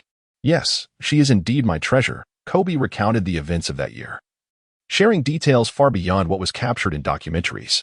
Would you like to use her? You may. Kobe was willing to share insights about his teammate. At that time during the Olympics, Gasol belonged to a different camp, and naturally, Kobe would not lend her out. Very well, I shall test the prowess of your gem. But for now, it remains untapped. Subsequently, the Lakers triumphed consecutively against the 76ers, Wizards, Bucks, Kings, and Suns, achieving an impressive record of 20 wins and 1 loss. The media began speculating. Could the Lakers surpass the Bulls' remarkable 72 wins in a regular season? In the 1995-1996 season, led by Jordan, the Chicago Bulls achieved the finest record in NBA history with 72 wins and 10 losses, boasting a winning percentage of 87.8. Only 9 teams had managed to defeat the Bulls, possessing the most formidable triumvirate in the league: Jordan, Scottie Pippen, and Rodman, along with the most potent sixth man, Tony Kukoc, averaging 13.1 points, the most selfless defensive guard, Ron Harper, and the league's most accurate long-range shooter, Steve Kerr, boasting a 3-point shooting percentage of 51.5. Not to mention a robust center with commendable mid-range skills and exceptional passing, Luke Longley, coupled with the strategic brilliance of Coach Jackson. The Bulls of that era rightfully epitomized a championship team. Their offense was incisive, the triangle offense flowing with elegance and invincibility, as they averaged 105.2 points per game during the regular season, dominating the league. Jordan, with an average of 30 for points, claimed the scoring title for the 8th time, eclipsing Wilt Chamberlain's record of 7 scoring crowns. The Bulls' formidable offensive prowess was matched by a suffocating defense. Their aggressive defensive strategy allowed them to concede merely 92.2 points per game, ranking 3rd in the league. Remarkably, Jordan, Pippen, and Rodman were all selected to the league's all-defensive team, marking the first instance in history where 3 players from the same team achieved this accolade simultaneously. In contrast, the Lakers boasted a similarly formidable triumvirate: Kobe, Gasol, and Bynum, complemented by the league's most explosive 6th man, Williams, averaging 12.6 points. They possessed a clutch point guard in Fisher, 2 solid 3-point shooters, Ariza at 37.8 and Walton at 39, and the versatile Odom, capable of defending positions 1 through 5 and known for his left-handed wizardry. Once again, Coach Jackson was at the helm. Following the emergence of this narrative, many began to draw comparisons between this Lakers team and the Bulls of yore, igniting fervent discussions that captured the league's attention. Whenever reporters posed questions, Williams would assert, "I do not concern myself with whether we surpass the 72 wins in the regular season. My sole focus is on the championship." However, such statements failed to quell the media's curiosity, intensifying their inquiries. Left with no alternative, Williams posed a thought-provoking question. If we, the Lakers, surpass the Bulls' record of 72 wins but ultimately do not secure the championship, what then? Record-breaking or championship? What do you choose? A hush fell over the room. And after a moment, a journalist rose to declare, "Impossible. Jordan's 72 wins, they nearly swept the playoffs." "No, I did not solicit your opinion. I merely requested a response. Allow me to articulate it for you. After our Lakers surpass the Bulls' 72 wins, you will chant Lakers for the championship, Lakers for the championship. But if we fail to clinch the title, then what? That would be an embarrassment." Thus, in my view, regular season records hold little significance. For us Lakers, the championship is paramount. The past is a living testament, a 73-win runner-up. What irony. This declaration not only astonished the media but also instilled a sense of calm among his teammates. The Bulls' 72 victories symbolize a prestigious honor for all current NBA players. When given the opportunity to achieve greatness, who would not feel exhilarated? Would one aspire to be the 73-win runner-up? We aspire to clinch the championship, rather than settling for the runner-up title with a record of 73 victories. The Zen Master intended to send a message to the players, ever since achieving an impressive 20 wins and a single loss. Coupled with the prospect of surpassing the Bulls' 72-win record, the news sent the Lakers players into a frenzy of excitement. With the media's embellishments, they became overly elated, particularly Bynum, who was almost insufferably buoyant, often arriving late to practice. Naturally, who desires to become a laughingstock? On December 20th, the Lakers will face off against the Miami Heat. They will arrive in Miami the day prior, where Waylai will be enveloped in the vibrant tropical atmosphere. Miami, nestled in the tropics, basks in perpetual sunshine, making it an idyllic vacation destination. Waylai finds himself contemplating the idea of acquiring a villa with a basketball court in Miami, envisioning a retreat for both relaxation and training during his holidays. Now, Waylai belongs to the ranks of billionaires, having received a staggering 2 billion renminbi from it. Upon receiving his windfall, he splurged on a plethora of items for his parents, essentials, gourmet food, home appliances, and even the elusive Porsche that his father had long dreamed of. As for real estate, there was no need for a new home. His family's courtyard residence suffices, surrounded by familiar neighbors. While he refrained from purchasing a new abode, a renovation might be in order. As for Waylai himself, he has not spent much, primarily due to a lack of time. Perhaps he will indulge once the holiday season arrives. He may very well be the most peculiar billionaire, still residing in a rented apartment, a fact that has sparked considerable discussion among netizens. Chapter 56. The most underestimated superstar. Dwayne Wade. Before him stood the imposing figure of Dwayne Wade, a man of striking black skin and prominent cheekbones, often referred to as the 193-meter Jordan. Moments before the game, Kobe brought Waylai over to meet him. "Waylai, it has been a long time," Wade remarked, recalling their last encounter during the Olympics, a time when he had no opportunity to converse with Waylai. Recently, Wade's performance has been nothing short of explosive, scoring a staggering 33 points in a single quarter. His teammates had informed him of his achievement, leaving him in disbelief, especially considering that this quarter had been shortened. With merely 7 points, one can achieve a staggering 33, showcasing a terrifying scoring prowess. "Thank you, Wade. It is a pleasure to make your acquaintance. I hold profound respect for this unassuming superstar." In the third grade, I led the team to secure the championship title. In 2006, when the Mavericks held a 20-point lead over the Heat, everyone believed that the championship was destined for the Mavericks. Why did everyone hold high hopes for the young bull back in the day? On May 1, 2006, as the final whistle blew, the Dallas Mavericks triumphed over the Memphis Grizzlies with a commanding score of 102-76, completing a sweeping victory of 4-0 and advancing to the next round. Despite their seemingly unremarkable roster, the Mavericks demonstrated extraordinary strength throughout the series, limiting the future All-Star center Pau Gasol to an average of merely 26 points per game on a shooting percentage of just 43. As fate would have it, their next opponents were soon determined. The San Antonio Spurs, despite facing some challenges, managed to overcome the Sacramento Kings with a 4-2 victory, setting the stage for a showdown with the Mavericks in the second round. In the first game of this highly anticipated clash, the teams engaged in a fiercely contested battle, remarkably going the final 2 minutes without any conventional scoring. The Spurs clung to a slim 2-point advantage, ultimately exhausting the Mavericks. Nevertheless, the Mavericks were not to be underestimated. They seized upon the Spurs' fatigue from the first round in the opening match, swiftly claiming victory on the Spurs' home court to even the series. Returning to Dallas, the Mavericks showcased even greater prowess. In the third game, Tim Duncan astoundingly scored 35 points and grabbed 12 rebounds, hitting 15 of 23 shots. However, the strength of the Mavericks' collective effort shone through, with 5 players achieving double-digit scoring. Although Manu Ginobili scored 5 points in the final minute, the remarkable Argentine was ultimately forced into a critical mistake. In the fourth game, an unprecedented duel unfolded, featuring a rare double 30-point showdown for the Spurs. Parker scored 33 points, Duncan contributed 31 points and 13 rebounds, and Ginobili added 26 points off the bench. For the Mavericks, Jason Terry netted 32 points. Dirk Nowitzki contributed 28 points, and Stackhouse added 26 points from the bench. The contest extended into overtime, where the Spurs, fatigued, suffered a narrow defeat by 5 points.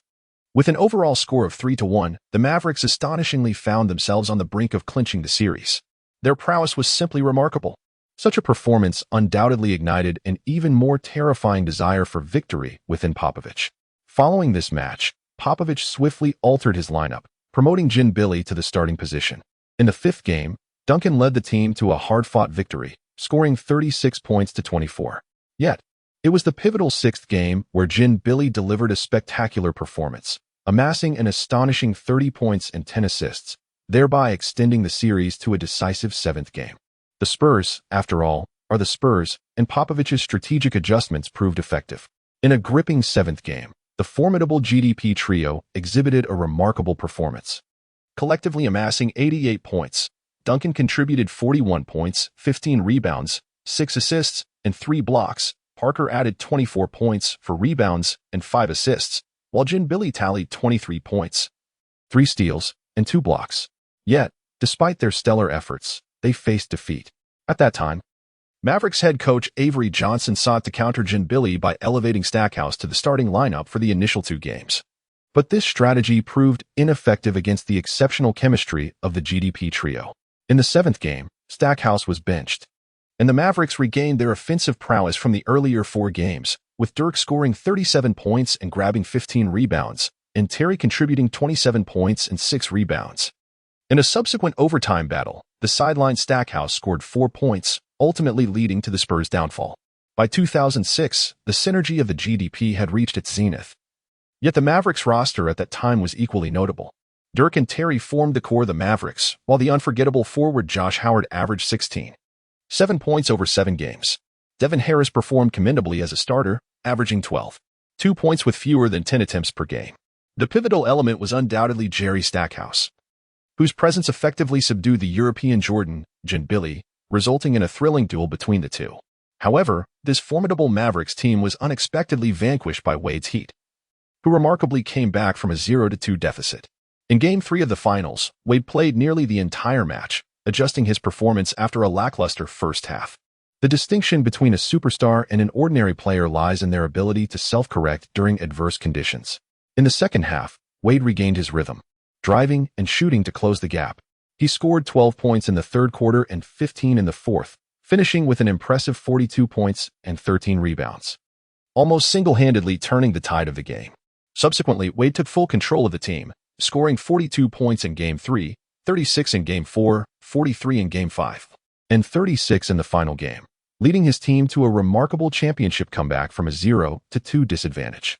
Throughout the final series, he averaged 35 points, 8 rebounds, 4 assists, and 3 steals, showcasing a balanced offensive and defensive performance. Ultimately, he was awarded the Finals MVP title, solidifying his reputation as a top-tier player and ensuring that his name echoed throughout the league. Widely regarded as the third-best shooting guard in history, Wade's illustrious career includes 3 championships, 1 Finals MVP, 13 NBA All-Star selections, 10 as a starter, 1 All-Star Game MVP, 2010, and a scoring title. He averaged 22 points, 4, 7 rebounds, 5, 4 assists, 1, 5 steals, and 0, 8 blocks per game, boasting a shooting percentage of 48 and a 3-point shooting percentage of 29.3. Yet, upon retirement, he found himself ranked merely 26th in the all-time standings, overshadowed by the likes of Leonard, who, despite winning only 2 championships, one with the Spurs and another as the leader of his own team, was placed above him.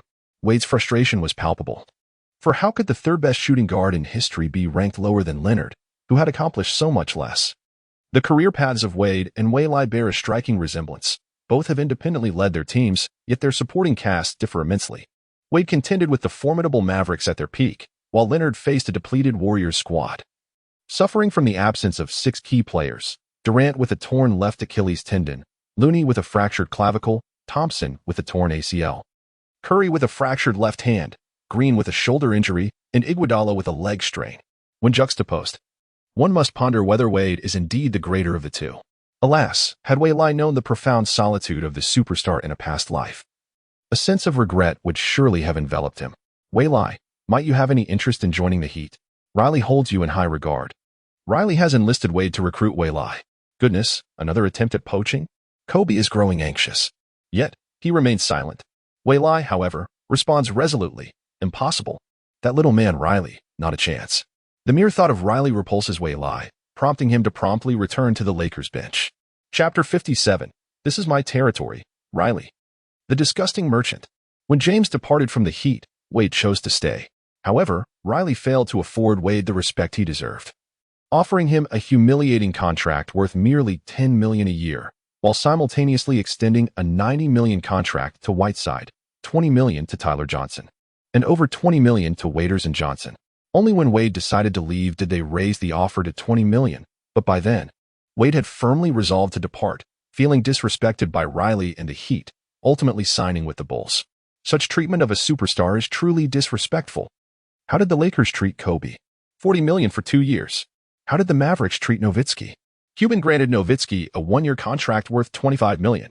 Yet, Nowitzki declined it, opting to take a pay cut to assist his team. Furious, Waylai slammed his fist onto an empty chair beside him, producing a tremendous sound that startled everyone in the Lakers' vicinity. What? Why? Waylai remained oblivious to the concerned glances from his teammates, lost in his own world. He still wanted to recruit him, dreaming his lofty dreams. Damn it. I want to play. I want to dominate him. At this moment, Waylai failed to notice the alarming red notifications on his personal system, accompanied by a beeping sound. Comprehensive strength, 106. Waylai approached the coach, saying, "Coach, I would like to play in this game. What reason do you have? What kind of madness is this kid exhibiting? What on earth is happening?" The coach refrained from directly questioning him, as he was aware of the presence of an individual he despised immensely. Gritting his teeth, Waylai said, "Let me play." The coach did not refuse and promptly agreed, adjusting the starting lineup. If anger had clouded his judgment, it would not be too late to substitute him later. The Lakers had the resources to spare. Thus, they permitted Waylai to have his moment. "Thank you, coach." Waylai removed his jacket, revealing the purple and gold uniform emblazoned with the number 10 on his back. The game was about to commence. The teams took to the court. Lakers, Fisher, Kobe. Waylai, Gasol, Bynum.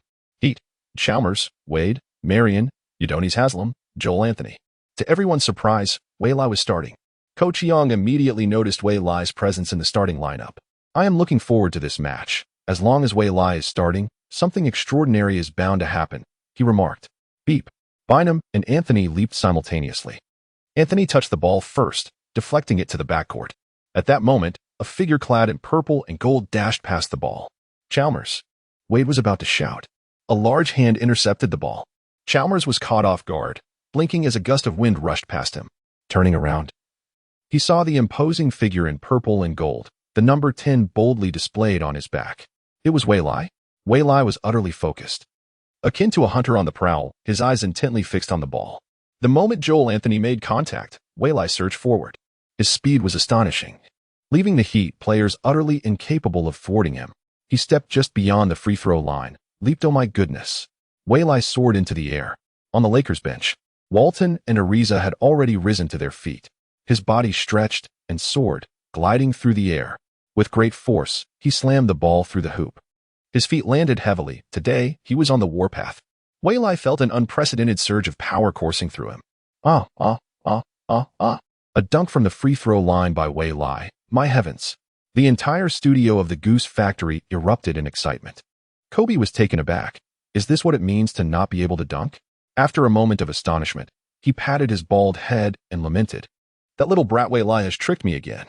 The evidence was irrefutable. Kobe, the genius, could not believe that Wei Lai was incapable of dunking. However, he resolved to settle the score with the young man after the game. Having found his rhythm, Wei Lai's gaze scrutinized every member of the Heat as he touched down.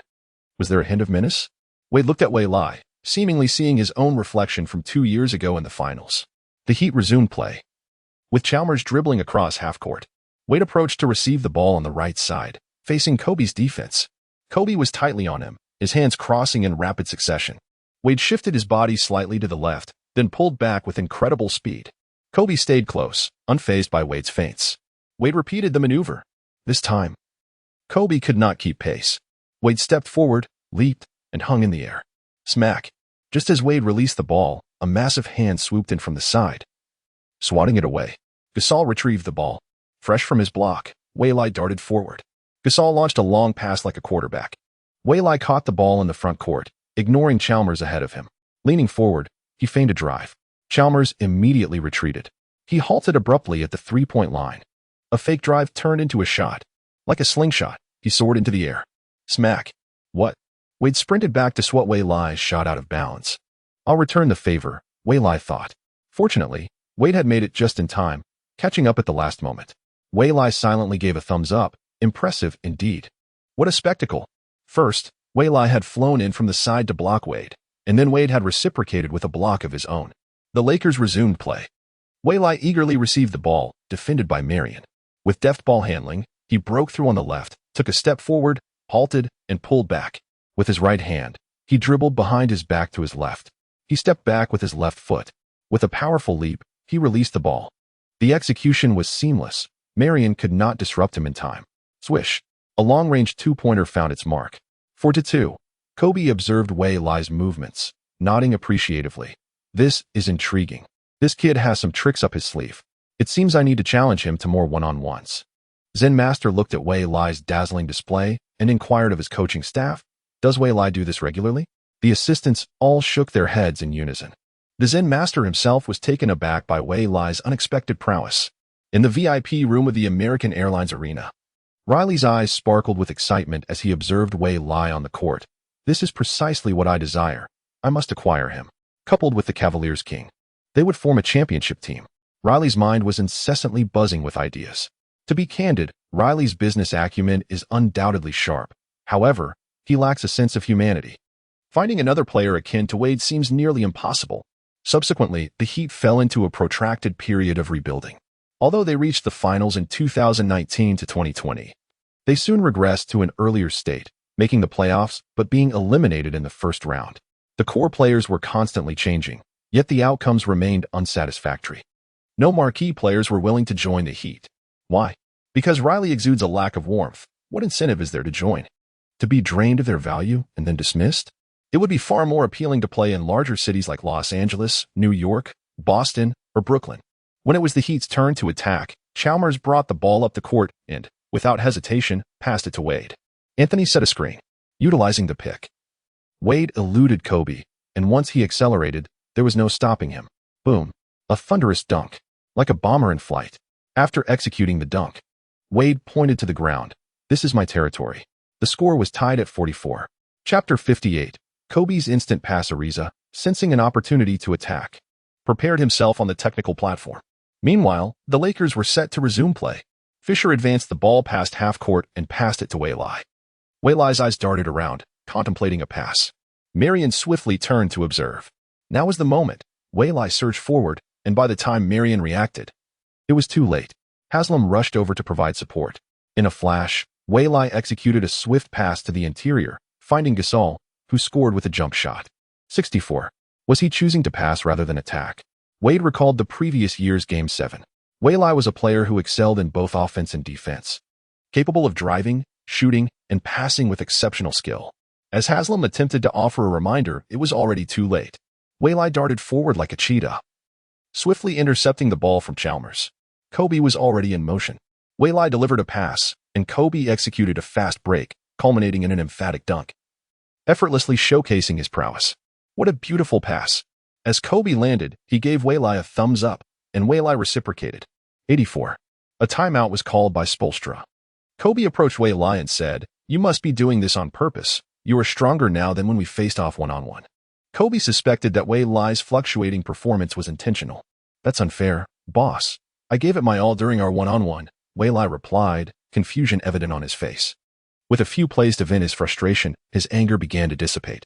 What just happened? Waylai pondered, his personal stats quietly returning to normal. Kobe, skeptical, returned to the bench. On the Heat's bench, Spoelstra cautioned Chalmers to keep an eye on Waylai, and the others were advised similarly.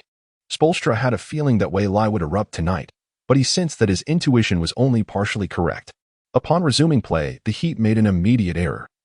Chalmers' low pass was mishandled by Anthony, resulting in a turnover. Luckin. Fisher carried the ball past half-court. Ariza was set to enter the game. But Waylai anticipated what the Zen master intended. However, after his recent display of freedom, the moment of the timeout felt like a fading memory, leaving Waylai perplexed. Hence, the original lineup remained on the court. Gasol positioned himself at the free-throw line. Fisher delivered an overhead pass to Gasol, who received the ball with his back to Haslam and then passed it to Kobe. Suddenly, Kobe sprang into action, racing toward the paint. Gasol executed a bounce pass, pulling Haslam out of position, leaving the interior wide open. Kobe surged into the lane, but Anthony, having been drawn out, rushed back to help with the defense. Kobe leapt, and Anthony followed suit. What? After waiting, Anthony realized Kobe had yet to shoot. Boom. The sound of a thunderous dunk echoed from behind. Kobe, faking a shot, had actually passed to Bynum, who was unguarded and delivered a powerful slam dunk. 104. Wade stepped up just in time, hitting a mid-range jumper to halt the bleeding for his team. Yet, they remained unable to defend effectively. Now it is Kobe's turn for a solo play. He firmly positions himself, denying Wade any opportunity to intercept. Upon receiving the pass, Kobe takes a moment to gauge his surroundings. After a second, he begins to dribble, leaning in with force twice, to which Wade responds with equal intensity, bracing against Kobe's charge. However, Kobe has no intention of relying solely on strength against Wade, whose physical prowess is formidable. The pivot foot completes a full 360-degree rotation before taking off. Kobe soars backward into the air, with no interference in sight. He releases the ball. In midair, it spins gracefully, tracing a beautiful parabola. It is evident that this shot will succeed. Swish. Indeed, Kobe's fadeaway jumper finds the net. Wade penetrates the defense, drawing attention, and then passes to Chalmers at the top of the arc. Chalmers releases a three-pointer, clang. Kiamos's three-pointer missed its mark. Currently, aside from Wade, who averages an impressive 29.2 points per game, Chiamos stands as the Heat's second scoring option, contributing an average of 14.9 points. Bynum, securing defensive rebounds, allows the Lakers to swiftly transition into a counterattack.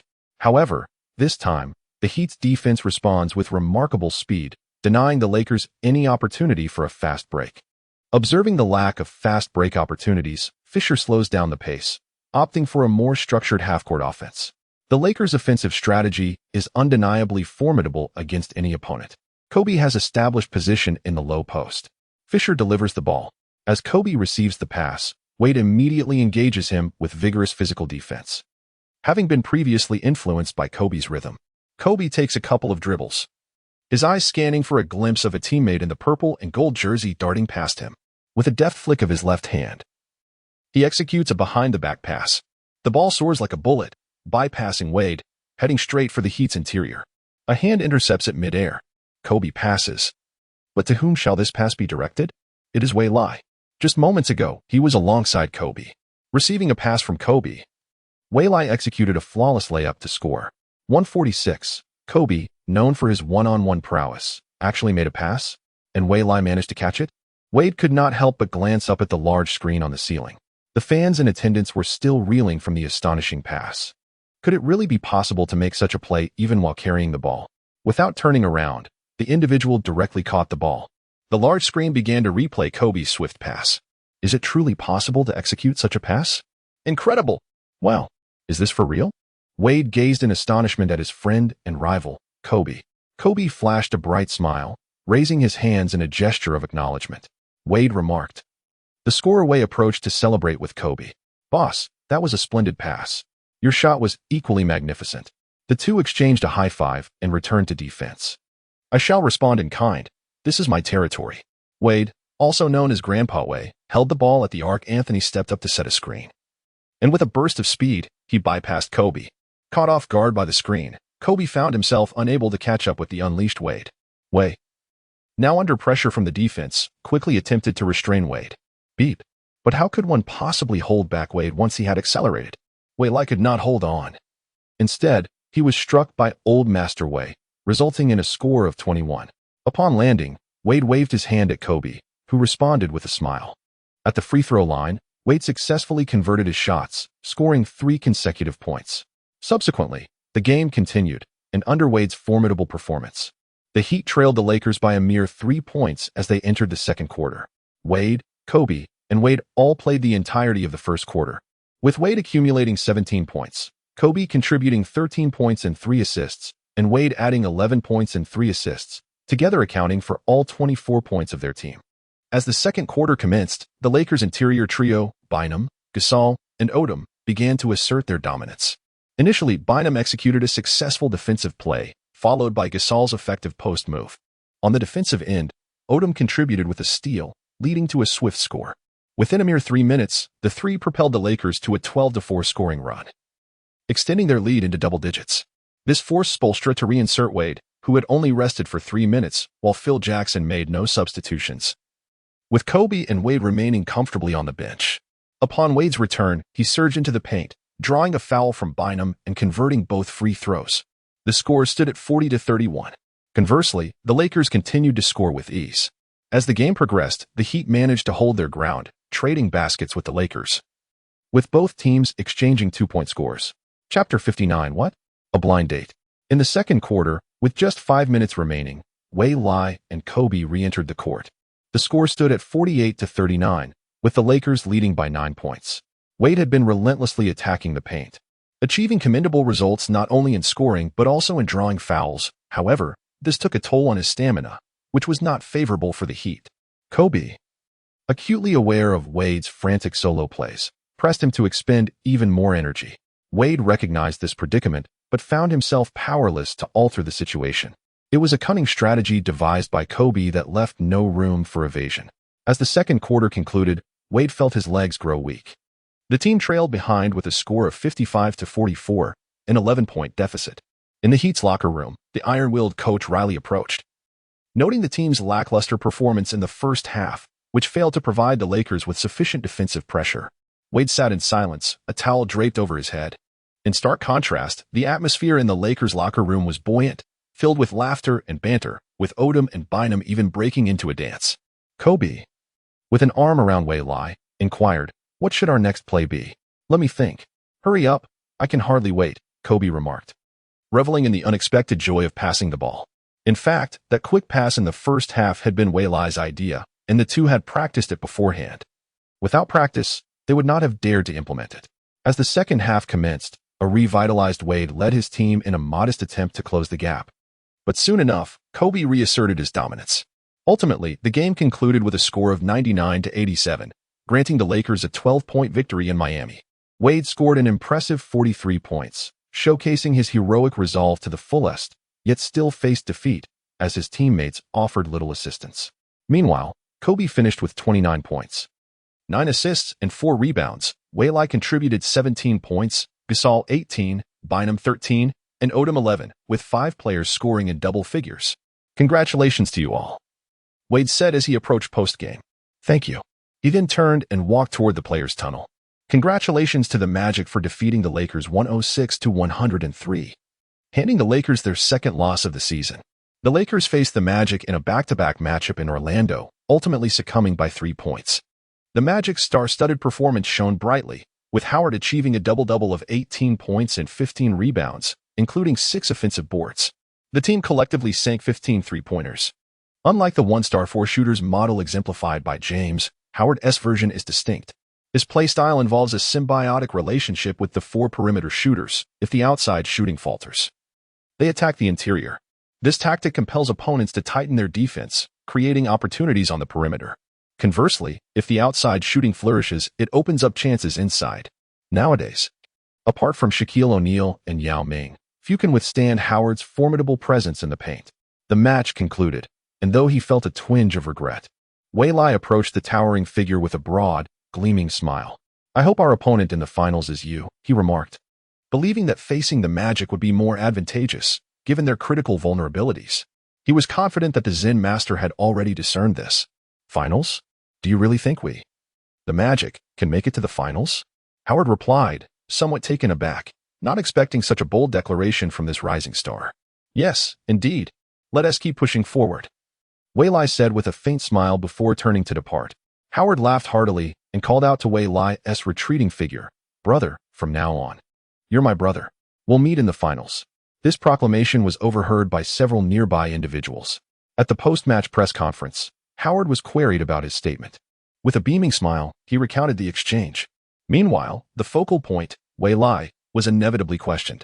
Wei Lai, we just received news that Howard acknowledged your words after the match. See you in the finals. Do you believe the Eastern champion will be the Magic? A blonde reporter inquired, having received a text from a colleague. Wei Lai paused, contemplating. Well, yes. I believe the team that can reach the finals from the East is the Magic. The reasoning is simple. They defeated us. Should I tell you that I'm from the future? You wouldn't believe it anyway. The reporters found no room for doubt in Wei Lai's response. Indeed, the Magic have triumphed over the current strongest team in the league, the Lakers, having lost only 2 games in nearly 2 months. The rest of their victories were by substantial margins, with few teams managing to contest against the Lakers until the final quarter. The Lakers are exceptionally formidable this season. Wei Lai, the All-Star selections have been announced, and you are participating in the Rising Stars Challenge and the 3-point contest. Do you feel confident about securing a win? The league had become quite competitive this year, with the All-Star rookie roster and the 3-point contest being revealed one by one. Wei Lai was the first to be announced. No, I won't win anything. I just want to coast through, he replied. I'll merely make an appearance in the Rising Stars Challenge and then exit. Very well. That's a delightful decision, he concluded, leaving the media present in confusion. Given Wei Lai's prowess, they wondered why he wouldn't dominate the match. Quickly, Wei Lai signaled to the staff, who promptly announced, the post-match press conference is now concluded. Finally liberated, Wei Lai stood up and departed swiftly. The media, still processing the events, found that he had vanished. Phew, I'm glad I escaped quickly. Before long, the internet buzzed with Wei Lai's earlier remark to Howard. See you in the finals. This spurred fans into a frenzy, with many taking to social media to criticize Wei Lai. Should he have seen their comments, he would have simply chuckled. However, Wei Lai remained oblivious to the uproar. At that moment, he received a call from his mother, who was on the other side of the Pacific. Son, how is life over there? Are you eating well? Is there enough money to spend? Such was the affectionate inquiry from his mother. Wei Lai responded to each question thoughtfully. Son, the son of Aunt Zhang next door has been born, and he is absolutely adorable. Additionally, your cousin's daughter has also arrived, and she is incredibly cute. Wait. This sounds so familiar. Son, when will you give your mother a grandchild? Wei Lai replied. Mom, I don't even have a girlfriend. So how could I possibly do that? He expressed his disinterest, stating that his sole passion was basketball and his aspiration to win the championship. Don't worry, dear. I've already made arrangements for you, his mother continued. Arrangements? For what? Wei Lai was taken aback. His mother elaborated, I know you're focused on basketball. And I've looked into it. I understand that your season ends in June, so I've arranged for you to meet that girl in July. Wei Lai responded. Mom, it's only December now. Are we really planning this 6 months in advance? You are impressive. Never mind. 6 months will fly by. Just concentrate on your training and remember to come home in July. But let's not linger on this. International calls are expensive. With that, she promptly hung up. International calls are expensive? You're not giving me a chance to refuse, are you? Chapter 60. The Christmas Showdown on the Lakers chartered flight. Wei Lai shared the events with the boss, who erupted into laughter, eagerly divulging the details to others, leading to a rather amusing scene. After suffering a defeat to the Magic, the Lakers continued their away games, making their way to Sacramento, California, where they faced the Kings. They triumphed with a score of 100-87, with Kobe contributing 26 points, 5 rebounds, and 5 assists, while Gasol added 18 points, 9 rebounds. And Wei Lai scored 9 points with 3 rebounds. Next, they ventured to New Orleans to exact revenge, achieving a resounding victory of 107-87 against the Hornets, who boasted Paul on their roster. Kobe delivered another stellar performance with 26 points, 6 rebounds, and 4 assists. Gasol secured 20 points and 11 rebounds. And Odom contributed 13 points, 7 rebounds, and 7 assists. With the conclusion of the Hornets game, the Lakers' road trip ended on a high note, finishing with 4 wins and 1 loss as they returned to Los Angeles. Upon disembarking, Wei Lai was enveloped in the festive spirit of Christmas, surrounded by a plethora of Christmas trees and decorations. It was his first encounter with a Western Christmas, prompting him to capture the moment on his phone, embodying the essence of a curious child. In Western culture, Christmas holds a significance akin to the Spring Festival in China. On Christmas Eve, churches conduct religious ceremonies. Young people sing carols, visiting homes to convey festive greetings. On Christmas Day, families gather to share a grand feast, with turkey being the indispensable centerpiece of the celebratory meal. For the NBA, this significant holiday is not to be overlooked. A lineup of 5 high-stakes games is scheduled: Hornets versus Magic, Suns versus Spurs, Celtics versus Lakers, Wizards versus Cavaliers, and Mavericks versus Trailblazers.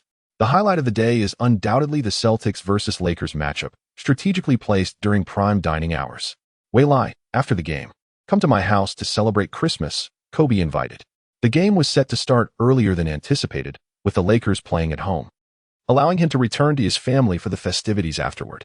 Considering Wei Lai was alone, Kobe felt it would be a lonely experience for him. "Would I be intruding?" Wei Lai asked bashfully, concerned about being an outsider in a family gathering. "Not at all. Gigi is thrilled to hear you're coming. I'm even a bit jealous," Kobe admitted, revealing his playful envy that his second daughter's idol was not him, but rather this young man. He had even engaged in a light-hearted debate with Gigi over it. By 5 p.m. on the 25th, the Staples Center in Los Angeles was already teeming with spectators. A sea of eager fans. The clash between the Celtics and the Lakers was the main event. Despite Garnett's season-ending injury, the Celtics, led by Pierce and Ray Allen, remained a formidable force in the East, eager to avenge their championship loss.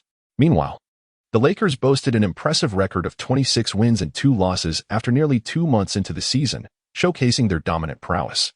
The formidable Twin Towers of the interior. The tenacious defender Ariza, the current premier player Kobe Bryant, the clutch performer Fisher, the Lakers' finest sixth man Odom, and the versatile warrior known as the left-handed magician. As each Lakers player made their entrance, the atmosphere reached a crescendo when Kobe's moment was announced, resulting in an uproarious uproar that reverberated throughout the arena. Kobe, Kobe, Kobe. The leader truly reigns as the sovereign of the Staples Center, irreplaceable by anyone. Throughout his life, the leader experienced both peaks of glory and valleys of despair. Yet he remained devoted to a single team. "In this lifetime, I shall not permit the term downfall to be associated with your illustrious career. Until your retirement, you shall remain at the pinnacle of success." When adversaries meet, their gazes burn with intensity. The Celtics cast their lethal glances your way. The Celtics roster this year remains largely unchanged, as the presence of the Big Three limits the management's capacity for significant alterations. Wei turned to the gaze of the Celtics and offered a slight smile. "Though we may lose, we shall not falter. He is mocking us." Rondo affirmed, "Indeed, he is mocking us." Pierce and Ray Allen gritted their teeth, lamenting the pain of losing the championship the previous year, a wound that still ached deeply within them. The championship is within reach, just 24 minutes away from lifting the Larry O'Brien Championship trophy. All thanks to one individual, Wei Lai. A relentless spirit. "We shall triumph. We shall exact our vengeance." Pierce gathered everyone around and proclaimed loudly, "We shall triumph. We shall exact our vengeance. We shall triumph. We shall seek vengeance.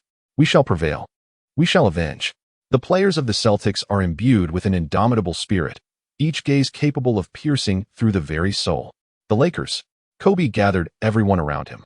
Typically, he would remain silent, allowing Fisher to speak. However, this game held great significance, and he was determined not to lose.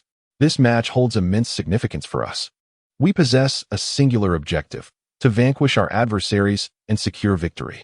Vanquish our adversaries and secure victory. Vanquish our adversaries and secure victory. Vanquish our adversaries and secure victory. Both sides' core players have resolutely committed to the imperative of triumphing in this contest. This match is undoubtedly a fierce battle between dragons and tigers. As the competition draws near, both teams have shed their outer garments. First, let's observe the Lakers, whose starting lineup remains unchanged under the guidance of the Zen Master, Fisher, Kobe, Ariza, Gasol, and Bynum. As for the Celtics, their lineup consists of Rondo, Ray Allen, Pierce, Davis, and Perkins. Due to Garnett's unfortunate absence, Rivers had no choice but to elevate Davis into the starting role. Typically, he would have Tony Allen at the shooting guard position, Ray Allen at small forward, and Pierce at power forward. However, faced with the formidable twin towers of the Lakers, Rivers was compelled to position Davis to defend against Gasol. The Zen Master and Rivers finalized their defensive strategies as both team starters gradually took to the court. The game commenced with Bynum facing off against Perkins.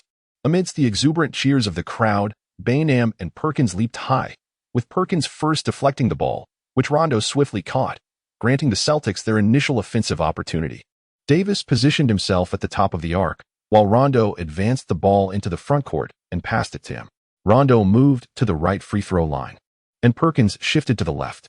The towering figures, Ray Allen and Pierce, dashed towards the center. "Stay close to your man," Kobe vociferously urged his teammates. Kobe and Ariza closely shadowed the pair, trailing by merely half a step even during the screen and roll. As the screen was executed, Rondo sprang into action, darting into the paint. Davis delivered a pass, and Rondo received it, seizing an open layup opportunity, marking the Celtics' first score. On the bench, Waylai borrowed a tactical board from an assistant coach. This was a strategy the Celtics had never employed before. The interior positioned at the arc, with players executing cross movements on either side. This could lead to two scenarios, one where a player finds an open three-point shot, or another where they are closely followed by their opponents. At that moment, Rondo, as the screener, made his move, penetrating the paint. Davis promptly passed the ball, resulting in a decisive strike. The Lakers' interior was vulnerable, exposed by the Celtics' tactics. Yet, this strategy was easily countered. Waylai lifted a game piece in his hand and maneuvered it, a slight smirk gracing his lips. Just like that. Chapter 61. The Christmas Clash 2. The Lakers engaged in a relentless display of passing and movement. Gasol found himself open for a mid-range jumper. Thud. His touch was off right from the start. Perkins secured the rebound and passed the ball to Rondo, who swiftly initiated a counterattack. As he crossed half court, Rondo executed a bounce pass that ricocheted towards Pierce. Pierce made an attempt at a layup, only to be met with a resounding rejection from the returning Kobe. Realizing he had been blocked, Pierce felt a surge of frustration, berating himself for his lack of foresight. Ariza retrieved the ball and handed it to Fisher, who advanced cautiously past half court. The Lakers exhibited patience, opting to engage in a battle of positioning against the Celtics. They held an advantage in the paint. As the opposition lacked Garnett, relying solely on Perkins and Davis, two substantial shields. Height was also on their side, with Gasol and Bynum both towering at 213 centimeters. While Davis stood at 206 centimeters and Perkins at 208 centimeters, Bynum established position in the paint. Fisher delivered the ball, and Bynum began to isolate against Perkins. Bam! He collided with Perkins twice, unable to budge him. "Ha! You can't push me," Perkins boasted. Ignoring Perkins, Bynum pivoted and leaped for a soft hook shot. Swish. At that moment, Waylai approached the sidelines, addressing Fisher, who nodded in response before relaying the message to Gasol, who also acknowledged him. The Celtics initiated their offense as Rondo advanced past half court, delivering the ball to Davis at the top of the arc. Rondo passed it on. Ray Allen and Pierce began to maneuver on either side. Davis observed Gasol retreating, effectively drawing Gasol away from guarding him and instead assigning him to assist defense. This left the Celtics in a predicament. Rivers watched as a full 24 seconds elapsed with the Celtics failing to find an open shot. Davis never received the ball, and as the shot clock dwindled, he stepped forward for a desperate attempt, which missed. Who devised such a strategy? The playmaker at the top of the arc lacked shooting ability, rendering him ineffective. The focus can simply remain on the few players receiving the ball. Yet, Waylai speculated that this position should have been occupied by Garnett. If Garnett were there, the situation would be different. Alternatively, substituting Rondo would yield a lineup of Ray Allen, Pierce, Garnett, Davis, and Perkins. This configuration would boast an impenetrable defense. Allen, Pierce, and Garnett would guard the perimeter, while the other two fortified the interior. This setup would be a nightmare for any attacker. However, it bore a critical weakness: slowness.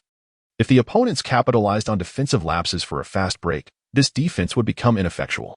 Yet, it could engage in a positional battle while ensuring shooting accuracy. Could the Lakers employ such a strategy? Waylai's mind continually rehearsed the scenario, learning and applying it. It seemed feasible. Coach, how about we employ the Celtic strategy?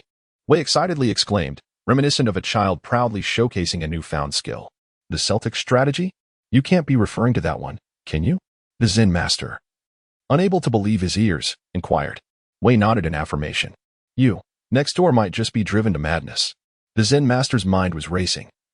Imagining if the Lakers truly employed the Celtics strategy, would Rivers be so incensed as to suffer a stroke? At that moment, the score stood at 44. With the game being fiercely contested, both sides were exerting themselves defensively, resulting in a notably low shooting percentage and poor rhythm. After nearly 3 minutes, the score remained at 44. The Lakers called for a timeout. Come back quickly. Way, armed with a tactical board, urged his teammates to return post-haste. Subsequently, Coach Way took charge. The returning players gathered around, curious about Way's peculiar antics. Coach Way began to expound fervently, his fingers dancing across the tactical board. Am I about to be unemployed? The Zen master humorously remarked, I never imagined I would reach such a day, followed by a hearty laugh. How amusing, truly amusing. The large screen shifted its focus to the bench, instantly invigorating the fans. Is Way about to discuss tactics? Are you not at all surprised by the Zen master?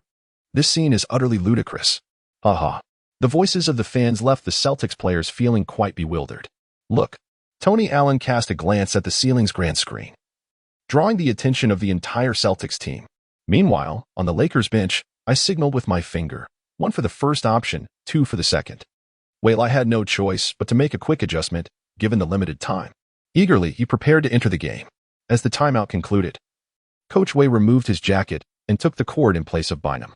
The moment Rivers spotted Waylai stepping onto the floor, an unsettling premonition washed over him. Waylai.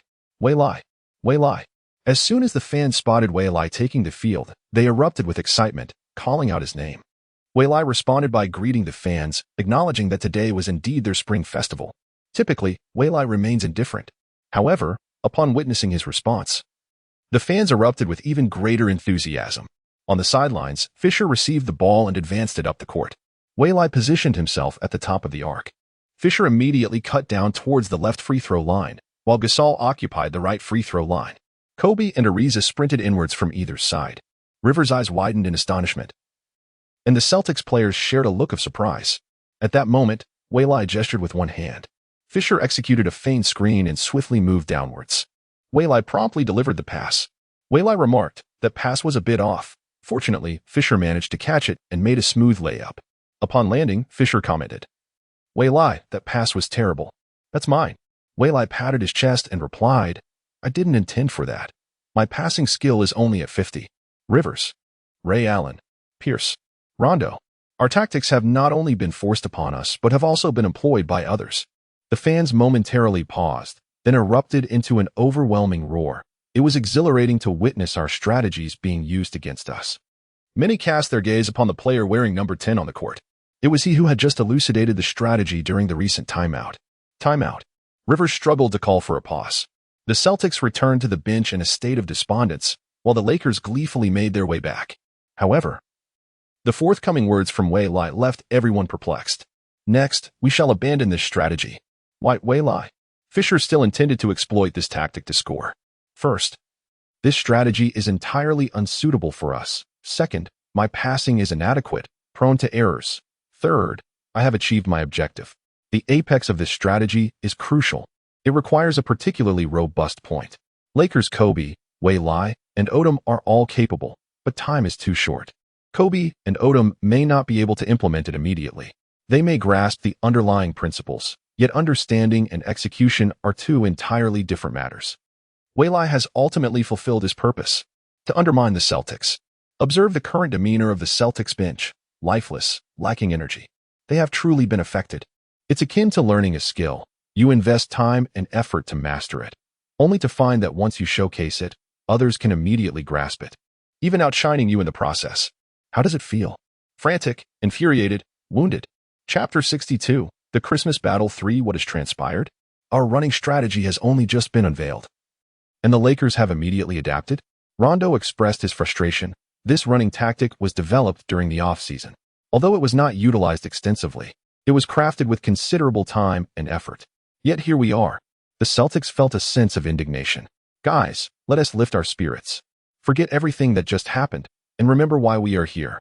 It is for vengeance, Rivers proclaimed, pointing vehemently at the Lakers bench. Indeed, they have stolen our championship. We seek retribution. Yes, they have deprived us of our title.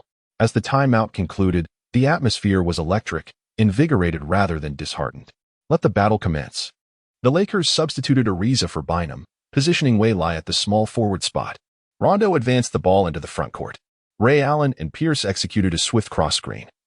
Breaking free, Rondo delivered a pass. Allen caught the ball, with Waylai closely shadowing him. With Waylai applying pressure, Allen launched a shot, a gentleman's sword unsheathed. Swish. The sound resonated crisply. 67, stabilizing the situation. At this juncture, prior to Curry's emergence, the league's most formidable three-point shooter was undoubtedly Ray Allen. As Allen prepared for his jump shot, his right hand rested slightly above the side of the ball, nearing the top, while his left hand positioned itself just below the side. This technique minimized interference from the left hand. Concurrently, during his shooting motion, Allen emphasized bending his knees to achieve sufficient height and evade blocks. His jump shot exhibited remarkable aerial balance, elegance, and efficiency, as he stood firm and simultaneously propelled himself upward with both legs. Thus, Allen's three-point jump shot appeared seamless, an impenetrable force. The Lakers resumed their offensive play. Fisher dribbled past half-court, delivering the ball to Kobe at the arc. Gasol moved up to set a screen for Fisher. A screen, a run. The shooting lane opened, and Fisher seized the opportunity as Kobe passed him the ball. Without hesitation, Fisher took a mid-range shot, but Rondo leaped desperately to contest, regrettably too late. The ball soared through the air. Swish. A precise hit. 87. Fisher quietly clenched his fist in celebration, having scored 4 consecutive points. Nice play. Kobe approached Fisher for a high five. On the sidelines, Rivers covered his forehead, questioning whether they were abandoning the running strategy to revert to the triangle offense. Defense. Defense. Defense. Echoed the Lakers fans, rallying support for their team. Rondo dribbled past half-court, feeding the ball to Davis in the low post, who was poised to take on Gasol. Watch out for Rondo. At that moment, Rondo cut through the lane. Davis kept his eyes trained on him as he passed the ball to Rondo, maneuvering past Gasol's left side. Rondo received the pass, while Bynum, hearing a shout, abandoned Perkins to bolster the interior defense. Rondo attempted a layup, but Bynum intervened. The ball circled the rim before falling away, missing its mark. However, the Celtics secured the rebound, resetting their offensive strategy from beyond the arc. As Pierce received the ball, Waylai was on defense, his back turned to Waylai, his rear protruding. Suddenly, a collision occurred. It hurts, it hurts. The younger brother was knocked back. Waylai forcefully pushed Pierce aside, resulting in a foul. He then collapsed to the ground, too pained to move. What transpired? Waylai lay on the ground, his face contorted in agony. In that fleeting moment, no one had clearly witnessed the incident, yet they saw Waylai's suffering visage as he lay there. Waylai, where are you hurt? Kobe rushed over to inquire, and other teammates quickly gathered around, followed closely by the team physician. Meanwhile, the big screen replayed the scene of Waylai's distress. It was truly painful, a man's vulnerable spot. Merely watching made one feel a chill in the lower regions. I needed a moment to recover. Waylai struggled to respond to the physician, initially feeling as though he were in the throes of death, gradually regaining his composure. With the support of the physician and his teammates, he limped back to the bench. You scoundrel, Pierce. You've embarrassed me and left a mark in history. Can this scandal ever be washed away? On the Celtics bench, Pierce wore a smug grin. Though it was unintentional, he couldn't help but feel a sense of satisfaction. This fellow was even more despicable than Kobe, akin to a foul trickster. Disgusting. Terry, will this affect my happiness in the lower half? Waylai couldn't help but ask. Don't worry, Waylai. Just apply some pressure. Will it hurt? Terry reassured him. Weili hesitantly pressed on his pants and found no pain. No pain? Then all is well. This revelation relieved Weili. Even though he was not particularly lecherous, as a man, he naturally valued such matters. Thankfully, it was his rear end. Had it been his knee, he would have surely dealt with that scoundrel. The more he pondered, the angrier he became, his fury escalating. Weili returned to the technical area, awaiting the game's continuation. It appeared he was unharmed, a false alarm. While Weili was momentarily absent, Pierce executed a solo play, breaking through Ariza and scoring against Bynum, bringing the score to 89. Kobe attempted a fadeaway jumper, but missed. Perkins secured the rebound under the basket, and Rondo advanced the ball. The Celtics lineup was incapable of executing a fast break, primarily due to the sluggishness of their two interior players, which stifled their pace. Even when attempting a fast break, at most 3 players would join, rendering them at a disadvantage. The Lakers' 3 perimeter players, however, were anything but slow. Ray Allen maneuvered without the ball, emerging to take a shot directly against Kobe's defense. Clang! It missed. Perkins reclaimed the offensive rebound, tossing it back to Rondo, who initiated a new offensive play. Rondo, with his cross dribble, assessed Fisher's position. Davis emerged from the paint to set a screen for Rondo. Switch! Fisher shouted. But Gasol was a step too late. Rondo charged into the paint, and before Bynum could defend, he executed a perfect floater, scoring again. 811. The Lakers provided Bynum with a low-post opportunity against Perkins, and another floater was successful. 1011. It appeared Bynum was on fire today, primarily due to Perkins failing to apply any serious pressure. Both players were of similar strength, yet Bynum held a height advantage of 5 centimeters, coupled with a longer wingspan. Bynum seemed to outmatch Perkins in reach. As for Bynum's floaters or hooks, Perkins could only watch in vain. At this moment, Rivers would surely find himself missing Garnett. Garnett stands tall at an impressive height of 215 centimeters, complemented by his extraordinarily long arms and swift mobility, along with formidable defensive capabilities. Rivers could not help but shake his head. Without Garnett, even he felt uncertain about their chances of overcoming the Lakers. Silently, Rivers sighed within himself. Yet he dared not display his feelings outwardly, lest he undermine the morale of his teammates. When it was the Celtics' turn to attack, a transformation unfolded in their strategy. No longer did they rely on inside screens for outside shots. Instead, the perimeter unexpectedly set screens for the interior players, granting Davis an opportunity for an open mid-range shot. Davis possesses shooting range. With such a substantial target in front of him, it would be foolish not to seize the moment. Davis leaped and executed the shot, successfully scoring. 1013, Weili. Why is there still no dead ball? I have been standing here for 2 minutes. Chapter 63, The Christmas Battle for the dead ball finally emerges. Damn it, Pierce, you're finished. Weili is seething with rage. I must avenge my brother. The Celtics are still on the offensive. Weili immediately approaches Pierce. Watch your back, or else if I bump into you. Pierce provocatively replies. What did you say, you bastard? Weili shoves Pierce, who falls dramatically. Beep. The referee calls a defensive foul on Weili. That's already his second foul in the first quarter. Get off the court, kid. Pierce smirks as he rises from the ground, reveling in his trickery. Experience truly counts. Weili notices the coach signaling. He intends to substitute Weili. Weili waves his hand dismissively. The coach makes a 3-finger gesture towards Weili. Weili acknowledges with a nod. Understood. The coach's message is clear. If there is another foul, you will be benched. No arguments. Weili nods in agreement. Not coming off? That is fine. I'll force you off. Pierce demands the ball, seizing the opportunity to strike while Weili is vulnerable. With 2 fouls, he cannot afford a third. It seems Weili is determined to stay on the court, continuing to play despite the 2 fouls with 4:58 remaining in the first quarter. Pierce immediately requests the ball, attacking Weili aggressively. Weili dares not make any unnecessary movements, merely offering token defense. Swish. Score. 10-15, the Celtics lead by 5. You can't guard me. Give up. Pierce boasts as he turns away triumphantly. Weili thinks. At this moment, Weili harbors but one intention: the team may lose.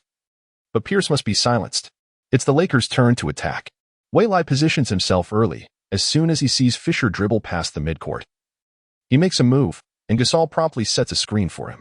Kid, you can't escape me. Pierce weaves around Gasol and quickly pursues. As long as I receive the ball, I'm set. Fisher, the ball. From the left side at a 45-degree angle, Weili outpaces Pierce. Fisher passes to the top of the arc, receiving the ball. Weili leaps, spinning in midair. Pierce, rushing in, can do nothing to impede him. Watching helplessly as Weili launches this three-pointer. Suspended in the air, legs extended, he releases. The ball soars, a slight smile curling at Weili's lips. This is the feeling.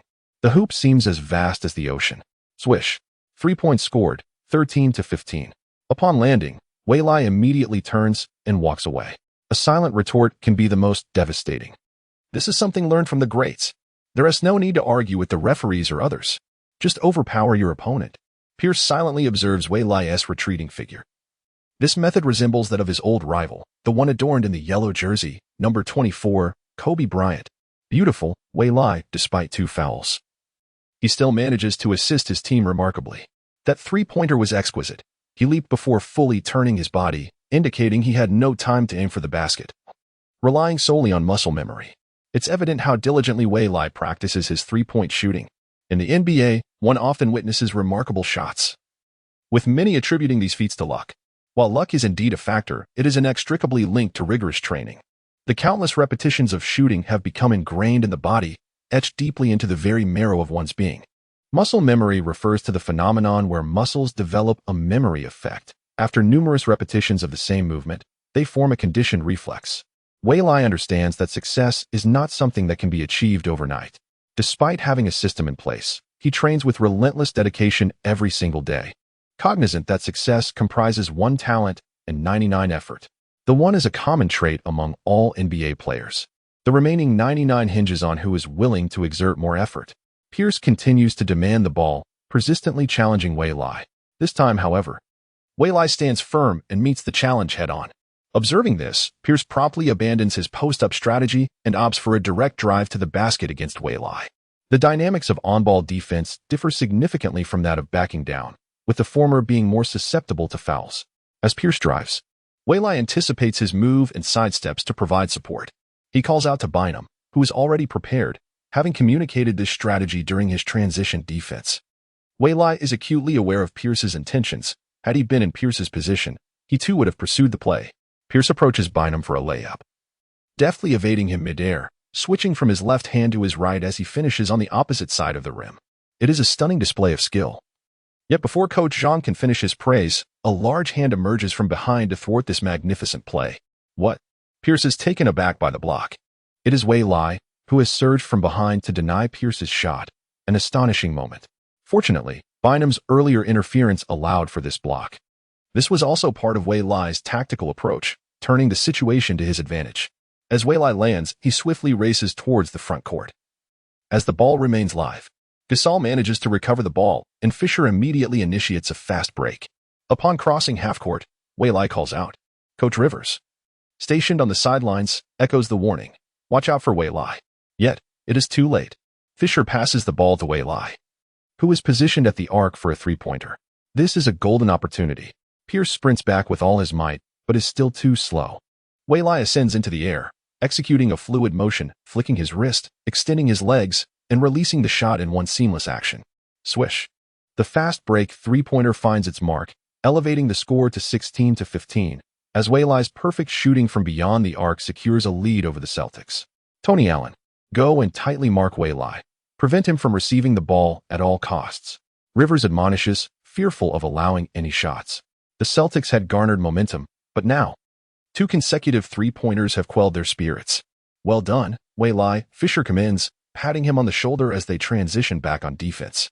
Assists come effortlessly when playing alongside Weili. You deliver the ball superbly, Fisher, Weili replies, and the two exchange mutual admiration. Once again, it is Pierce, undeterred by the recent block by Weili, who is intent on taking him down. Once his rhythm is established, it becomes increasingly difficult to contain him. However, he must remain cautious, for a relentless Black Mamba lurks nearby, ready to capitalize on any lapse in focus. Pierce executed a backward jump shot, while Weili leaped in a symbolic gesture of interference. With a score of 16-17, the Celtics once again seized the lead. Weili called for a timeout. Coach, allow me to sit out. I am truly a burden on the defensive end. It would be better to entrust it to my teammates. As for my grudge against Pierce, there is no rush. As the saying goes, a gentleman's revenge is never too late, even after a decade. Upon returning from the timeout, Rivers, upon observing the Lakers lineup, Felt as though he had been bitten by a dog once more. Just as I contemplated restraining him, he exited? Had I guessed correctly again? Rivers began to suspect the presence of an infiltrator. Wei Lai, who had just sunk 2 consecutive three-pointers, was replaced by Ariza. A substitution was indeed prudent, as it offered some protection, particularly since Wei Lai was burdened with 2 fouls. As play resumed, Kobe assumed command of the offense, initially isolating Ray Allen for a backward jump shot that netted 2 points, followed by a steal from Rondo's pass leading to an easy layup. The Celtics, however, did not falter. Ray Allen unleashed a barrage from beyond the arc, while Rondo penetrated the paint, drawing a foul. The first quarter concluded with both teams locked in a tie at 23 points each. Chapter 64. The Christmas Battle 5 Lakers. Farmar, Kobe, Walton, Odom, Turieff. Kobe, a perennial benchwarmer, could scarcely believe it when the Zen Master called him to the court. Ordinarily, this would be Wei Lai's moment. But the Zen Master opted to withhold him for now, mindful of his 2 fouls. A third would render him sidelined for the entirety of the second quarter. Better to conserve him for later. Celtics, Rondo, Tony Allen, House, Brian Scalabrine, Gabe Pruitt. Garnett's injury has left the Green team in dire straits. Garnett averages an impressive 35 minutes per game. Odom, eager to make an impact, first assisted Walton for a three-pointer before disrupting Rondo's layup attempt on the defensive end. While Farmar executed a fast break transition, Odom's aerial connection came to fruition.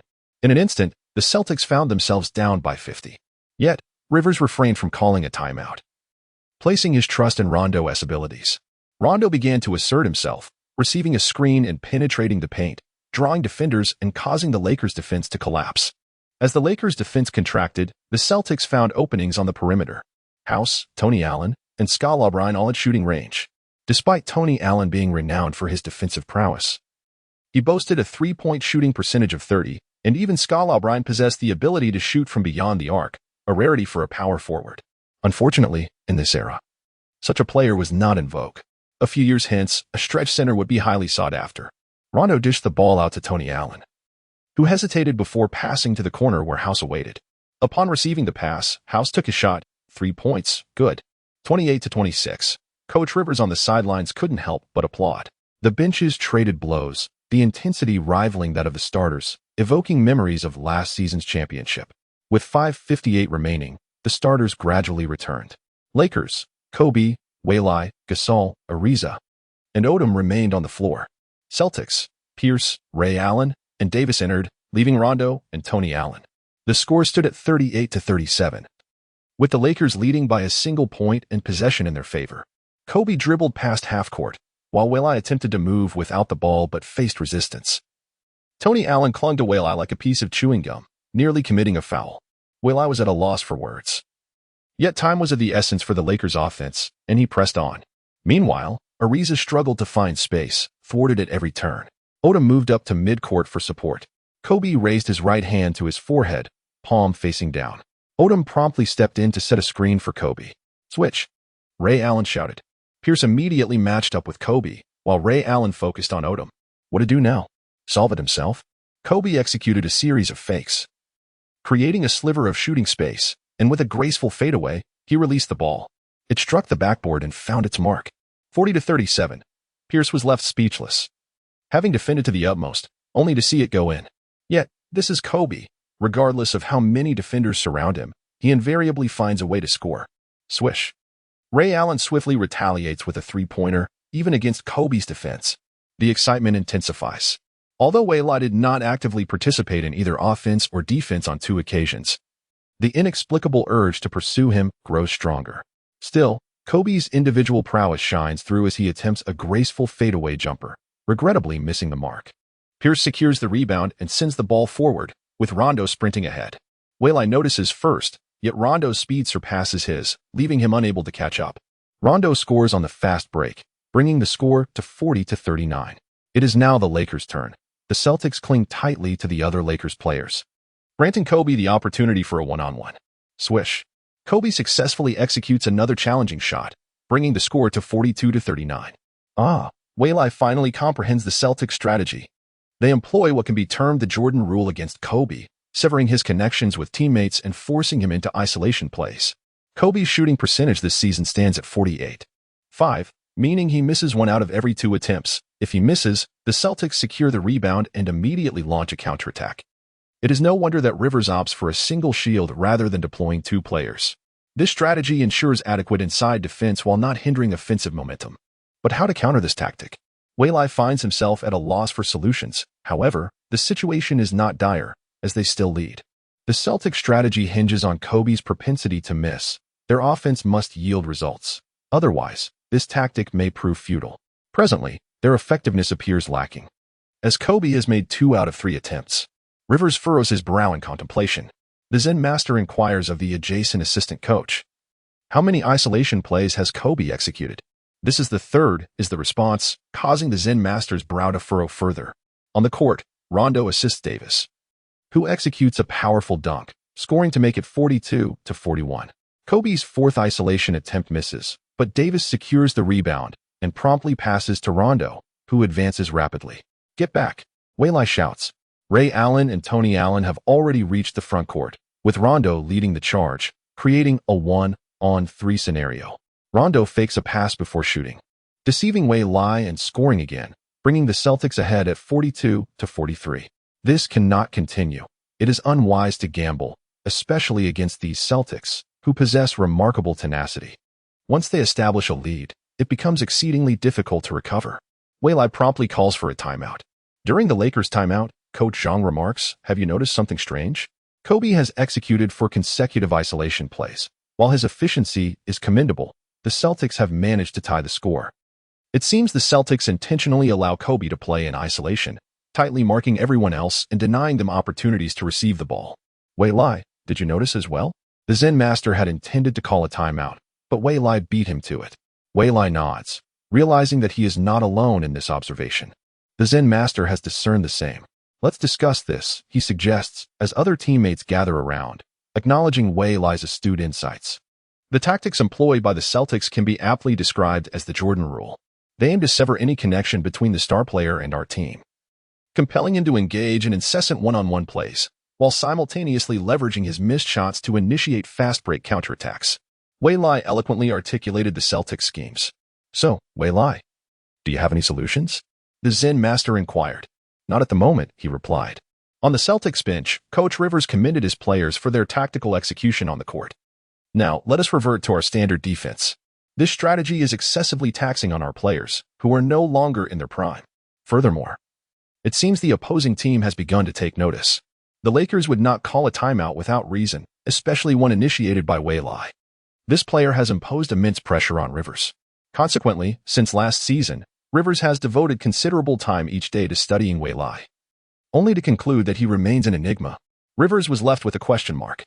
Chapter 65, The Christmas Clash 55. This marks the conclusion of the first half. The Zen master made some adjustments, yet continued to allow Kobe to operate in isolation. As Kobe prepared to take his shot, Gasol positioned himself to contest for the offensive rebound, while both Waylai and Ariza, along with Odom, swiftly retreated on defense. This was particularly evident with Waylai and Ariza on the flanks. Kobe, taking a moment to assess, concluded the half with an impressive tally of 25 points, shooting 10 for 18, which translates to a commendable 55 shooting accuracy. This performance inevitably led spectators to ponder whether it would once again be an evening of scoring brilliance from Kobe. Rivers truly did not anticipate that the Zen master would confront him so boldly. However, when it comes to a scoring virtuoso like Kobe, no defense can withstand his prowess. Regardless of the number of attempts, he invariably finds a way to score over you. At halftime, Kobe, Way, and Gasol did not rush to the locker room. Today is Christmas, and the 3 of them, armed with launchers, distributed gifts to the fans in attendance. Kobe, over here. Waylai, over here. Gasol, this way. The fans, filled with enthusiasm, stood up and shouted. Though the gifts were not particularly extravagant, they were tokens of goodwill. After presenting the gifts, the trio waved to the fans and returned to the locker room. The second half commenced. The Lakers made adjustments. Kobe, Waylai, Odom, Gasol, Bynum. The Celtics, Rondo, Ray Allen, Pierce, Davis, Perkins. Adjustments? What exactly are they up to? Rivers furrowed his brow.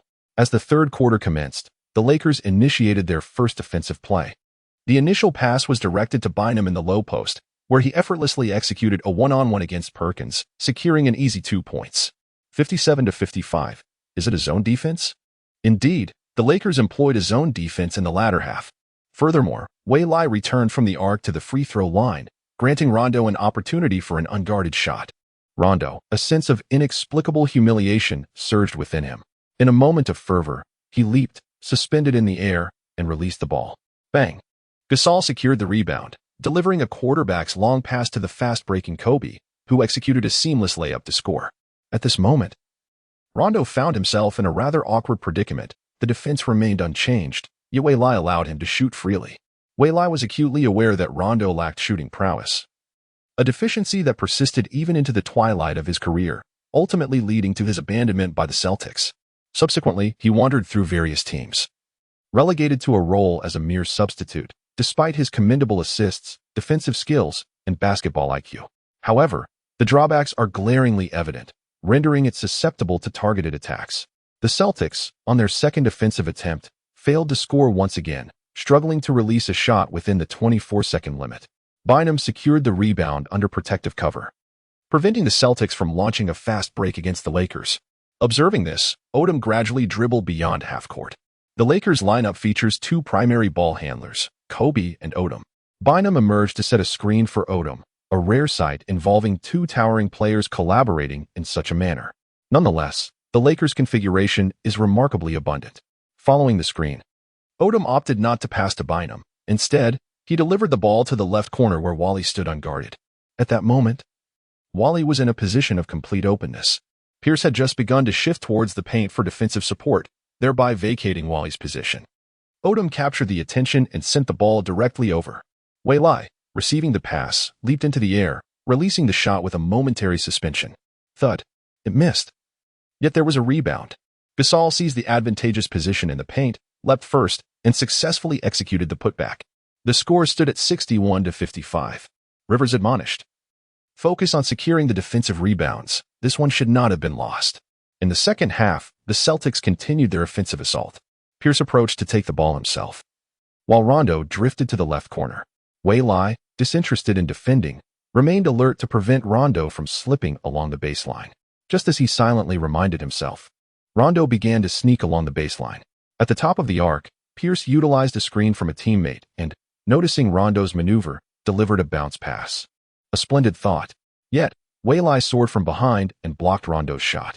Bayless secured the rebound, and the Lakers swiftly transitioned into a fast break. Kobe received the ball, dribbling rapidly past half-court. He halted at the free throw line for a mid-range shot, and Ray Allen was too late to interfere. Swish.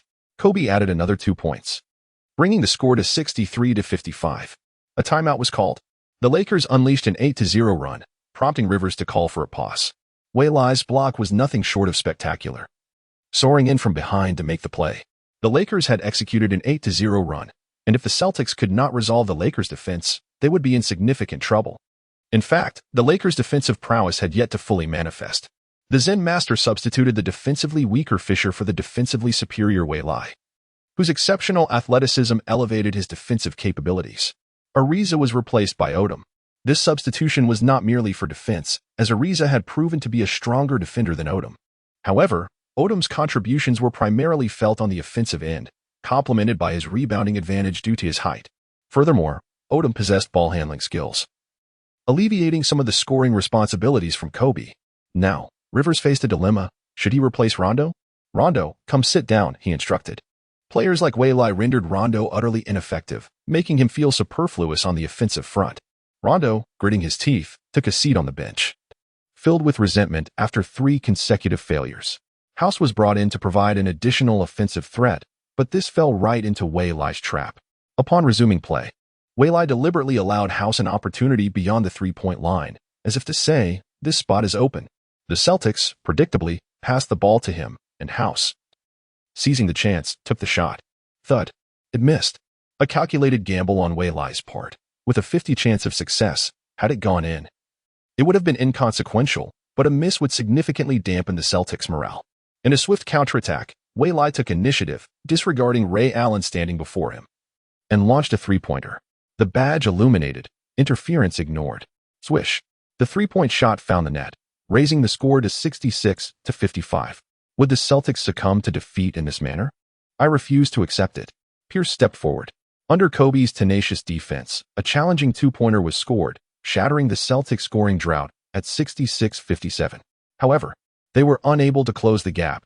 For every 2 points they scored, the Lakers responded immediately with another 2.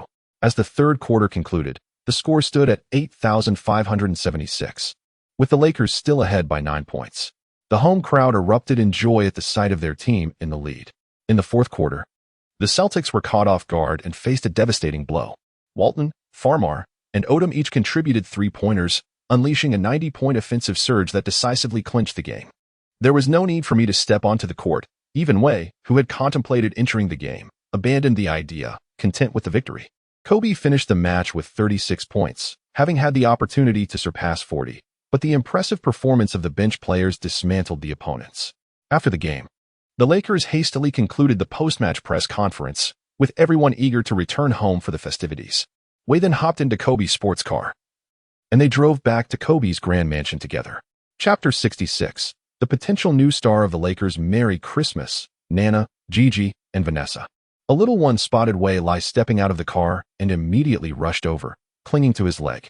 The handsome gentleman next door wore a darker expression, clearly feeling envious. Vanessa couldn't help but burst into laughter at the sight. A little girl, slightly shorter than Vanessa, curiously inquired, "Mom, what is so funny?" "Your dad is feeling jealous." "Dad's not jealous," Nana replied, bewildered, pointing at her father. This jealousy was beyond the ordinary, at just 6 years old.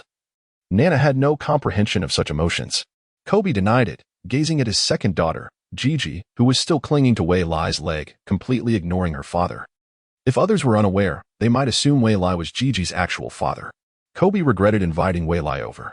"Brother Wei Lai, Mom has prepared a plethora of delicious food. Come on." The small child tugged at Wei Lai's leg, leading him inside, and he willingly followed. Entering the grand villa, though it wasn't his first time, he was still astonished. It was undeniably vast, almost inhumanly so. "Your house is truly enormous," Wei Lai remarked. "You could buy one too," Kobe replied. Having long known about Wei Lai's endorsement contract worth over $300 million, complete with lifetime royalties, it would be disingenuous to say he wasn't envious. Kobe's envy stemmed from the concept of perpetual royalties, a privilege he did not possess despite being the star player. He merely received a salary. Only Jordan enjoyed such benefits. Having become Nike's premier NBA spokesperson and establishing his own Jordan brand, Kobe had previously advised him against renting, suggesting it was unsafe and far better to purchase a home. His intention was simple. He wanted Wei Lai to take root in Los Angeles. However, Wei Lai preferred to wait until the holiday to buy, feeling no urgency at the moment. Since he had expressed his thoughts, Kobe decided to let it be. Yet he was determined to persuade Wei Lai to buy a house during the break, ensuring he settled down in Los Angeles for good. Kobe was becoming aware of his own age. Next year he would turn 31, and he realized his prime years were limited, perhaps only 2 or 3 left. As time passed, he feared he might be replaced. "When I lose my dominance, who will sustain the Lakers?" He had never contemplated this before, but throughout this season, it had been on his mind. Finding a suitable place wasn't too difficult. He could buy something small during the holidays. A larger home would feel lonely. Something modest with a basketball court would suffice. Kobe patted Wei Lai on the shoulder and said, "Wei Lai, you should consider matters of lifelong significance." "Consider lifelong matters? What are you joking about? I don't even have a girlfriend. How can I think about such things?" Wei Lai responded. "When I was your age, I was already married to Vanessa," Kobe continued. Wei Lai remained speechless. "What type do you like? I can have Vanessa introduce you," Kobe suggested. Vanessa immediately chimed in. "How about Jennifer Lawrence?" Jennifer Lawrence, a captivating beauty, made her official debut in 2007 with a role in the comedy The Bill Engvall Show. Subsequently, she appeared in various television series, including The Bill Engvall Show and Medium. In 2008, she took on her first leading role in the dramatic film Poker House, portraying Agnes, a young girl striving to protect herself and her 2 younger sisters from harm, for which she received the Best Newcomer Award. How about Emma Roberts, a talented young star? In 2001, she made her debut in the film American Drug Lord, thus officially entering the realm of the entertainment industry. In 2004, she garnered widespread attention for her role in the children's sitcom Unfabulous. In 2005, she released her first music album, Unfabulous and More, that same year. She made her official foray into Hollywood, portraying the lead character Claire in the fantasy film Mermaid. In 2007, she starred in the adventure comedy film Nancy Drew. In 2008, She played the character Boppy in the campus romance film Wild Child. Emma Watson? Emma Watson is perhaps the most familiar figure to Wei Lai. Who has not seen Harry Potter? Emma Watson portrays the character of Hermione, a star who embodies both beauty and intellect. Wei Lai hastily waved his hand, signaling Vanessa to refrain from continuing, for with the stature of Kobe and Vanessa today, they are nearly acquainted with the luminaries of Hollywood. However, Wei Lai has a penchant for Eastern women, so let us set that aside. I appreciate the kind intentions of my esteemed leader and Vanessa, but at present, I do not harbor any thoughts in that regard. Upon hearing Wei's words, Kobe instinctively distanced himself from Wei, thinking, Wei, you wouldn't harbor any intentions towards me, would you? I am indeed a person with a family. What? Wei Lai, do you harbor feelings for my husband? Vanessa immediately rose to her feet, exuding an air of confrontation with Wei Lai. Wei Lai. Ha ha. Ha ha ha ha. We were merely jesting. Kobe and Vanessa spoke in unison, truly embodying the harmony of a married couple. Dad, Mom, I wish to speak with Brother Wei Lai, Gigi interjected, having noticed that Wei Lai had been engaged in conversation with her parents for quite some time. Kobe, with a furrowed brow, turned to Wei Lai and remarked, Wei Lai, I regret inviting you here. My daughter is nearly becoming a stranger. Wei Lai, feeling a bit embarrassed, scratched his head. Let us not chat any longer. Let us indulge in the feast, Vanessa suggested. The table was adorned with a splendid array of dishes, including turkey, roasted pig, Christmas pudding, pies, cakes, almond pudding, gingerbread, fish salad, salmon, and cod. Wei Lai couldn't help but lick his lips. Such delicacies. Let us begin. Indulging occasionally is permissible, at most. One can compensate with additional exercise tomorrow. Let the 5 of us feast heartily. After satisfying their hunger and thirst, Vanessa took the 2 children to bed, while Wei Lai and Kobe ventured to the outdoor basketball court to engage in some exercise, allowing their bodies to digest. Suddenly, Kobe halted, his expression grave, and inquired, Wei Lai, what is your aspiration in basketball? Without a moment's hesitation, Wei Lai responded, to assist the Great One in reaching the pinnacle. We are merely 3 championships away from surpassing Jordan. In his previous life, the greatest criticism directed at the legend was the lack of personal accolades. Mark my words. This time I shall silence you with championship rings. Let us see what you have to say then. Kobe's pupils widened in surprise. He had not anticipated that Wei Lai's basketball ambitions were of this nature. Swallowing hard to regain his composure, Kobe began, Wei Lai, I am already 30 years old, and my peak years are numbered. While I can still support the Lakers, once my prime has passed, Wei Lai interjected, No, Great One. You have always been at your peak. Kobe waved his hand, saying, Let me finish, Wei Lai. In a few years, before I retire, I hope you can become the new face of the Lakers and lead the team onward. Me? The new face of the Lakers?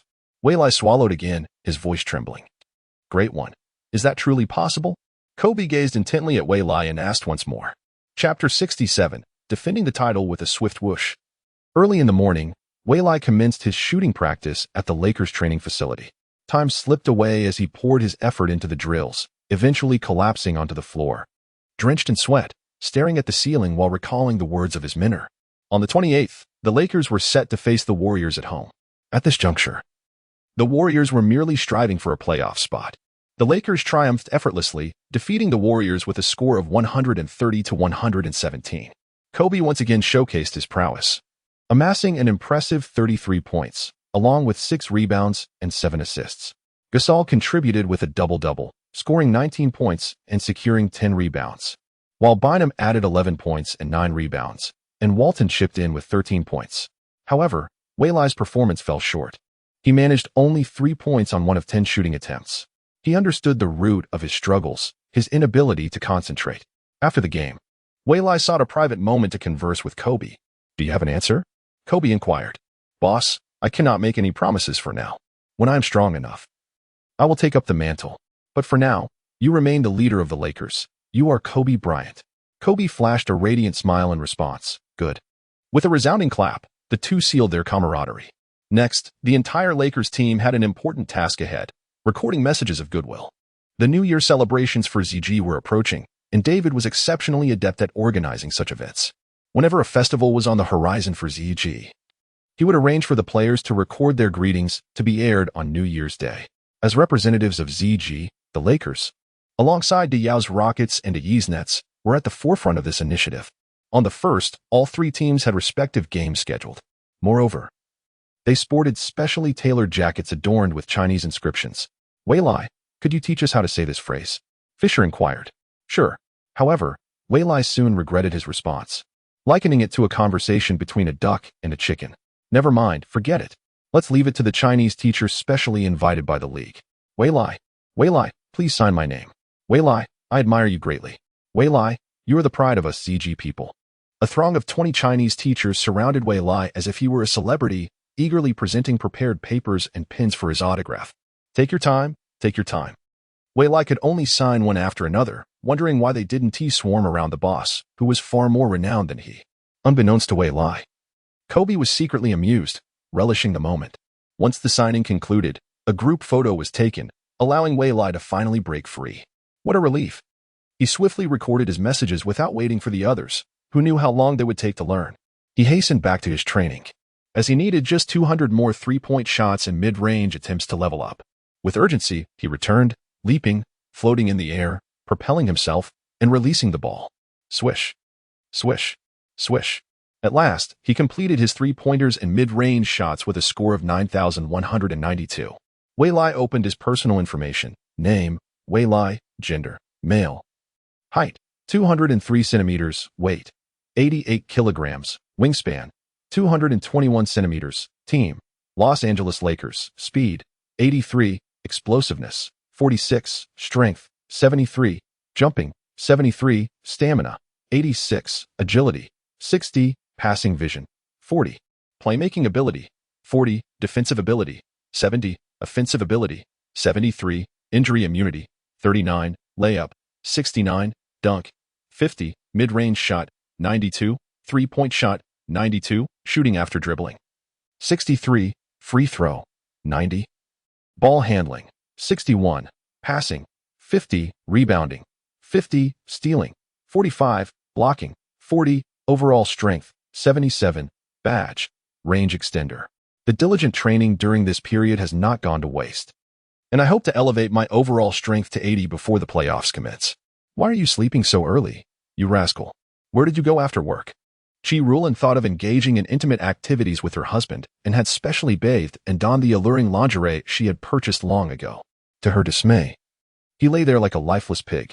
Furious, Chi Rulin exclaimed, Pan Liyuan. Pan Liyuan immediately opened his eyes, startled. Dear, is there an earthquake? We must escape. He quickly jumped out of bed and pulled his wife downstairs. Stop right there. Chi Rulin interrupted. What earthquake? You fool? It's my ovulation period tonight. Hurry up. Pan Liyuan hesitated but ultimately decided against it, shaking his head as he said, My dear, not tonight. Let's wait until tomorrow evening. He then snuggled back under the covers. Closing his eyes. Pan Liyuan, get up and explain yourself. Have you been fooling around? We have only been married for 3 years, and you can't control yourself. Pan Liyuan, bewildered, responded, What are you thinking? You are the only one in my heart. He could not sleep, immediately sitting up to clarify. He pondered whether his spouse was upset due to a disappointing day at work. Shouldn't she express her feelings? He thought, I won't fall for your tricks. Now tell me, where did you go tonight? Why are you sleeping so early? I picked out my outfit for a long time, and you owe me an explanation. Tomorrow is New Year's Day. There is a live basketball game, and I need to get some rest, Pan Liyuan explained. Is it really that simple? Chi Rulin replied skeptically. Yes, it is that simple. The games start at 6 p.m. with the Nets, followed by the Rockets at 8:30 p.m., and finally, the Lakers at 11 p.m. There will be a continuous broadcast of 3 games, each featuring players from our ZG team, Pan Liyuan said proudly. When did our men's basketball team become so formidable? Chi Rulin inquired, her interest piqued. Although she was not particularly invested in sports, she could speak eloquently about cosmetics, but sports was a different matter altogether. Our nation is blessed with talent. We have the likes of Dayo and Ai, and now we have Wei Lai. Speaking of my husband, I am indeed a devoted fan of Wei Lai, who is truly remarkable. Pan Liyuan enthusiastically extolled his wife about him. After some conversation, Chi Rulin remarked, Then count me in for Wei Lai's game tomorrow.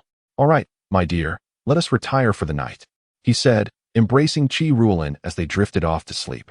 At 8 p.m. on the 1st of the month, the Staples Center was bustling with spectators. The Lakers were set to face off against the Utah Jazz. Prior to the game, Wei Lai was invited by a certain company to the sidelines for an interview. Hello, I am Wei Lai, he greeted the audience before the camera, wishing everyone across the nation a happy new year. Wei Lai smiled warmly. Qi Rulin finally laid eyes on Wei Lai, her eyes sparkling. He indeed possessed a certain charm, with his radiant complexion and warm smile. "Darling, your taste is impeccable," she exclaimed.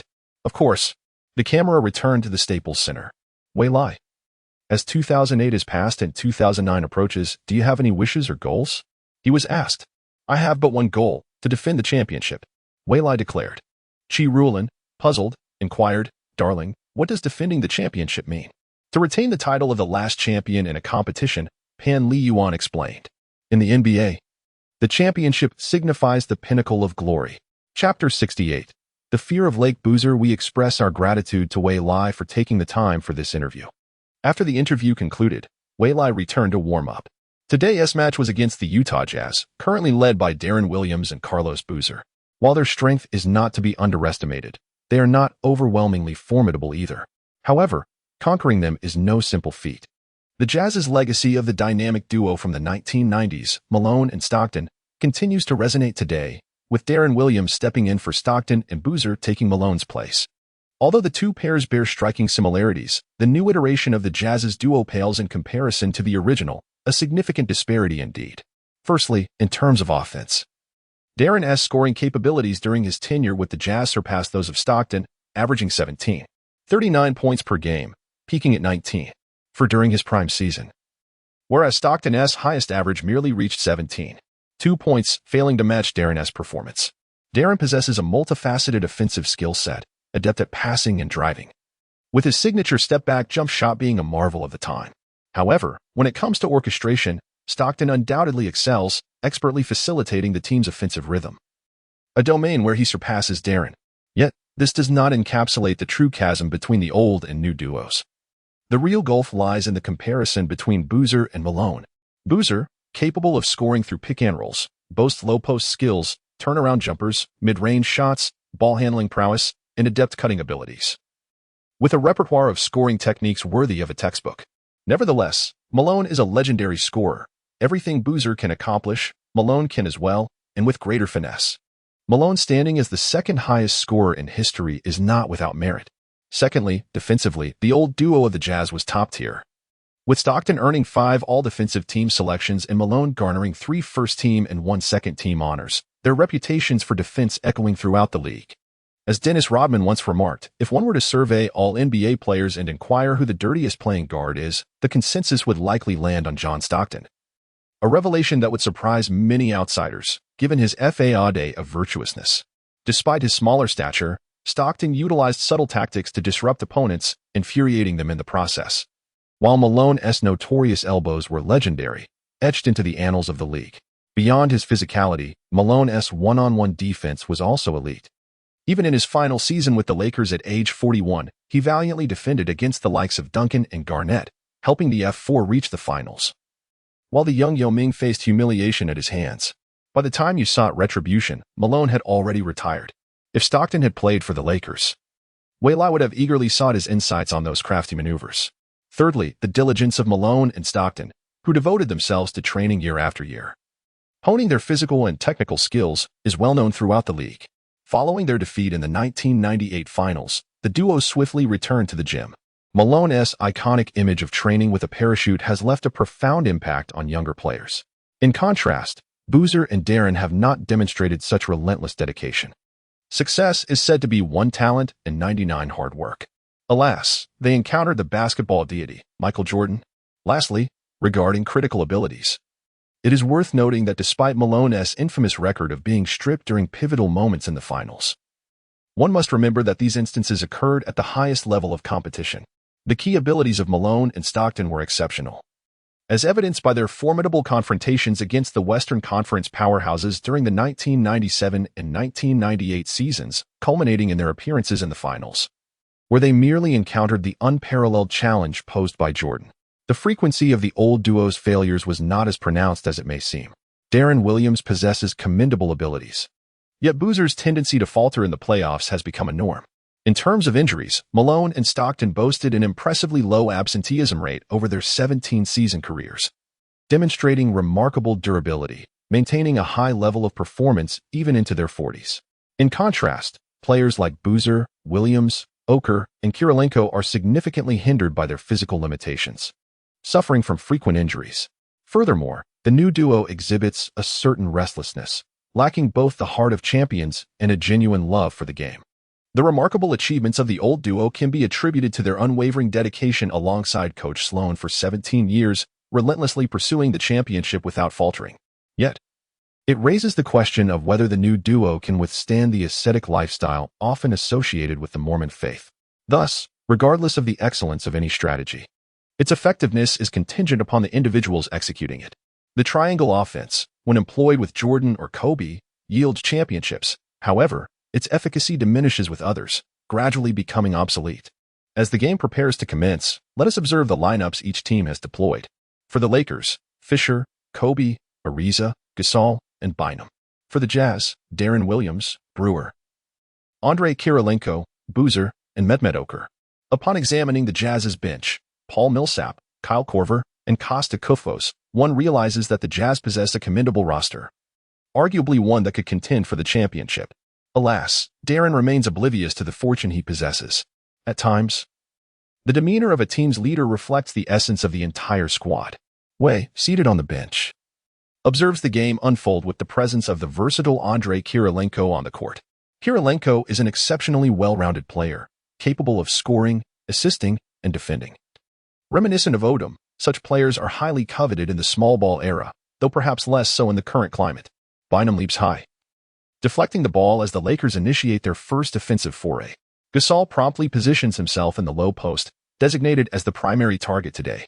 Upon receiving the ball, Gasol aggressively attacks, while Boozer's defense falters, retreating under the relentless pressure of Gasol, who ultimately executes a powerful dunk.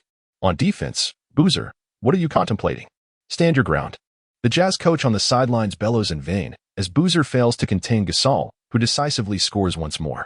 Boozer merely watches, practically gifting points to the Lakers. Way now comprehends why the Zen master prioritizes Gasol's offensive plays. It appears far too effortless. This defense is indeed glaring. Now it is the Jazz's turn.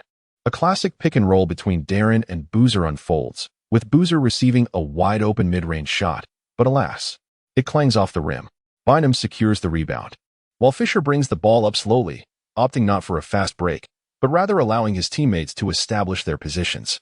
Gasol has taken his position, extending his arms to push Boozer back.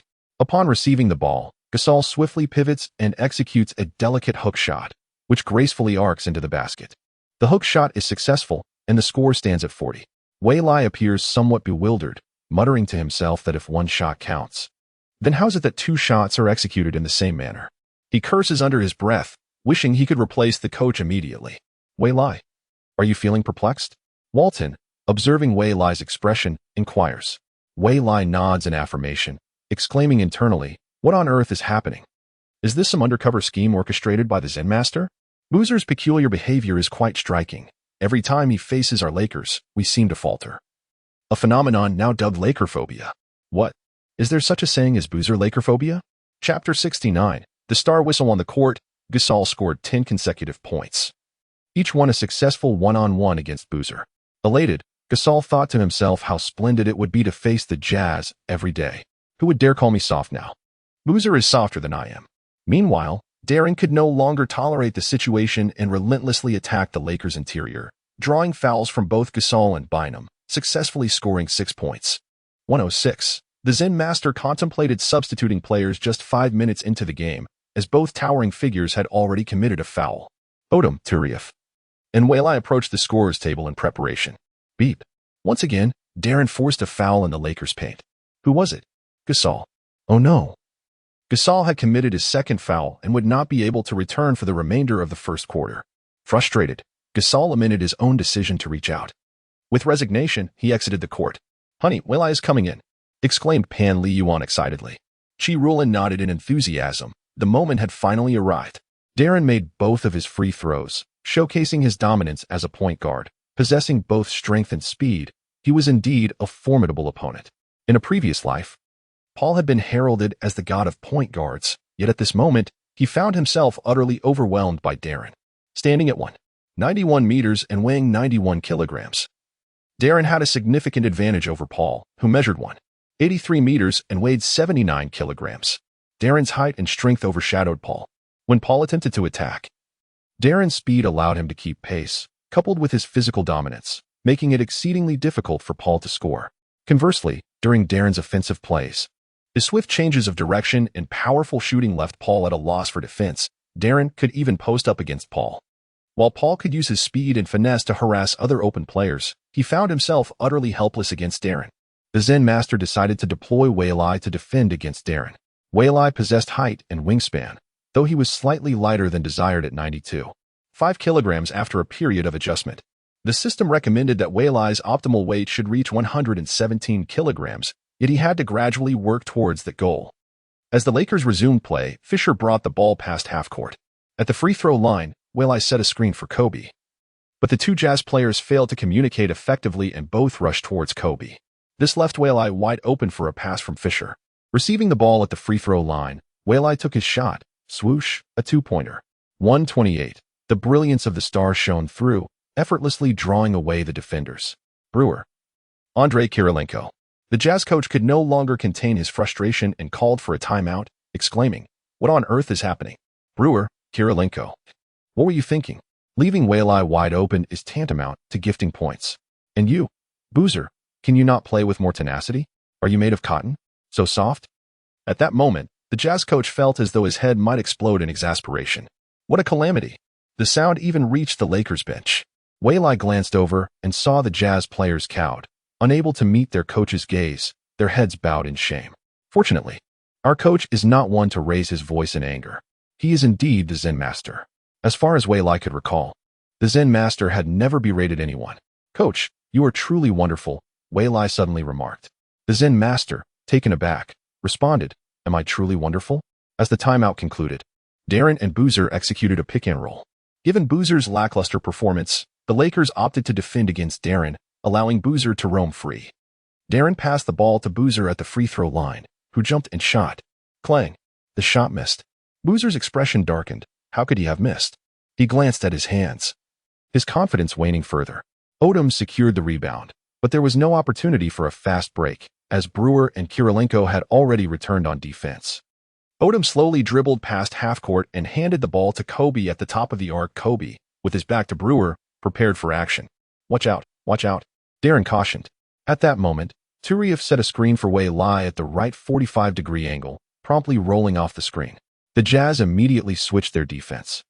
Wary of the open shot for Turiev and Weili, Kobe noticed the lane was unguarded, executed a spin move, and made an inconspicuous push with his left hand, unnoticed by the referee.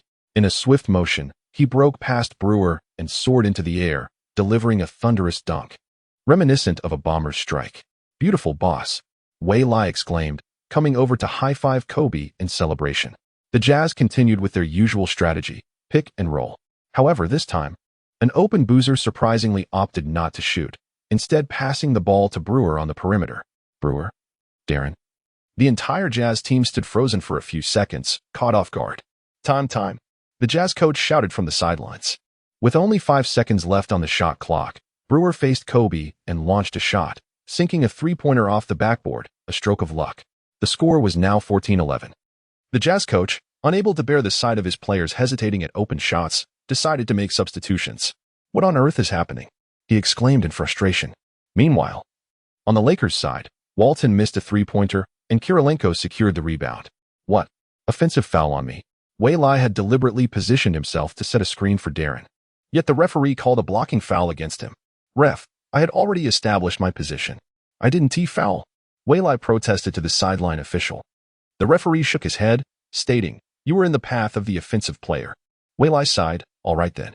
With the Lakers having committed over 4 fouls this quarter, any further infractions would send the opposing players to the free throw line. Darren made both free throws, closing the gap to 14-13. What the hell, is this a star referee? Weili thought, considering this was their home court. At this point, arguing with the officials was futile. Weili cut towards the basket, and Odom delivered a bounce pass. Darren was already waiting along Weili's path, aiming to draw a foul. In the air, Weili executed a maneuver to evade, yet Darren was not to be outdone. Making a slight shift, a collision ensued between the two mid-flight. Wei casually tossed the ball upward. Was it 21? The Lakers' number 10 was called for an offensive foul. As Wei fell to the ground, the incredulous voice echoed, "An offensive foul? Surely this is a mistake." He sprang up from the floor, confronting the referee with fervor, exclaiming, "Are you blind? Have you taken a bride, you wretched being?" The referee faced Wei's barrage of accusations, yet not a single word was comprehensible to him. At that moment, the team leader intervened. Pulling Wei aside and addressing the referee, Wei was merely evading in midair. Darren made a deliberate lateral move. He intentionally collided with Wei, constituting a blocking foul. The referee shook his head, steadfast in his original ruling, offensive foul, jazz ball. The crowd erupted in discontent, chanting their disapproval of the referee's decision as they witnessed the reality on the big screen. Gritting his teeth, Wei resumed his defensive stance, cautious not to overexert. As the referee clearly favored Darren, Paul Millsap approached to assist Darren with a pick-and-roll. Darren drew the defense and passed the ball back. Millsap executed a mid-range shot. Swish. The Jazz successfully reclaimed the lead with a score of 14-15. Chapter 70. I am learning from you. Wei clenched his fists in frustration. Kobe approached and patted him on the shoulder, saying, "Wei, when faced with injustice, do not complain. Simply retaliate." With that, he dashed towards the front court. Retaliate? Kobe demanded the ball in the low post, dribbled twice, and executed a magnificent fadeaway jumper, scoring effortlessly. 16-15. Darren, Paul, and Millsap continued their pick-and-roll strategy, utilizing it without reservation. However, this time, Kobe intercepted the pass intended for Millsap, snatching the ball from Darren. With lightning speed, Kobe drove straight to the basket, leaving the Jazz defenders in his wake, and delivered a thunderous dunk. 18-15. MVP. MVP. MVP. Echoed through the arena as the home team faced two consecutive unfair calls. The core of the team rose to the occasion, scoring 4 points in quick succession, igniting the crowd's fervor. Upon landing, Kobe pointed at Wei, as if to say, "Did you see that, Wei?" Wei extended his right hand, formed into a fist, and placed it against his chest, signaling, "I received it." Throughout the long career that followed, the lesson Kobe imparted to Wei would resonate profoundly.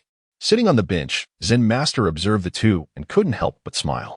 He recalled a day after Christmas when Kobe had invited him, Kupchak, and Old Bus to his home to discuss an exceptionally important matter. When Zen Master heard Kobe's words, his jaw dropped in disbelief. Was this truly coming from Kobe? Before leaving, Old Bus patted Kobe on the back, saying, "I believe in you." Kobe beamed with a radiant smile. Wei, I hope you do not betray Kobe's trust. It seemed that Zen Master needed to contemplate whether to extend his coaching career. He had initially resolved to coach for only a few more years before retiring. The game continued. Observing Kobe's consecutive 4 points, Darren, the core of the Jazz, was determined not to be outdone. Utilizing a pick-and-roll, he faced the defensive challenge posed by Odom and pressed forward.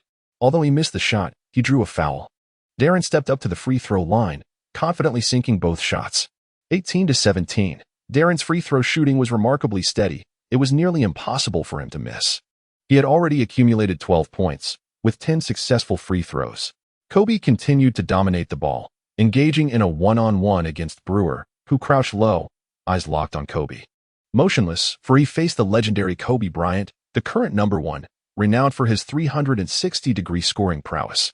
Yet, excessive caution often left one vulnerable. With a deceptive feint, Kobe left Brewer off balance, bypassing him. Instead of driving forward, Kobe came to a sudden halt and executed a jump shot that swished through the net with a crisp sound. 20-17. MVP. MVP. MVP. The crowd erupted as Kobe scored 6 consecutive points, embodying the essence of the Staples Center's king, Kobe Bryant. Unbelievable. Our leader is phenomenal. With admiration in his eyes, Wei looked at his leader, eager to find paper and a pen for an autograph. The leader exuded a magnetic charm, embodying numerous admirable qualities worthy of emulation. Though he possessed flaws, his virtues shone brightly, offering warmth and illumination. In this moment, after enduring 2 inexplicable fouls, the fury that had consumed Wei dissipated, replaced by a sense of renewal akin to the transition from winter to spring. In the first quarter, under Kobe's guidance, the Lakers led the Jazz by 5 points, 30-25, with Kobe scoring 14 points and Darren 17. The latter setting a personal record for points in a single quarter. As the brief intermission concluded, the second quarter commenced. The Lakers lineup consisted of Fama, Wei, Ariza, Gasol, and Turieff, while the Jazz featured Blevins, Korver, Matt Haplin, Jaren Collins, and Kufos. Korver opened the quarter with a three-pointer, showcasing his striking golden locks, more appealing than Way's past recollections of him, despite Korver's then lack of fame. Way distinctly remembered that Korver was often remarked upon for his resemblance to a singer. As the era of small ball dawned, Korver's reputation began to ascend. He was a 3D player, though not at the pinnacle of the defensive aspect. His one-on-one defense faltered. Yet his overall defense remained commendable. As a bench player, he excelled, but as a starter, he fell short. With dedicated training, he could potentially secure a starting position.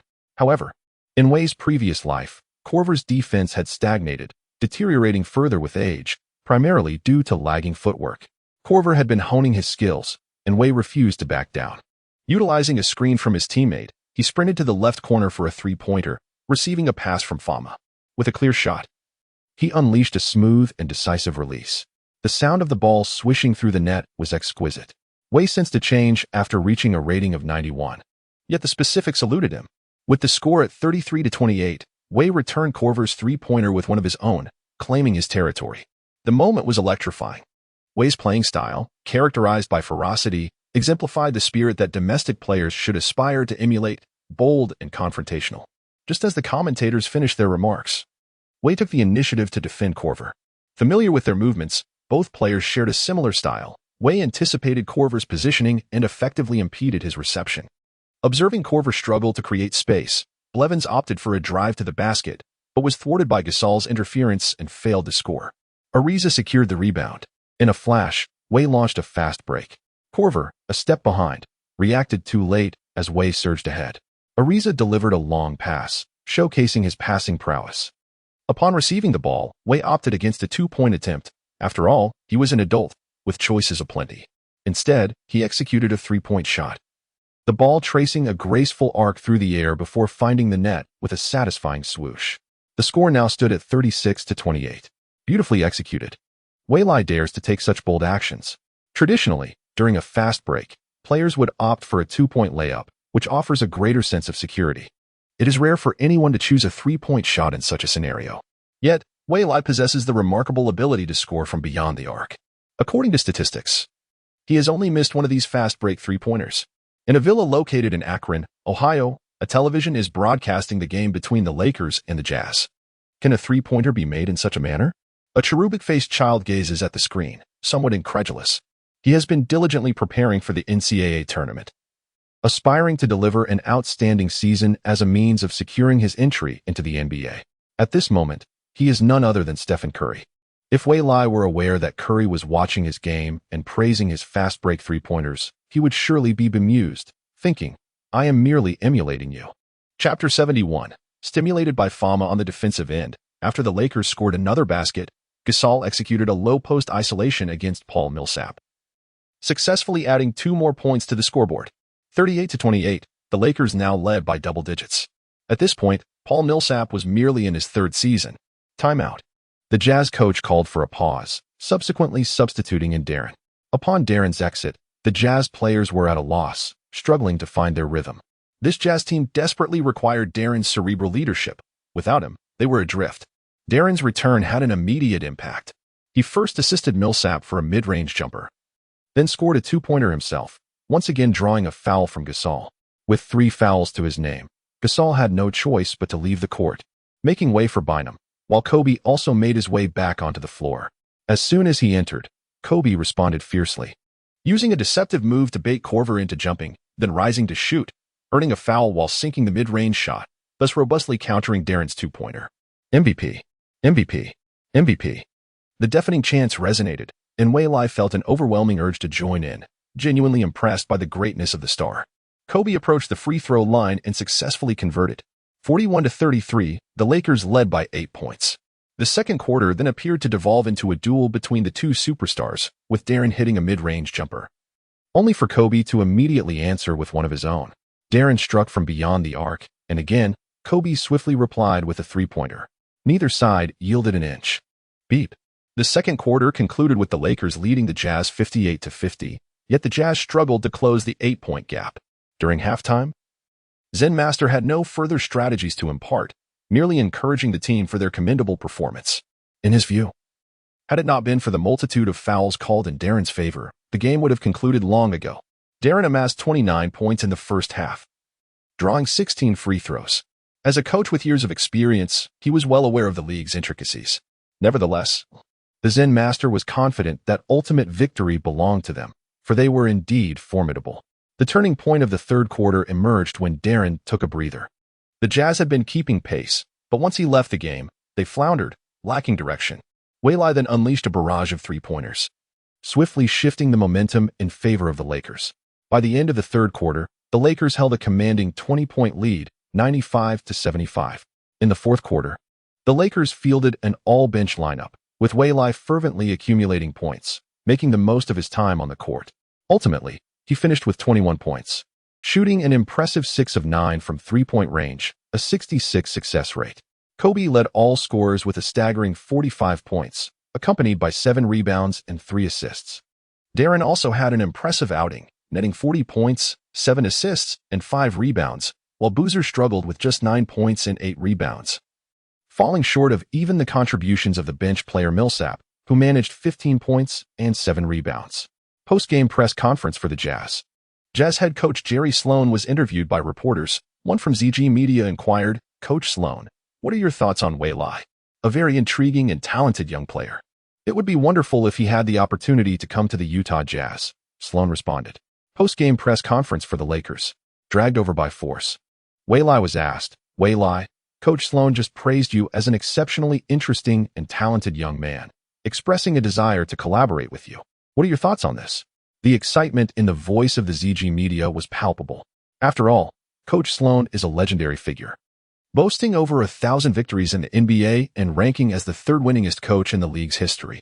To receive such commendation is indeed a tremendous honor, especially as he not only praised Waylai, but also extended an invitation for him to join the Utah Jazz. What were his thoughts? Upon hearing this, Waylai shook his head and replied, "First, I would like to thank Coach Sloan for his kind words. Secondly, I must emphasize that I still have a long way to go. Do you know? Today, I was called for 2 consecutive fouls, and I attempted to discuss it with the referees, but received no feedback, leaving me quite frustrated.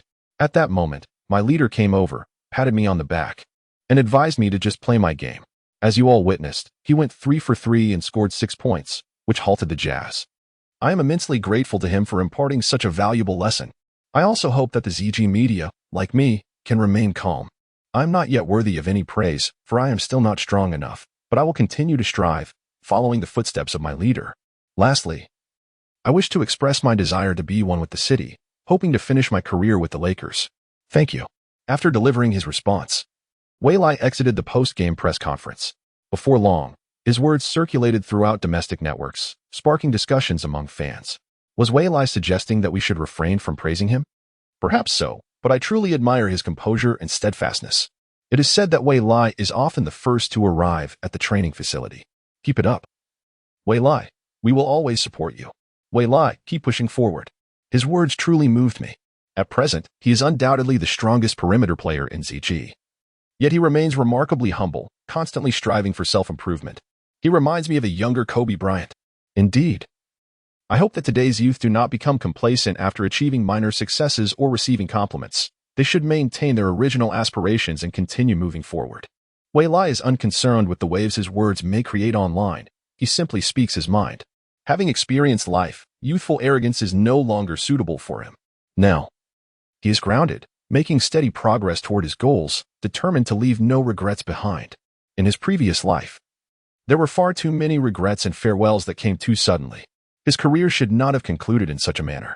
Since that significant injury, he has realized that recovery to his former self is unlikely. He has exerted every effort in rehabilitation, but age has compelled him to end his beloved athletic career. He can no longer pursue his goals, which the world knows all too well, 6 championship titles. However, in this life, I will be your greatest support. You are no longer a solitary warrior. I will be your sharpest sword and your most resilient shield. Waylai, are you still practicing? After the match concluded, Fama realized he had left some belongings in the training facility and decided to return to retrieve them. To his surprise, the lights in the gym were on, accompanied by the sound of a basketball being dribbled. Could it be the captain?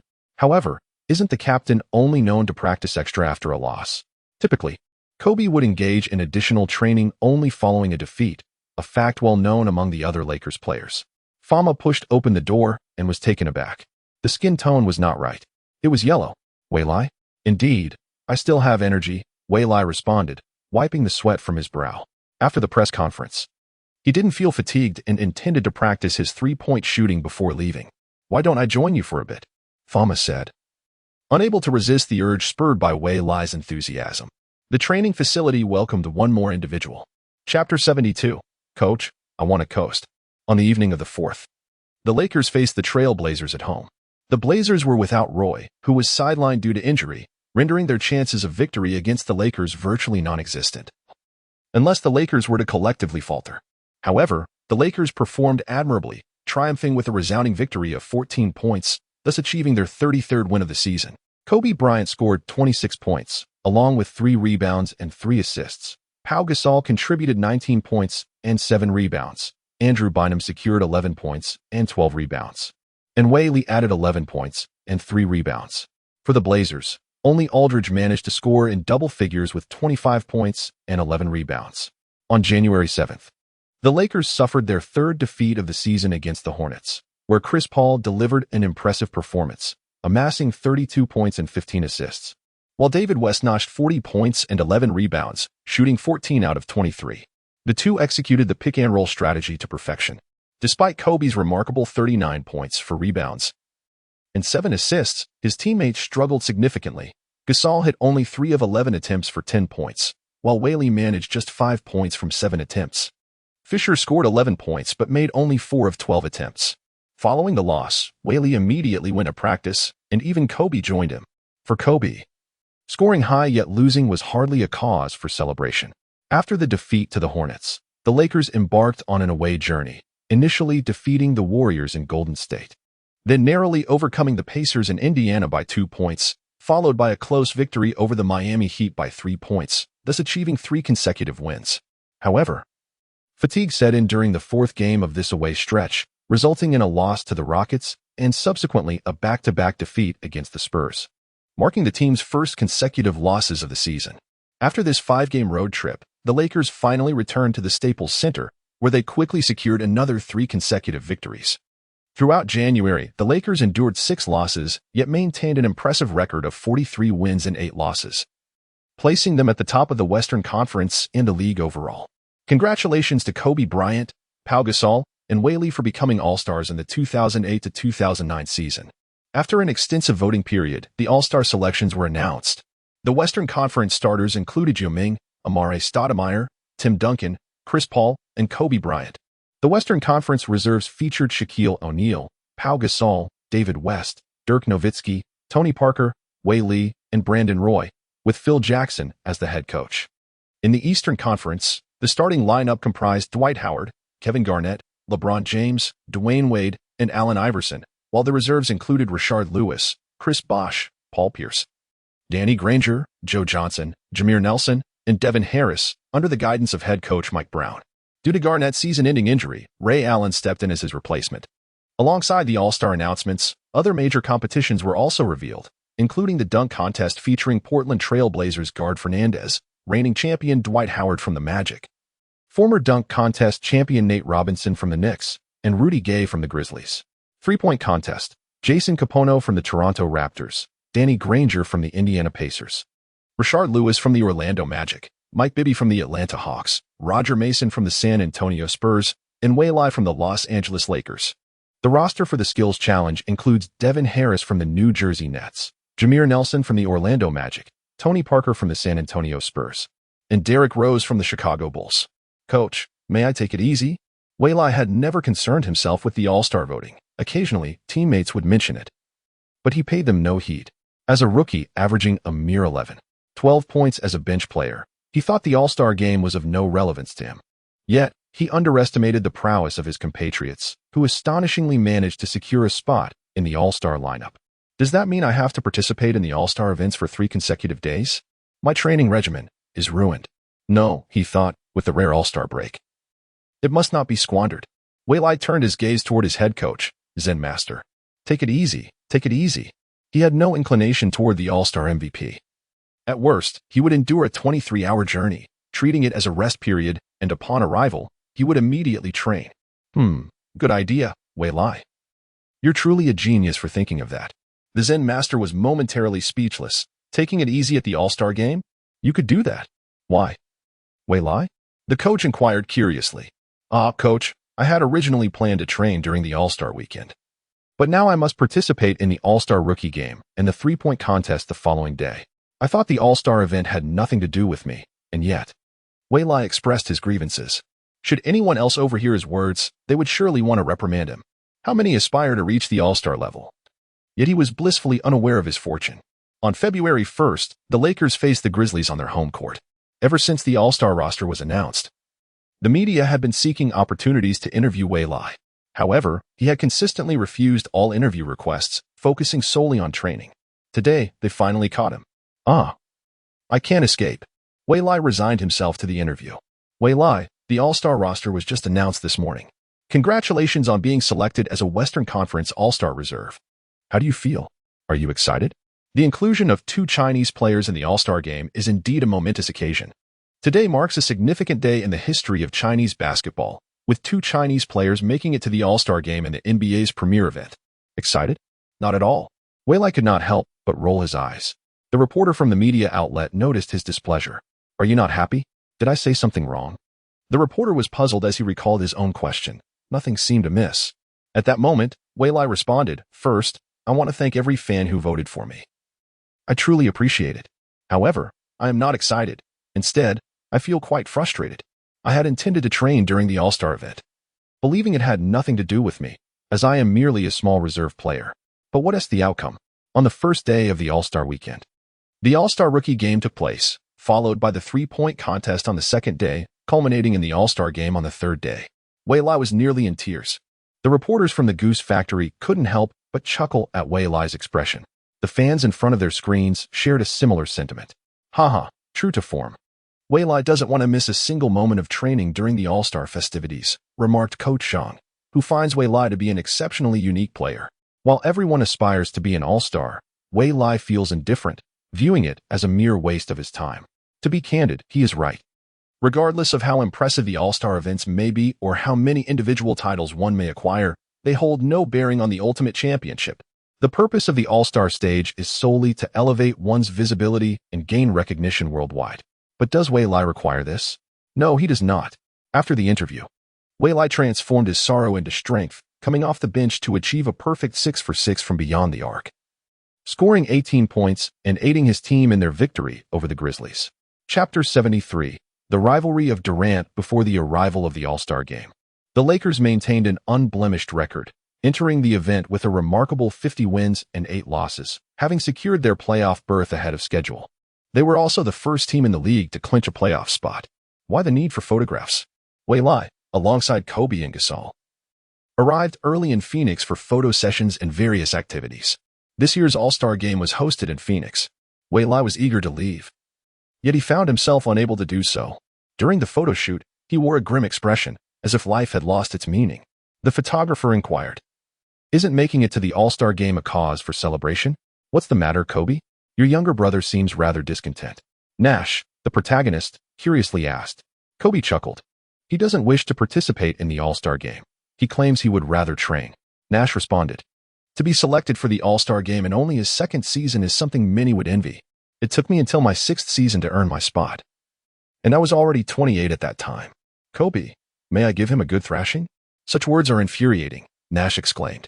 Kobe understood the sentiment, as he too had only made the All-Star team in his 3rd season. However, he held no skepticism regarding Wei Lai's selection. In their recent one-on-one encounters, he had observed Wei Lai's rapid defensive improvements. Indeed, it's quite vexing. Nevertheless, Nash, Wei Lai's training regimen is extraordinarily rigorous. He spends nearly 18 hours a day at the training facility. Nash was taken aback. 18 hours? What does that even mean? From 6 a.m. to midnight? Is that his daily routine? That's how he has been training since the break, came the implied assurance that it posed no issue. Finally, after the photo session concluded, Wei Lai was whisked away for a charitable event at an orphanage where he taught the children how to play basketball. It was there that he revealed a brilliant smile. These were the moments that held true significance. As the event wrapped up, Gasol remarked. Wei Lai, we're heading out to explore a bit. Kobe and I will take a stroll. With no obligations left, the two could freely wander around Phoenix. Gasol added, don't worry, Wei Lai, if I find something delicious, I'll take a picture and send it to you. Ha ha ha ha. Wei Lai merely responded with a silent nod as he strode towards the training facility for the second-year players. Today's roster included Wei Lai Lakers, Kevin Durant, Thunder, Jeff Green, Thunder, Al Horford, Hawks, Al Thornton, Clippers, Wilson Chandler, Knicks, Ronnie Turiaf, Pistons, Aaron Brooks, Rockets, and Luis Scola, Rockets. In the first year, we have Derrick Rose, Bulls, O.J. Mayo, Grizzlies, Marc Gasol, Grizzlies, Greg Oden, Trailblazers, Rudy Fernandez, Trailblazers, Russell Westbrook, Thunder, Eric Gordon, Clippers, Michael Beasley, Heat, and Brook Lopez, Nets. Upon entering the second-year training facility, Wei Lai's presence captured the attention of everyone. The combined stature of those present paled in comparison to Wei Lai. He was an all-star. They were merely second-year players. However, excellence often breeds envy. What an inflated ego, sneered Ronnie Stuckey, questioning how a mere bench player could attain all-star status. Of course, I am an all-star. When did it become your place to criticize me? You worthless fool. Wei Lai shot back immediately. You pathetic bench warmer, averaging 12 points per game, and you made it to the all-star game? Ronnie retorted. Oh really? Can you lead your team to victory after losing by 30 points in the fourth quarter of the finals? Can you score 17 points in a single quarter? Do you possess a championship ring? Can you score 33 points in a single quarter? Can your team even reach the playoffs? Can you claim a championship? Wei Lai questioned, each inquiry striking at Ronnie's pride. Excuse me, I can. Ronnie tried to defend himself, but Wei Lai was already done engaging with such mediocrity. Ronnie, infuriated, charged forward but was intercepted. Ronnie, stop it, Wilson Chandler intervened. Ignoring the commotion, Wei Lai headed to the empty court to commence his training. Lamenting the loss of a valuable morning, he needed to make up for lost time. An hour passed, then 2. And after 8 hours, night fell. By this time, only 2 individuals remained in the training facility, Wei Lai and Durant. Durant's eyes brimmed with defiance. How could he not stop? No. He refused to be defeated. Though utterly exhausted, he gritted his teeth and persisted, unwilling to yield to Wei Lai's relentless dedication. It's time to eat. Wei Lai's stomach growled, prompting him to pause and head towards the exit. Ha! I won, Durant exclaimed, dropping his basketball and trudging behind Wei Lai with a beaming smile. Wei Lai noticed Durant's diligence. No wonder he would later ascend to superstardom. However, Wei Lai prioritized filling his stomach over conversation. Order 2 takeout meals, please, Wei Lai instructed, preparing for a late-night snack. Curious, Durant inquired, hello, Wei Lai, is this for a midnight snack? Close enough. No time to chat, I need to get back to training. Wei Lai replied. Durant, panting, responded, you still plan to practice? He wished to follow suit but felt utterly drained. His legs trembled. He resolved to rest and train early the next morning. The following day, Durant rose at an unprecedentedly early hour of 6:30 a.m. After a brief tidy-up and a light breakfast, he made his way to the training facility. Upon arriving, he noticed the absence of Wei Lai.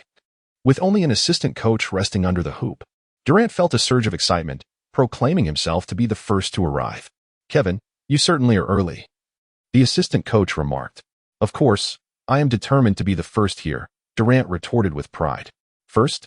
Kevin, you're actually the second, the assistant coach replied. Second? Who could possibly be first? This must be a misunderstanding, exclaimed Durant, incredulous at the news. Wei Lai arrived at 6 a.m. He is currently in the gym. The assistant coach sighed, recalling how Wei Lai had mentioned to him at midnight that he would come in the morning to assist with training. Before 6 a.m., Wei Lai had already roused him from sleep. The gym? Surely you jest. I refuse to believe it, Durant exclaimed, immediately sprinting towards the gym. At the entrance, Durant was indeed greeted by the sight of Wei Lai lifting weights. Wei Lai, what time did you wake up? He inquired. Upon hearing his name, Wei Lai set down his equipment and turned to see Durant, responding, quite early, actually. Seriously, what time did you wake up? Durant pressed again. Just after 5. Wei Lai replied. Durant was left in stunned silence. Chapter 74. I truly came to relax. Impossible, impossible. Durant shot while casting a glance at Wei Lai on the adjacent court. After an hour of weightlifting, Wei Lai returned to the training facility to continue shooting practice. Durant could hardly believe that after lifting for an hour, he still had the energy to shoot, and almost every shot found its mark. What manner of creature is this? No, I cannot be defeated. I am Kevin Durant, destined to become a superstar. With unwavering determination, Durant immersed himself in training. The other second-year players, witnessing the dedication of both Wei Lai and Durant, also threw themselves into their practice. As another day passed, Durant, having received permission, lay in bed unable to sleep. His mind wandering back to around 8 p.m. when he succumbed to fatigue and ended his training session. Yet, one individual remained in the training facility, Wei Lai. Why is he capable of such relentless practice? Durant glanced at his watch. It was already midnight. Surely, he should have gone home by now. Unable to sleep, Durant decided to rise and see if Wei Lai was still in the gym. Swish, swish. Not approaching closely, he observed the lights still illuminating the training area. And the rhythmic sound of the basketball confirmed his suspicion that Wei Lai had not yet departed and was still practicing. Intrigued, Durant moved closer. The young man, drenched in sweat and with his clothes thoroughly soaked, was engrossed in shooting drills. As Durant approached, Wei Lai paused at the sound, glancing around apprehensively, wary of any lurking shadows. Fortunately, it was only Kevin Durant. "Kevin, you startled me," Wei Lai exclaimed, patting his chest. There had been a night when footsteps had unsettled him, but he had seen no one, prompting a hasty retreat home. Since that night, any sound of footsteps in the dark made him stop and look around, ready to flee at the first hint of danger. "Wei Lai, aren't you tired? With this level of training, can your body withstand it?" Durant found himself somewhat in awe of Wei Lai. It was no wonder he could turn the tide in the finals with 30 points, scoring 17 points in a single quarter, and matching the ancient record with 33 points in a regular season quarter. It was no surprise he had become an all-star. "Tired? What is that?" Wei Lai replied with a smile. "I do not wish to leave any regrets for myself. My mentor's prime is fleeting, and I must grow swiftly to assist him." "Is this your goal, Wei Lai?" Durant inquired. "Indeed, to help my mentor become the greatest athlete in NBA history. For this goal, I am willing to pay any price," Wei Lai declared with unwavering resolve. "Any price?" Durant echoed. "Well then, Kevin, keep pushing. I have high hopes for you." In his previous life, when Durant's skills reached their zenith, he was an unstoppable force. "Don't you think I'm soft?" Durant was particularly sensitive to the opinions of others. "Ha." Wei Lai laughed heartily before adding, "Kevin, I have never cared about how others judge me. What matters to me is understanding why I train so diligently, why I push myself relentlessly, step by step toward the goal. One day, I shall arrive there, and in the end, all those who doubted you will silence themselves." Wei recalled that in his previous life, Kevin Durant had a penchant for taunting fans using a secondary account, and occasionally even employed a primary account. Kevin Durant nodded in acknowledgement. The All-Star rookie game was about to commence. The sophomore starters included Al Thornton, Wei Lai, Jeff Green, Durant, and Al Horford. The freshman starters comprised Rose, O.J., Mayo, Michael Beasley, Marc Gasol, and Greg Oden. Prior to the game, Rose made a point to greet Wei Lai. Laughter resonated throughout the arena. Wei Lai turned his gaze towards the large screen.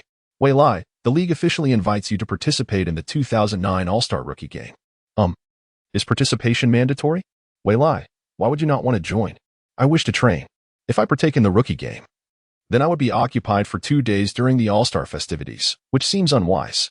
"Wei Lai, I'm afraid I must inform you that refusal is not an option. Unless you're injured, you must participate." "Isn't participating in the All-Star beneficial? It enhances your visibility, allowing more people to recognize you. And you can face off against more rookies." "Not really. Gaining skill draws attention. To attain skill, one must train diligently." "Oh, right. I could coast through it." The dialogue during the invitation was broadcasted. Durant couldn't help but give Wei Lai a thumbs up. "Damn it, who is messing with me? Coach, can I sit this one out?" "It's too embarrassing," Wei Lai exclaimed. "Absolutely not. David specifically requested your presence on the court. You must at least play for 3 minutes," the interim coach said. Suppressing a smile, the game commenced. The freshman Marc Gasol jumped for the ball. He is the brother of Pau Gasol. The Gasol family truly possesses remarkable genetics. The ball was passed to Rose, who accelerated forward, unstoppable. However, instead of driving to the basket, Rose abruptly stopped and made a mid-range jumper, scoring 20 points and setting the record for the freshman. Durant immediately responded with a mid-range shot of his own, making it 22. Mayo assisted Oden for an alley-oop, bringing the score to 42. Horford executed a successful post move, making it 44. While the crowd was fervently engaged in the game, someone was discreetly coasting, quietly running back and forth. As time dwindled, it felt like an eternity. Finally, 3 minutes had elapsed. Mission accomplished. He quickly embraced the dribbling Rose, feigning a foul. The whistle blew. Wei Lai beamed as he departed the bench. The fans, never one to let Wei Lai off the hook, chanted in unison, "Come back! Come back! Come back! Come back to what?" Wei Lai covered his ears, pretending not to hear. The large screen displayed Wei Lai's image, eliciting laughter from the entire arena. "This is hilarious. I'm dying, ha ha ha, covering my ears. Ha ha ha, how amusing, Wei Lai." The interim coach truly did not anticipate that when he mentioned 3 minutes. Wei Lai would indeed descend in precisely 3 minutes, not a second longer. Is he really so reluctant to participate? This is the grand stage of the All-Star Rookie game. "Wei Lai, will you truly not return?" Wei Lai immediately shook his head and even moved to the water cooler.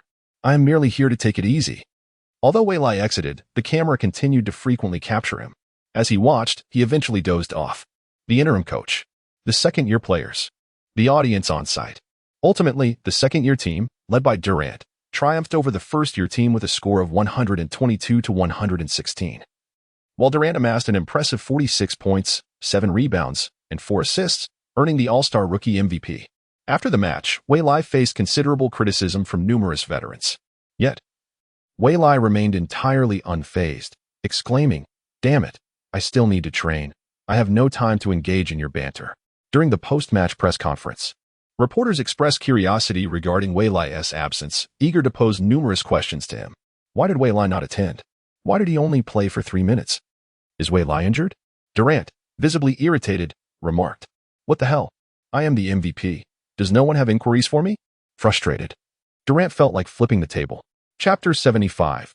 A fortuitous acquisition of the three-point king. David was taken aback to discover that Kevin Durant, the star of the All-Star Rookie game, had not even made the trending topics, while the underperforming Wei Lai had become the focal point of fan discussions.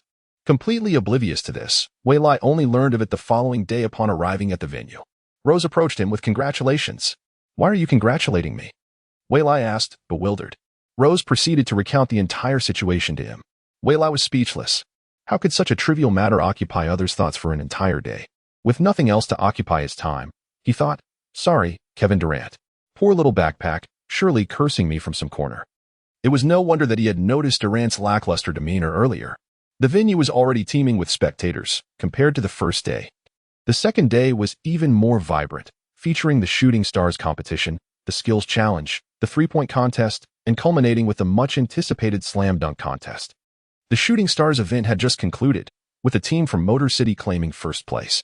Next up was the Skills Challenge, featuring 4 competitors, Devin Harris from the Nets, Tony Parker from the Spurs, Rose from the Bulls, and Mo Williams from the Cavaliers, who was filling in for the injured Nelson. "Go for it, Rose. I believe you can win the championship," Wei Lai encouraged as Rose prepared in the player tunnel. "All right, I'll secure the Skills Challenge title." "And you must seize the three-point contest crown," Rose replied. "Absolutely." To bolster Rose's confidence, Wei Lai readily agreed, not recalling who had won the Skills Challenge in that season. 30 minutes later, the announcement came. Congratulations to Derrick Rose from the Bulls, the champion of the 2008 to 2009 All-Star Skills Challenge. Rose accepted the trophy, lifting it high as he basked in the applause of the crowd. He then participated in an interview. "Rose, congratulations on winning the Skills Challenge. How do you feel?" "I am thrilled to have won the Skills Challenge championship. I believe this will not be the last title of my career," Rose answered excitedly. He paused before continuing. "Just now, Wei Lai and I made a pact in the player tunnel.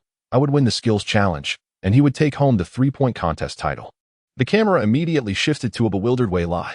"Rose, you won, and now it's your turn to shine." The fans erupted in cheers. The three-point contest was next, and Wei Lai was the most favored player to win. "Rose, you rascal, who agreed to this? Aren't you setting me up for failure?" Wei Lai quickly shook his head at the camera, insisting that this was not the case. Yet, the audience paid him no heed, chanting his name, "Wei Lai, Wei Lai, Wei Lai." Wei Lai thought to himself, "I'm truly in a predicament now. Perhaps I should just break my own leg? Humiliation or injury?" Well, he figured, it was better to face embarrassment than to cower. He could always avoid the internet. Finally, the highly anticipated three-point contest commenced. The three-point contest featured Jason Capono from the Toronto Raptors, Danny Granger of the Indiana Pacers, Rashard Lewis from the Orlando Magic, Mike Bibby of the Atlanta Hawks, Roger Mason of the San Antonio Spurs, and Wei Lai from the Los Angeles Lakers. Wei Lai was the last to take the stage. greeted by the enthusiastic cheers of the crowd. The fans, having experienced a day of anticipation, were overjoyed by the presence of this player from ZG, who had become a familiar name to them. The first participant was Lewis from the Magic. His performance started slowly, with only 2 successful shots from the initial 2 spots. But he gradually found his rhythm, finishing with a total of 17 points. The maximum score in the contest is 30 points, with 5 shooting locations. Each location offers 5 balls, 4 standard orange balls worth 1 point each and a 5th colorful ball worth 2 points. Lewis's score of 17 was considered modest, yet understandable for a first-time contestant.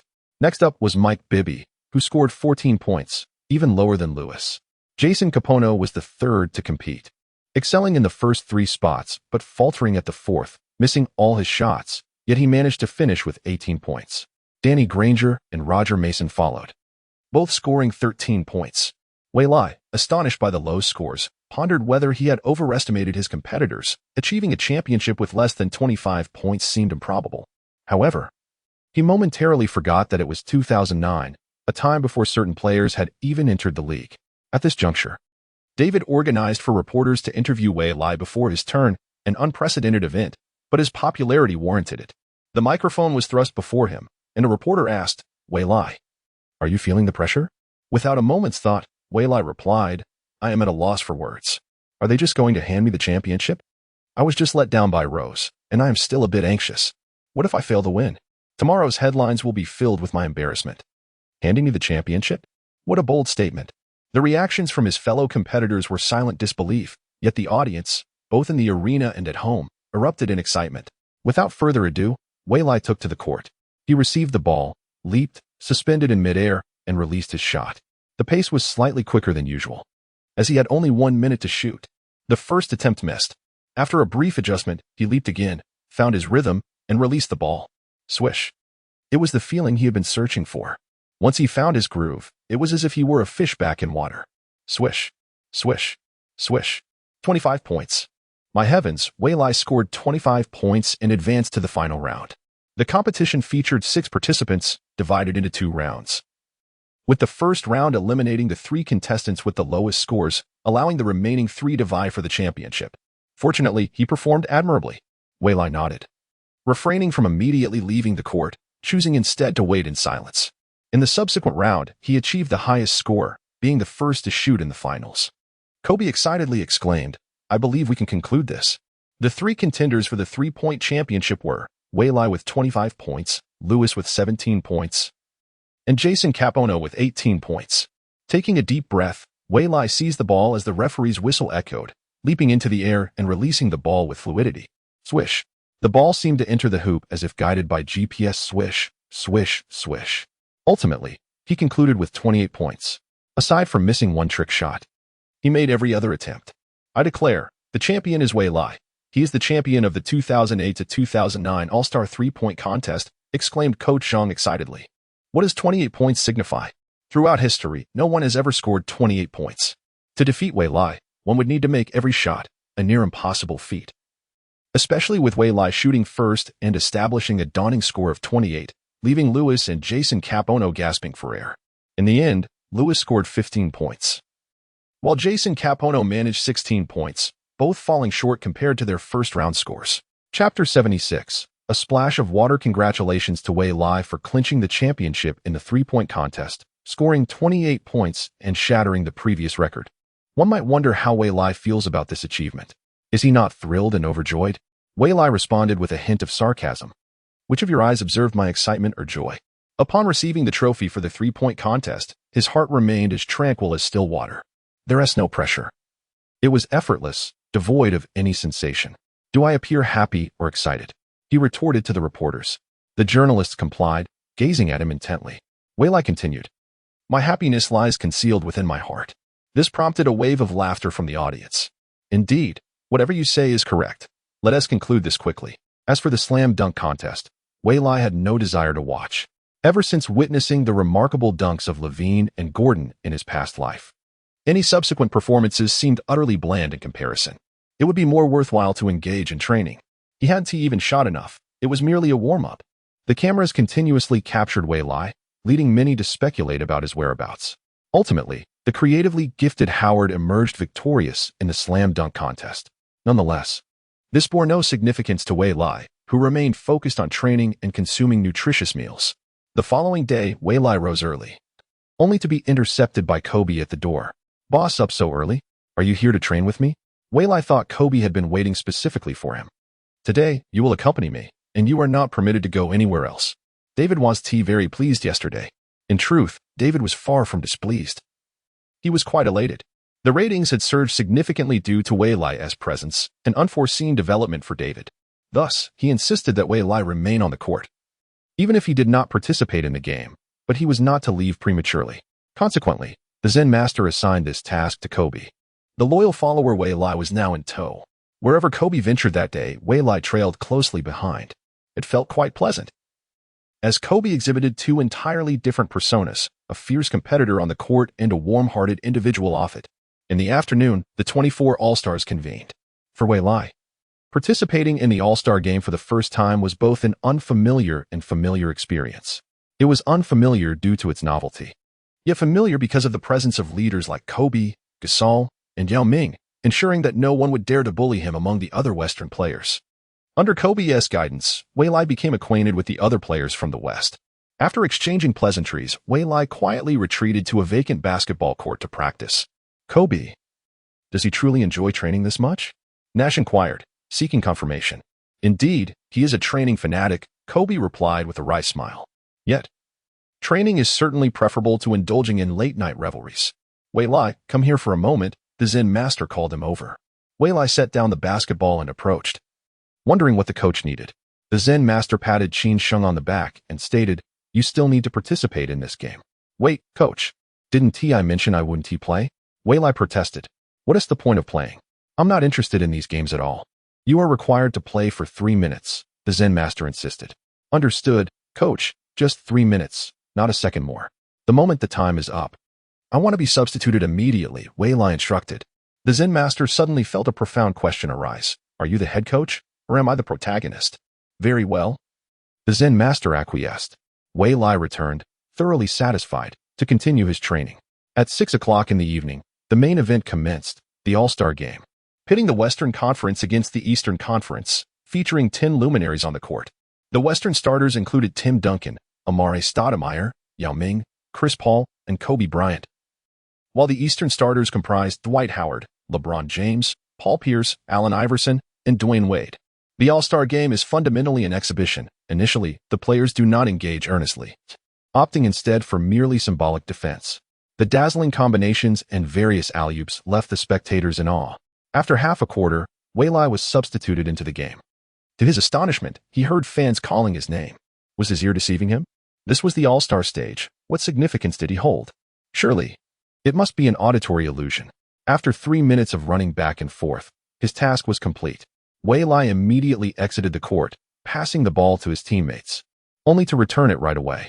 His nonchalant demeanor amused the crowd, for Wei Lai was indeed an anomaly.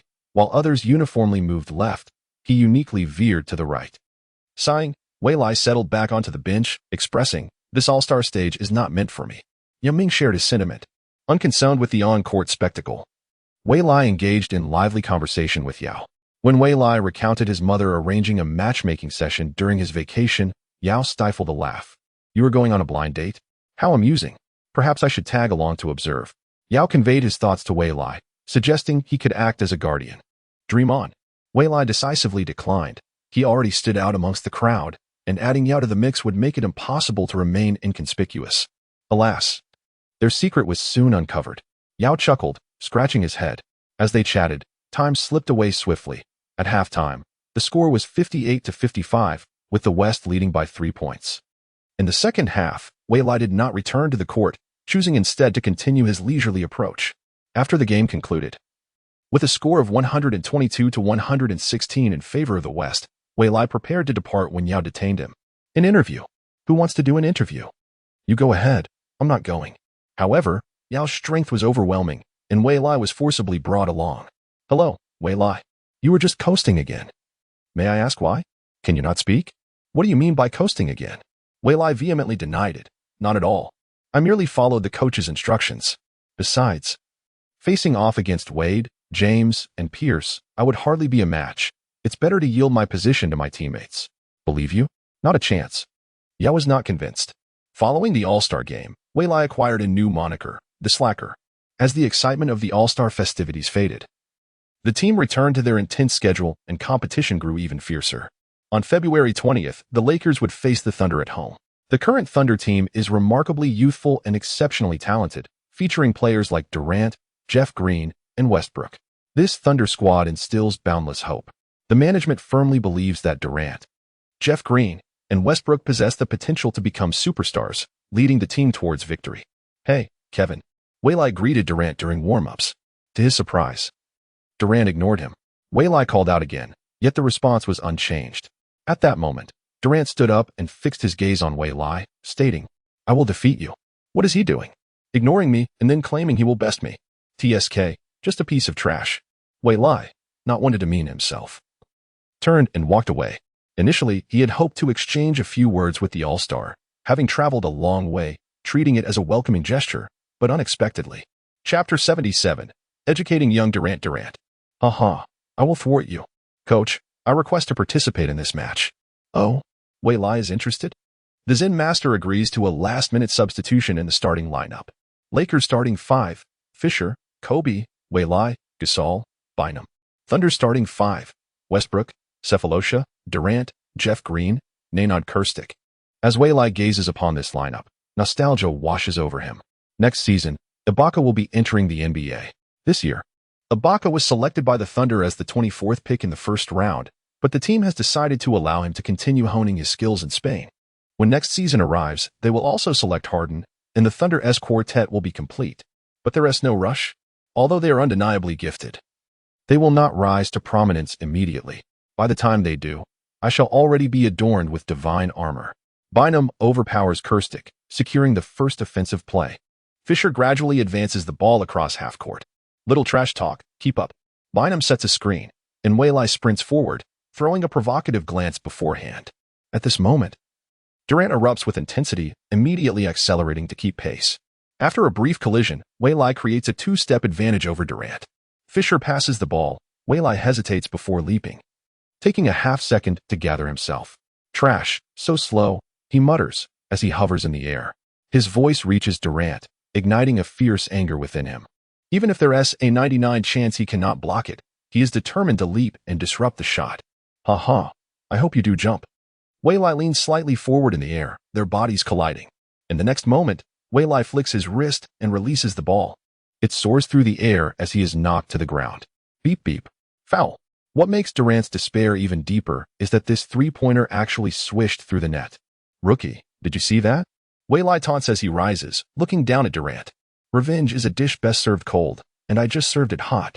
You're the rookie, Durant retorts. We were drafted in the same year. What gives you the right to call me a rookie? Laughing, he strides to the free throw line and confidently sinks the additional shot. Durant immediately calls for the ball. In this moment, he finds himself unable to operate effectively in the low post and can only step outside the three-point line to receive it. He attempts to isolate Wei Lai without a screen.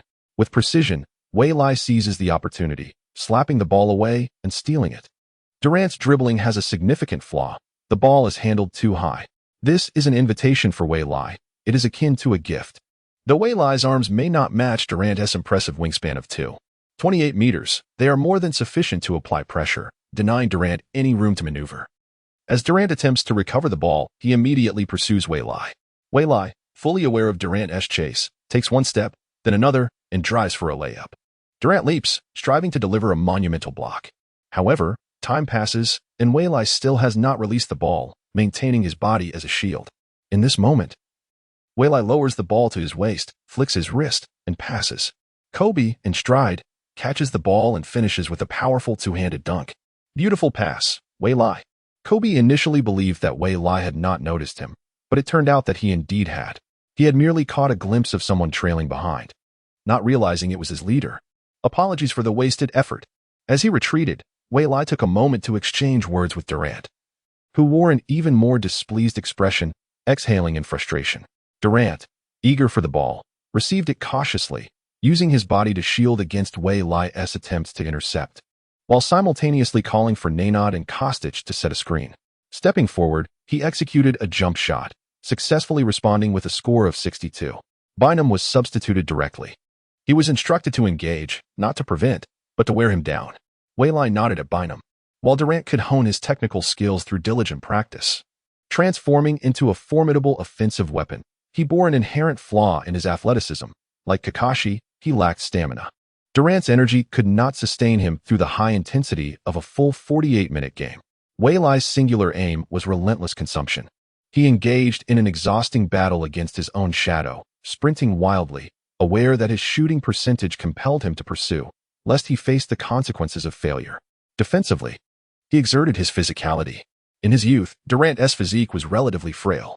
On the next possession, Waylai continued his off-ball movement. Fisher passed the ball to Gasol. The Lakers were not solely reliant on Waylai's movements. All players were in motion. They distributed the ball to whoever found a favorable position.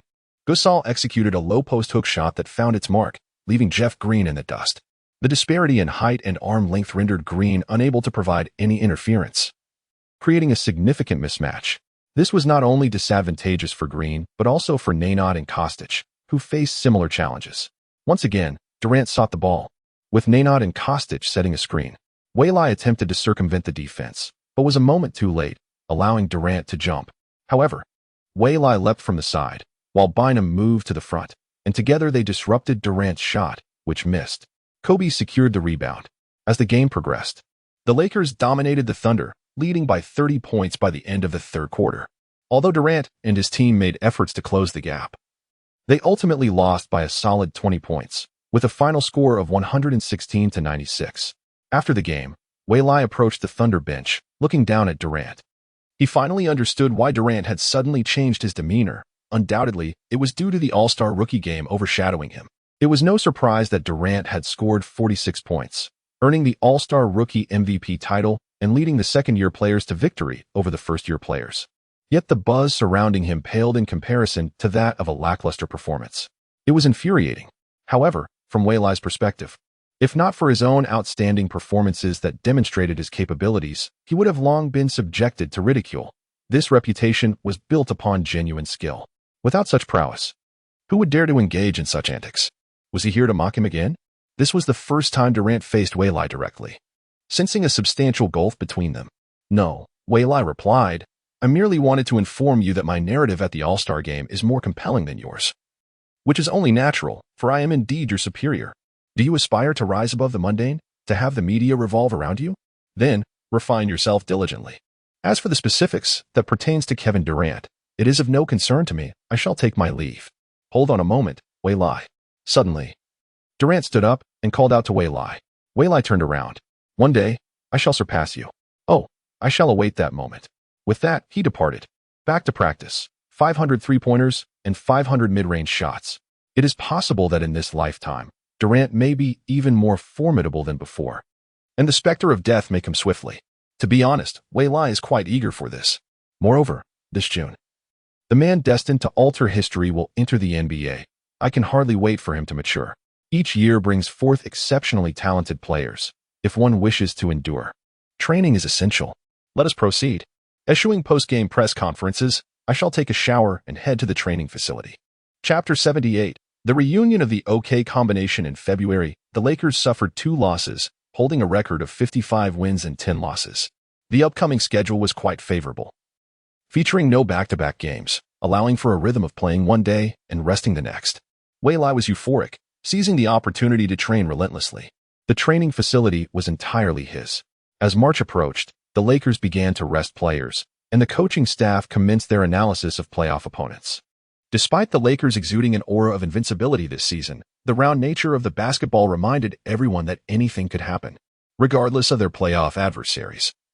They remained vigilant and committed to their path. On March 1st, the Lakers faced the Suns on the road. The Zen master decided to rest Fisher and Ariza, initially contemplating resting Kobe as well.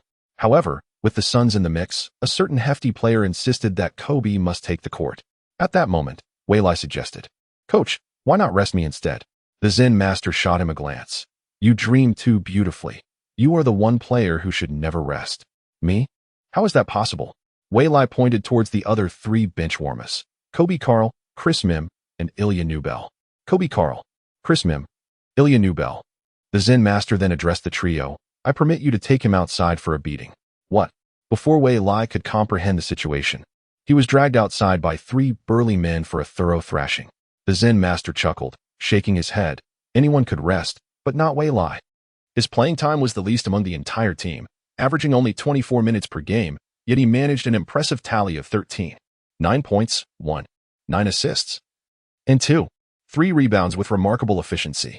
The Lakers' starting lineup included Farmar, Kobe, Wei Lai, Gasol, and Bynum. The Suns' starting 5 were Nash, Jason Richardson, Barnes, Grant Hill, and O'Neal. Before the game commenced, O'Neal intended to approach Wei Lai for a conversation, as he had been unable to find him during the All-Star break. However, before O'Neal could speak, a scowling Kobe intervened, whisking Wei Lai away while casting a warning glare at O'Neal to keep his distance. Unfazed, O'Neal retorted, "Who do you think you are? I am Kobe Bryant, a man with 4 championship titles." "Oh, how impressive. I am O'Neal, a man with 4 championships and 3 finals MVP awards, the strongest center." O'Neal beamed with pride, challenging Kobe. "Now, your turn to speak." O'Neal was aware that Kobe only possessed 1 finals MVP and felt a sense of foreboding. He sensed that this year's Lakers might just reclaim the championship. If they did, it would mean that the arrogant Kobe would boast 5 championships and 2 finals MVPs. No way. Someone bring me reinforcements to deal with him. Furthermore, O'Neal contemplated turning Wei Lai against the Lakers, aiming to weaken their team. Ever since Wei Lai joined forces with Kobe, the latter's offensive efficiency had soared. O'Neal perceived the situation with remarkable clarity. Defensively, he liberated Kobe. The Lakers, fortified by defensive players like Ariza and Vujacic, no longer required Kobe to contend with the opposing star players. It is universally acknowledged that defense consumes more energy than offense. Moreover, it was not solely the defensive aspect that benefited Kobe. Offensively, he received considerable support as well. Which team today would dare to double-team Kobe? None. They simply wouldn't risk it, for should they attempt to double-team, Vujacic's 3-point shooting would punish them. If Vujacic were to join the Suns, it would not only weaken the Lakers, but significantly bolster the Suns' prowess. With Nash orchestrating the play, Vujacic's sharp shooting, and the dominance of the great Shaquille O'Neal in the paint, they would stand a chance at contending for the championship. My 5th title would no longer be a mere dream. O'Neal understood that these 2 years represented his prime. If he failed to capture a championship during this period, his pursuit of a 5th title would be futile. "This season, we shall defend our title," he proclaimed. "And in doing so, I shall hold 1 more championship than you." Kobe smiled at the thought of surpassing this hefty rival with an additional championship. Let's see if we can achieve that. Are we the Suns to be trifled with? The West still has the Spurs, Nuggets, and Rockets." O'Neal retorted. At this juncture, Vujacic interjected, "Regardless, this championship belongs to us, the Lakers. Next season's title shall also be ours, and we will once again forge a new dynasty." Kobe promptly gave Vujacic a thumbs up, impressed by his confidence. A new dynasty? Dream on. Establishing a dynasty is no simple feat. If it weren't for, well, never mind, that's all in the past. O'Neal chose not to elaborate further, returning to his half of the court, ready for the game to commence. Vujacic was not merely speaking out of turn. If they could capitalize on these 2 years, a dynasty would not merely be a fantasy. Apart from the Celtics, no one could rival this Lakers team during this period. As for the so-called king of the league, Vujacic felt no trepidation. Firstly, he could not emerge from the East. And even if he did, he posed no real threat. He lacked technical prowess, as evidenced when he was contained by Kawhi during the Heat's peak. The strategy was simple: isolate him from his teammates and force him into one-on-one situations. While he possessed remarkable stamina, his offensive capabilities were lacking. Vujacic was confident that in 2 years, he would match Kawhi's defensive prowess, especially in one-on-one scenarios. As the game commenced, it was the little shark versus the big shark, with the latter proving his dominance, leaping effortlessly to secure the first score. Nash brought the ball across half-court, with O'Neal setting a screen. "Watch out, O'Neal is rolling," Vujacic warned, but it was too late. O'Neal executed a mere screen, yet his colossal frame provided Nash with ample space. Nash lofted the ball into the air. A massive figure soared upward, catching the ball with both hands for a thunderous dunk that shook the rim. Roaring, O'Neal hung on the rim, exuding his formidable presence. With that first play, he showcased his might. Despite his advancing age, he remained the indomitable big shark. "You can step aside," he indicated towards Kobe upon landing. Kobe clenched his fists tightly. It seems that the clash of the OK duo is about to erupt once more. Ah, when will the cycle of vengeance cease? The facilitator, Law, advanced past half court and immediately delivered the ball to the arc's apex, where Kobe awaited. Kobe received the pass, refraining from dribbling at once. Jason Richardson, drenched in sweat, sensed the impending aggression from Kobe. Suddenly, Kobe sprang into action, shifting his body to the left while the ball was still airborne. Jason Richardson swiftly adjusted his defense to the left. As the ball touched the ground, Kobe struck it with his left hand and planted his left foot firmly. The right side? A feigned drive to the left, cleverly transitioning to the right, deceiving Jason Richardson. Shaquille O'Neal in the paint quickly moved to provide support. This was the domain of the big shark, and he would not permit any fledgling to act recklessly here. Caution, my friend. Wade does not wish for Kobe to be injured. O'Neal would absolutely not tolerate any transgressions within his territory. To everyone's astonishment, Kobe executed a bounce pass to the interior. Finding Bynum. What? O'Neal attempted to recover, but age had rendered him unable to soar as he once did in his youth. He could only watch helplessly as Bynum delivered a thunderous two-handed dunk. You have successfully provoked me. O'Neal gritted his teeth in frustration. Kobe, undeterred, retorted, likewise. Chapter 79, Two Competitive Souls. The sparks between them are undeniable. A confrontation seemed imminent, yet both individuals were of refined demeanor, making an actual altercation unlikely. Suddenly, Waylai entertained a rather immature notion. Uncertain of its feasibility, he resolved to give it a try regardless. O'Neal's imposing physique dominated Bynum. Securing an advantageous position in the low post, Nash delivered the ball, and upon O'Neal's reception, he unleashed a powerful move, asserting his dominance in the paint. His colossal frame and astonishing strength rendered Bynum quite uncomfortable, the friction between his shoes and the floor evident. At that moment, Kobe relinquished his defensive duties to assist in double-teaming O'Neal. Aware of Kobe's presence, O'Neal would typically pass the ball. However, he had been successfully provoked.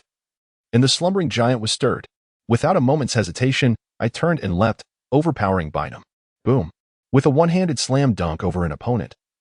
This young child should return home and practice for several more years. Landing like Shaquille O'Neal? Please, do not make me laugh. Turning his head to look at Kobe, he revealed a radiant smile. Kobe, silent yet resolute, immediately demanded the ball for a personal play.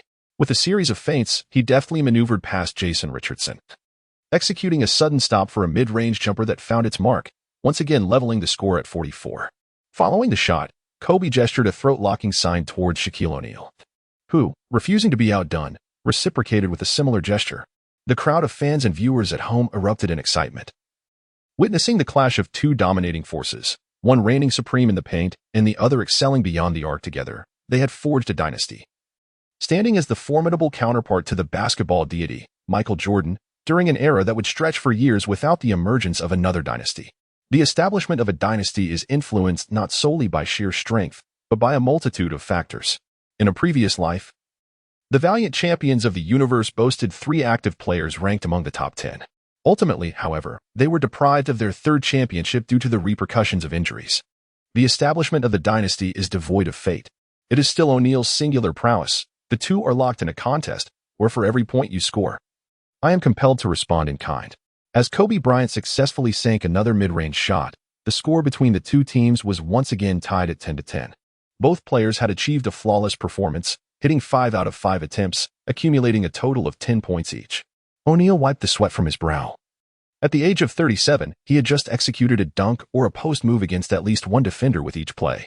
The Suns coach promptly signaled for Robin Lopez to prepare to substitute him. Noticing Lopez at the scorer's table, O'Neal waved his hand dismissively, indicating that it was unnecessary. However, the coach remained resolute, and during the next stoppage in play, he replaced O'Neal. Reluctantly, O'Neal descended from the court, filled with a sense of dissatisfaction. Waylai cannot help but admire the unwavering spirit and relentless determination exhibited by both current and former players, their fierce commitment to contesting every single ball. This is where the true allure of sports lies, to exert oneself entirely, without seeking excuses, for excuses are futile. A loss is simply a loss. Return to rigorous training and come back stronger. After O'Neal exited the game, Kobe continued to shine, sinking his 6th, 7th, and 8th shots in a remarkable succession of 11 consecutive makes. It was only on his 12th attempt that he finally missed, having already amassed 24 points, including 2 3-pointers. He led his team to an 8-point advantage over the Suns, 24-16. Meanwhile, seated on the bench, O'Neal seethed with frustration, tempted to confront Kobe for his audacious performance. As Waylai continued the momentum, he effortlessly sank 2 consecutive three-pointers, successfully extending the lead to double digits, 30-18. Ahead by 12 points. "Coach, I want to play," Shaquille O'Neal exclaimed, fully aware that he might struggle against these two formidable opponents. Yet who was he?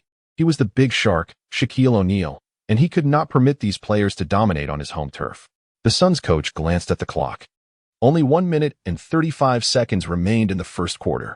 With a swift gesture, O'Neal discarded his warm-up jacket, ready to enter the game. Kobe was about to leave the court, but upon seeing O'Neal's arrival, he signaled to Ariza at the scorer's table to return. O'Neal immediately dominated Turiaf, drawing a foul in the process, 21. Turiaf, perplexed, rubbed his chest, questioning, "Who have I offended?" To his surprise, he made the free throw, bringing the score to 30-21, narrowing the gap to single digits. Kobe then surged into the paint, only to be thwarted by O'Neal's defense, missing the shot. O'Neal leapt again, securing the rebound. "No chance of scoring," he scoffed, prompting Kobe to swiftly retreat to defense. At that moment, Waylai comprehended why these two were so exceptional. Their relentless drive to win was not something everyone possessed. Both had earned 4 championships. Was it worth such effort for a mere regular season game? Absolutely, because they craved victory. It was their instinct, the instinct of beasts. Once more, O'Neal attempted a one-on-one play, and Kobe immediately rushed to assist, delivering a swift cut. O'Neal noticed, and his hand shifted slightly. A loud smack echoed as Kobe struck O'Neal's arm, which instantly reddened, though O'Neal's dark skin masked the mark. The whistle blew. The foul could not be overlooked. Yet, O'Neal leaped, releasing the ball, which danced around the rim before finally dropping in. "Count it." "No, it doesn't count." "It counts." "No, it doesn't." Both players fixed their gaze on the referee, who indicated he needed to confer with his fellow officials. Moments later, the official raised 2 fingers downward. "Nice." O'Neal celebrated with a hearty pat on his chest. Kobe remarked, "It's a continuous motion. The shot counts." O'Neal approached the free throw line, received the ball, aimed, and shot. Swish. Another successful free throw. O'Neal himself was astonished. He had made both free throws today, achieving a perfect shooting percentage of 100. He scored 3 consecutive points, bringing the score to 30-24, closing the gap to just 6 points. With only 20 seconds remaining in the first quarter, the Lakers held possession for the final play. Kobe, at the top of the arc, allowed the seconds to tick away. At 6 seconds, he made his move. He dashed to the three-point line, executing a sudden stop and jump. Jared Dudley leapt to contest the shot. Kobe released the ball, which sailed past Dudley's fingertips and straight into the basket. Swish. A three-pointer, 33-24. As he landed, Kobe extended 3 fingers towards O'Neal, as if to say, "Here's one for you." With just 2 seconds remaining, Goran Dragic received the ball in the backcourt and hurled it forward, but it barely grazed the rim. The first quarter concluded with the Lakers leading 33-24. And Kobe had amassed 27 points, shooting an impressive 12 for 14. O'Neal, undeterred, scored 16 points in a single quarter. The 9-point deficit underscored the disparity in strength between the two teams. In the second quarter, as the substitutes took the court, the Lakers swiftly expanded their lead to double digits, which continued to grow, leaving the Suns bench utterly disoriented. The Suns coach had no choice but to bring in Nash to stabilize the situation, yet narrowing the gap proved to be a formidable challenge. The Lakers had devised an excellent strategy against the Suns' 7-second offense, effectively restricting their engine. O'Neal could no longer contain himself and re-entered the game. Losing to anyone was acceptable, but not to this rival. Upon his return, O'Neal wreaked havoc in the Lakers' interior, overwhelming even their most formidable big man, Bynum, let alone the others. With O'Neal on the court, the Suns closed the gap by 6 points, bringing the difference to 12. At that moment, Kobe could no longer remain seated. He immediately stood up and approached the scorer's table, awaiting his turn. Chapter 80. This is our secret section 2 as the match concluded. The Lakers led the Suns by 12 points with a score of 58-46. The game seemed like a personal showcase for 2 extraordinary athletes. Kobe scored an impressive 39 points in the first half, while Shaquille O'Neal contributed 31 points. Truly, it was a monumental clash between the legendary duo. An elderly gentleman, witnessing the soaring viewership of this match, could not help but feel the urge to kiss these 2 players. This is the essence of the NBA, where rivalries are fervently unleashed on the court, culminating in a spectacular display of athleticism. Ultimately, the Lakers triumphed over the Suns, winning the match with a score of 110-98. Kobe amassed a remarkable total of 55 points, marking a seasonal high, while O'Neal scored 46 points, also a seasonal best. As the game concluded, O'Neal lay there, seemingly reluctant to move. Waylai approached and helped him up. "O'Neal, you truly are the strongest center in the league." At 37 years of age, he still exhibited such competitive spirit and an unwavering determination to win. For O'Neal, having earned sufficient wealth and secured 4 championship rings, his career had reached a commendable conclusion. "You truly have an eye for talent," O'Neal replied, immediately responding with a playful dance upon receiving the compliment. "O'Neal, do you aspire to claim a 5th championship ring?"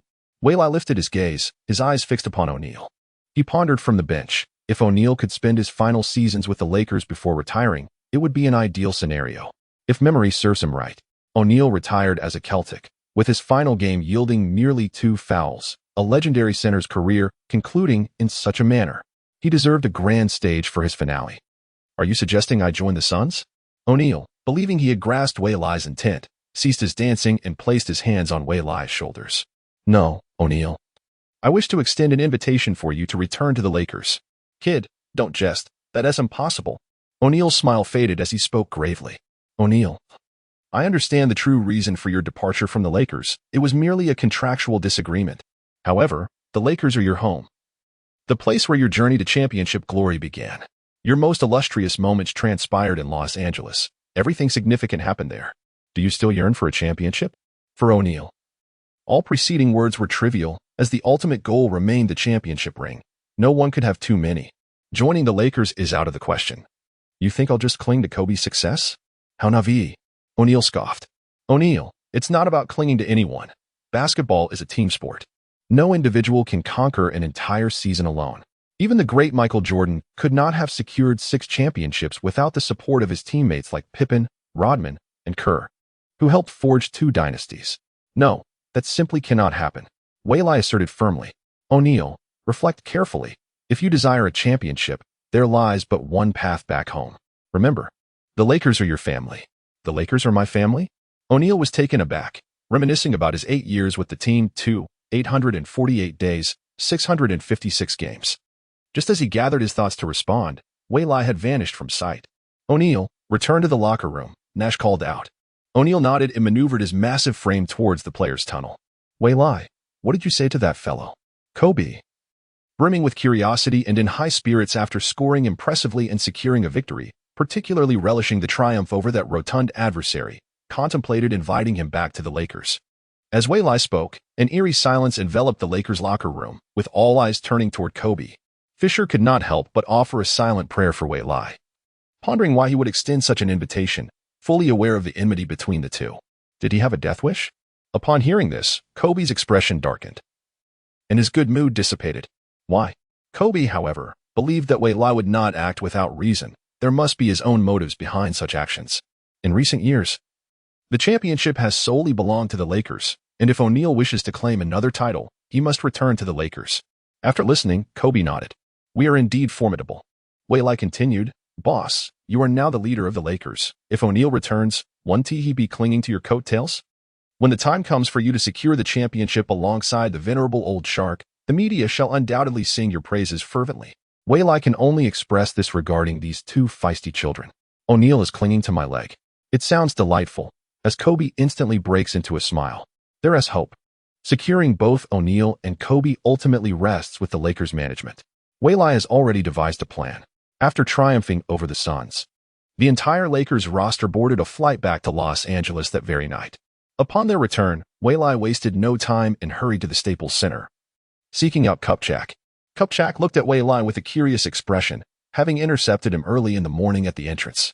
"Kupchak, I hope the Lakers can execute a trade during the holiday break," Waylai stated directly. "Waylai, which trade do you have in mind?" Kupchak will give careful consideration to Waylai's suggestions, as Waylai is designated by Kobe as his successor. At the same time, Old Bus also concurred. "Shaquille O'Neal of the Suns." "Way, are you jesting? This is an enormous pitfall. O'Neal has signed a substantial 5-year contract worth $150 million with the Heat. Next year marks the final year of this agreement, which means the Lakers will need to pay O'Neal $20 million. Considering O'Neal's age, it remains uncertain how much he will be able to perform. This is nothing short of a poisonous contract. I am familiar with Kupchak. Allow me to elaborate. O'Neal's return has the potential to rekindle the nostalgia of many longtime fans of the OK combination, simultaneously reinforcing the perception that the Lakers are a club rich in culture and sentiment. Furthermore, my contract is set to expire next year, and I have the opportunity to extend it prematurely. All I require is a 3-year contract valued at $10 million. The value of Wei Lai now undoubtedly equates to a contract worth at least $10 million annually. I hope that even after O'Neal's current contract concludes, the Lakers can extend a substantial offer to the one who has contributed significantly to the team's legacy. Kupchak appears utterly bewildered. I never anticipated that Wei Lai would sacrifice his own interests. In other words, it is as if Wei Lai has transferred the money he rightfully deserves to O'Neal. Wei Lai, may I inquire as to the reason behind this? Kupchak gazed at the young man before him, unable to discern his true nature. To be frank, given the championship he secured for the Lakers, the team ought to offer him at least a contract befitting a middle-class athlete.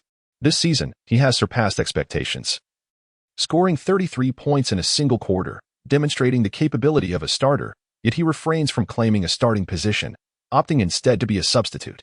His dedication to training is unparalleled, his diligence so profound that even Kobe would feel a tinge of inadequacy in comparison. Most importantly, he is of Chinese descent, significantly enhancing the Lakers' commercial value. As a fan of the Showtime Lakers, Wei Lai smiled and responded, already aware of Kupchak's unspoken thoughts. He stood up and said, "Kupchak, I hope this remains our secret."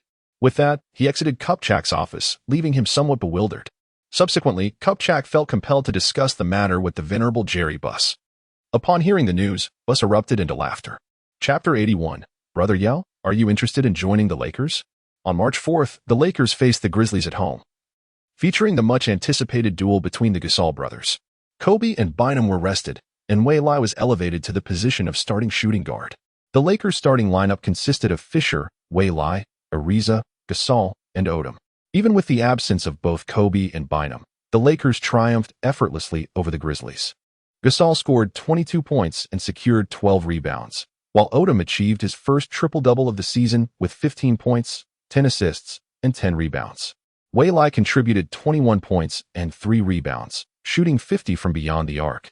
At that time, the Grizzlies were built around Rudy Gay, a player of considerable talent, athletic, versatile in scoring, and capable of facilitating plays. However, he had a significant flaw, his inefficiency.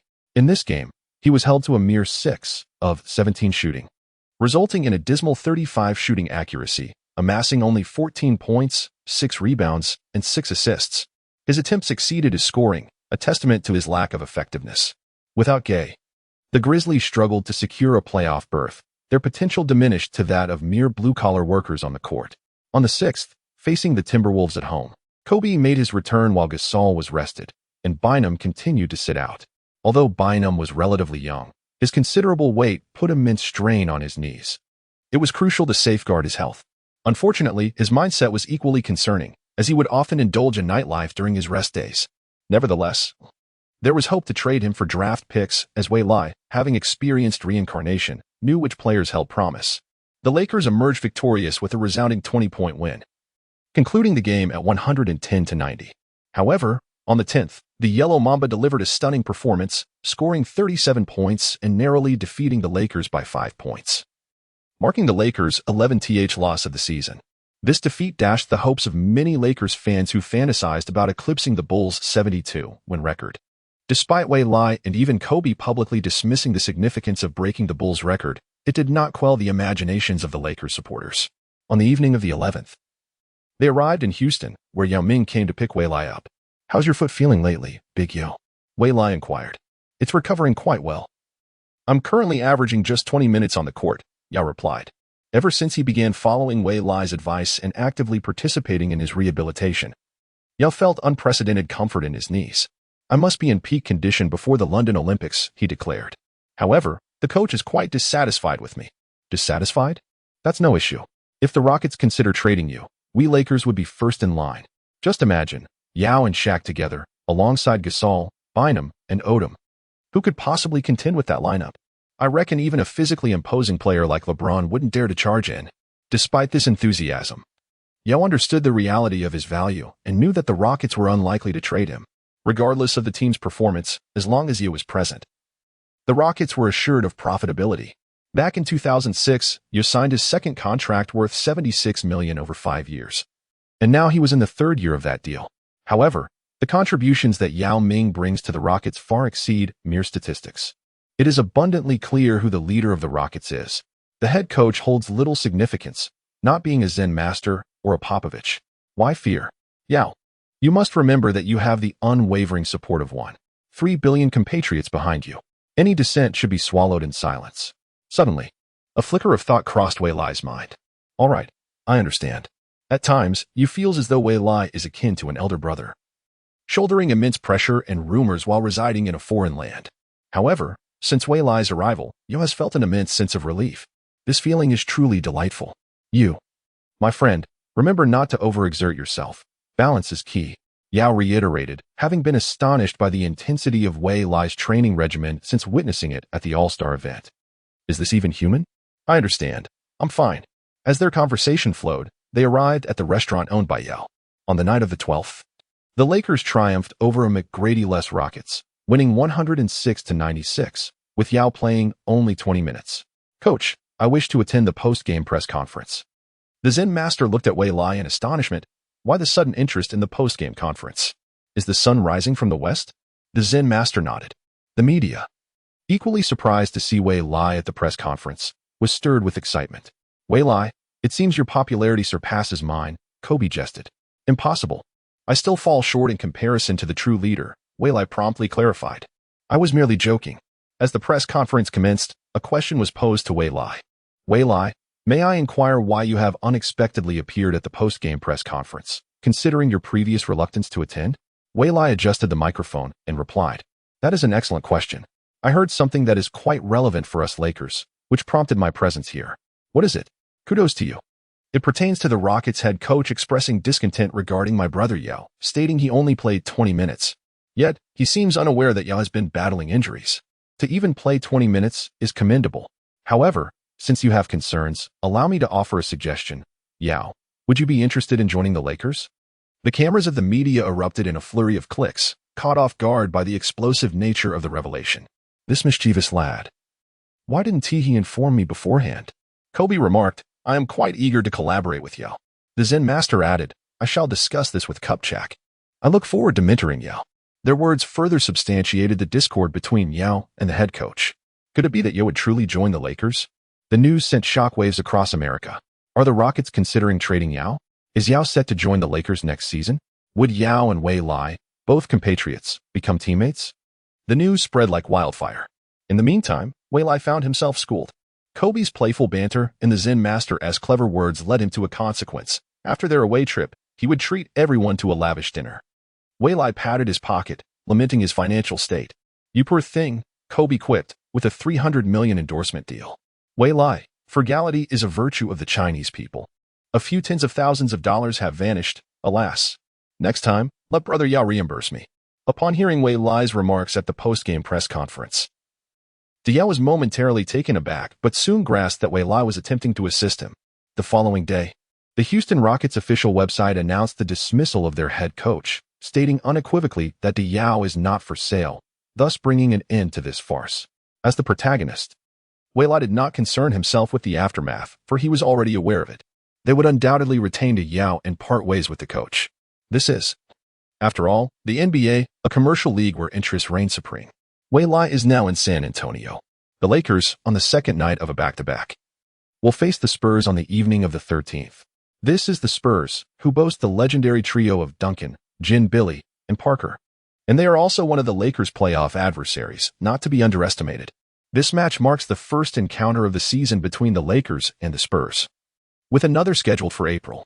Chapter 82. The cunning Popovich. The San Antonio Spurs have pursued the championship title with unwavering determination for 2 decades. With the trio of Duncan, Ginobili, and Parker, collectively known as GDP, alongside Coach Popovich, they have consistently positioned themselves as contenders. In recent years, the team has undergone a transition, with the offensive strategy now largely in the hands of the French dynamo, Parker, while Duncan remains the cornerstone and Ginobili the invaluable sixth man. Through their collaborative efforts, They have secured 3 championships in 2003, 2005, and 2007, with Duncan leading the charge in 2003, Ginobili in 2005, and Parker in 2007. This intricate orchestration is a testament to Popovich's tactical brilliance, often unnoticed by the casual observer. Waylai recognizes that their peak is not yet over. These seasoned veterans reached the finals in both 2013 and 2014, with 2013 marred by a heartbreaking loss to Ray Allen, but they avenged themselves in 2014, leaving no room for their opponents. This formidable team must not be underestimated. Once they seize an opportunity, they strike with lethal precision. San Antonio, a smaller market, typically struggles to attract superstar talent, relying instead on their own draft picks. Duncan, Parker, and Ginobili were all products of their astute selections. Standing in the AT Center, Waylai feels an overwhelming sense of pressure. The Spurs' primary colors of black and white symbolize the intensity required to play here. Otherwise, one might succumb to the weight of expectation. Kobe approaches Waylai to offer a greeting. Duncan, a legendary power forward, continues to perform at an extraordinary level even in the twilight of his career, affectionately known as the 21st rookie. Hello, Duncan. Waylai initiates the exchange.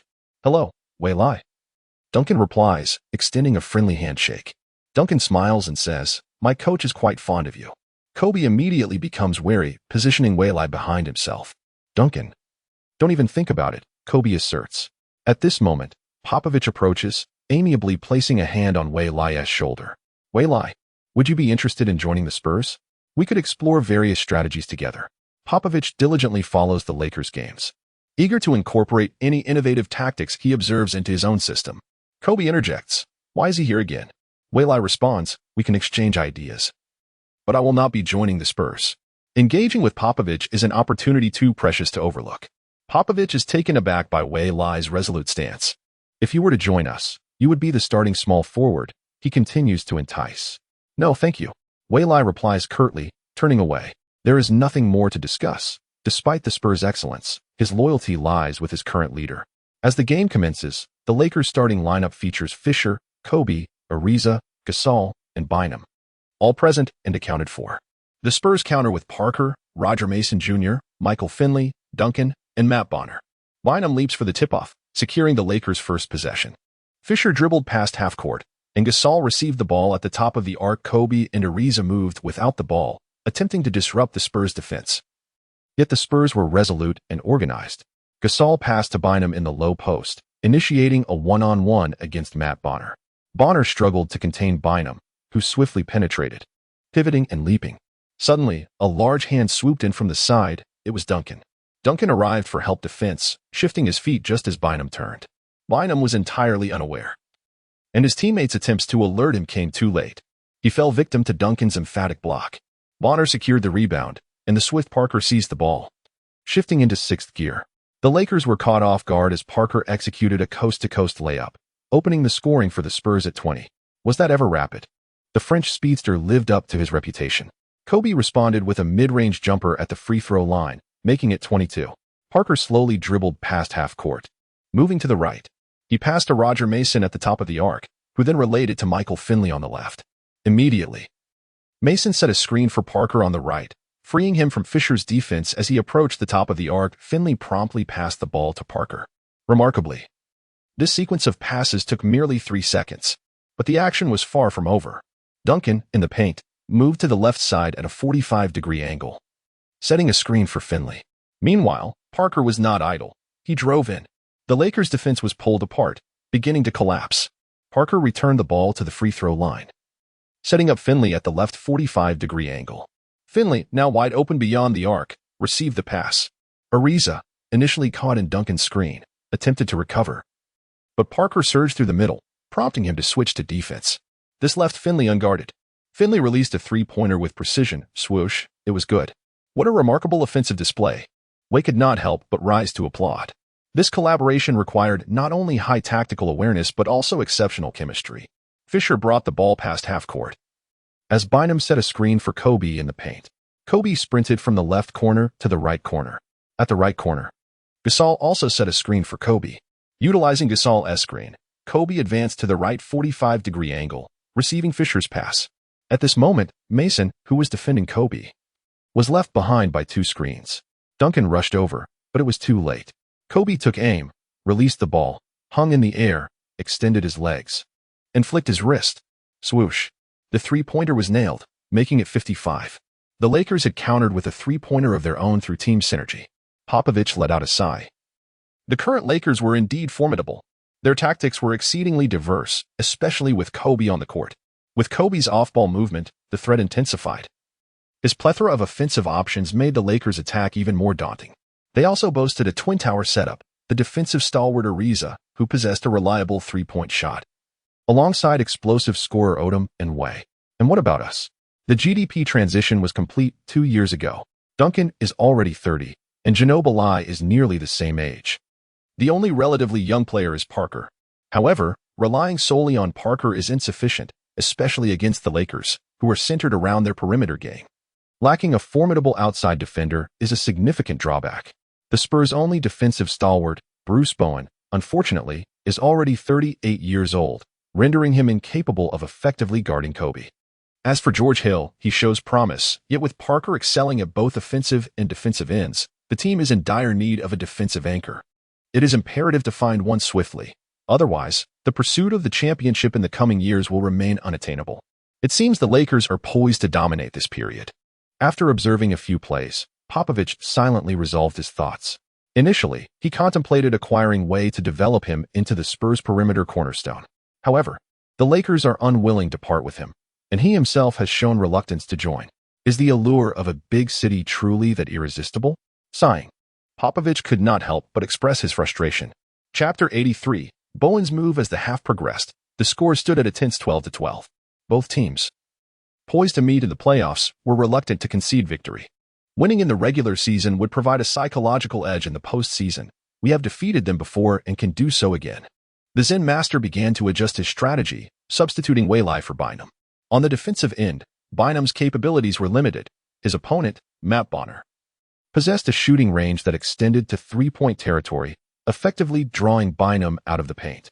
This left Duncan as the sole interior defender. Waylai, you will take on the power forward position, the Zen Master instructed. Waylai responded incredulously. Power forward? Against Duncan? You must be joking. Coach, don't tease me. That's Duncan we're talking about. A bitter smile crossed his face as he contemplated the impending challenge, fully aware that he would be outmatched by Duncan, who, despite being in his late 30s, still commanded respect as a rookie in the league. In Waylai's estimation, Duncan's current combined skill level surpassed 95. A conservative assessment at best. You aren't afraid of Garnett, yet you fear Duncan? The Zen Master teased. Is it even comparable? In my mind, Duncan is superior to Garnett. This realization weighed heavily on Waylai, intensifying his anxiety. No, Duncan is a bit more formidable. Waylai quickly corrected himself. Haha, I must mention this to Garnett next time, the Zen Master chuckled. Coach, are you a devil? If you mention this to Garnett, aren't you just pushing me to my doom? Waylai exclaimed, half in jest. Just kidding, you will guard Bonner, the Zen Master clarified. With that, the dead ball was called.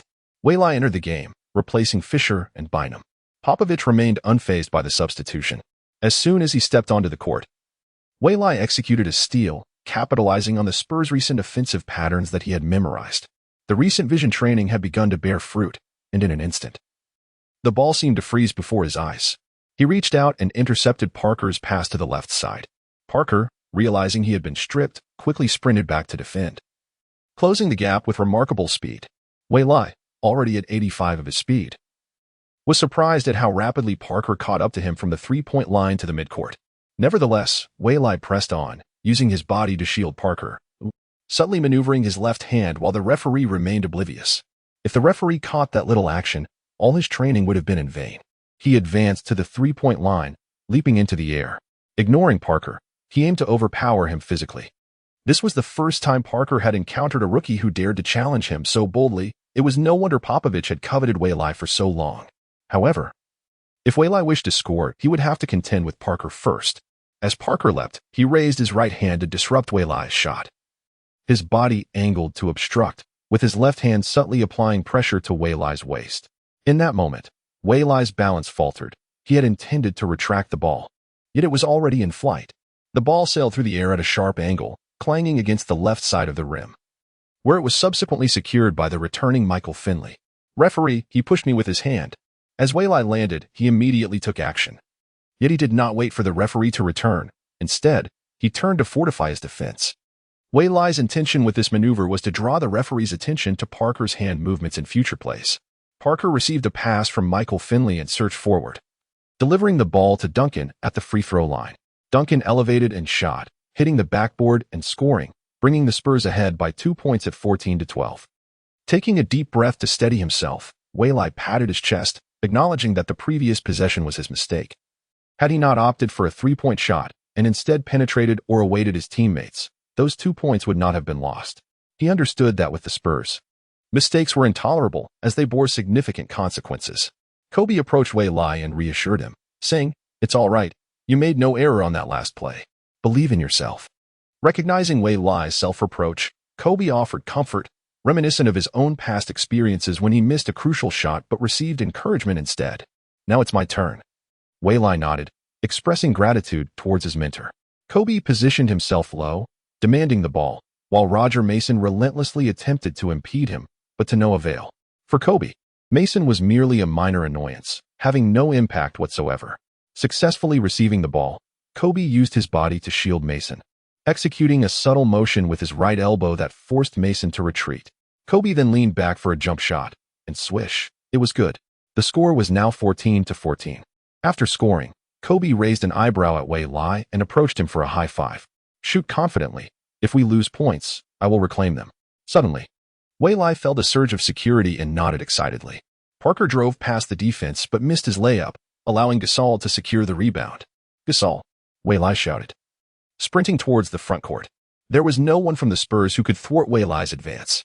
Receiving the ball from Gasol, Wei Lai launched a shot from beyond the arc, swish, hitting it with precision. 14-17. "Yes, I made it, boss." After scoring, Wei Lai immediately turned to celebrate with his mentor. His successful shot invigorated his defensive efforts as he assisted Gasol in guarding Duncan, effectively disrupting Duncan's attempt, which failed to find the net. Ariza grabbed the rebound, and the Lakers initiated a new offensive round. Like a whirlwind, Wei Lai dashed to the front court, executing an off-ball run that culminated in him finding space at the right corner. Ignoring Duncan's approaching presence, he leaped, suspending himself in the air and releasing the ball through the gap between Duncan's hands. Swish. Duncan turned to the basket, utterly astonished that the shot had gone in. The score was now 14-20, as Wei Lai connected on 2 consecutive three-pointers, extending the Lakers' lead. "Ball's in your court, Bowen," Popovich directed at the 38-year-old veteran Bruce Bowen on the bench. Bowen nodded, shedding his warm-up jacket and stepping onto the court. The Lakers players felt a surge of tension at the sight of Bowen, a renowned defender, recognized as one of the league's finest at the 2 and 3 positions. Having been selected for the all-defensive team for 5 consecutive years and a key player in the Spurs championship teams of 03, 05, and 07. He certainly appeared to be an exceptional player. However, this fellow is notoriously known for his subtle antics, and most importantly, he has a penchant for stepping on others' toes. Once, he infuriated Carter, a half-man, half-god, who chased him around the court in a fit of rage. His little tricks could easily incapacitate someone. "Wei Lai, be cautious." Kobe has an unsettling premonition. Parker drives to the basket, drawing a defensive foul from Ariza. At the free throw line, he makes the first shot, and Bruce Bowen enters to replace Finley. Parker sinks both free throws, bringing the score to 16-20. The Lakers thwart the offensive attempt. Indeed, Kobe's intuition proves correct. Bruce Bowen has actually taken on the task of guarding Wei Lai. Gasol moves away from the free throw line to receive the ball, drawing Duncan out, while Matt Bonner is also pulled away, leaving the Spurs' interior vulnerable. Kobe utilizes Gasol's screen to penetrate, and Duncan, anticipating the move, prepares to help defend, while Roger Mason, who is trailing Kobe, shifts to guard Gasol. The two demonstrate remarkable synergy, swiftly executing a switch. Observing this, Gasol passes the ball back to Wei Lai. Noticing the opening, Wei Lai immediately starts to move, with Bowen closely tailing him. Can that old man still keep up? Well, let us see. Using Ariza's screen, Wei Lai successfully obtains the ball. He leaps, hangs in the air, pushes off, and releases the shot. The ball arcs gracefully through the air. At this moment, Bowen is captivated, his gaze fixed intently on Wei Lai's descending feet. Suddenly, Wei Lai has a foreboding feeling and quickly glances at his feet. "Ward, no. Chapter 84. Praying that the playoffs do not encounter our Lakers. I am utterly frustrated. The pain emanating from his foot compelled Wei to shield his steps. He had already taken note of the impending fall and attempted to evade it, yet Bowen's foot was also in motion. He stepped down forcefully, beads of cold sweat forming on his forehead. With a heavy heart, Wei Lai wished he could eliminate that scoundrel, hoping it wouldn't hinder his participation in the playoffs. Wei Lai. Kobe is concerned that events may transpire in a mere single round. How frustrating. Kobe, fueled by fury, charged forward and threw a punch. But it failed to connect with Bowen. Ariza, coming from behind, restrained Kobe, exclaiming, "Leave this to me, boss." Ariza firmly held Kobe in place, delivering a punch to Bowen's face. He understood clearly that losing Kobe at that moment was not an option if Kobe were to be ejected. What would happen to the game? Thus, he resolved to take on the role of the villain himself. Ariza, filled with fury, threw a punch, causing Bowen to see stars. The three referees, along with other officials, hurried over to separate the two parties and prevent the situation from escalating further. Meanwhile, the team doctor promptly inquired about Wei Lai's condition. "Wei Lai, are you able to stand up on your own?" Wei Lai shook his head. Any movement now brought him pain. The team physician instructed Ariza and Walton to assist Wei Lai in hastily returning to the locker room for treatment. Wait.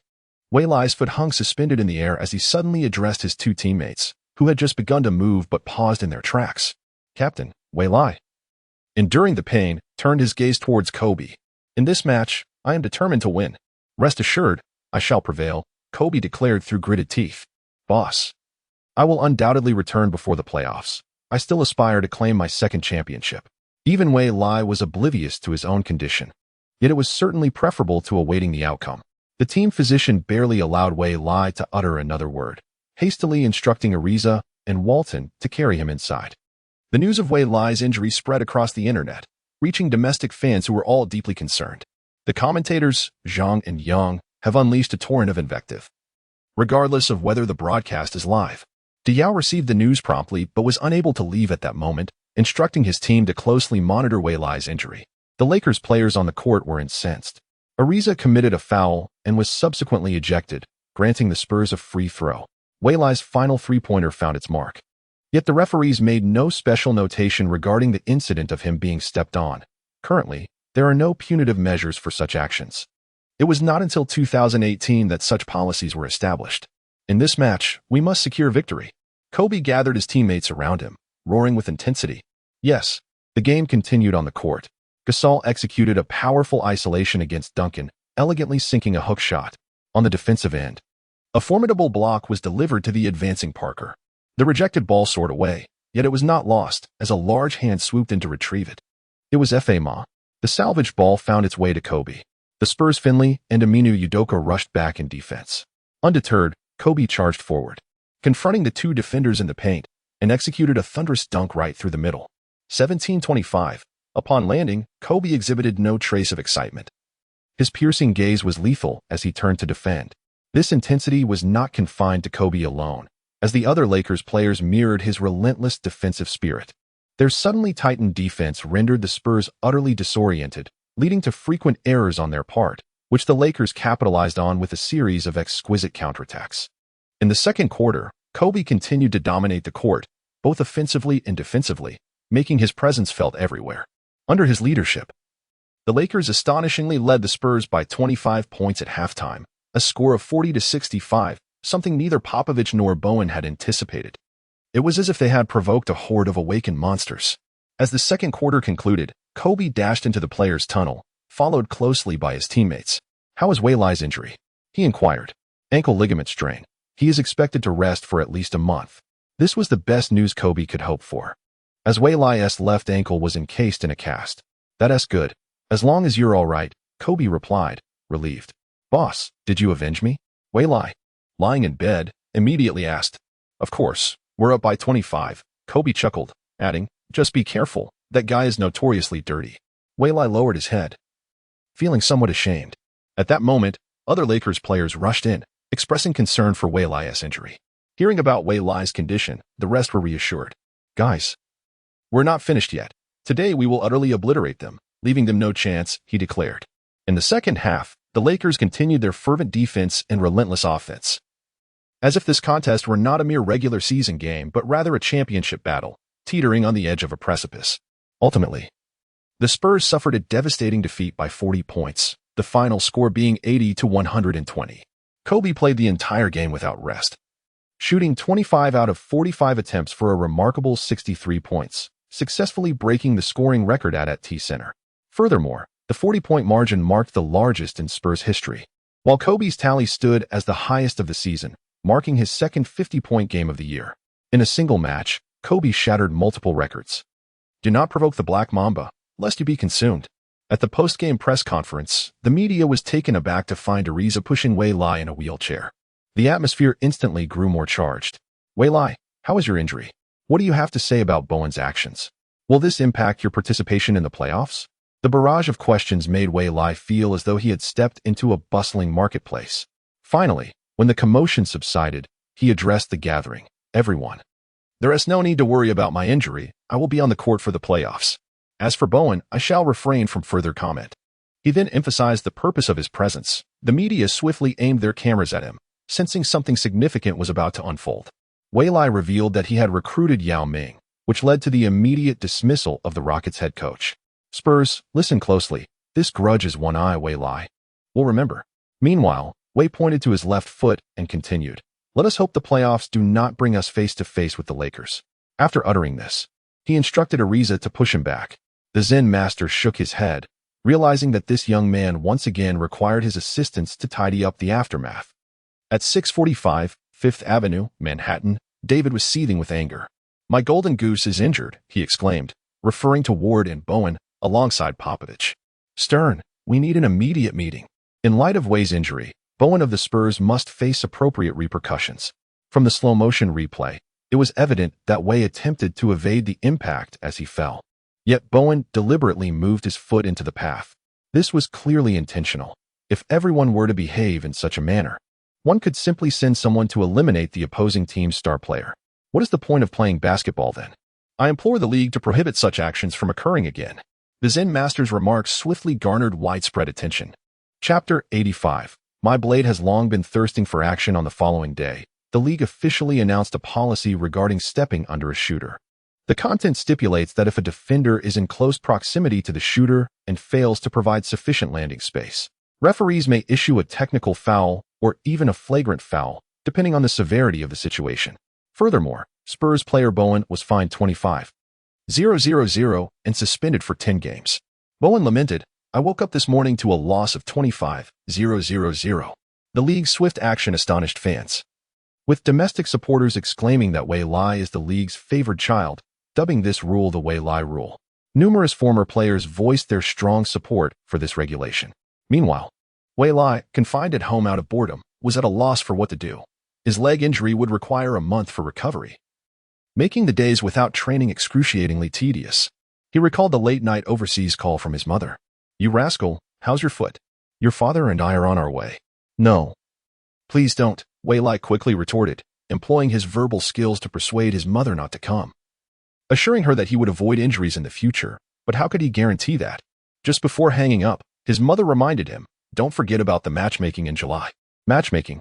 I had completely forgotten until she mentioned it. All right, Mom, but I have a condition. This is the last time. There will be no next. Understanding her intentions, he acquiesced, knowing that as a parent in his previous life, he could empathize with her concern. Fine, just this once.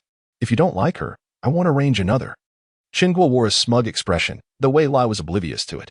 I refuse to believe there isn't one among them that you wouldn't find appealing. After Chingguo ended the call, Wei Chengshi commented, Dear, perhaps we should reconsider. Isn't it unfair to put pressure on our son? He is, after all, a rising star. Don't even start with that. I want grandchildren. Now that our son is successful, it's time to think about settling down, Chingguo retorted sharply, adding a warning. If you dare to mention this to him, you'll be sleeping on the couch. Wei Chengshi sighed, Son, may you find fortune in this.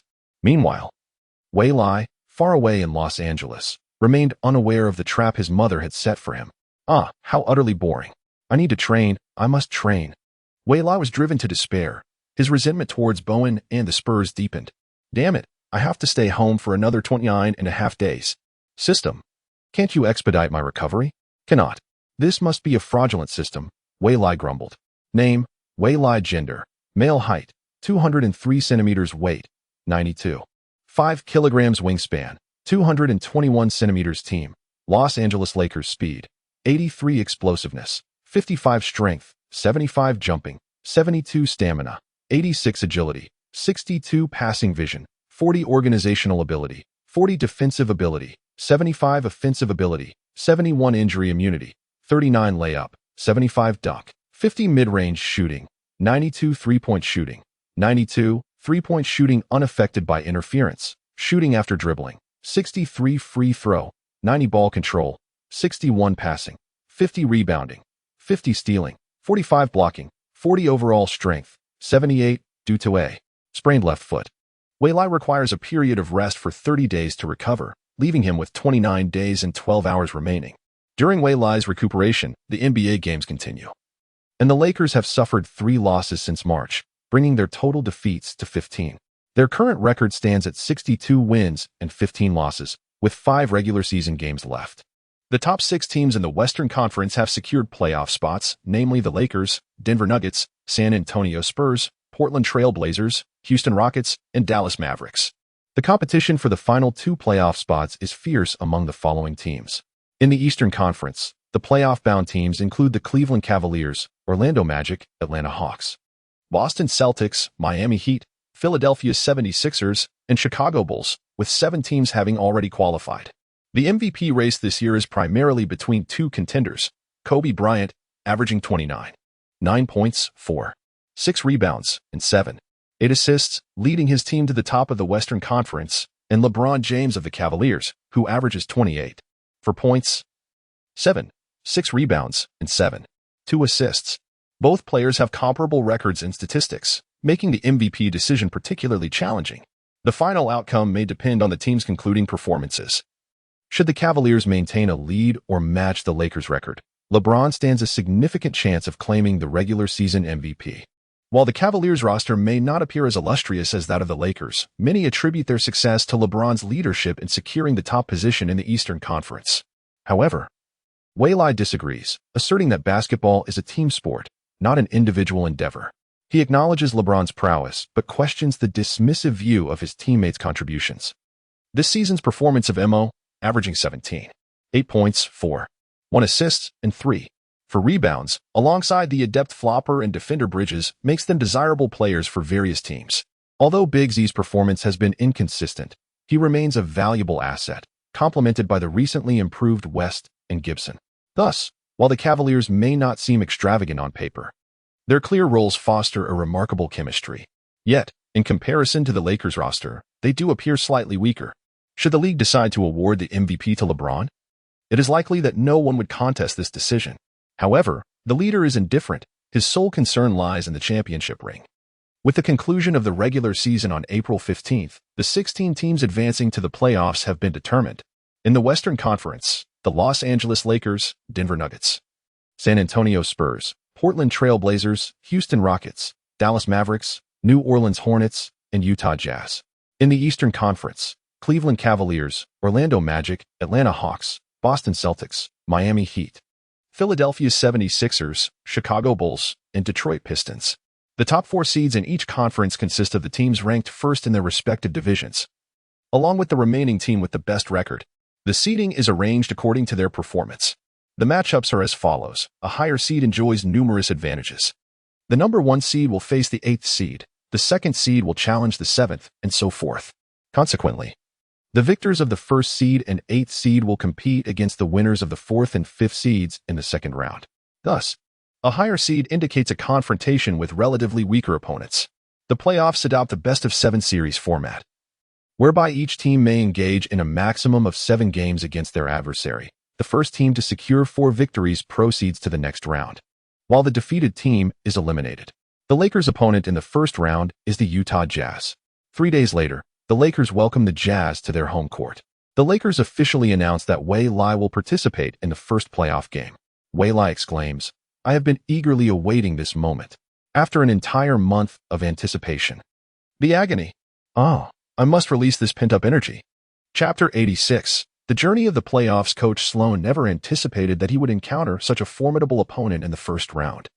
despite his best efforts to evade this challenge. Facing the Lakers, their chances of victory appeared almost non-existent. Coach Sloan and his assistant team spent several sleepless nights analyzing the Lakers, searching for alternative strategies. Meanwhile, Wei Lai, having had his cast removed and his left foot healed, was eager to commence training. After a month of inactivity, he felt as though he was on the verge of rusting. The playoffs commenced on the 19th.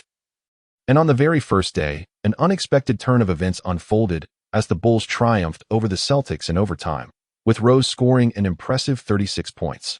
The Cavaliers secured a predictable victory over the Pistons with a score of 108-86, while the Mavericks bested the Spurs and the Rockets overcame the Trail Blazers. What? The Spurs lost? Wei Lai was indifferent to the outcomes of the other matches, but he was taken aback by the Spurs' defeat. Spurs, please step up. How else am I to exact my revenge? The following day, it was finally the Lakers' turn. The Staples Center was already filled to capacity, and the fans were eager for the game to commence, the atmosphere buzzing with excitement. As for Wei Lai, he was finally cornered by Xiaoyu from the media. Ever since the official announcement regarding his return for the playoffs, the press had been clamoring to interview him. However, he had remained elusive, dedicating himself to the training facility. As he put it, it would be a waste of his training time. Wei Lai, long time no see, Xiaoyu greeted with a smile. Wei Lai replied with a frown, gradually parting his lips. Long time no see. Is it my Annie you're referring to? Or did I misinterpret something? Xiaoyu was perplexed but maintained her composure, continuing with a smile. Wei Lai, may I ask if your injury is healed? Isn't it obvious? Didn't the official announcement confirm that? Wei Lai retorted brusquely. Xiaoyu, taken aback by his sour demeanor, hastily concluded the interview. Upon hearing no further questions, Wei Lai instantly brightened, turning to return to the bench. Is there something wrong with my makeup today? Xiaoyu inquired of the cameraman, who shook his head, assuring her. Xiaoyu, you remain as beautiful as ever. Then how strange it is. Why is Wei Lai sulking? Does he harbor grievances against me? That is impossible. I am simply radiant. On the Lakers bench, the Zen master cryptically advised Wei Lai, don't overexert yourself. The essence of the Jazz's strategy revolved around utilizing Deron Williams as the core to galvanize the entire team. Thus, to effectively counter the Jazz, it was paramount to contain Deron. Outside of Kobe, Wei Lai was the strongest defensive force on the perimeter, arguably even surpassing Ariza, owing to his unparalleled physical advantages and long reach. Perhaps the only thing Wei Lai lacked compared to Ariza was experience. In this series, the Zen master intended to have Wei Lai tightly shadow Deron. However, he remained concerned about Wei Lai's injury. After all, his left foot had only recently healed, and the sudden imposition of such a heavy defensive responsibility raised concerns regarding his foot's capacity to endure. As the game approached, the Zen master made it a point to remind Wei Lai, should he experience any discomfort in his foot, he should come off immediately. Understood, coach. I'm aware. Wei Lai nodded. While he appreciated their concern for his foot, he was reluctant to endure another prolonged period of inactivity. Life had been quite challenging for him, and he reflected on the trials he had faced over the past month. Anger surged once again. Damn it. Bowen, you better be ready. The game is about to commence. The Lakers starting lineup: Kobe, Wei Lai, Ariza, Gasol, Bynum. The Jazz's starting lineup: Deron, Ronnie Brewer, Korver, Boozer, Jaren Collins. Wei Lai has finally returned, and he is starting. Let us eagerly anticipate his performance, Zhang, the coach, exclaimed. The anticipation for Wei Lai's display is palpable. However, today is not only about the Lakers changing their starting lineup. The Jazz have also made adjustments, suggesting that Coach Sloan may have some tricks up his sleeve. Wei Lai noticed that Kirilenko was replaced by Korver. The sole reason for this change is to bolster their offense. While Kirilenko is exceptionally versatile, his three-point shooting pales in comparison to Korver's. It appears Sloan has a strategy in mind. Nevertheless, no matter how many ideas one has or how sound the tactics may be, it ultimately boils down to sheer strength. Hurry up and start. I can hardly contain myself. Wei Lai's eager gaze was fixed on the central referee. With the whistle's sharp sound, the match commenced. Jaren Collins leaped for the ball, granting the Jazz the first attack. Is that guy off to the nightclub again? Wei Lai cast a skeptical glance at the little shark, Bynum, who had failed to secure the jump. Wei Lai defending against Deron? The crowd erupted in cheers as both sides engaged in earnest combat from the outset. Instead of applying pressure, Wei Lai took a step back. Today's stars are not as reckless as before, casually shooting at will. Instead, they are methodical, focusing on strategy and teamwork. Wei Lai was not intimidated by Deron's sudden shots. If he chooses to shoot, that's fine. He can go solo while the other 4 teammates watch. Boozer made his move, with Gasol closely following. Wei Lai's eyes were keenly observing. The pick and roll quickly formed, with both players demonstrating perfect synergy. However, Gasol did not provide support, allowing Darren to penetrate. Suddenly, an arm extended, obstructing Darren and causing him to decelerate. It was Wei Lai. He maneuvered around the pick, utilizing his long reach to momentarily hinder Darren, quickly keeping pace with him. The two were locked in a stalemate at the free throw line. Darren sought to pass, but there were no openings. His 4 teammates were all tightly guarded. In a moment of distraction, Wei Lai deftly poked the ball away with his left hand. He swiftly dashed to retrieve it, launching a fast break.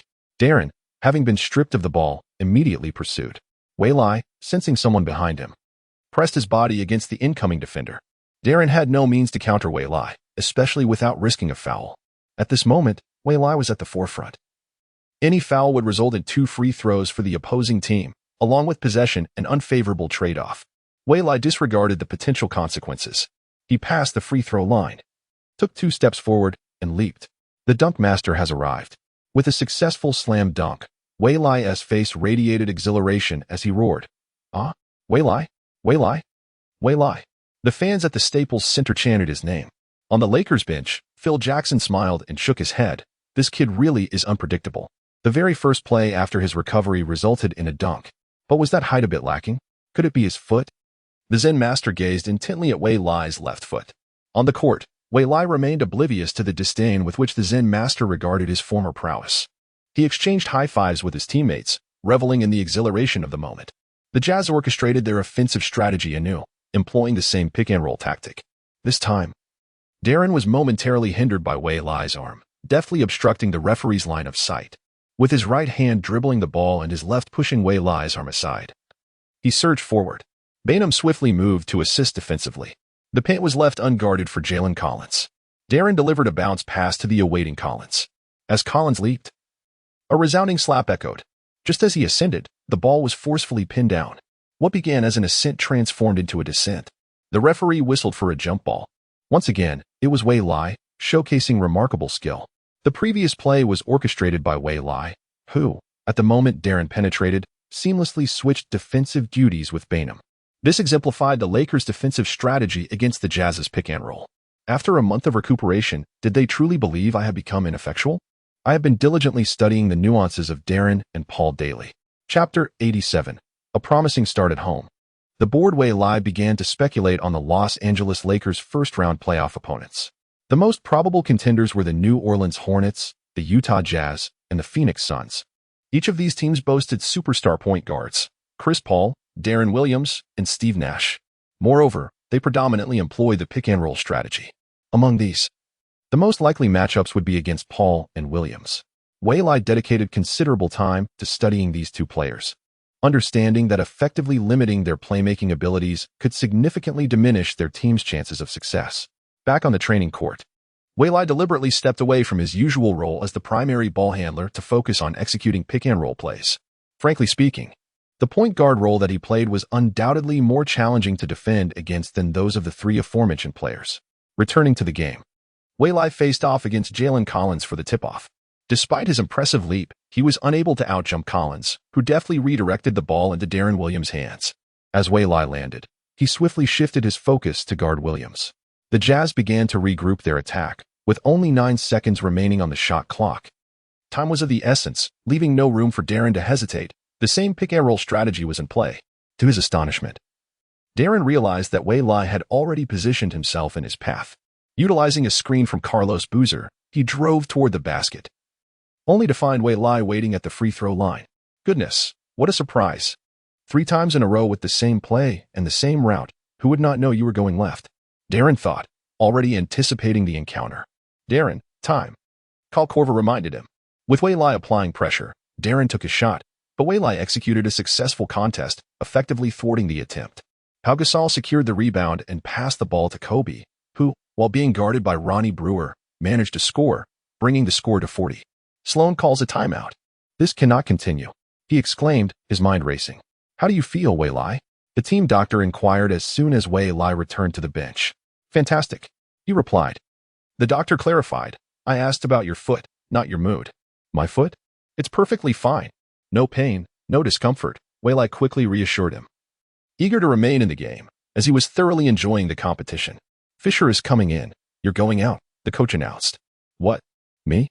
Waylai pointed to himself, incredulous as he looked at the coach. Are you joking? I just contributed 2 points, 1 steal, and 3 successful defensive plays. You're taking me out? What about your conscience? His eyes, filled with concern, bore into the coach, who appeared slightly uneasy yet maintained his composure. This is for your own good, Waylai. You've just returned from injury. Don't overexert yourself, the coach patiently explained. Kobe also chimed in, patting Waylai on the back. Listen to him, Waylai. And so it was that the exceptionally performing Waylai was substituted out merely 2 minutes later, replaced by Fisher. What is happening? Is this another one of the coach's strategies? Teacher Young pondered, equally perplexed. As were the fans both in the arena and watching from home. Zhang speculated that Waylai's foot had not fully healed, making it inadvisable for him to play for an extended period. Waylai sat dejectedly on the bench, his spirits as low as a forsaken puppy. Waylai. During the playoffs against the Spurs, you can play as much as you desire, the Zen master suddenly proclaimed. Really? Waylai's spirits lifted in an instant. Indeed, the Zen master replied with a slight smile. Spurs, just you wait for me. However, Waylai could never have anticipated the Spurs' unexpected defeat. That would be a tale for another time. The game continued, and Darren found himself facing Fisher instead of the intimidating Waylai. He sighed with relief, having feared Waylai's defense. Darren opted not to set a screen, but chose to go one-on-one against Fisher. Backing into Fisher, he pushed forward, but his efforts proved futile. Fisher's muscular build was not to be underestimated. Suddenly, Darren executed a swift spin, maneuvering past Fisher. Waylai thought to himself, old fish is just too slow, sigh. After bypassing Fisher, Darren halted for a mid-range jumper, swish. 2 points scored, bringing the tally to 42. Finally, they had scored. Sloan breathed a sigh of relief. They had finally made a basket. Yet, he was perplexed as to why the Zen master had substituted Waylai. Was there a specific strategy at play? He promptly began discussing with his coaching staff. Meanwhile, Gasol faced off against Boozer, who had been struggling against the Lakers, and scored off the backboard, making it 62. Sloan was at a loss for words. This was becoming a recurring issue. What was Boozer doing? Silently, he called upon Paul Millsap. Millsap, taken aback by the quick summons, thought, is it my turn already? It's usually not this fast. He removed his jacket and approached the scorer's table, awaiting his turn. The game progressed. And since Waylai's departure, Darren seemed to flourish, continuing to challenge Fisher. Fisher was utterly unable to defend against him, and Darren easily maneuvered past once more. Ariza rushed in to help, but Darren's slight misstep led to a pass to the open Korver on the left. Korver caught the ball and immediately took a shot. Bang! F. Korver exclaimed, frustrated at having squandered an open 3-point opportunity. However, this was to be expected. It was the Lakers' home court, and it was Korver's first attempt. Missing was quite normal. Bynum secured the rebound and passed it to Fisher, who gradually advanced past half court. He then delivered the ball to Gasol, who faced Boozer one-on-one. If not you, then who? Gasol thought, recalling how Garnett had once overpowered him. So this is how it feels. With determination, he continually pressed inward until he found himself deep in the paint, poised for a dunk. Just then, Jaren Collins arrived to help defend, but he overlooked Gasol's exceptional passing ability. Gasol threaded the ball between them to the unguarded Bynum, who leaped and completed the dunk, scoring once again. The score was now 82. Sloan could not help but clutch his forehead. Was there truly such a disparity between his team and the Lakers? If Waylai had heard this, he would undoubtedly have remarked, isn't that obvious? The Lakers in 2009 were nearly invincible. Perhaps only a peak Celtics team could contend. But with Garnett injured, the Celtics' defense had significantly faltered. Darren once again showcased his prowess by scoring against Fisher. In response, the Lakers executed their triangle offense. Kobe made a backdoor cut as Gasol delivered a bounce pass, allowing the ball to find its way into Kobe's hands as he sliced through the lane for a layup. It was executed with such swiftness and surprise that the Jazz players were caught off guard, and the ball was already through the hoop. As the game progressed, it seemed as though Darren was single-handedly challenging the entire Lakers squad. At the conclusion of the first quarter, the Lakers led the Jazz with a score of 25-17, an 8-point advantage. Darren played the entirety of the first quarter, drenched in sweat, yet despite his efforts, they found themselves trailing by 8 points. Conversely, the Lakers adhered to their usual rotation. The first quarter mirrored the entirety of the match. as the Lakers consistently pressured the Jazz, particularly during Way's time on the court, where he managed to steal the ball from Deron 3 times. The first was accidental, while the second and third occurred as Deron's stamina began to wane. Deron did not rest throughout the game, yet the score remained consistently 8 to 10 points behind. Whenever the Jazz made a three-pointer, the Lakers immediately responded with one of their own, effectively dampening their momentum. Time and again, the atmosphere became increasingly deflated. Ultimately, the Lakers triumphed with a score of 113 to 100, securing a 13-point victory over the Jazz and marking a triumphant start to their season.